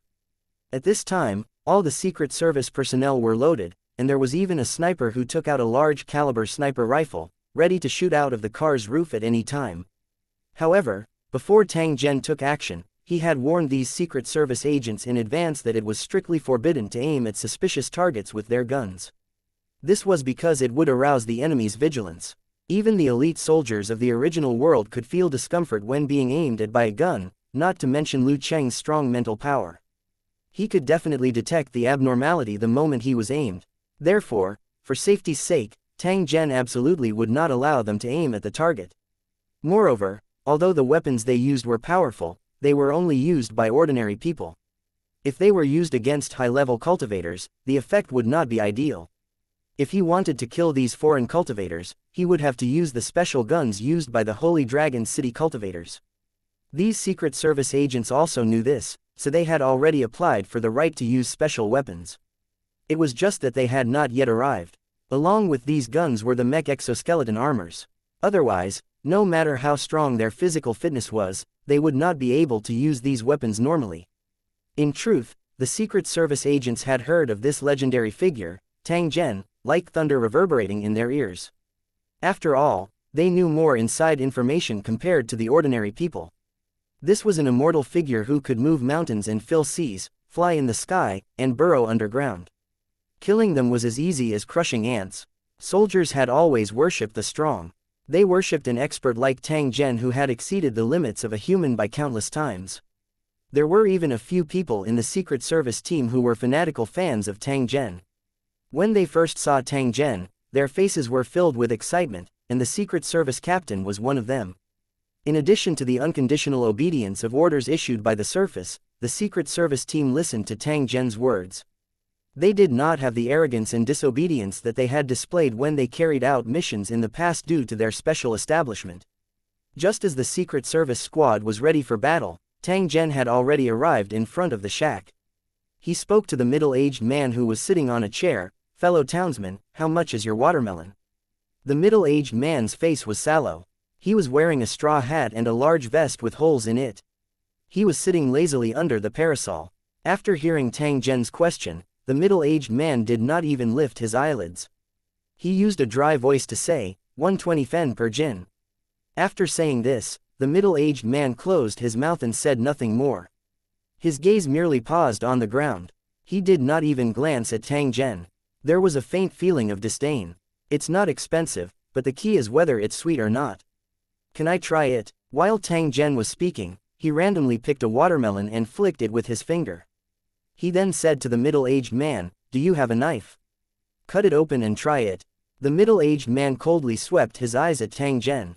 There was not a single trace of emotion within his turbid eyes. It was as though he was looking at chickens, ducks, pigs, and dogs. Picking up a butcher knife used to cut watermelons from the chair beside him, the middle-aged man asked in a dry tone, "Do you want me to cut it, or do you want to cut it?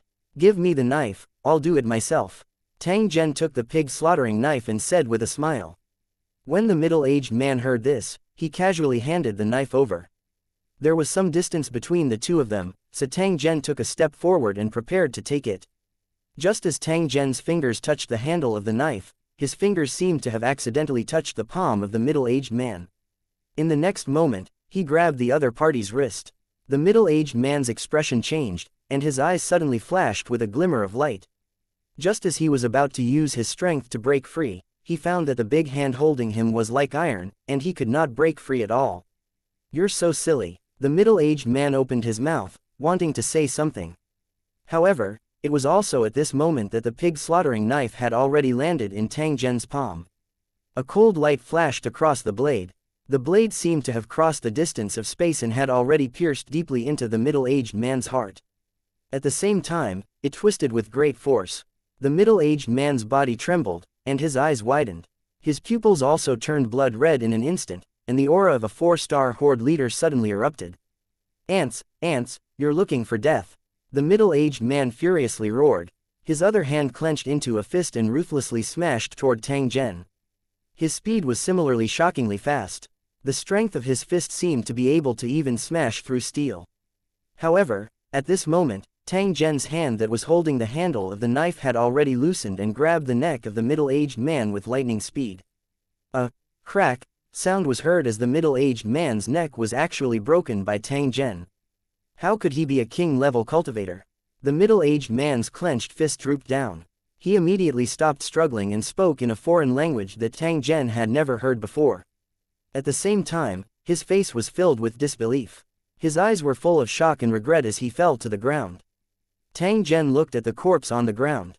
He extended his hand and gently removed the corpse's face, immediately revealing a face that was similar to a human's. However, it had an additional vertical pupil. 3 eyes, human form, not bad. In that case, the search area was much smaller. After taking a few photos, Tang Zhen informed the Secret Service personnel to deal with the body. He then broke a watermelon and slowly ate it. 1 down, 9 more. Don't worry, none of you will be able to escape, Yingluo. When the Secret Service team members saw this scene from a distance, they suppressed the shock in their hearts and quickly drove over. The battle just now had happened too quickly. It had not even taken a tenth of a second, and the battle had already ended. They had all watched the corresponding videos and knew the strength of the cultivators in Lucheng very well. The destructive battle scene was almost unforgettable. Therefore, although the battle just now seemed to be very easy, the members of the Secret Service team were very clear that there must be great danger hidden in it. As for why the battle had ended so quickly, it was clearly not because the strength of that foreign being was too weak. Instead, it was because Tang Zhen was too strong. If they were to face this foreign being, it would only take a few seconds for him to kill them all without any injuries. Even if they had guns, it was useless. After all, if the bullets couldn't hit the enemy, they could only hear the sound. 690 Chapter 687. Quarry. From the looks of the current situation, their mission was to run errands for Tang Zhen and settle the aftermath. After all, with the strength that Tang Zhen had displayed, why would he need to look for them to fight? At this time, a few cars had already approached the watermelon field.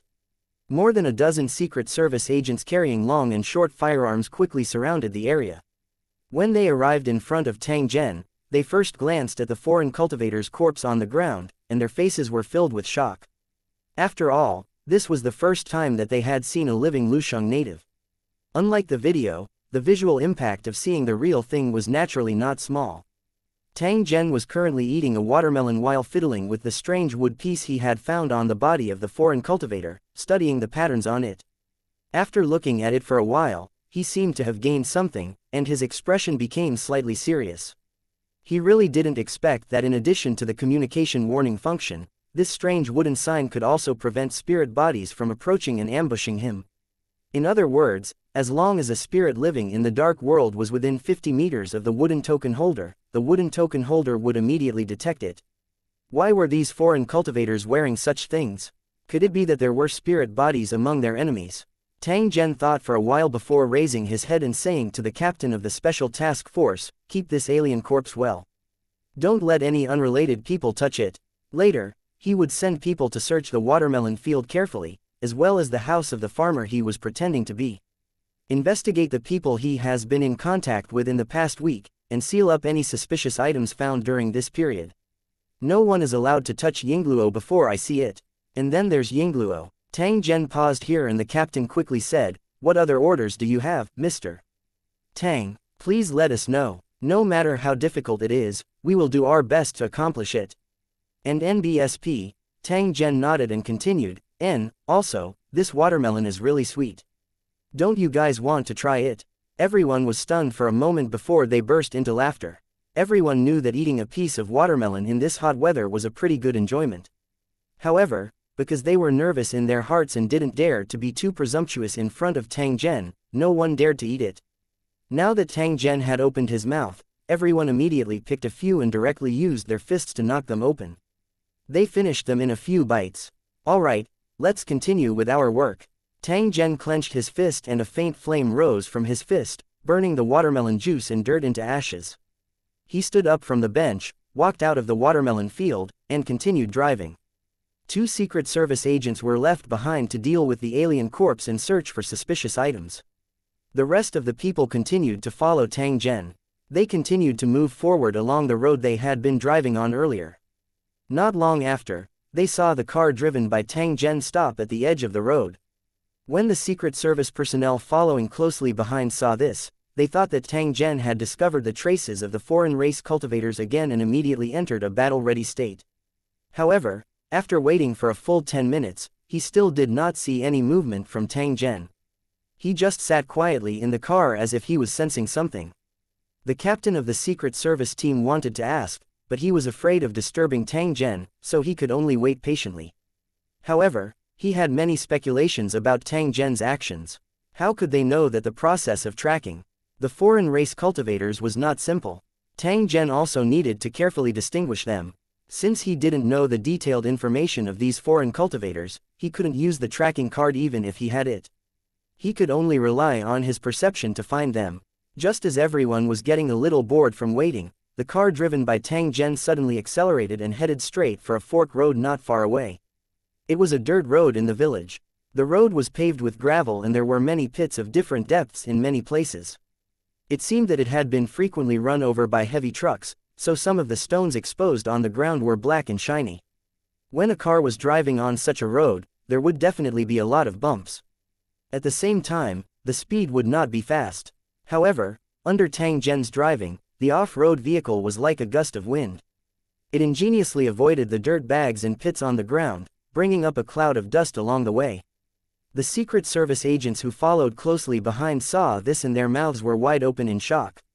Even if the drivers' skills had reached the special standard, they couldn't drive to such a standard. After sighing with emotion, those few drivers also clenched their teeth tightly and used their greatest abilities to chase after Tang Zhen. They were afraid that they would lose him. Fortunately, the smoke and dust raised by the off-road vehicle was the best guide, and the dirt road was not particularly long. After about 15 kilometers, a quarry built in the mountains slowly appeared in front of everyone. Other than the bare stone mountains, the surrounding scenery was still pretty, but this place was relatively remote. Other than the quarry, there were no other buildings. Tang Zhen's car had already stopped at the edge of the quarry and was slowly walking out of the car. The scale of the quarry in front of him was not too large. There were several buildings of different sizes scattered around it. At the foot of the mountain, there were several sets of gravel machines. Other than that, there were building gravel of different sizes. At this time, the entire quarry was extremely quiet, there were no signs of work at all, and he did not know where the workers went. However, Tang Zhen was able to see the figures of a few young men and women through the map earlier. From their clothes, they seemed to have come here to climb the mountain for fun. After these people came down from the mountain, they stood in front of a building in the quarry. After exchanging a few words, they opened the door of the building and went in. Therefore, after Tang Zhen got off the car, he also walked towards the building. As he walked to the front of the somewhat dilapidated building, Tang Zhen heard the sound of a conversation being transmitted over. It seemed to be an old man who was answering the questions of a few young men. As he walked into the room that reeked of machine oil and sweat, he saw the men and women standing inside. An old man in his 60s was chatting with them. The old man seemed to be a farmer through and through. He had lived here his entire life, so he did not know much about the outside world. Perhaps out of the desire to show off, the young men began to narrate to the old man non-stop, from ancient times to the present, from all directions, saying whatever they thought, with a posture of pointing out the world and discussing the country. The old man was also a good listener. He kept on widening his eyes and exclaiming in surprise, which also made the young people's enthusiasm to talk higher and higher.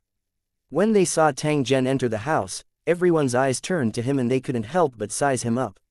"Little brother, who are you looking for?" The old man immediately stood up from the bed and asked Tang Zhen after seeing him come in.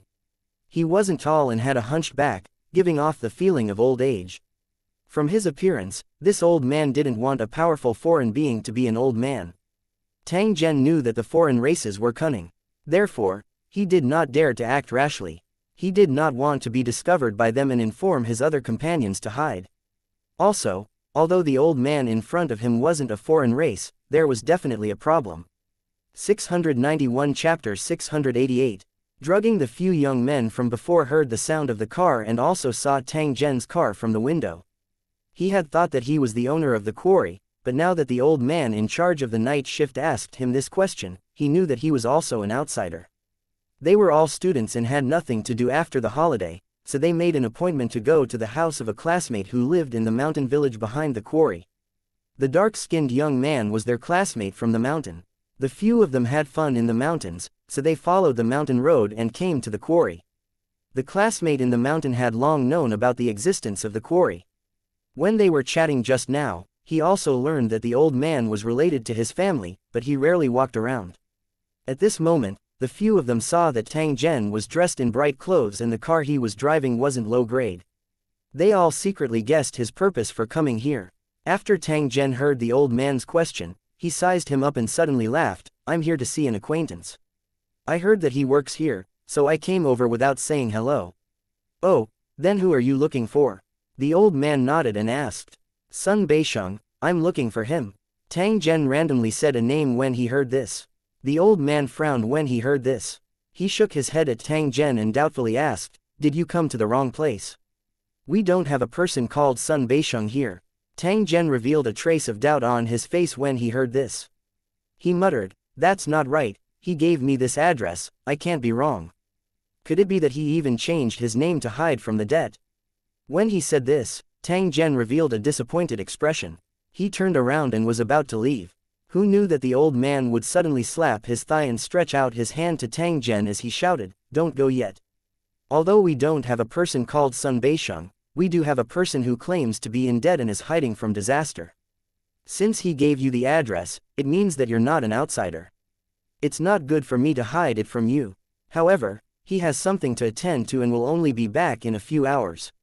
When the old man said this, he had a warm-hearted look on his face as he said to Tang Zhen and the young men and women, "I can see the mouth of the meal.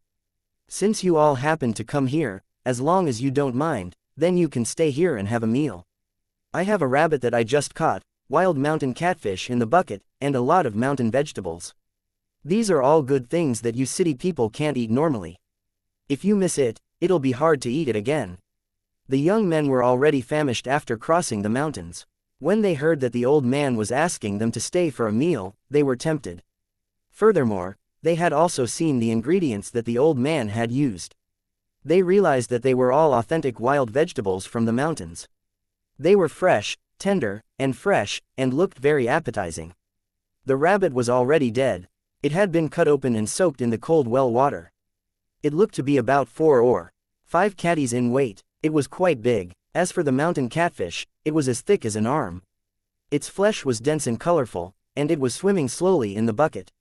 At the thought of the dishes made from these ingredients, the young men drooled. After pretending to decline, they agreed to stay for dinner. Tang Zhen also smiled and agreed upon seeing this. Seeing that everyone had decided to stay for dinner, the old man was also very happy. He immediately lit the fire and washed the vegetables. Several young people also quickly came forward to help. Tang Zhen didn't stretch out his hand. He just returned to his car and took out a box of beer from the storage space. Tang Zhen glanced at the Secret Service personnel following him and found that they had driven into a forest nearby. He couldn't see it from the angle of the quarry.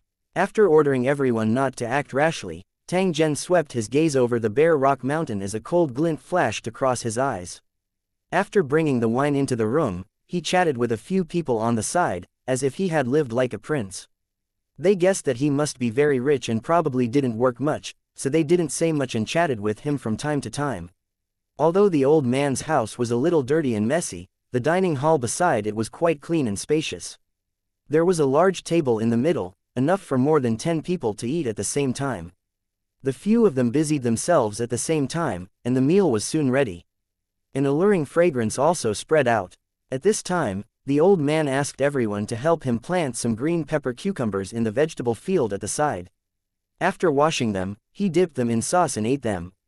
The few young men walked out together after hearing this. Tang Zhen indifferently glanced at the old man before following. Seeing everyone leave, the smile on the old man's face disappeared, and a trace of gloominess appeared.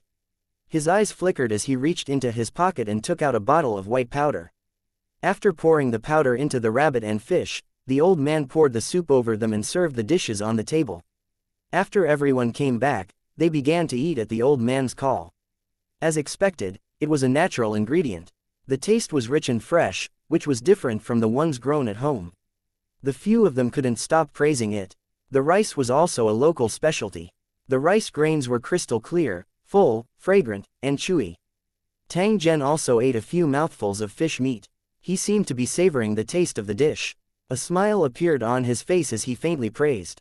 The meal was a joyous one, and all the dishes on the table were swept clean. After the young men finished eating, they felt a little sleepy and subconsciously sat on the brick bed at the side, closing their eyes to sleep. Tang Zhen yawned and also seemed a little tired. He said to the old man, "I'm going to take a nap in the car. Please wake me up when Sun Beisheng comes back." The old man agreed and smiled as he watched Tang Zhen leave. After listlessly returning to the car, Tang Zhen's originally slightly drooped eyelids opened. He looked at the old man who was peeking his head out from the window of the canteen and revealed a trace of a cold smile. Next, Tang Zhen pretended to be asleep as he lay on the seat without moving. In reality, he had switched to the map view and was firmly staring at the old man's movements. The old man, who was washing the dishes, took out a few ropes from the cabinet and tied up the sleeping young men. Then, the old man picked them up one by one and threw them into a tricycle at the door. Throughout the whole process, he didn't look like he was in his twilight years. As for the trapped youths, they were like dead dogs throughout the entire process. No matter how the old man dragged them, they did not react at all. After dealing with the young men, the old man drove the tricycle to Tang Zhen's place and then jumped off with the rope. Hee, you're looking for death. Why did you come here to find Sun Beisheng? Who knows what he is? The old man muttered as he dragged Tang Zhen out of the car and heavily fell to the ground. Then, he quickly tied Tang Zhen up with a rope. 692 Chapter 689. Tribute and experiment. The old man's technique of tying people up was very special. He first put the person's hands and feet behind his back, and then tied them tightly as if he was tying pig trotters. Then, he tied a rope to his mouth so that he couldn't shout or help his companions untie the rope with his mouth. In this situation, without help, it was impossible to break free from these ropes. Looking at his actions, he seemed to do this often. Was he a butcher in the past who often tied pigs and sheep like this? During the entire process, Tang Zhen didn't have any reaction. It was as if he had already fainted. After lifting Tang Zhen up and throwing him into the car, the old man cursed, "Damn heavy." He then jumped into the off-road vehicle and drove it to the garage at the side. Looking at the level of his movements, he was obviously an experienced driver. He was not an old man who had no experience at all. What he said earlier was just a lie. There were still a few cars in the garage.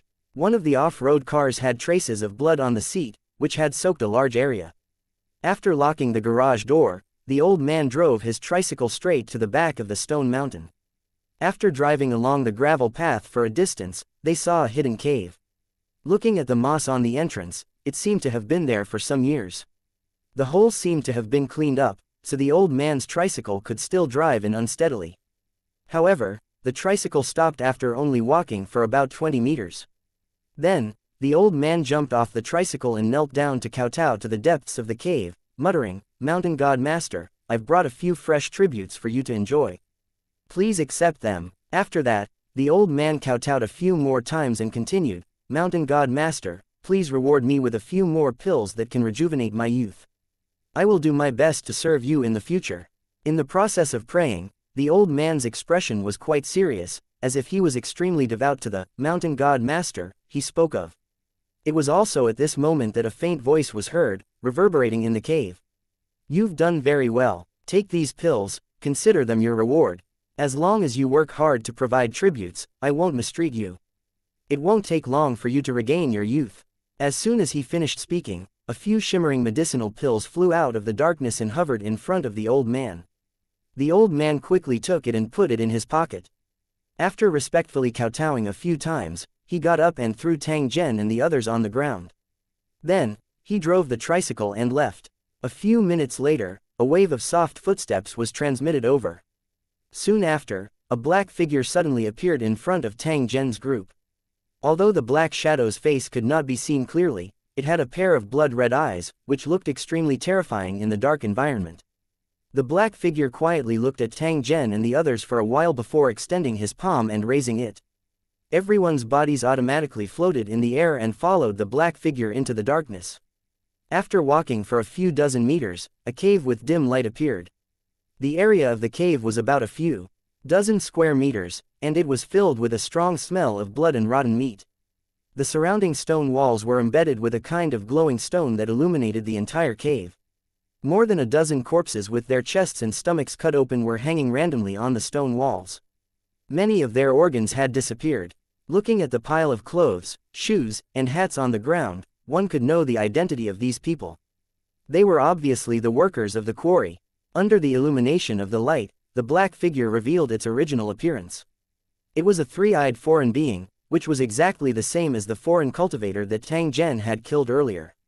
The foreign cultivator threw them aside and picked up a young man from the ground, placing him on the stone platform in front of him. With a wave of his hand, the young man's clothes were torn off, and there was nothing left to cover him. The foreign cultivator stared at the young man's body for a while. Then, he waved his hand and a metal box fell into his hand. After opening the box, the foreign cultivator took out a test tube-like object and examined it before muttering to himself. The activity of this otherworld plant is still too low, and it can't spread on a large scale in a short period of time. This way, its value will be greatly reduced. According to the current rate of reproduction and infection, it will take at least 100 years to wipe out all the indigenous people in this world, and that's under the condition that there are no accidents. The foreign being said with an unwilling expression. He poured the powder in the test tube into the young man's mouth. If I wait too long, I won't be able to get the city lord's attention, and then I won't have any chance of the honor. It was us who discovered the coordinates of this world together. Why did those few fellows get the reward while I didn't? Was it because I snatched a woman from the elder's son? Damn it, I must become an elder of Lusheng.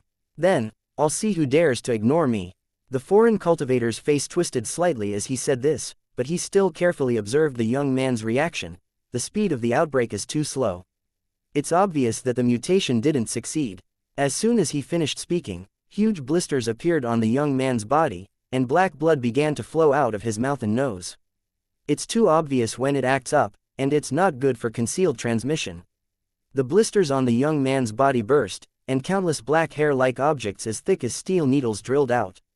The young man also began to struggle, making giggle sounds from his mouth, and his eyes were wide open, as if he was going to eat someone. However, under the control of the foreign cultivator, he couldn't get up at all and could only roar in vain. It's clearly in a foraging state and has strong offensive abilities.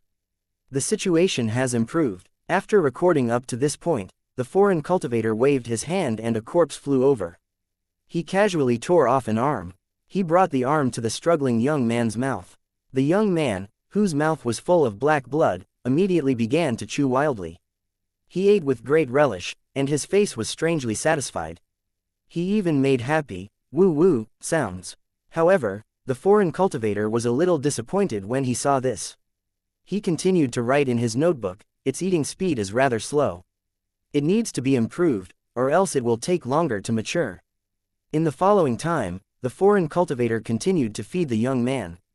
The young man's stomach began to bulge strangely, but it calmed down after a while. After the entire process repeated 3 times, the young man finally stopped eating. Instead, he began to struggle violently.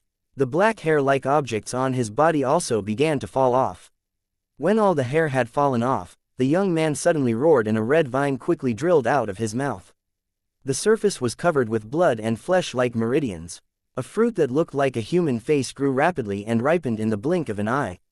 Then, it exploded with a bang. A large ball of powder, the same as the one in the test tube, quickly spread in the air. The foreign cultivator gathered it together with his spiritual power and condensed it into a fist-sized ball. Not bad. The production rate has obviously increased. Just as the foreign cultivator put the powder into a bottle and was about to continue his experiment, his body suddenly trembled. 693 strange plants and insects. Slowly lowering his head, he discovered that there was a large hole in his chest, and a beating heart was in the palm of a large hand. It was obviously his heart. Under the horrified gaze of the foreign cultivator, the huge hand gently squeezed the heart, turning it into minced meat. Don't be scared. A ball of fire rose from the huge hand and burned the ball of blood and flesh into ashes, which scattered in front of the foreign cultivator. Yingluo, you bastard Yingluo. Blood trickled down the corner of the foreign cultivator's mouth. He tried his best to turn around to see who had ambushed him, but he found that he couldn't exert any strength at all. Compared to the previous 4-star horde leader, this foreign cultivator was only a newly advanced horde leader. The difference in strength between the two was not a small one. Therefore, he didn't even have the ability to fight back, let alone crush the wooden sign to call the police. Until his vision turned black and his consciousness completely disappeared, he did not see the face of the attacker. He died with regret and unwillingness. As the foreign cultivator's corpse fell limply to the ground, it revealed Tang Zhen, who was withdrawing his palm with a gloomy expression. Tang Zhen revealed a contemplative expression as he looked at the foreign tribe cultivator who had died with his eyes wide open. In his eyes, this weak foreign cultivator was even more terrifying than a king-level cultivator. Once the otherworld plant that he had cultivated spread, it would be an unimaginable catastrophe for the entire original world. Sure enough, it was as he had imagined. Liu Cheng's invasion of the foreign world was not only through force. Diseases, plagues, and even poisoning were all feasible means. They were all unscrupulous. However, in this way, it gave people a sense of powerlessness that was impossible to guard against. He didn't know if this plant was unique to this person or if other foreign cultivators also had it. If it was the latter, then things would be a little troublesome. Fortunately, his sneak attack had been successful, and the foreign cultivator had not broken the wooden tablet used for communication. Otherwise, things might have gone out of control. After searching the cave and putting all the items of the foreign cultivator into the storage space, Tang Zhen informed the Secret Service team to deal with the aftermath. Tang Zhen glanced at the unconscious young man lying on the stone platform before turning his gaze to the side and no longer bothered with him. If it wasn't for his appearance, all of them would have died. Now that only one of them was used for the experiment, it was already a blessing in the midst of misfortune. As for why Tang Zhen didn't rescue him, firstly, the other party was not related to him. If he acted too early, he would alert the enemy. Tang Zhen could naturally tell which was more important. Secondly, he wanted to know what the powder was for, so he didn't want to interrupt the alien cultivator's experiment. As for the third point, it was to prevent other foreign cultivators from having this strange plant. Therefore, there had to be a sample of the parasitized plant. Only then could they carry out research and actively carry out prevention. As for whether the young man could survive this tribulation, it would depend on his own good fortune. As he slowly walked out of the cave, he suddenly heard a gunshot, followed by a few more. Not long after, a stumbling figure appeared in front of Tang Zhen. It was precisely that old fellow who had pretended to be the night watchman. However, the old man was panicking, and there was a trace of blood on his shoulder. He stumbled toward the cave with a single-barrel shotgun in his hand. Upon seeing Tang Zhen standing at the entrance of the cave, the old man was first stunned before he rushed over and aimed his gun at Tang Zhen. "Kneel down, or I'll shoot you to death." The old man raised his gun and shouted. At the same time, he swept a glance at the cave behind Tang Zhen and shouted, "Mountain God Master, please show your spirit and help me kill these people. They are all good tributes." Tang Zhen coldly looked at the old man with a crazed expression and said in an ice-cold tone, "Your so-called mountain god has already been killed by me. He can't help you anymore."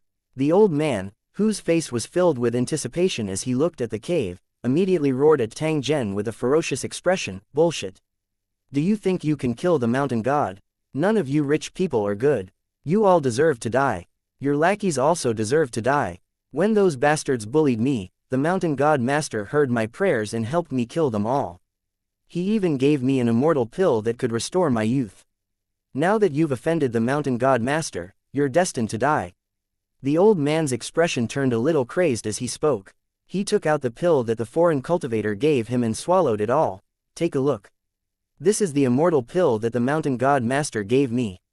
After eating it, I can regain my youth." Ignoring those Secret Service personnel who had already rushed over, the old man hid behind Tang Zhen and laughed out loud towards the sky. His body also began to tremble slightly. However, his face had an expression of extreme infatuation and enjoyment. "Haha, my body is full of energy now. Even a few young men are not my match." When the old man spoke up to this point, he suddenly waved his arm and roared at Tang Zhen, "Follow me into the cave, or I'll beat you to death right now." Tang Zhen, however, sized up the old man with a strange expression. He completely ignored the gun that the old man was pointing at him. Instead, his gaze landed on the old man's arm. "I thought it was some kind of elixir. It turns out to be something like this. Hee, interesting." Tang Zhen seemed to have come to a sudden realization as he nodded slightly. "Stop talking nonsense. Hurry up and leave, or I'll kill you." When the old man saw Tang Zhen mumbling some inexplicable words to himself, he immediately flew into a rage out of embarrassment. He wanted to reach out and grab Tang Zhen's hair while pointing the gun at the back of his head at the same time. "You're looking for death." Tang Zhen's expression turned cold. Since he had already figured out the origin of this so-called immortal pill, how could he still have the mood to waste time with this crazy old man? Hence, he casually slapped the old man, causing him to fall to the ground. The old man's mouth was filled with blood as he looked at Tang Zhen with a face full of fear and hatred. When he struggled to get up, he discovered that he was unable to move at all. It turned out that he had lost control of his entire body. Other than the fact that he could still feel his body, he was no different from a paralyzed person. The Secret Service agents on the side were like tigers that had been released from their cages. They quickly rushed over and handcuffed the old man, who was already as limp as mud. "Damn it, what's going on? What did you do to me?" The old man's face was ashen. His eyes were filled with despair as he furiously roared at Tang Zhen. "I only killed the bug in your body, no need to thank me." "Bug? What bug? Where did the bug come from? Tell me, quick." Tang Zhen swept his eyes over the old man who had almost gone crazy and said indifferently, "Seeing that you're about to die, I'll tell you." Tang Zhen turned his head around. Under the gazes of the old man and the Secret Service personnel, he casually took out an immortal pill that the old man had mentioned and directly crushed it with his hand. Everyone took a closer look and gasped in unison. It turned out that there was a strange insect hidden within the so-called immortal pill. It was slowly squirming in Tang Zhen's palm. 694 Chapter 691. Enemies' tracks appear again. Tang Zhen slowly shook his head as he looked at the suspicious expression on the old man's face.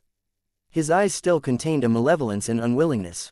Your so-called immortal pill actually contains a type of strange insect from the very beginning. After you swallowed it, it has already parasitized your body and spread throughout your entire muscle tissue.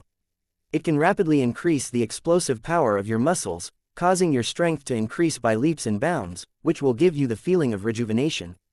However, the side effects of parasitism were too great. It needed to be fed with special medicine, or it would devour your blood essence. As long as you moved your limbs, it would devour your blood essence as a driving force. Without the support of medicine, you will become a cripple in 10 days at most. Once you're parasitized, your muscles will be completely destroyed. Once you leave this insect, you'll be completely paralyzed. You won't even be able to stand up, and you won't even be able to breathe. When Tang Zhen said this, he slowly walked to the front of the old man and pulled up his noodle-like limp arm. Once this kind of insect is not fed with medicine and blood essence, it will rapidly suck the host dry and then lay eggs, waiting for the next parasitism. That's why I saved you just now, do you understand? Tang Zhen ignored the disdainful old man. He extended his hand and flicked the old man's arm. Immediately after, a vein-like object was pulled out from his muscles. With a slight pull, everyone saw a huge blood-red insect that looked like a broken red net being forcibly pulled out from the old man's body by Tang Zhen. The old man let out a scream and fainted. The Secret Service agents were dumbfounded after witnessing the scene. Although they often carried out dangerous missions, and could be considered as people who were used to life and death, it was still within the scope of normal understanding. How could it be as strange as the situation just now? At the thought of such a strange insect living in the human body, they felt their scalps go numb and shivered. "Mr. Tang Zhen, what should we do next?" The captain of the Secret Service team glanced at the unconscious old man. A trace of disgust was on his face as he politely asked Tang Zhen. "Clean up the cave behind us first. Almost all the people in this quarry are here, but they have all been killed. In addition, there were a few unconscious young men. Send them away. It was best not to let them know what happened today. As for the young man who was touched by the foreign cultivator, he must be isolated and observed to see if there is any hope of saving him." After saying these few words, Tang Zhen walked down the mountain under the gazes of a group of Secret Service personnel. The matter was urgent and there were still 8 foreign tribe cultivators that needed to be eliminated. Tang Zhen naturally would not waste his time. The captain of the Secret Service team glanced at the dark cave behind him and immediately contacted the logistics support force. He asked them to take care of the aftermath, and then led his men to chase after them. Tang Zhen once again drove on the road.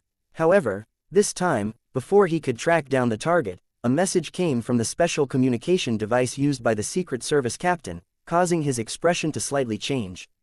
After contacting the communication device in Tang Zhen's car, the captain of the Secret Service team said in a deep voice, "Mr. Tang Zhen, our headquarters just sent a message. The detector has found abnormal soul fluctuations near the outskirts of K City." In the end, the search team was ambushed by a mysterious person while they were tracking the enemy. All the members of the team who were on the mission were killed.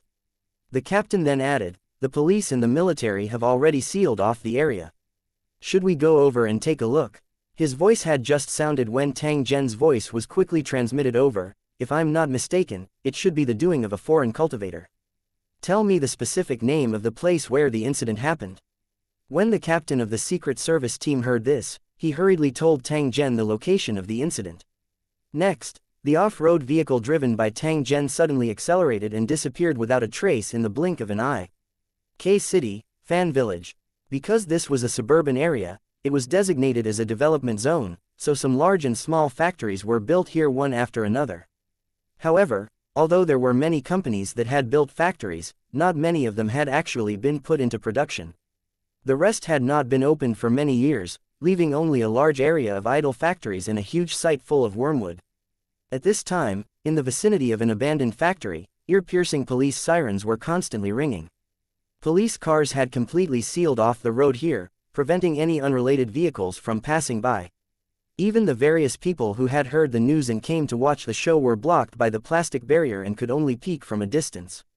These police employees were only in the outer area, and near the factory wall, there were teams of soldiers with loaded guns. They were fully armed, and their cold muzzles were all pointed at the abandoned factory.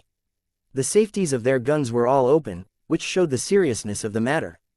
According to Tang Zhen's previous calculations, the Asian Alliance had designated the area within a 500-kilometer radius of the dimensional portal as a key search area.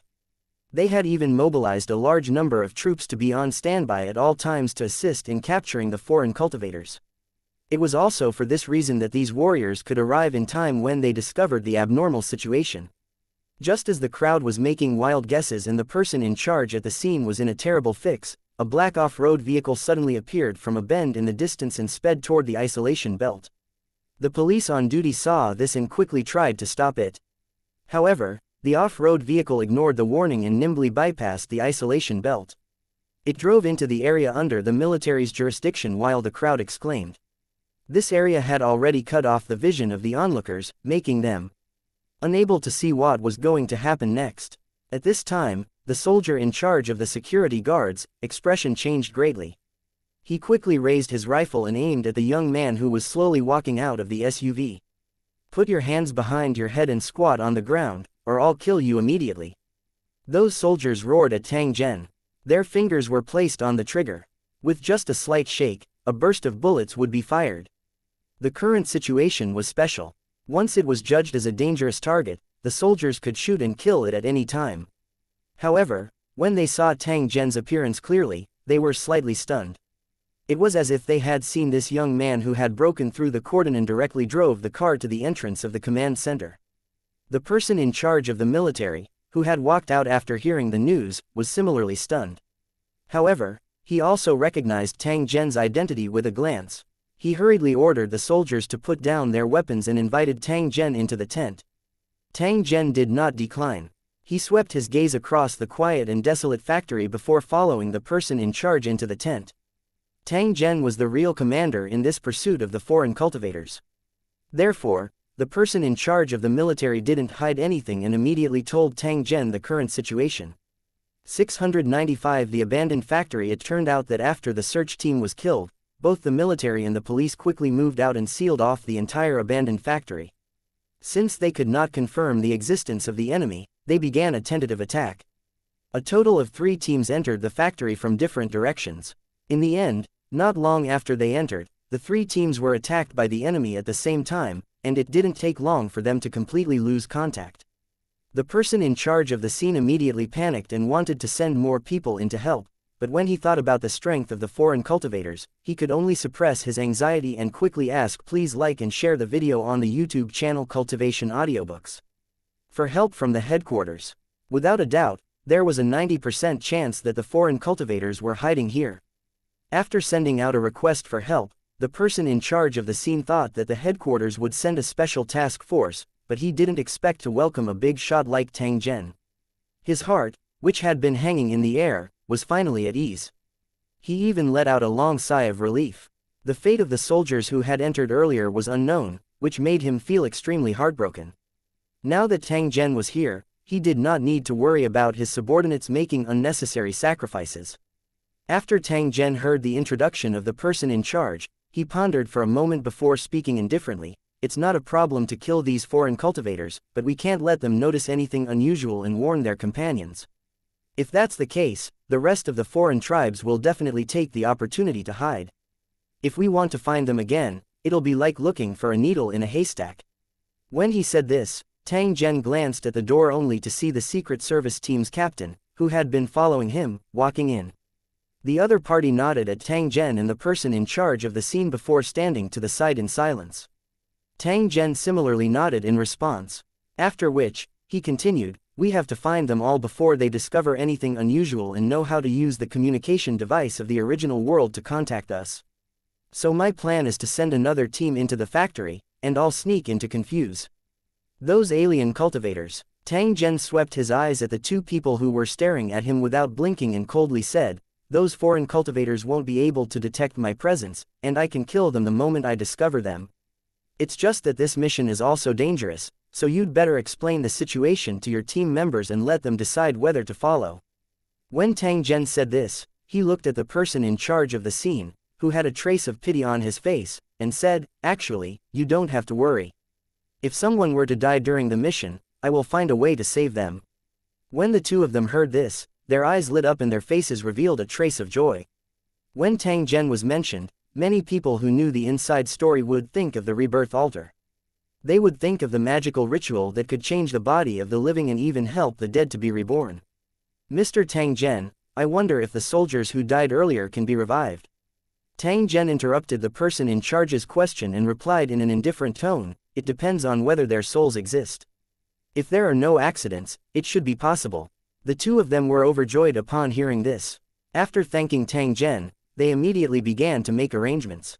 In less than 5 minutes, the person in charge of the scene came back and told Tang Zhen that he had already arranged the combat personnel that would participate in the attack. At the same time, he had also brought a set of standard equipment for Tang Zhen. It was no different from the other soldiers' equipment. Tang Zhen nodded and quickly put on the set of equipment. In the blink of an eye, he transformed into a standard Asian Alliance Special Forces soldier. In fact, he had no choice but to do this. If it wasn't for the existence of the strange warning signs of the foreign cultivators, Tang Zhen would have long infiltrated into the dark world to launch a sneak attack. This was more convenient and faster. Tang Zhen picked up the rifle placed on the table, turned around, and walked out of the tent. He followed the person in charge of the scene to a group of fully armed Special Forces soldiers with oil paint on their faces.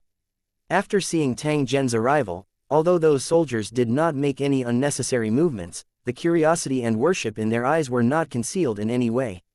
Tang Zhen silently walked into the group. When the young soldier beside him looked at him, he revealed a trace of a kind smile. Tang Zhen also nodded to him.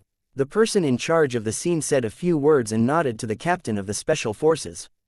Then, everyone immediately rushed toward the abandoned factory. Under the cover of the grass, a group of Special Forces soldiers slowly moved forward, constantly approaching the slightly dilapidated factory. Tang Zhen didn't release his mental energy to avoid arousing the suspicion of the foreign cultivators. Instead, he switched to the map view and constantly observed every corner of the factory. At this moment, a black shadow flashed past the window on the 4th floor and instantly disappeared. Even if an ordinary person stared at the window, they would not be able to see the black shadow because it was too fast. It was so fast that ordinary people could not catch it with the naked eye. However, Tang Zhen, who was a king-level cultivator, could clearly see the true appearance of the black shadow. After all, his vision was extremely good now, especially with the gradual energy transformation of his eyes. His vision had far exceeded the scope of ordinary people.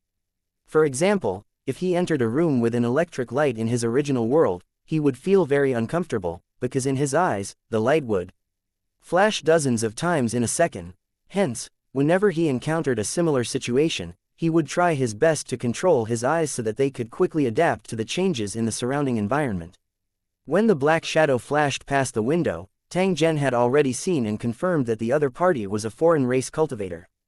However, according to the person in charge of the scene, the 3 teams that were responsible for the attack were attacked at the same time, so it was obvious that there was more than one enemy. Just as Tang Zhen continued to search, the team had already arrived at the back of the factory. An iron door that was originally tightly closed but had a fresh broken lock appeared in front of everyone. It was obvious that one of the teams in charge of the attack had entered the factory from here. Under the cover of his comrades, one of the soldiers pulled open the metal door and aimed both guns inside. However, there was no trace of the enemy in sight. Instead, there was a corpse that had fallen on the beam of the house and was now dripping blood in front of everyone. The corpse's bloodshot eyes were wide open, and its face was blue and purple.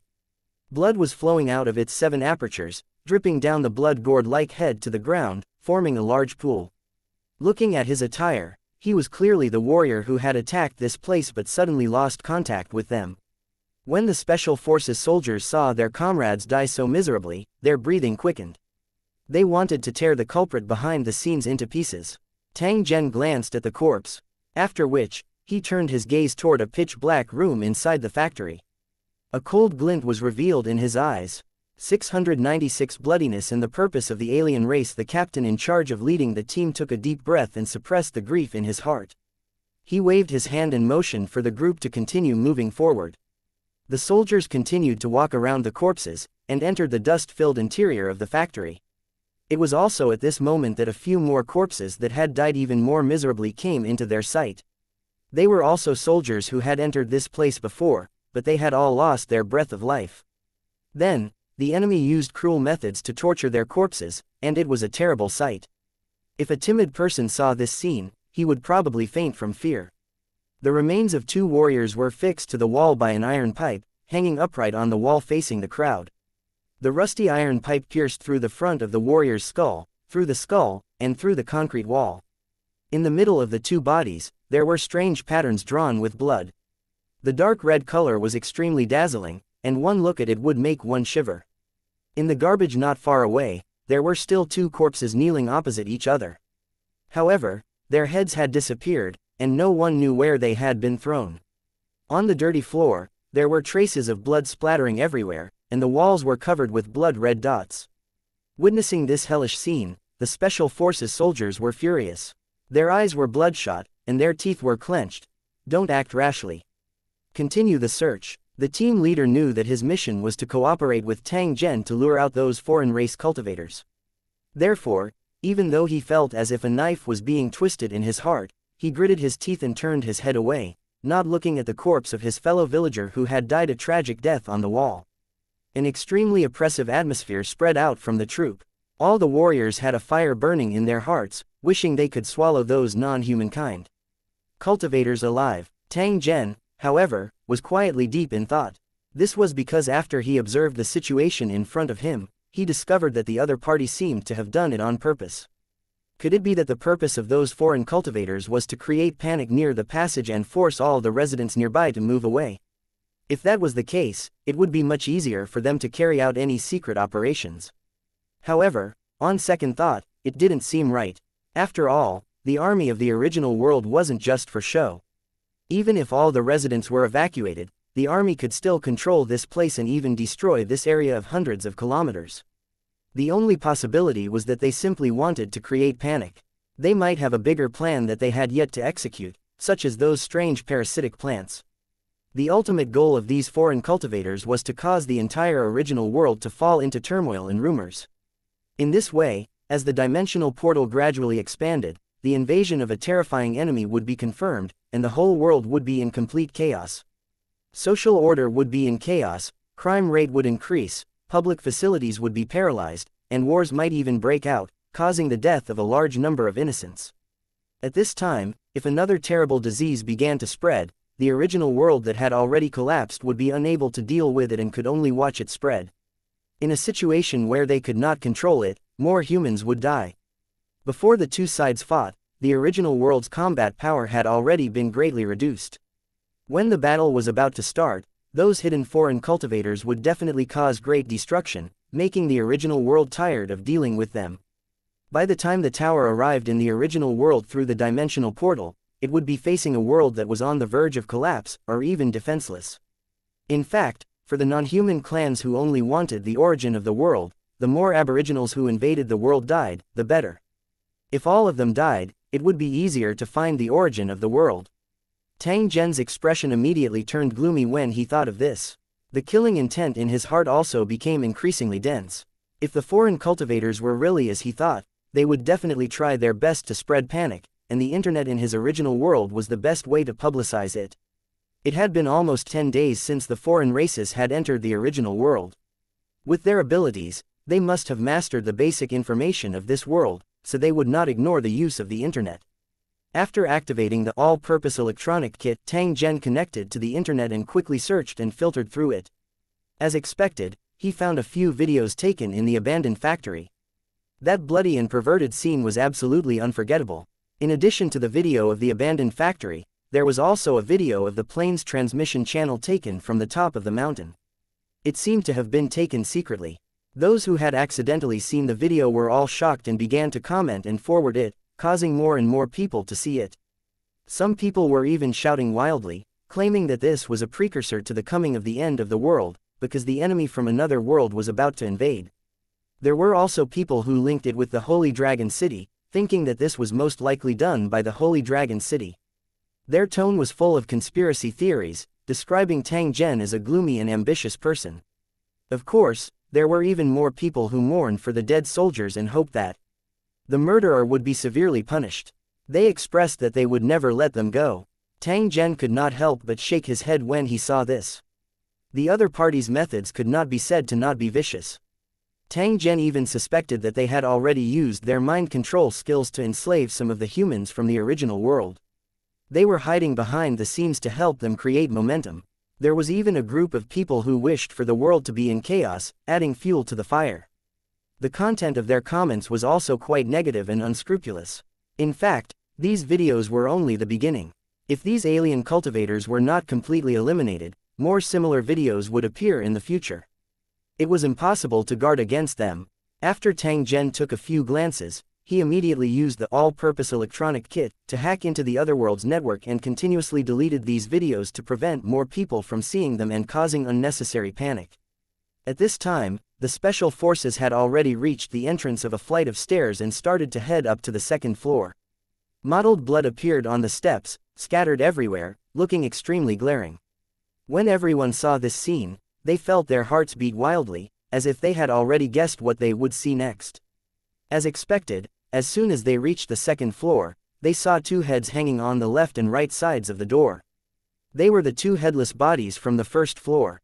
The two heads had twisted and pained expressions on their faces, and they looked at their comrades with dull and lifeless eyes, as if they were silently pouring out the anger and unwillingness in their hearts. Several soldiers couldn't control their emotions, and tears instantly rolled down their faces. After all, this was their comrade in arms who they had been with all day long. Not long ago, they had been chatting and training together, but in the blink of an eye, they had been separated forever. Just as these soldiers were secretly feeling dejected, Tang Zhen suddenly saw a figure flash from the corner of his eyes. The figure was relying on some kind of invisibility skill to slowly walk toward the soldiers. 697 The Holy Master and the illusion. When these special forces soldiers faced ordinary people, they were almost invincible. Not many people were their match. However, when the enemy was a Lord-level cultivator, they would lose their advantage and would have a problem protecting themselves. After all, compared to the humans of the original world, Lord-level cultivators were almost no different from monsters. Against such an enemy, other than being crushed, there was almost no chance of winning. The appearance of this non-human cultivator and the current performance of the special forces were enough to prove everything. This was because only Tang Zhen was able to discover his existence when he stood in front of the special combat squad. The rest of the special forces had no idea that a terrifying enemy was standing right in front of them. However, Tang Zhen didn't have any strange reaction. Instead, he looked at the other special forces soldiers with grief and indignation on his face, appearing to be filled with righteous indignation. The foreign cultivator was using his invisibility skill to stand not far away from them. Judging from his attire and aura, he should be a grade 7 Holy Master. At this moment, the foreign Holy Master was looking at Tang Zhen and the others with a cold and emotionless gaze. The corners of his mouth revealed a trace of a cold smile, as if these special forces soldiers were ants. As long as he stepped on them lightly, they would all be crushed into powder. Under Tang Zhen's silent gaze, the foreign cultivator suddenly grabbed a handful of powder from his leather bag and threw it at Tang Zhen and the others. As the powder spread in the air, it slowly spread to the special forces and was quickly absorbed by them. This powder was invisible, colorless, and had no smell. Even after inhaling it, one would not experience any special hallucinations. However, Tang Zhen knew that this powder was definitely not simple. Therefore, he quietly held his breath and wanted to see what effect this powder would have. The reason why he didn't make a move immediately was that he wanted to see what tricks these foreign cultivators had up their sleeves so that he could be on guard against them in the future. After all, the enemy he was facing was likely to be a building of a national level, with countless high-level cultivators. If they thought that they could defeat them with a nuclear bomb, they would be too naive. Not to mention the strength of the invading city, since they dared to invade the original world, they must have made full preparations. Not to mention anything else, just the strange plants controlled by these foreign cultivators alone possessed extremely terrifying destructive power. Ever since Tang Zhen had discovered it, he had been continuously thinking of a method to deal with it after it exploded. Unfortunately, he did not have a perfect solution. The Special Forces soldiers who inhaled the powder finally showed signs of abnormality. They began to breathe rapidly and restlessly, and their determined eyes began to show a hint of confusion. At this moment, a change occurred. The two heads that were originally hanging on the wall twisted at the same time and stared at the crowd, revealing a strange and sinister smile. Hee Yingluo, you're finally here. I've been waiting so long. Since you're here, don't leave. Die with us, ha ha ha ha. A sharp voice filled with surprise suddenly came out of the mouths of the two heads. The blood-filled mouths kept opening and closing, making people feel like they had fallen into an ice cave. After the Special Forces soldiers saw this strange scene, they were suddenly shocked. They had never thought that the heads of two dead comrades could actually speak. Stay calm and don't panic. The Special Forces commander saw that the situation was not right, and quickly stopped the panicking soldiers. At the same time, he looked warily at the two heads that were smiling slyly, and silently raised his rifle. Seeing this, the other soldiers also raised their guns and aimed, ready to shoot at any moment. At this moment, the two heads laughed wildly again. Their eyes were filled with madness. They jumped down from the wall and landed on one of the soldiers. Looking at his comrade's head that was biting his body and laughing evilly, the soldier could not help but scream and slap his body crazily. He seemed to want to smash the heads off, but unfortunately, no matter how hard he hit them, the two heads kept letting out strange and sharp laughter. They bit his clothes tightly and refused to let go. In a moment of desperation, the soldier picked up his military saber and chopped off the head. The military saber was extremely sharp, and it pierced through the head in one strike. A blood-curdling scream was heard as the head rolled on the ground. He waved his military saber again and cut off the other head. The warrior laughed and kicked the two heads away. As for the few soldiers beside him, they suddenly heard strange footsteps coming from behind. When they looked back, they found that the headless body that had been kneeling on the first floor was now climbing the stairs with staggering steps, walking towards them step by step. As he walked, there was a muffled sound coming from the remaining part of his neck. Where's my head? Where's my head? Give me back my head. The two heads that were kicked away by the warrior cheered at this moment, shouting at the headless body, we're here. Come quickly, idiot, come here, you big, brainless idiot. As the two heads continued to scream, the two headless corpses also crawled over, picking up the broken heads and placing them on their necks. However, they had accidentally gone in the wrong direction, and their bodies were in front while their faces were behind. However, the two heads did not care at all. Instead, they were having fun, laughing strangely as they ran around the factory. At this moment, the sound of metal mopping the floor was heard again. The frightened crowd looked towards the sound and saw that the two comrades who had been fixed to the wall by iron pipes were now walking towards them. Their legs tried their best to move forward, but because their heads were hanging from the heavy metal pipe, they could only drag the metal pipe and raise their heads to walk. They tried their best to roll their eyes down. Their strange gazes swept over from time to time, and their heads kept shaking violently as the iron pipe touched the steps. He walked towards them step by step, and blood and brain matter kept flowing out. They flowed along the iron pipe and onto the ground, dragging a long blood-colored trace. Pa-da, pa-da, there was the sound of water splashing again. The pale-faced crowd looked in the direction of the sound in fear, only to find that the corpse that had fallen at the door earlier was now walking on the roof with its head down. He faced the crowd with his purple face, and the corners of his mouth curled up in a strange angle. The blood that flowed out of his body was like a water faucet that had been opened, constantly spurting out from his 7 orifices. 698 Chapter 695. Special Search Team, all of you, go to hell. Faced with this strange and eerie scene, one of the soldiers finally had a mental breakdown. He suddenly roared and pulled the trigger, firing wildly at the strange corpses. A few more soldiers growled and also fell into a state of madness. They either waved their military knives or pulled the trigger. The entire entrance to the second floor was in chaos. Tang Zhen seemed to have gone crazy as well. His face was ferocious as he waved his military knife and ran around as if he was chasing after the terrifying and strange corpses. When the foreign cultivator saw this, he revealed a smug smile. From his point of view, these special forces soldiers were shouting and fighting in the air, and the corpses in front of them didn't actually exist in this world. Although they didn't exist in this world, it didn't mean that they didn't exist. In fact, these illusions were all races that lived in special worlds, because of the powder and summoning ritual. This strange method, including those strange plants and insects, was all obtained from a different world. As for the cultivators from that other world, they were used to calling themselves magi. In the chaotic scene, several soldiers had already fallen to the ground.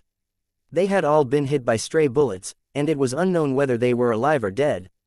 The more chaotic the scene was, the more pleased the non-human cultivator was with himself, as if he was watching a monkey show.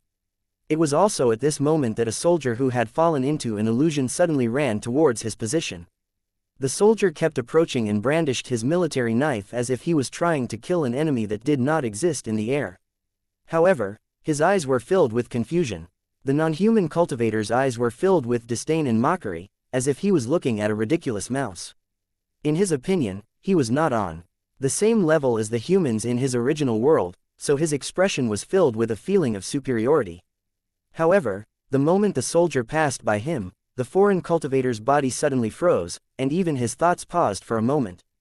Before he could react, he felt his vision blur, then his eyes went black, and he fell into a coma. Tang Zhen sneered as he looked at the unconscious alien cultivator. He no longer disguised himself and took the initiative to attack. Two black streams of light emitting the aura of death suddenly appeared in front of him and shot straight to his left and right. The concrete walls weren't able to stop the black light at all. It easily passed through the walls and headed straight for the two foreign cultivators. When Tang Zhen made his move, the two foreign cultivators had already realized that something was wrong. One of them even directly clenched the wooden token in his hand. The two foreign cultivators roared at the sight of the black light and fled without hesitation. From the object flying towards them, they could sense a kind of death aura that they were simply unable to resist. They also knew that they were simply not Tang Zhen's match. In this situation, not running was courting death.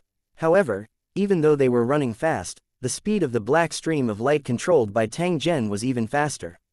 In the blink of an eye, it had already caught up to the fleeing foreign cultivators and pierced through the back of their heads. Blood and brain matter flowed out from their foreheads, and their third eyes were destroyed.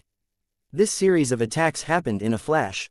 It could be said that Tang Zhen had already completed his attack in the blink of an eye. However, his expression was very ugly at this moment because he saw a broken wooden token in the hands of a dead foreign cultivator.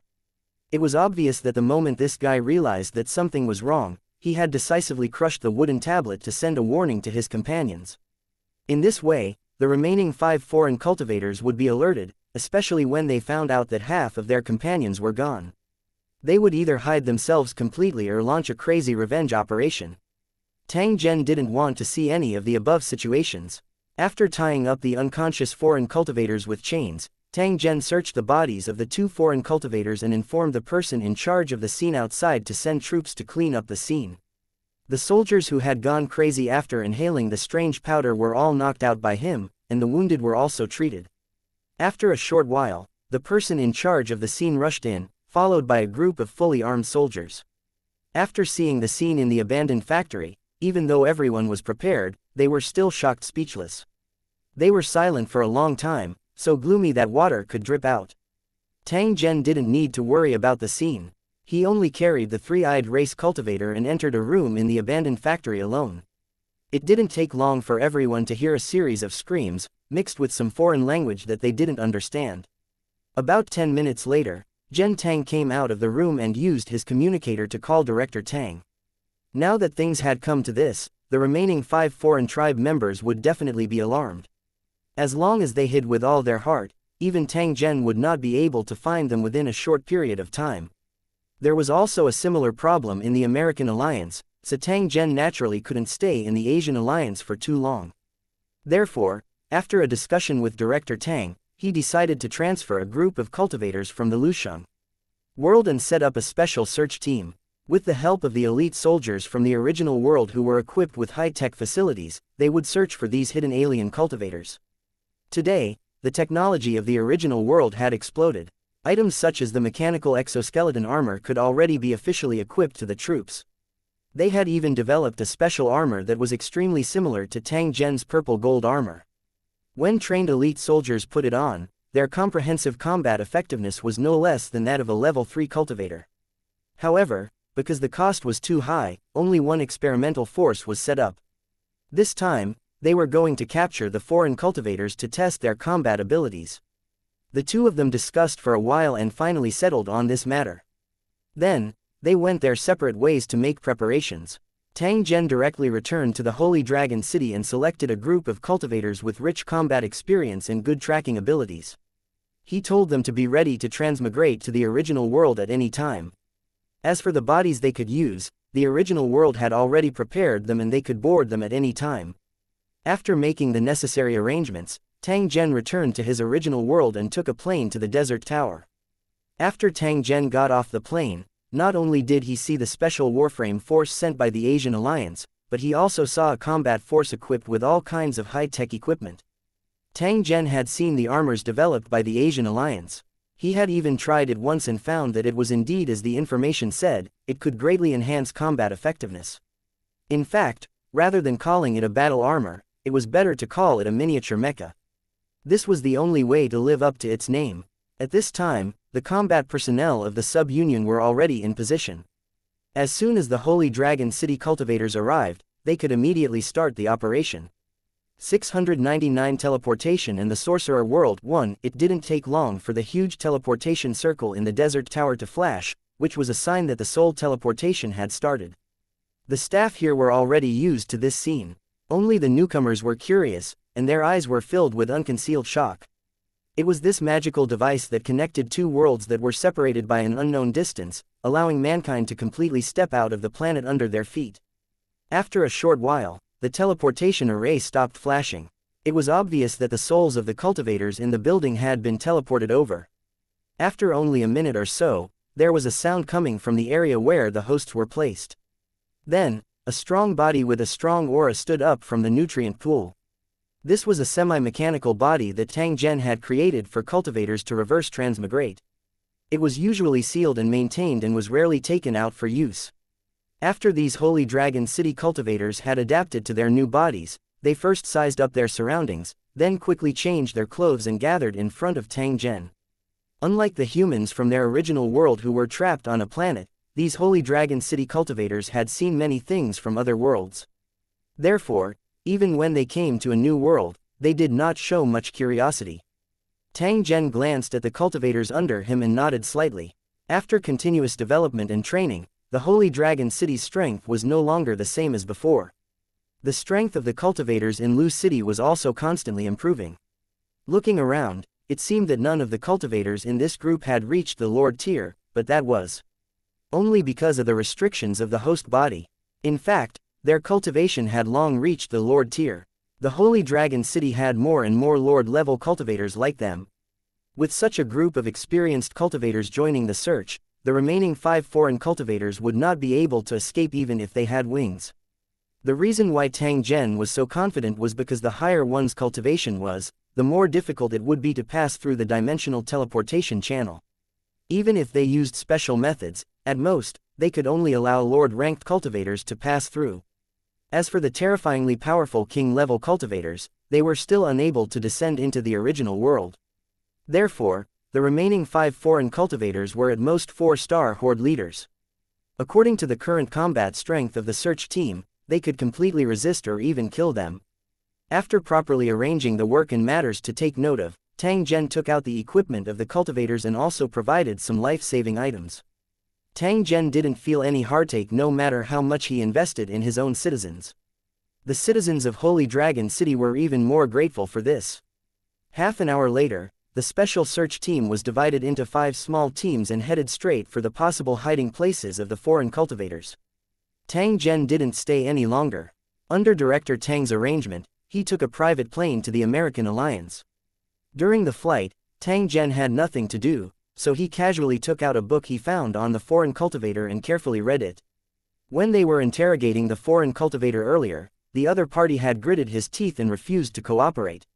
In the end, after being punished by Tang Zhen, he finally opened his mouth obediently. It turned out that this building had just been upgraded to a national level, and the original world was only the first foreign world they had invaded after the upgrade. It was for this reason that Lu Cheng's strength was not particularly strong.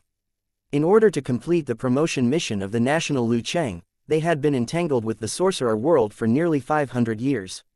Lu Cheng's savings were almost completely used up. Moreover, this sorcerer world was only one of the many sorcerer planets in that plane, and its strength was not particularly strong. Even so, the three-eyed demonic human's tower had still expended a vast amount of resources and lost countless cultivators in order to barely seize the natural source of the other party's world.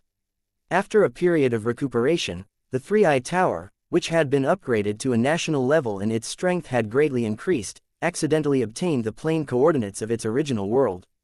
When they heard that this world was rich in resources but had no cultivators, they decided to invade their original world. Tang Zhen immediately frowned when he heard this.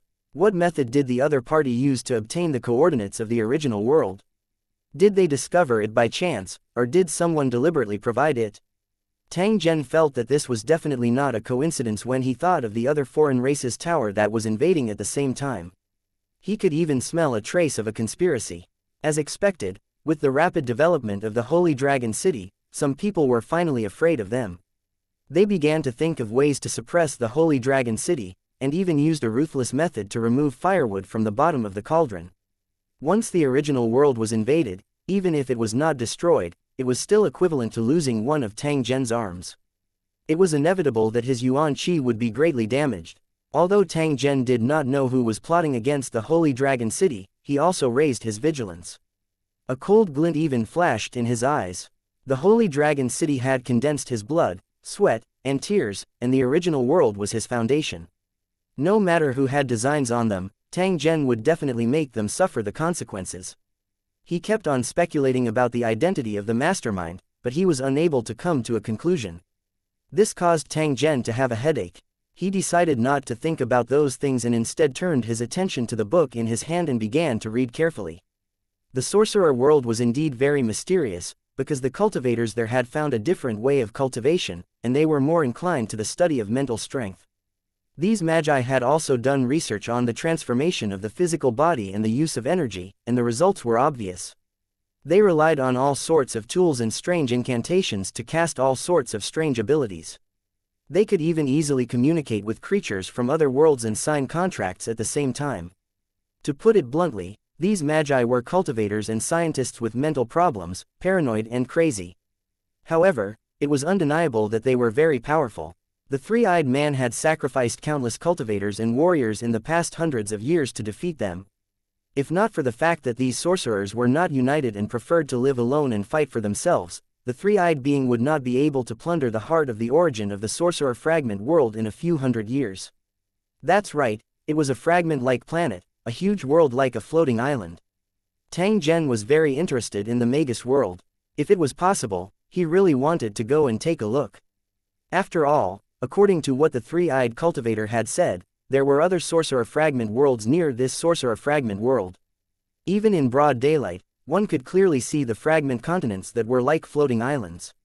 The book in Tang Zhen's hand should be an encyclopedia of wizards. It introduced the cultivation methods of wizards, the default rules, and some incantations and experimental formulas of different levels. Its original owner should have died long ago, and this book, as a trophy, naturally fell into the hands of the three-eyed being. 700 The American Alliance's Troubles. 1. This book was very magical. The things recorded inside were also very useful. Tang Zhen, who had already read and analyzed the entire book, decided to find an opportunity to try it out later. If the methods inside were useful, it would be no different from adding wings to a tiger for Tang Zhen. This was the so-called, one technique can understand 10,000 techniques. With Tang Zhen's current means and strength, it was not difficult for him to understand the contents of this book. Not only did he understand the content, but he also tried to make in-depth deductions to analyze the pros and cons. The more he researched, the more Tang Zhen could feel the magical aspects of these spells. Moreover, he was quite impressed with the sorcerer's belief and attitude of constantly pursuing the truth and unwaveringly searching for the truth of the world. It was only with this persistent spirit of passing down the inheritance that the Magi's inheritance would be extremely strict and meticulous, to the point where it was almost harsh. However, this also meant that the wizards were more powerful and had more knowledge. Reading the books written by them was simply an alternative form of enjoyment. Therefore, by the time Tang Zhen's plane arrived in the United States, he had already read the book 3 times before he reluctantly put it into his storage space. It was a pity that there was only one such book right now. It would be great if there were a few more. According to the three-eyed man, there were many similar books in their tower. As valuable spoils of war, they were all kept in the library of the tower. However, even though the three-eyed foreign being had said the name of their city and its exact location, Tang Zhen was still unable to find the relevant information to determine where the city was. From this, it could be seen that the three-eyed tower was very far from the Holy Dragon City, so far that almost no one had heard of its name. That was why no one had accepted the reward even after the Holy Dragon City had issued the huge reward. The continent where Holy Dragon City was located was extremely vast, and almost no one could see the end. There were also countless towers, so this situation was very normal. While Tang Zhen was depressed, he also had no other choice. He could only hope that the foreign tribe merchants in Holy Dragon City could find out the exact location of the three-eyed tower. As the plane came to a stop, Tang Zhen stood up and left his seat before slowly walking down from the plane. As soon as he got off the plane, Tang Zhen immediately saw Smith, who had come to welcome him. There were also some tall Secret Service agents in black beside him. They looked at Tang Zhen with bright eyes. Smith's eyes even contained a trace of anticipation. During this period of time, Smith had been under a lot of pressure from the sudden appearance of the dimensional teleportation portal. He had not been able to sleep well for a day. After all, the enemy this time was different. Ordinary methods would not be effective at all. Unlike the foreign cultivators from the Asian Alliance, the foreign cultivators from the American Alliance were completely unscrupulous in their actions. They stirred up trouble near the passage and even fought with the Secret Service agents of the American Alliance many times. Relying on their strength and strange methods, the foreign cultivators were able to force the American side into retreat. In the end, they could only seal off the area. As for the tens of thousands of residents in the vicinity, they had already been immediately relocated after the dimensional portal appeared to avoid suffering greater losses. If they weren't afraid of making too big of a move and causing the plane's transmission channel to change and causing widespread panic among the people, the United States would have launched missiles and blown this place to the ground. The American Alliance's actions naturally couldn't be hidden from everyone, so rumors quickly spread.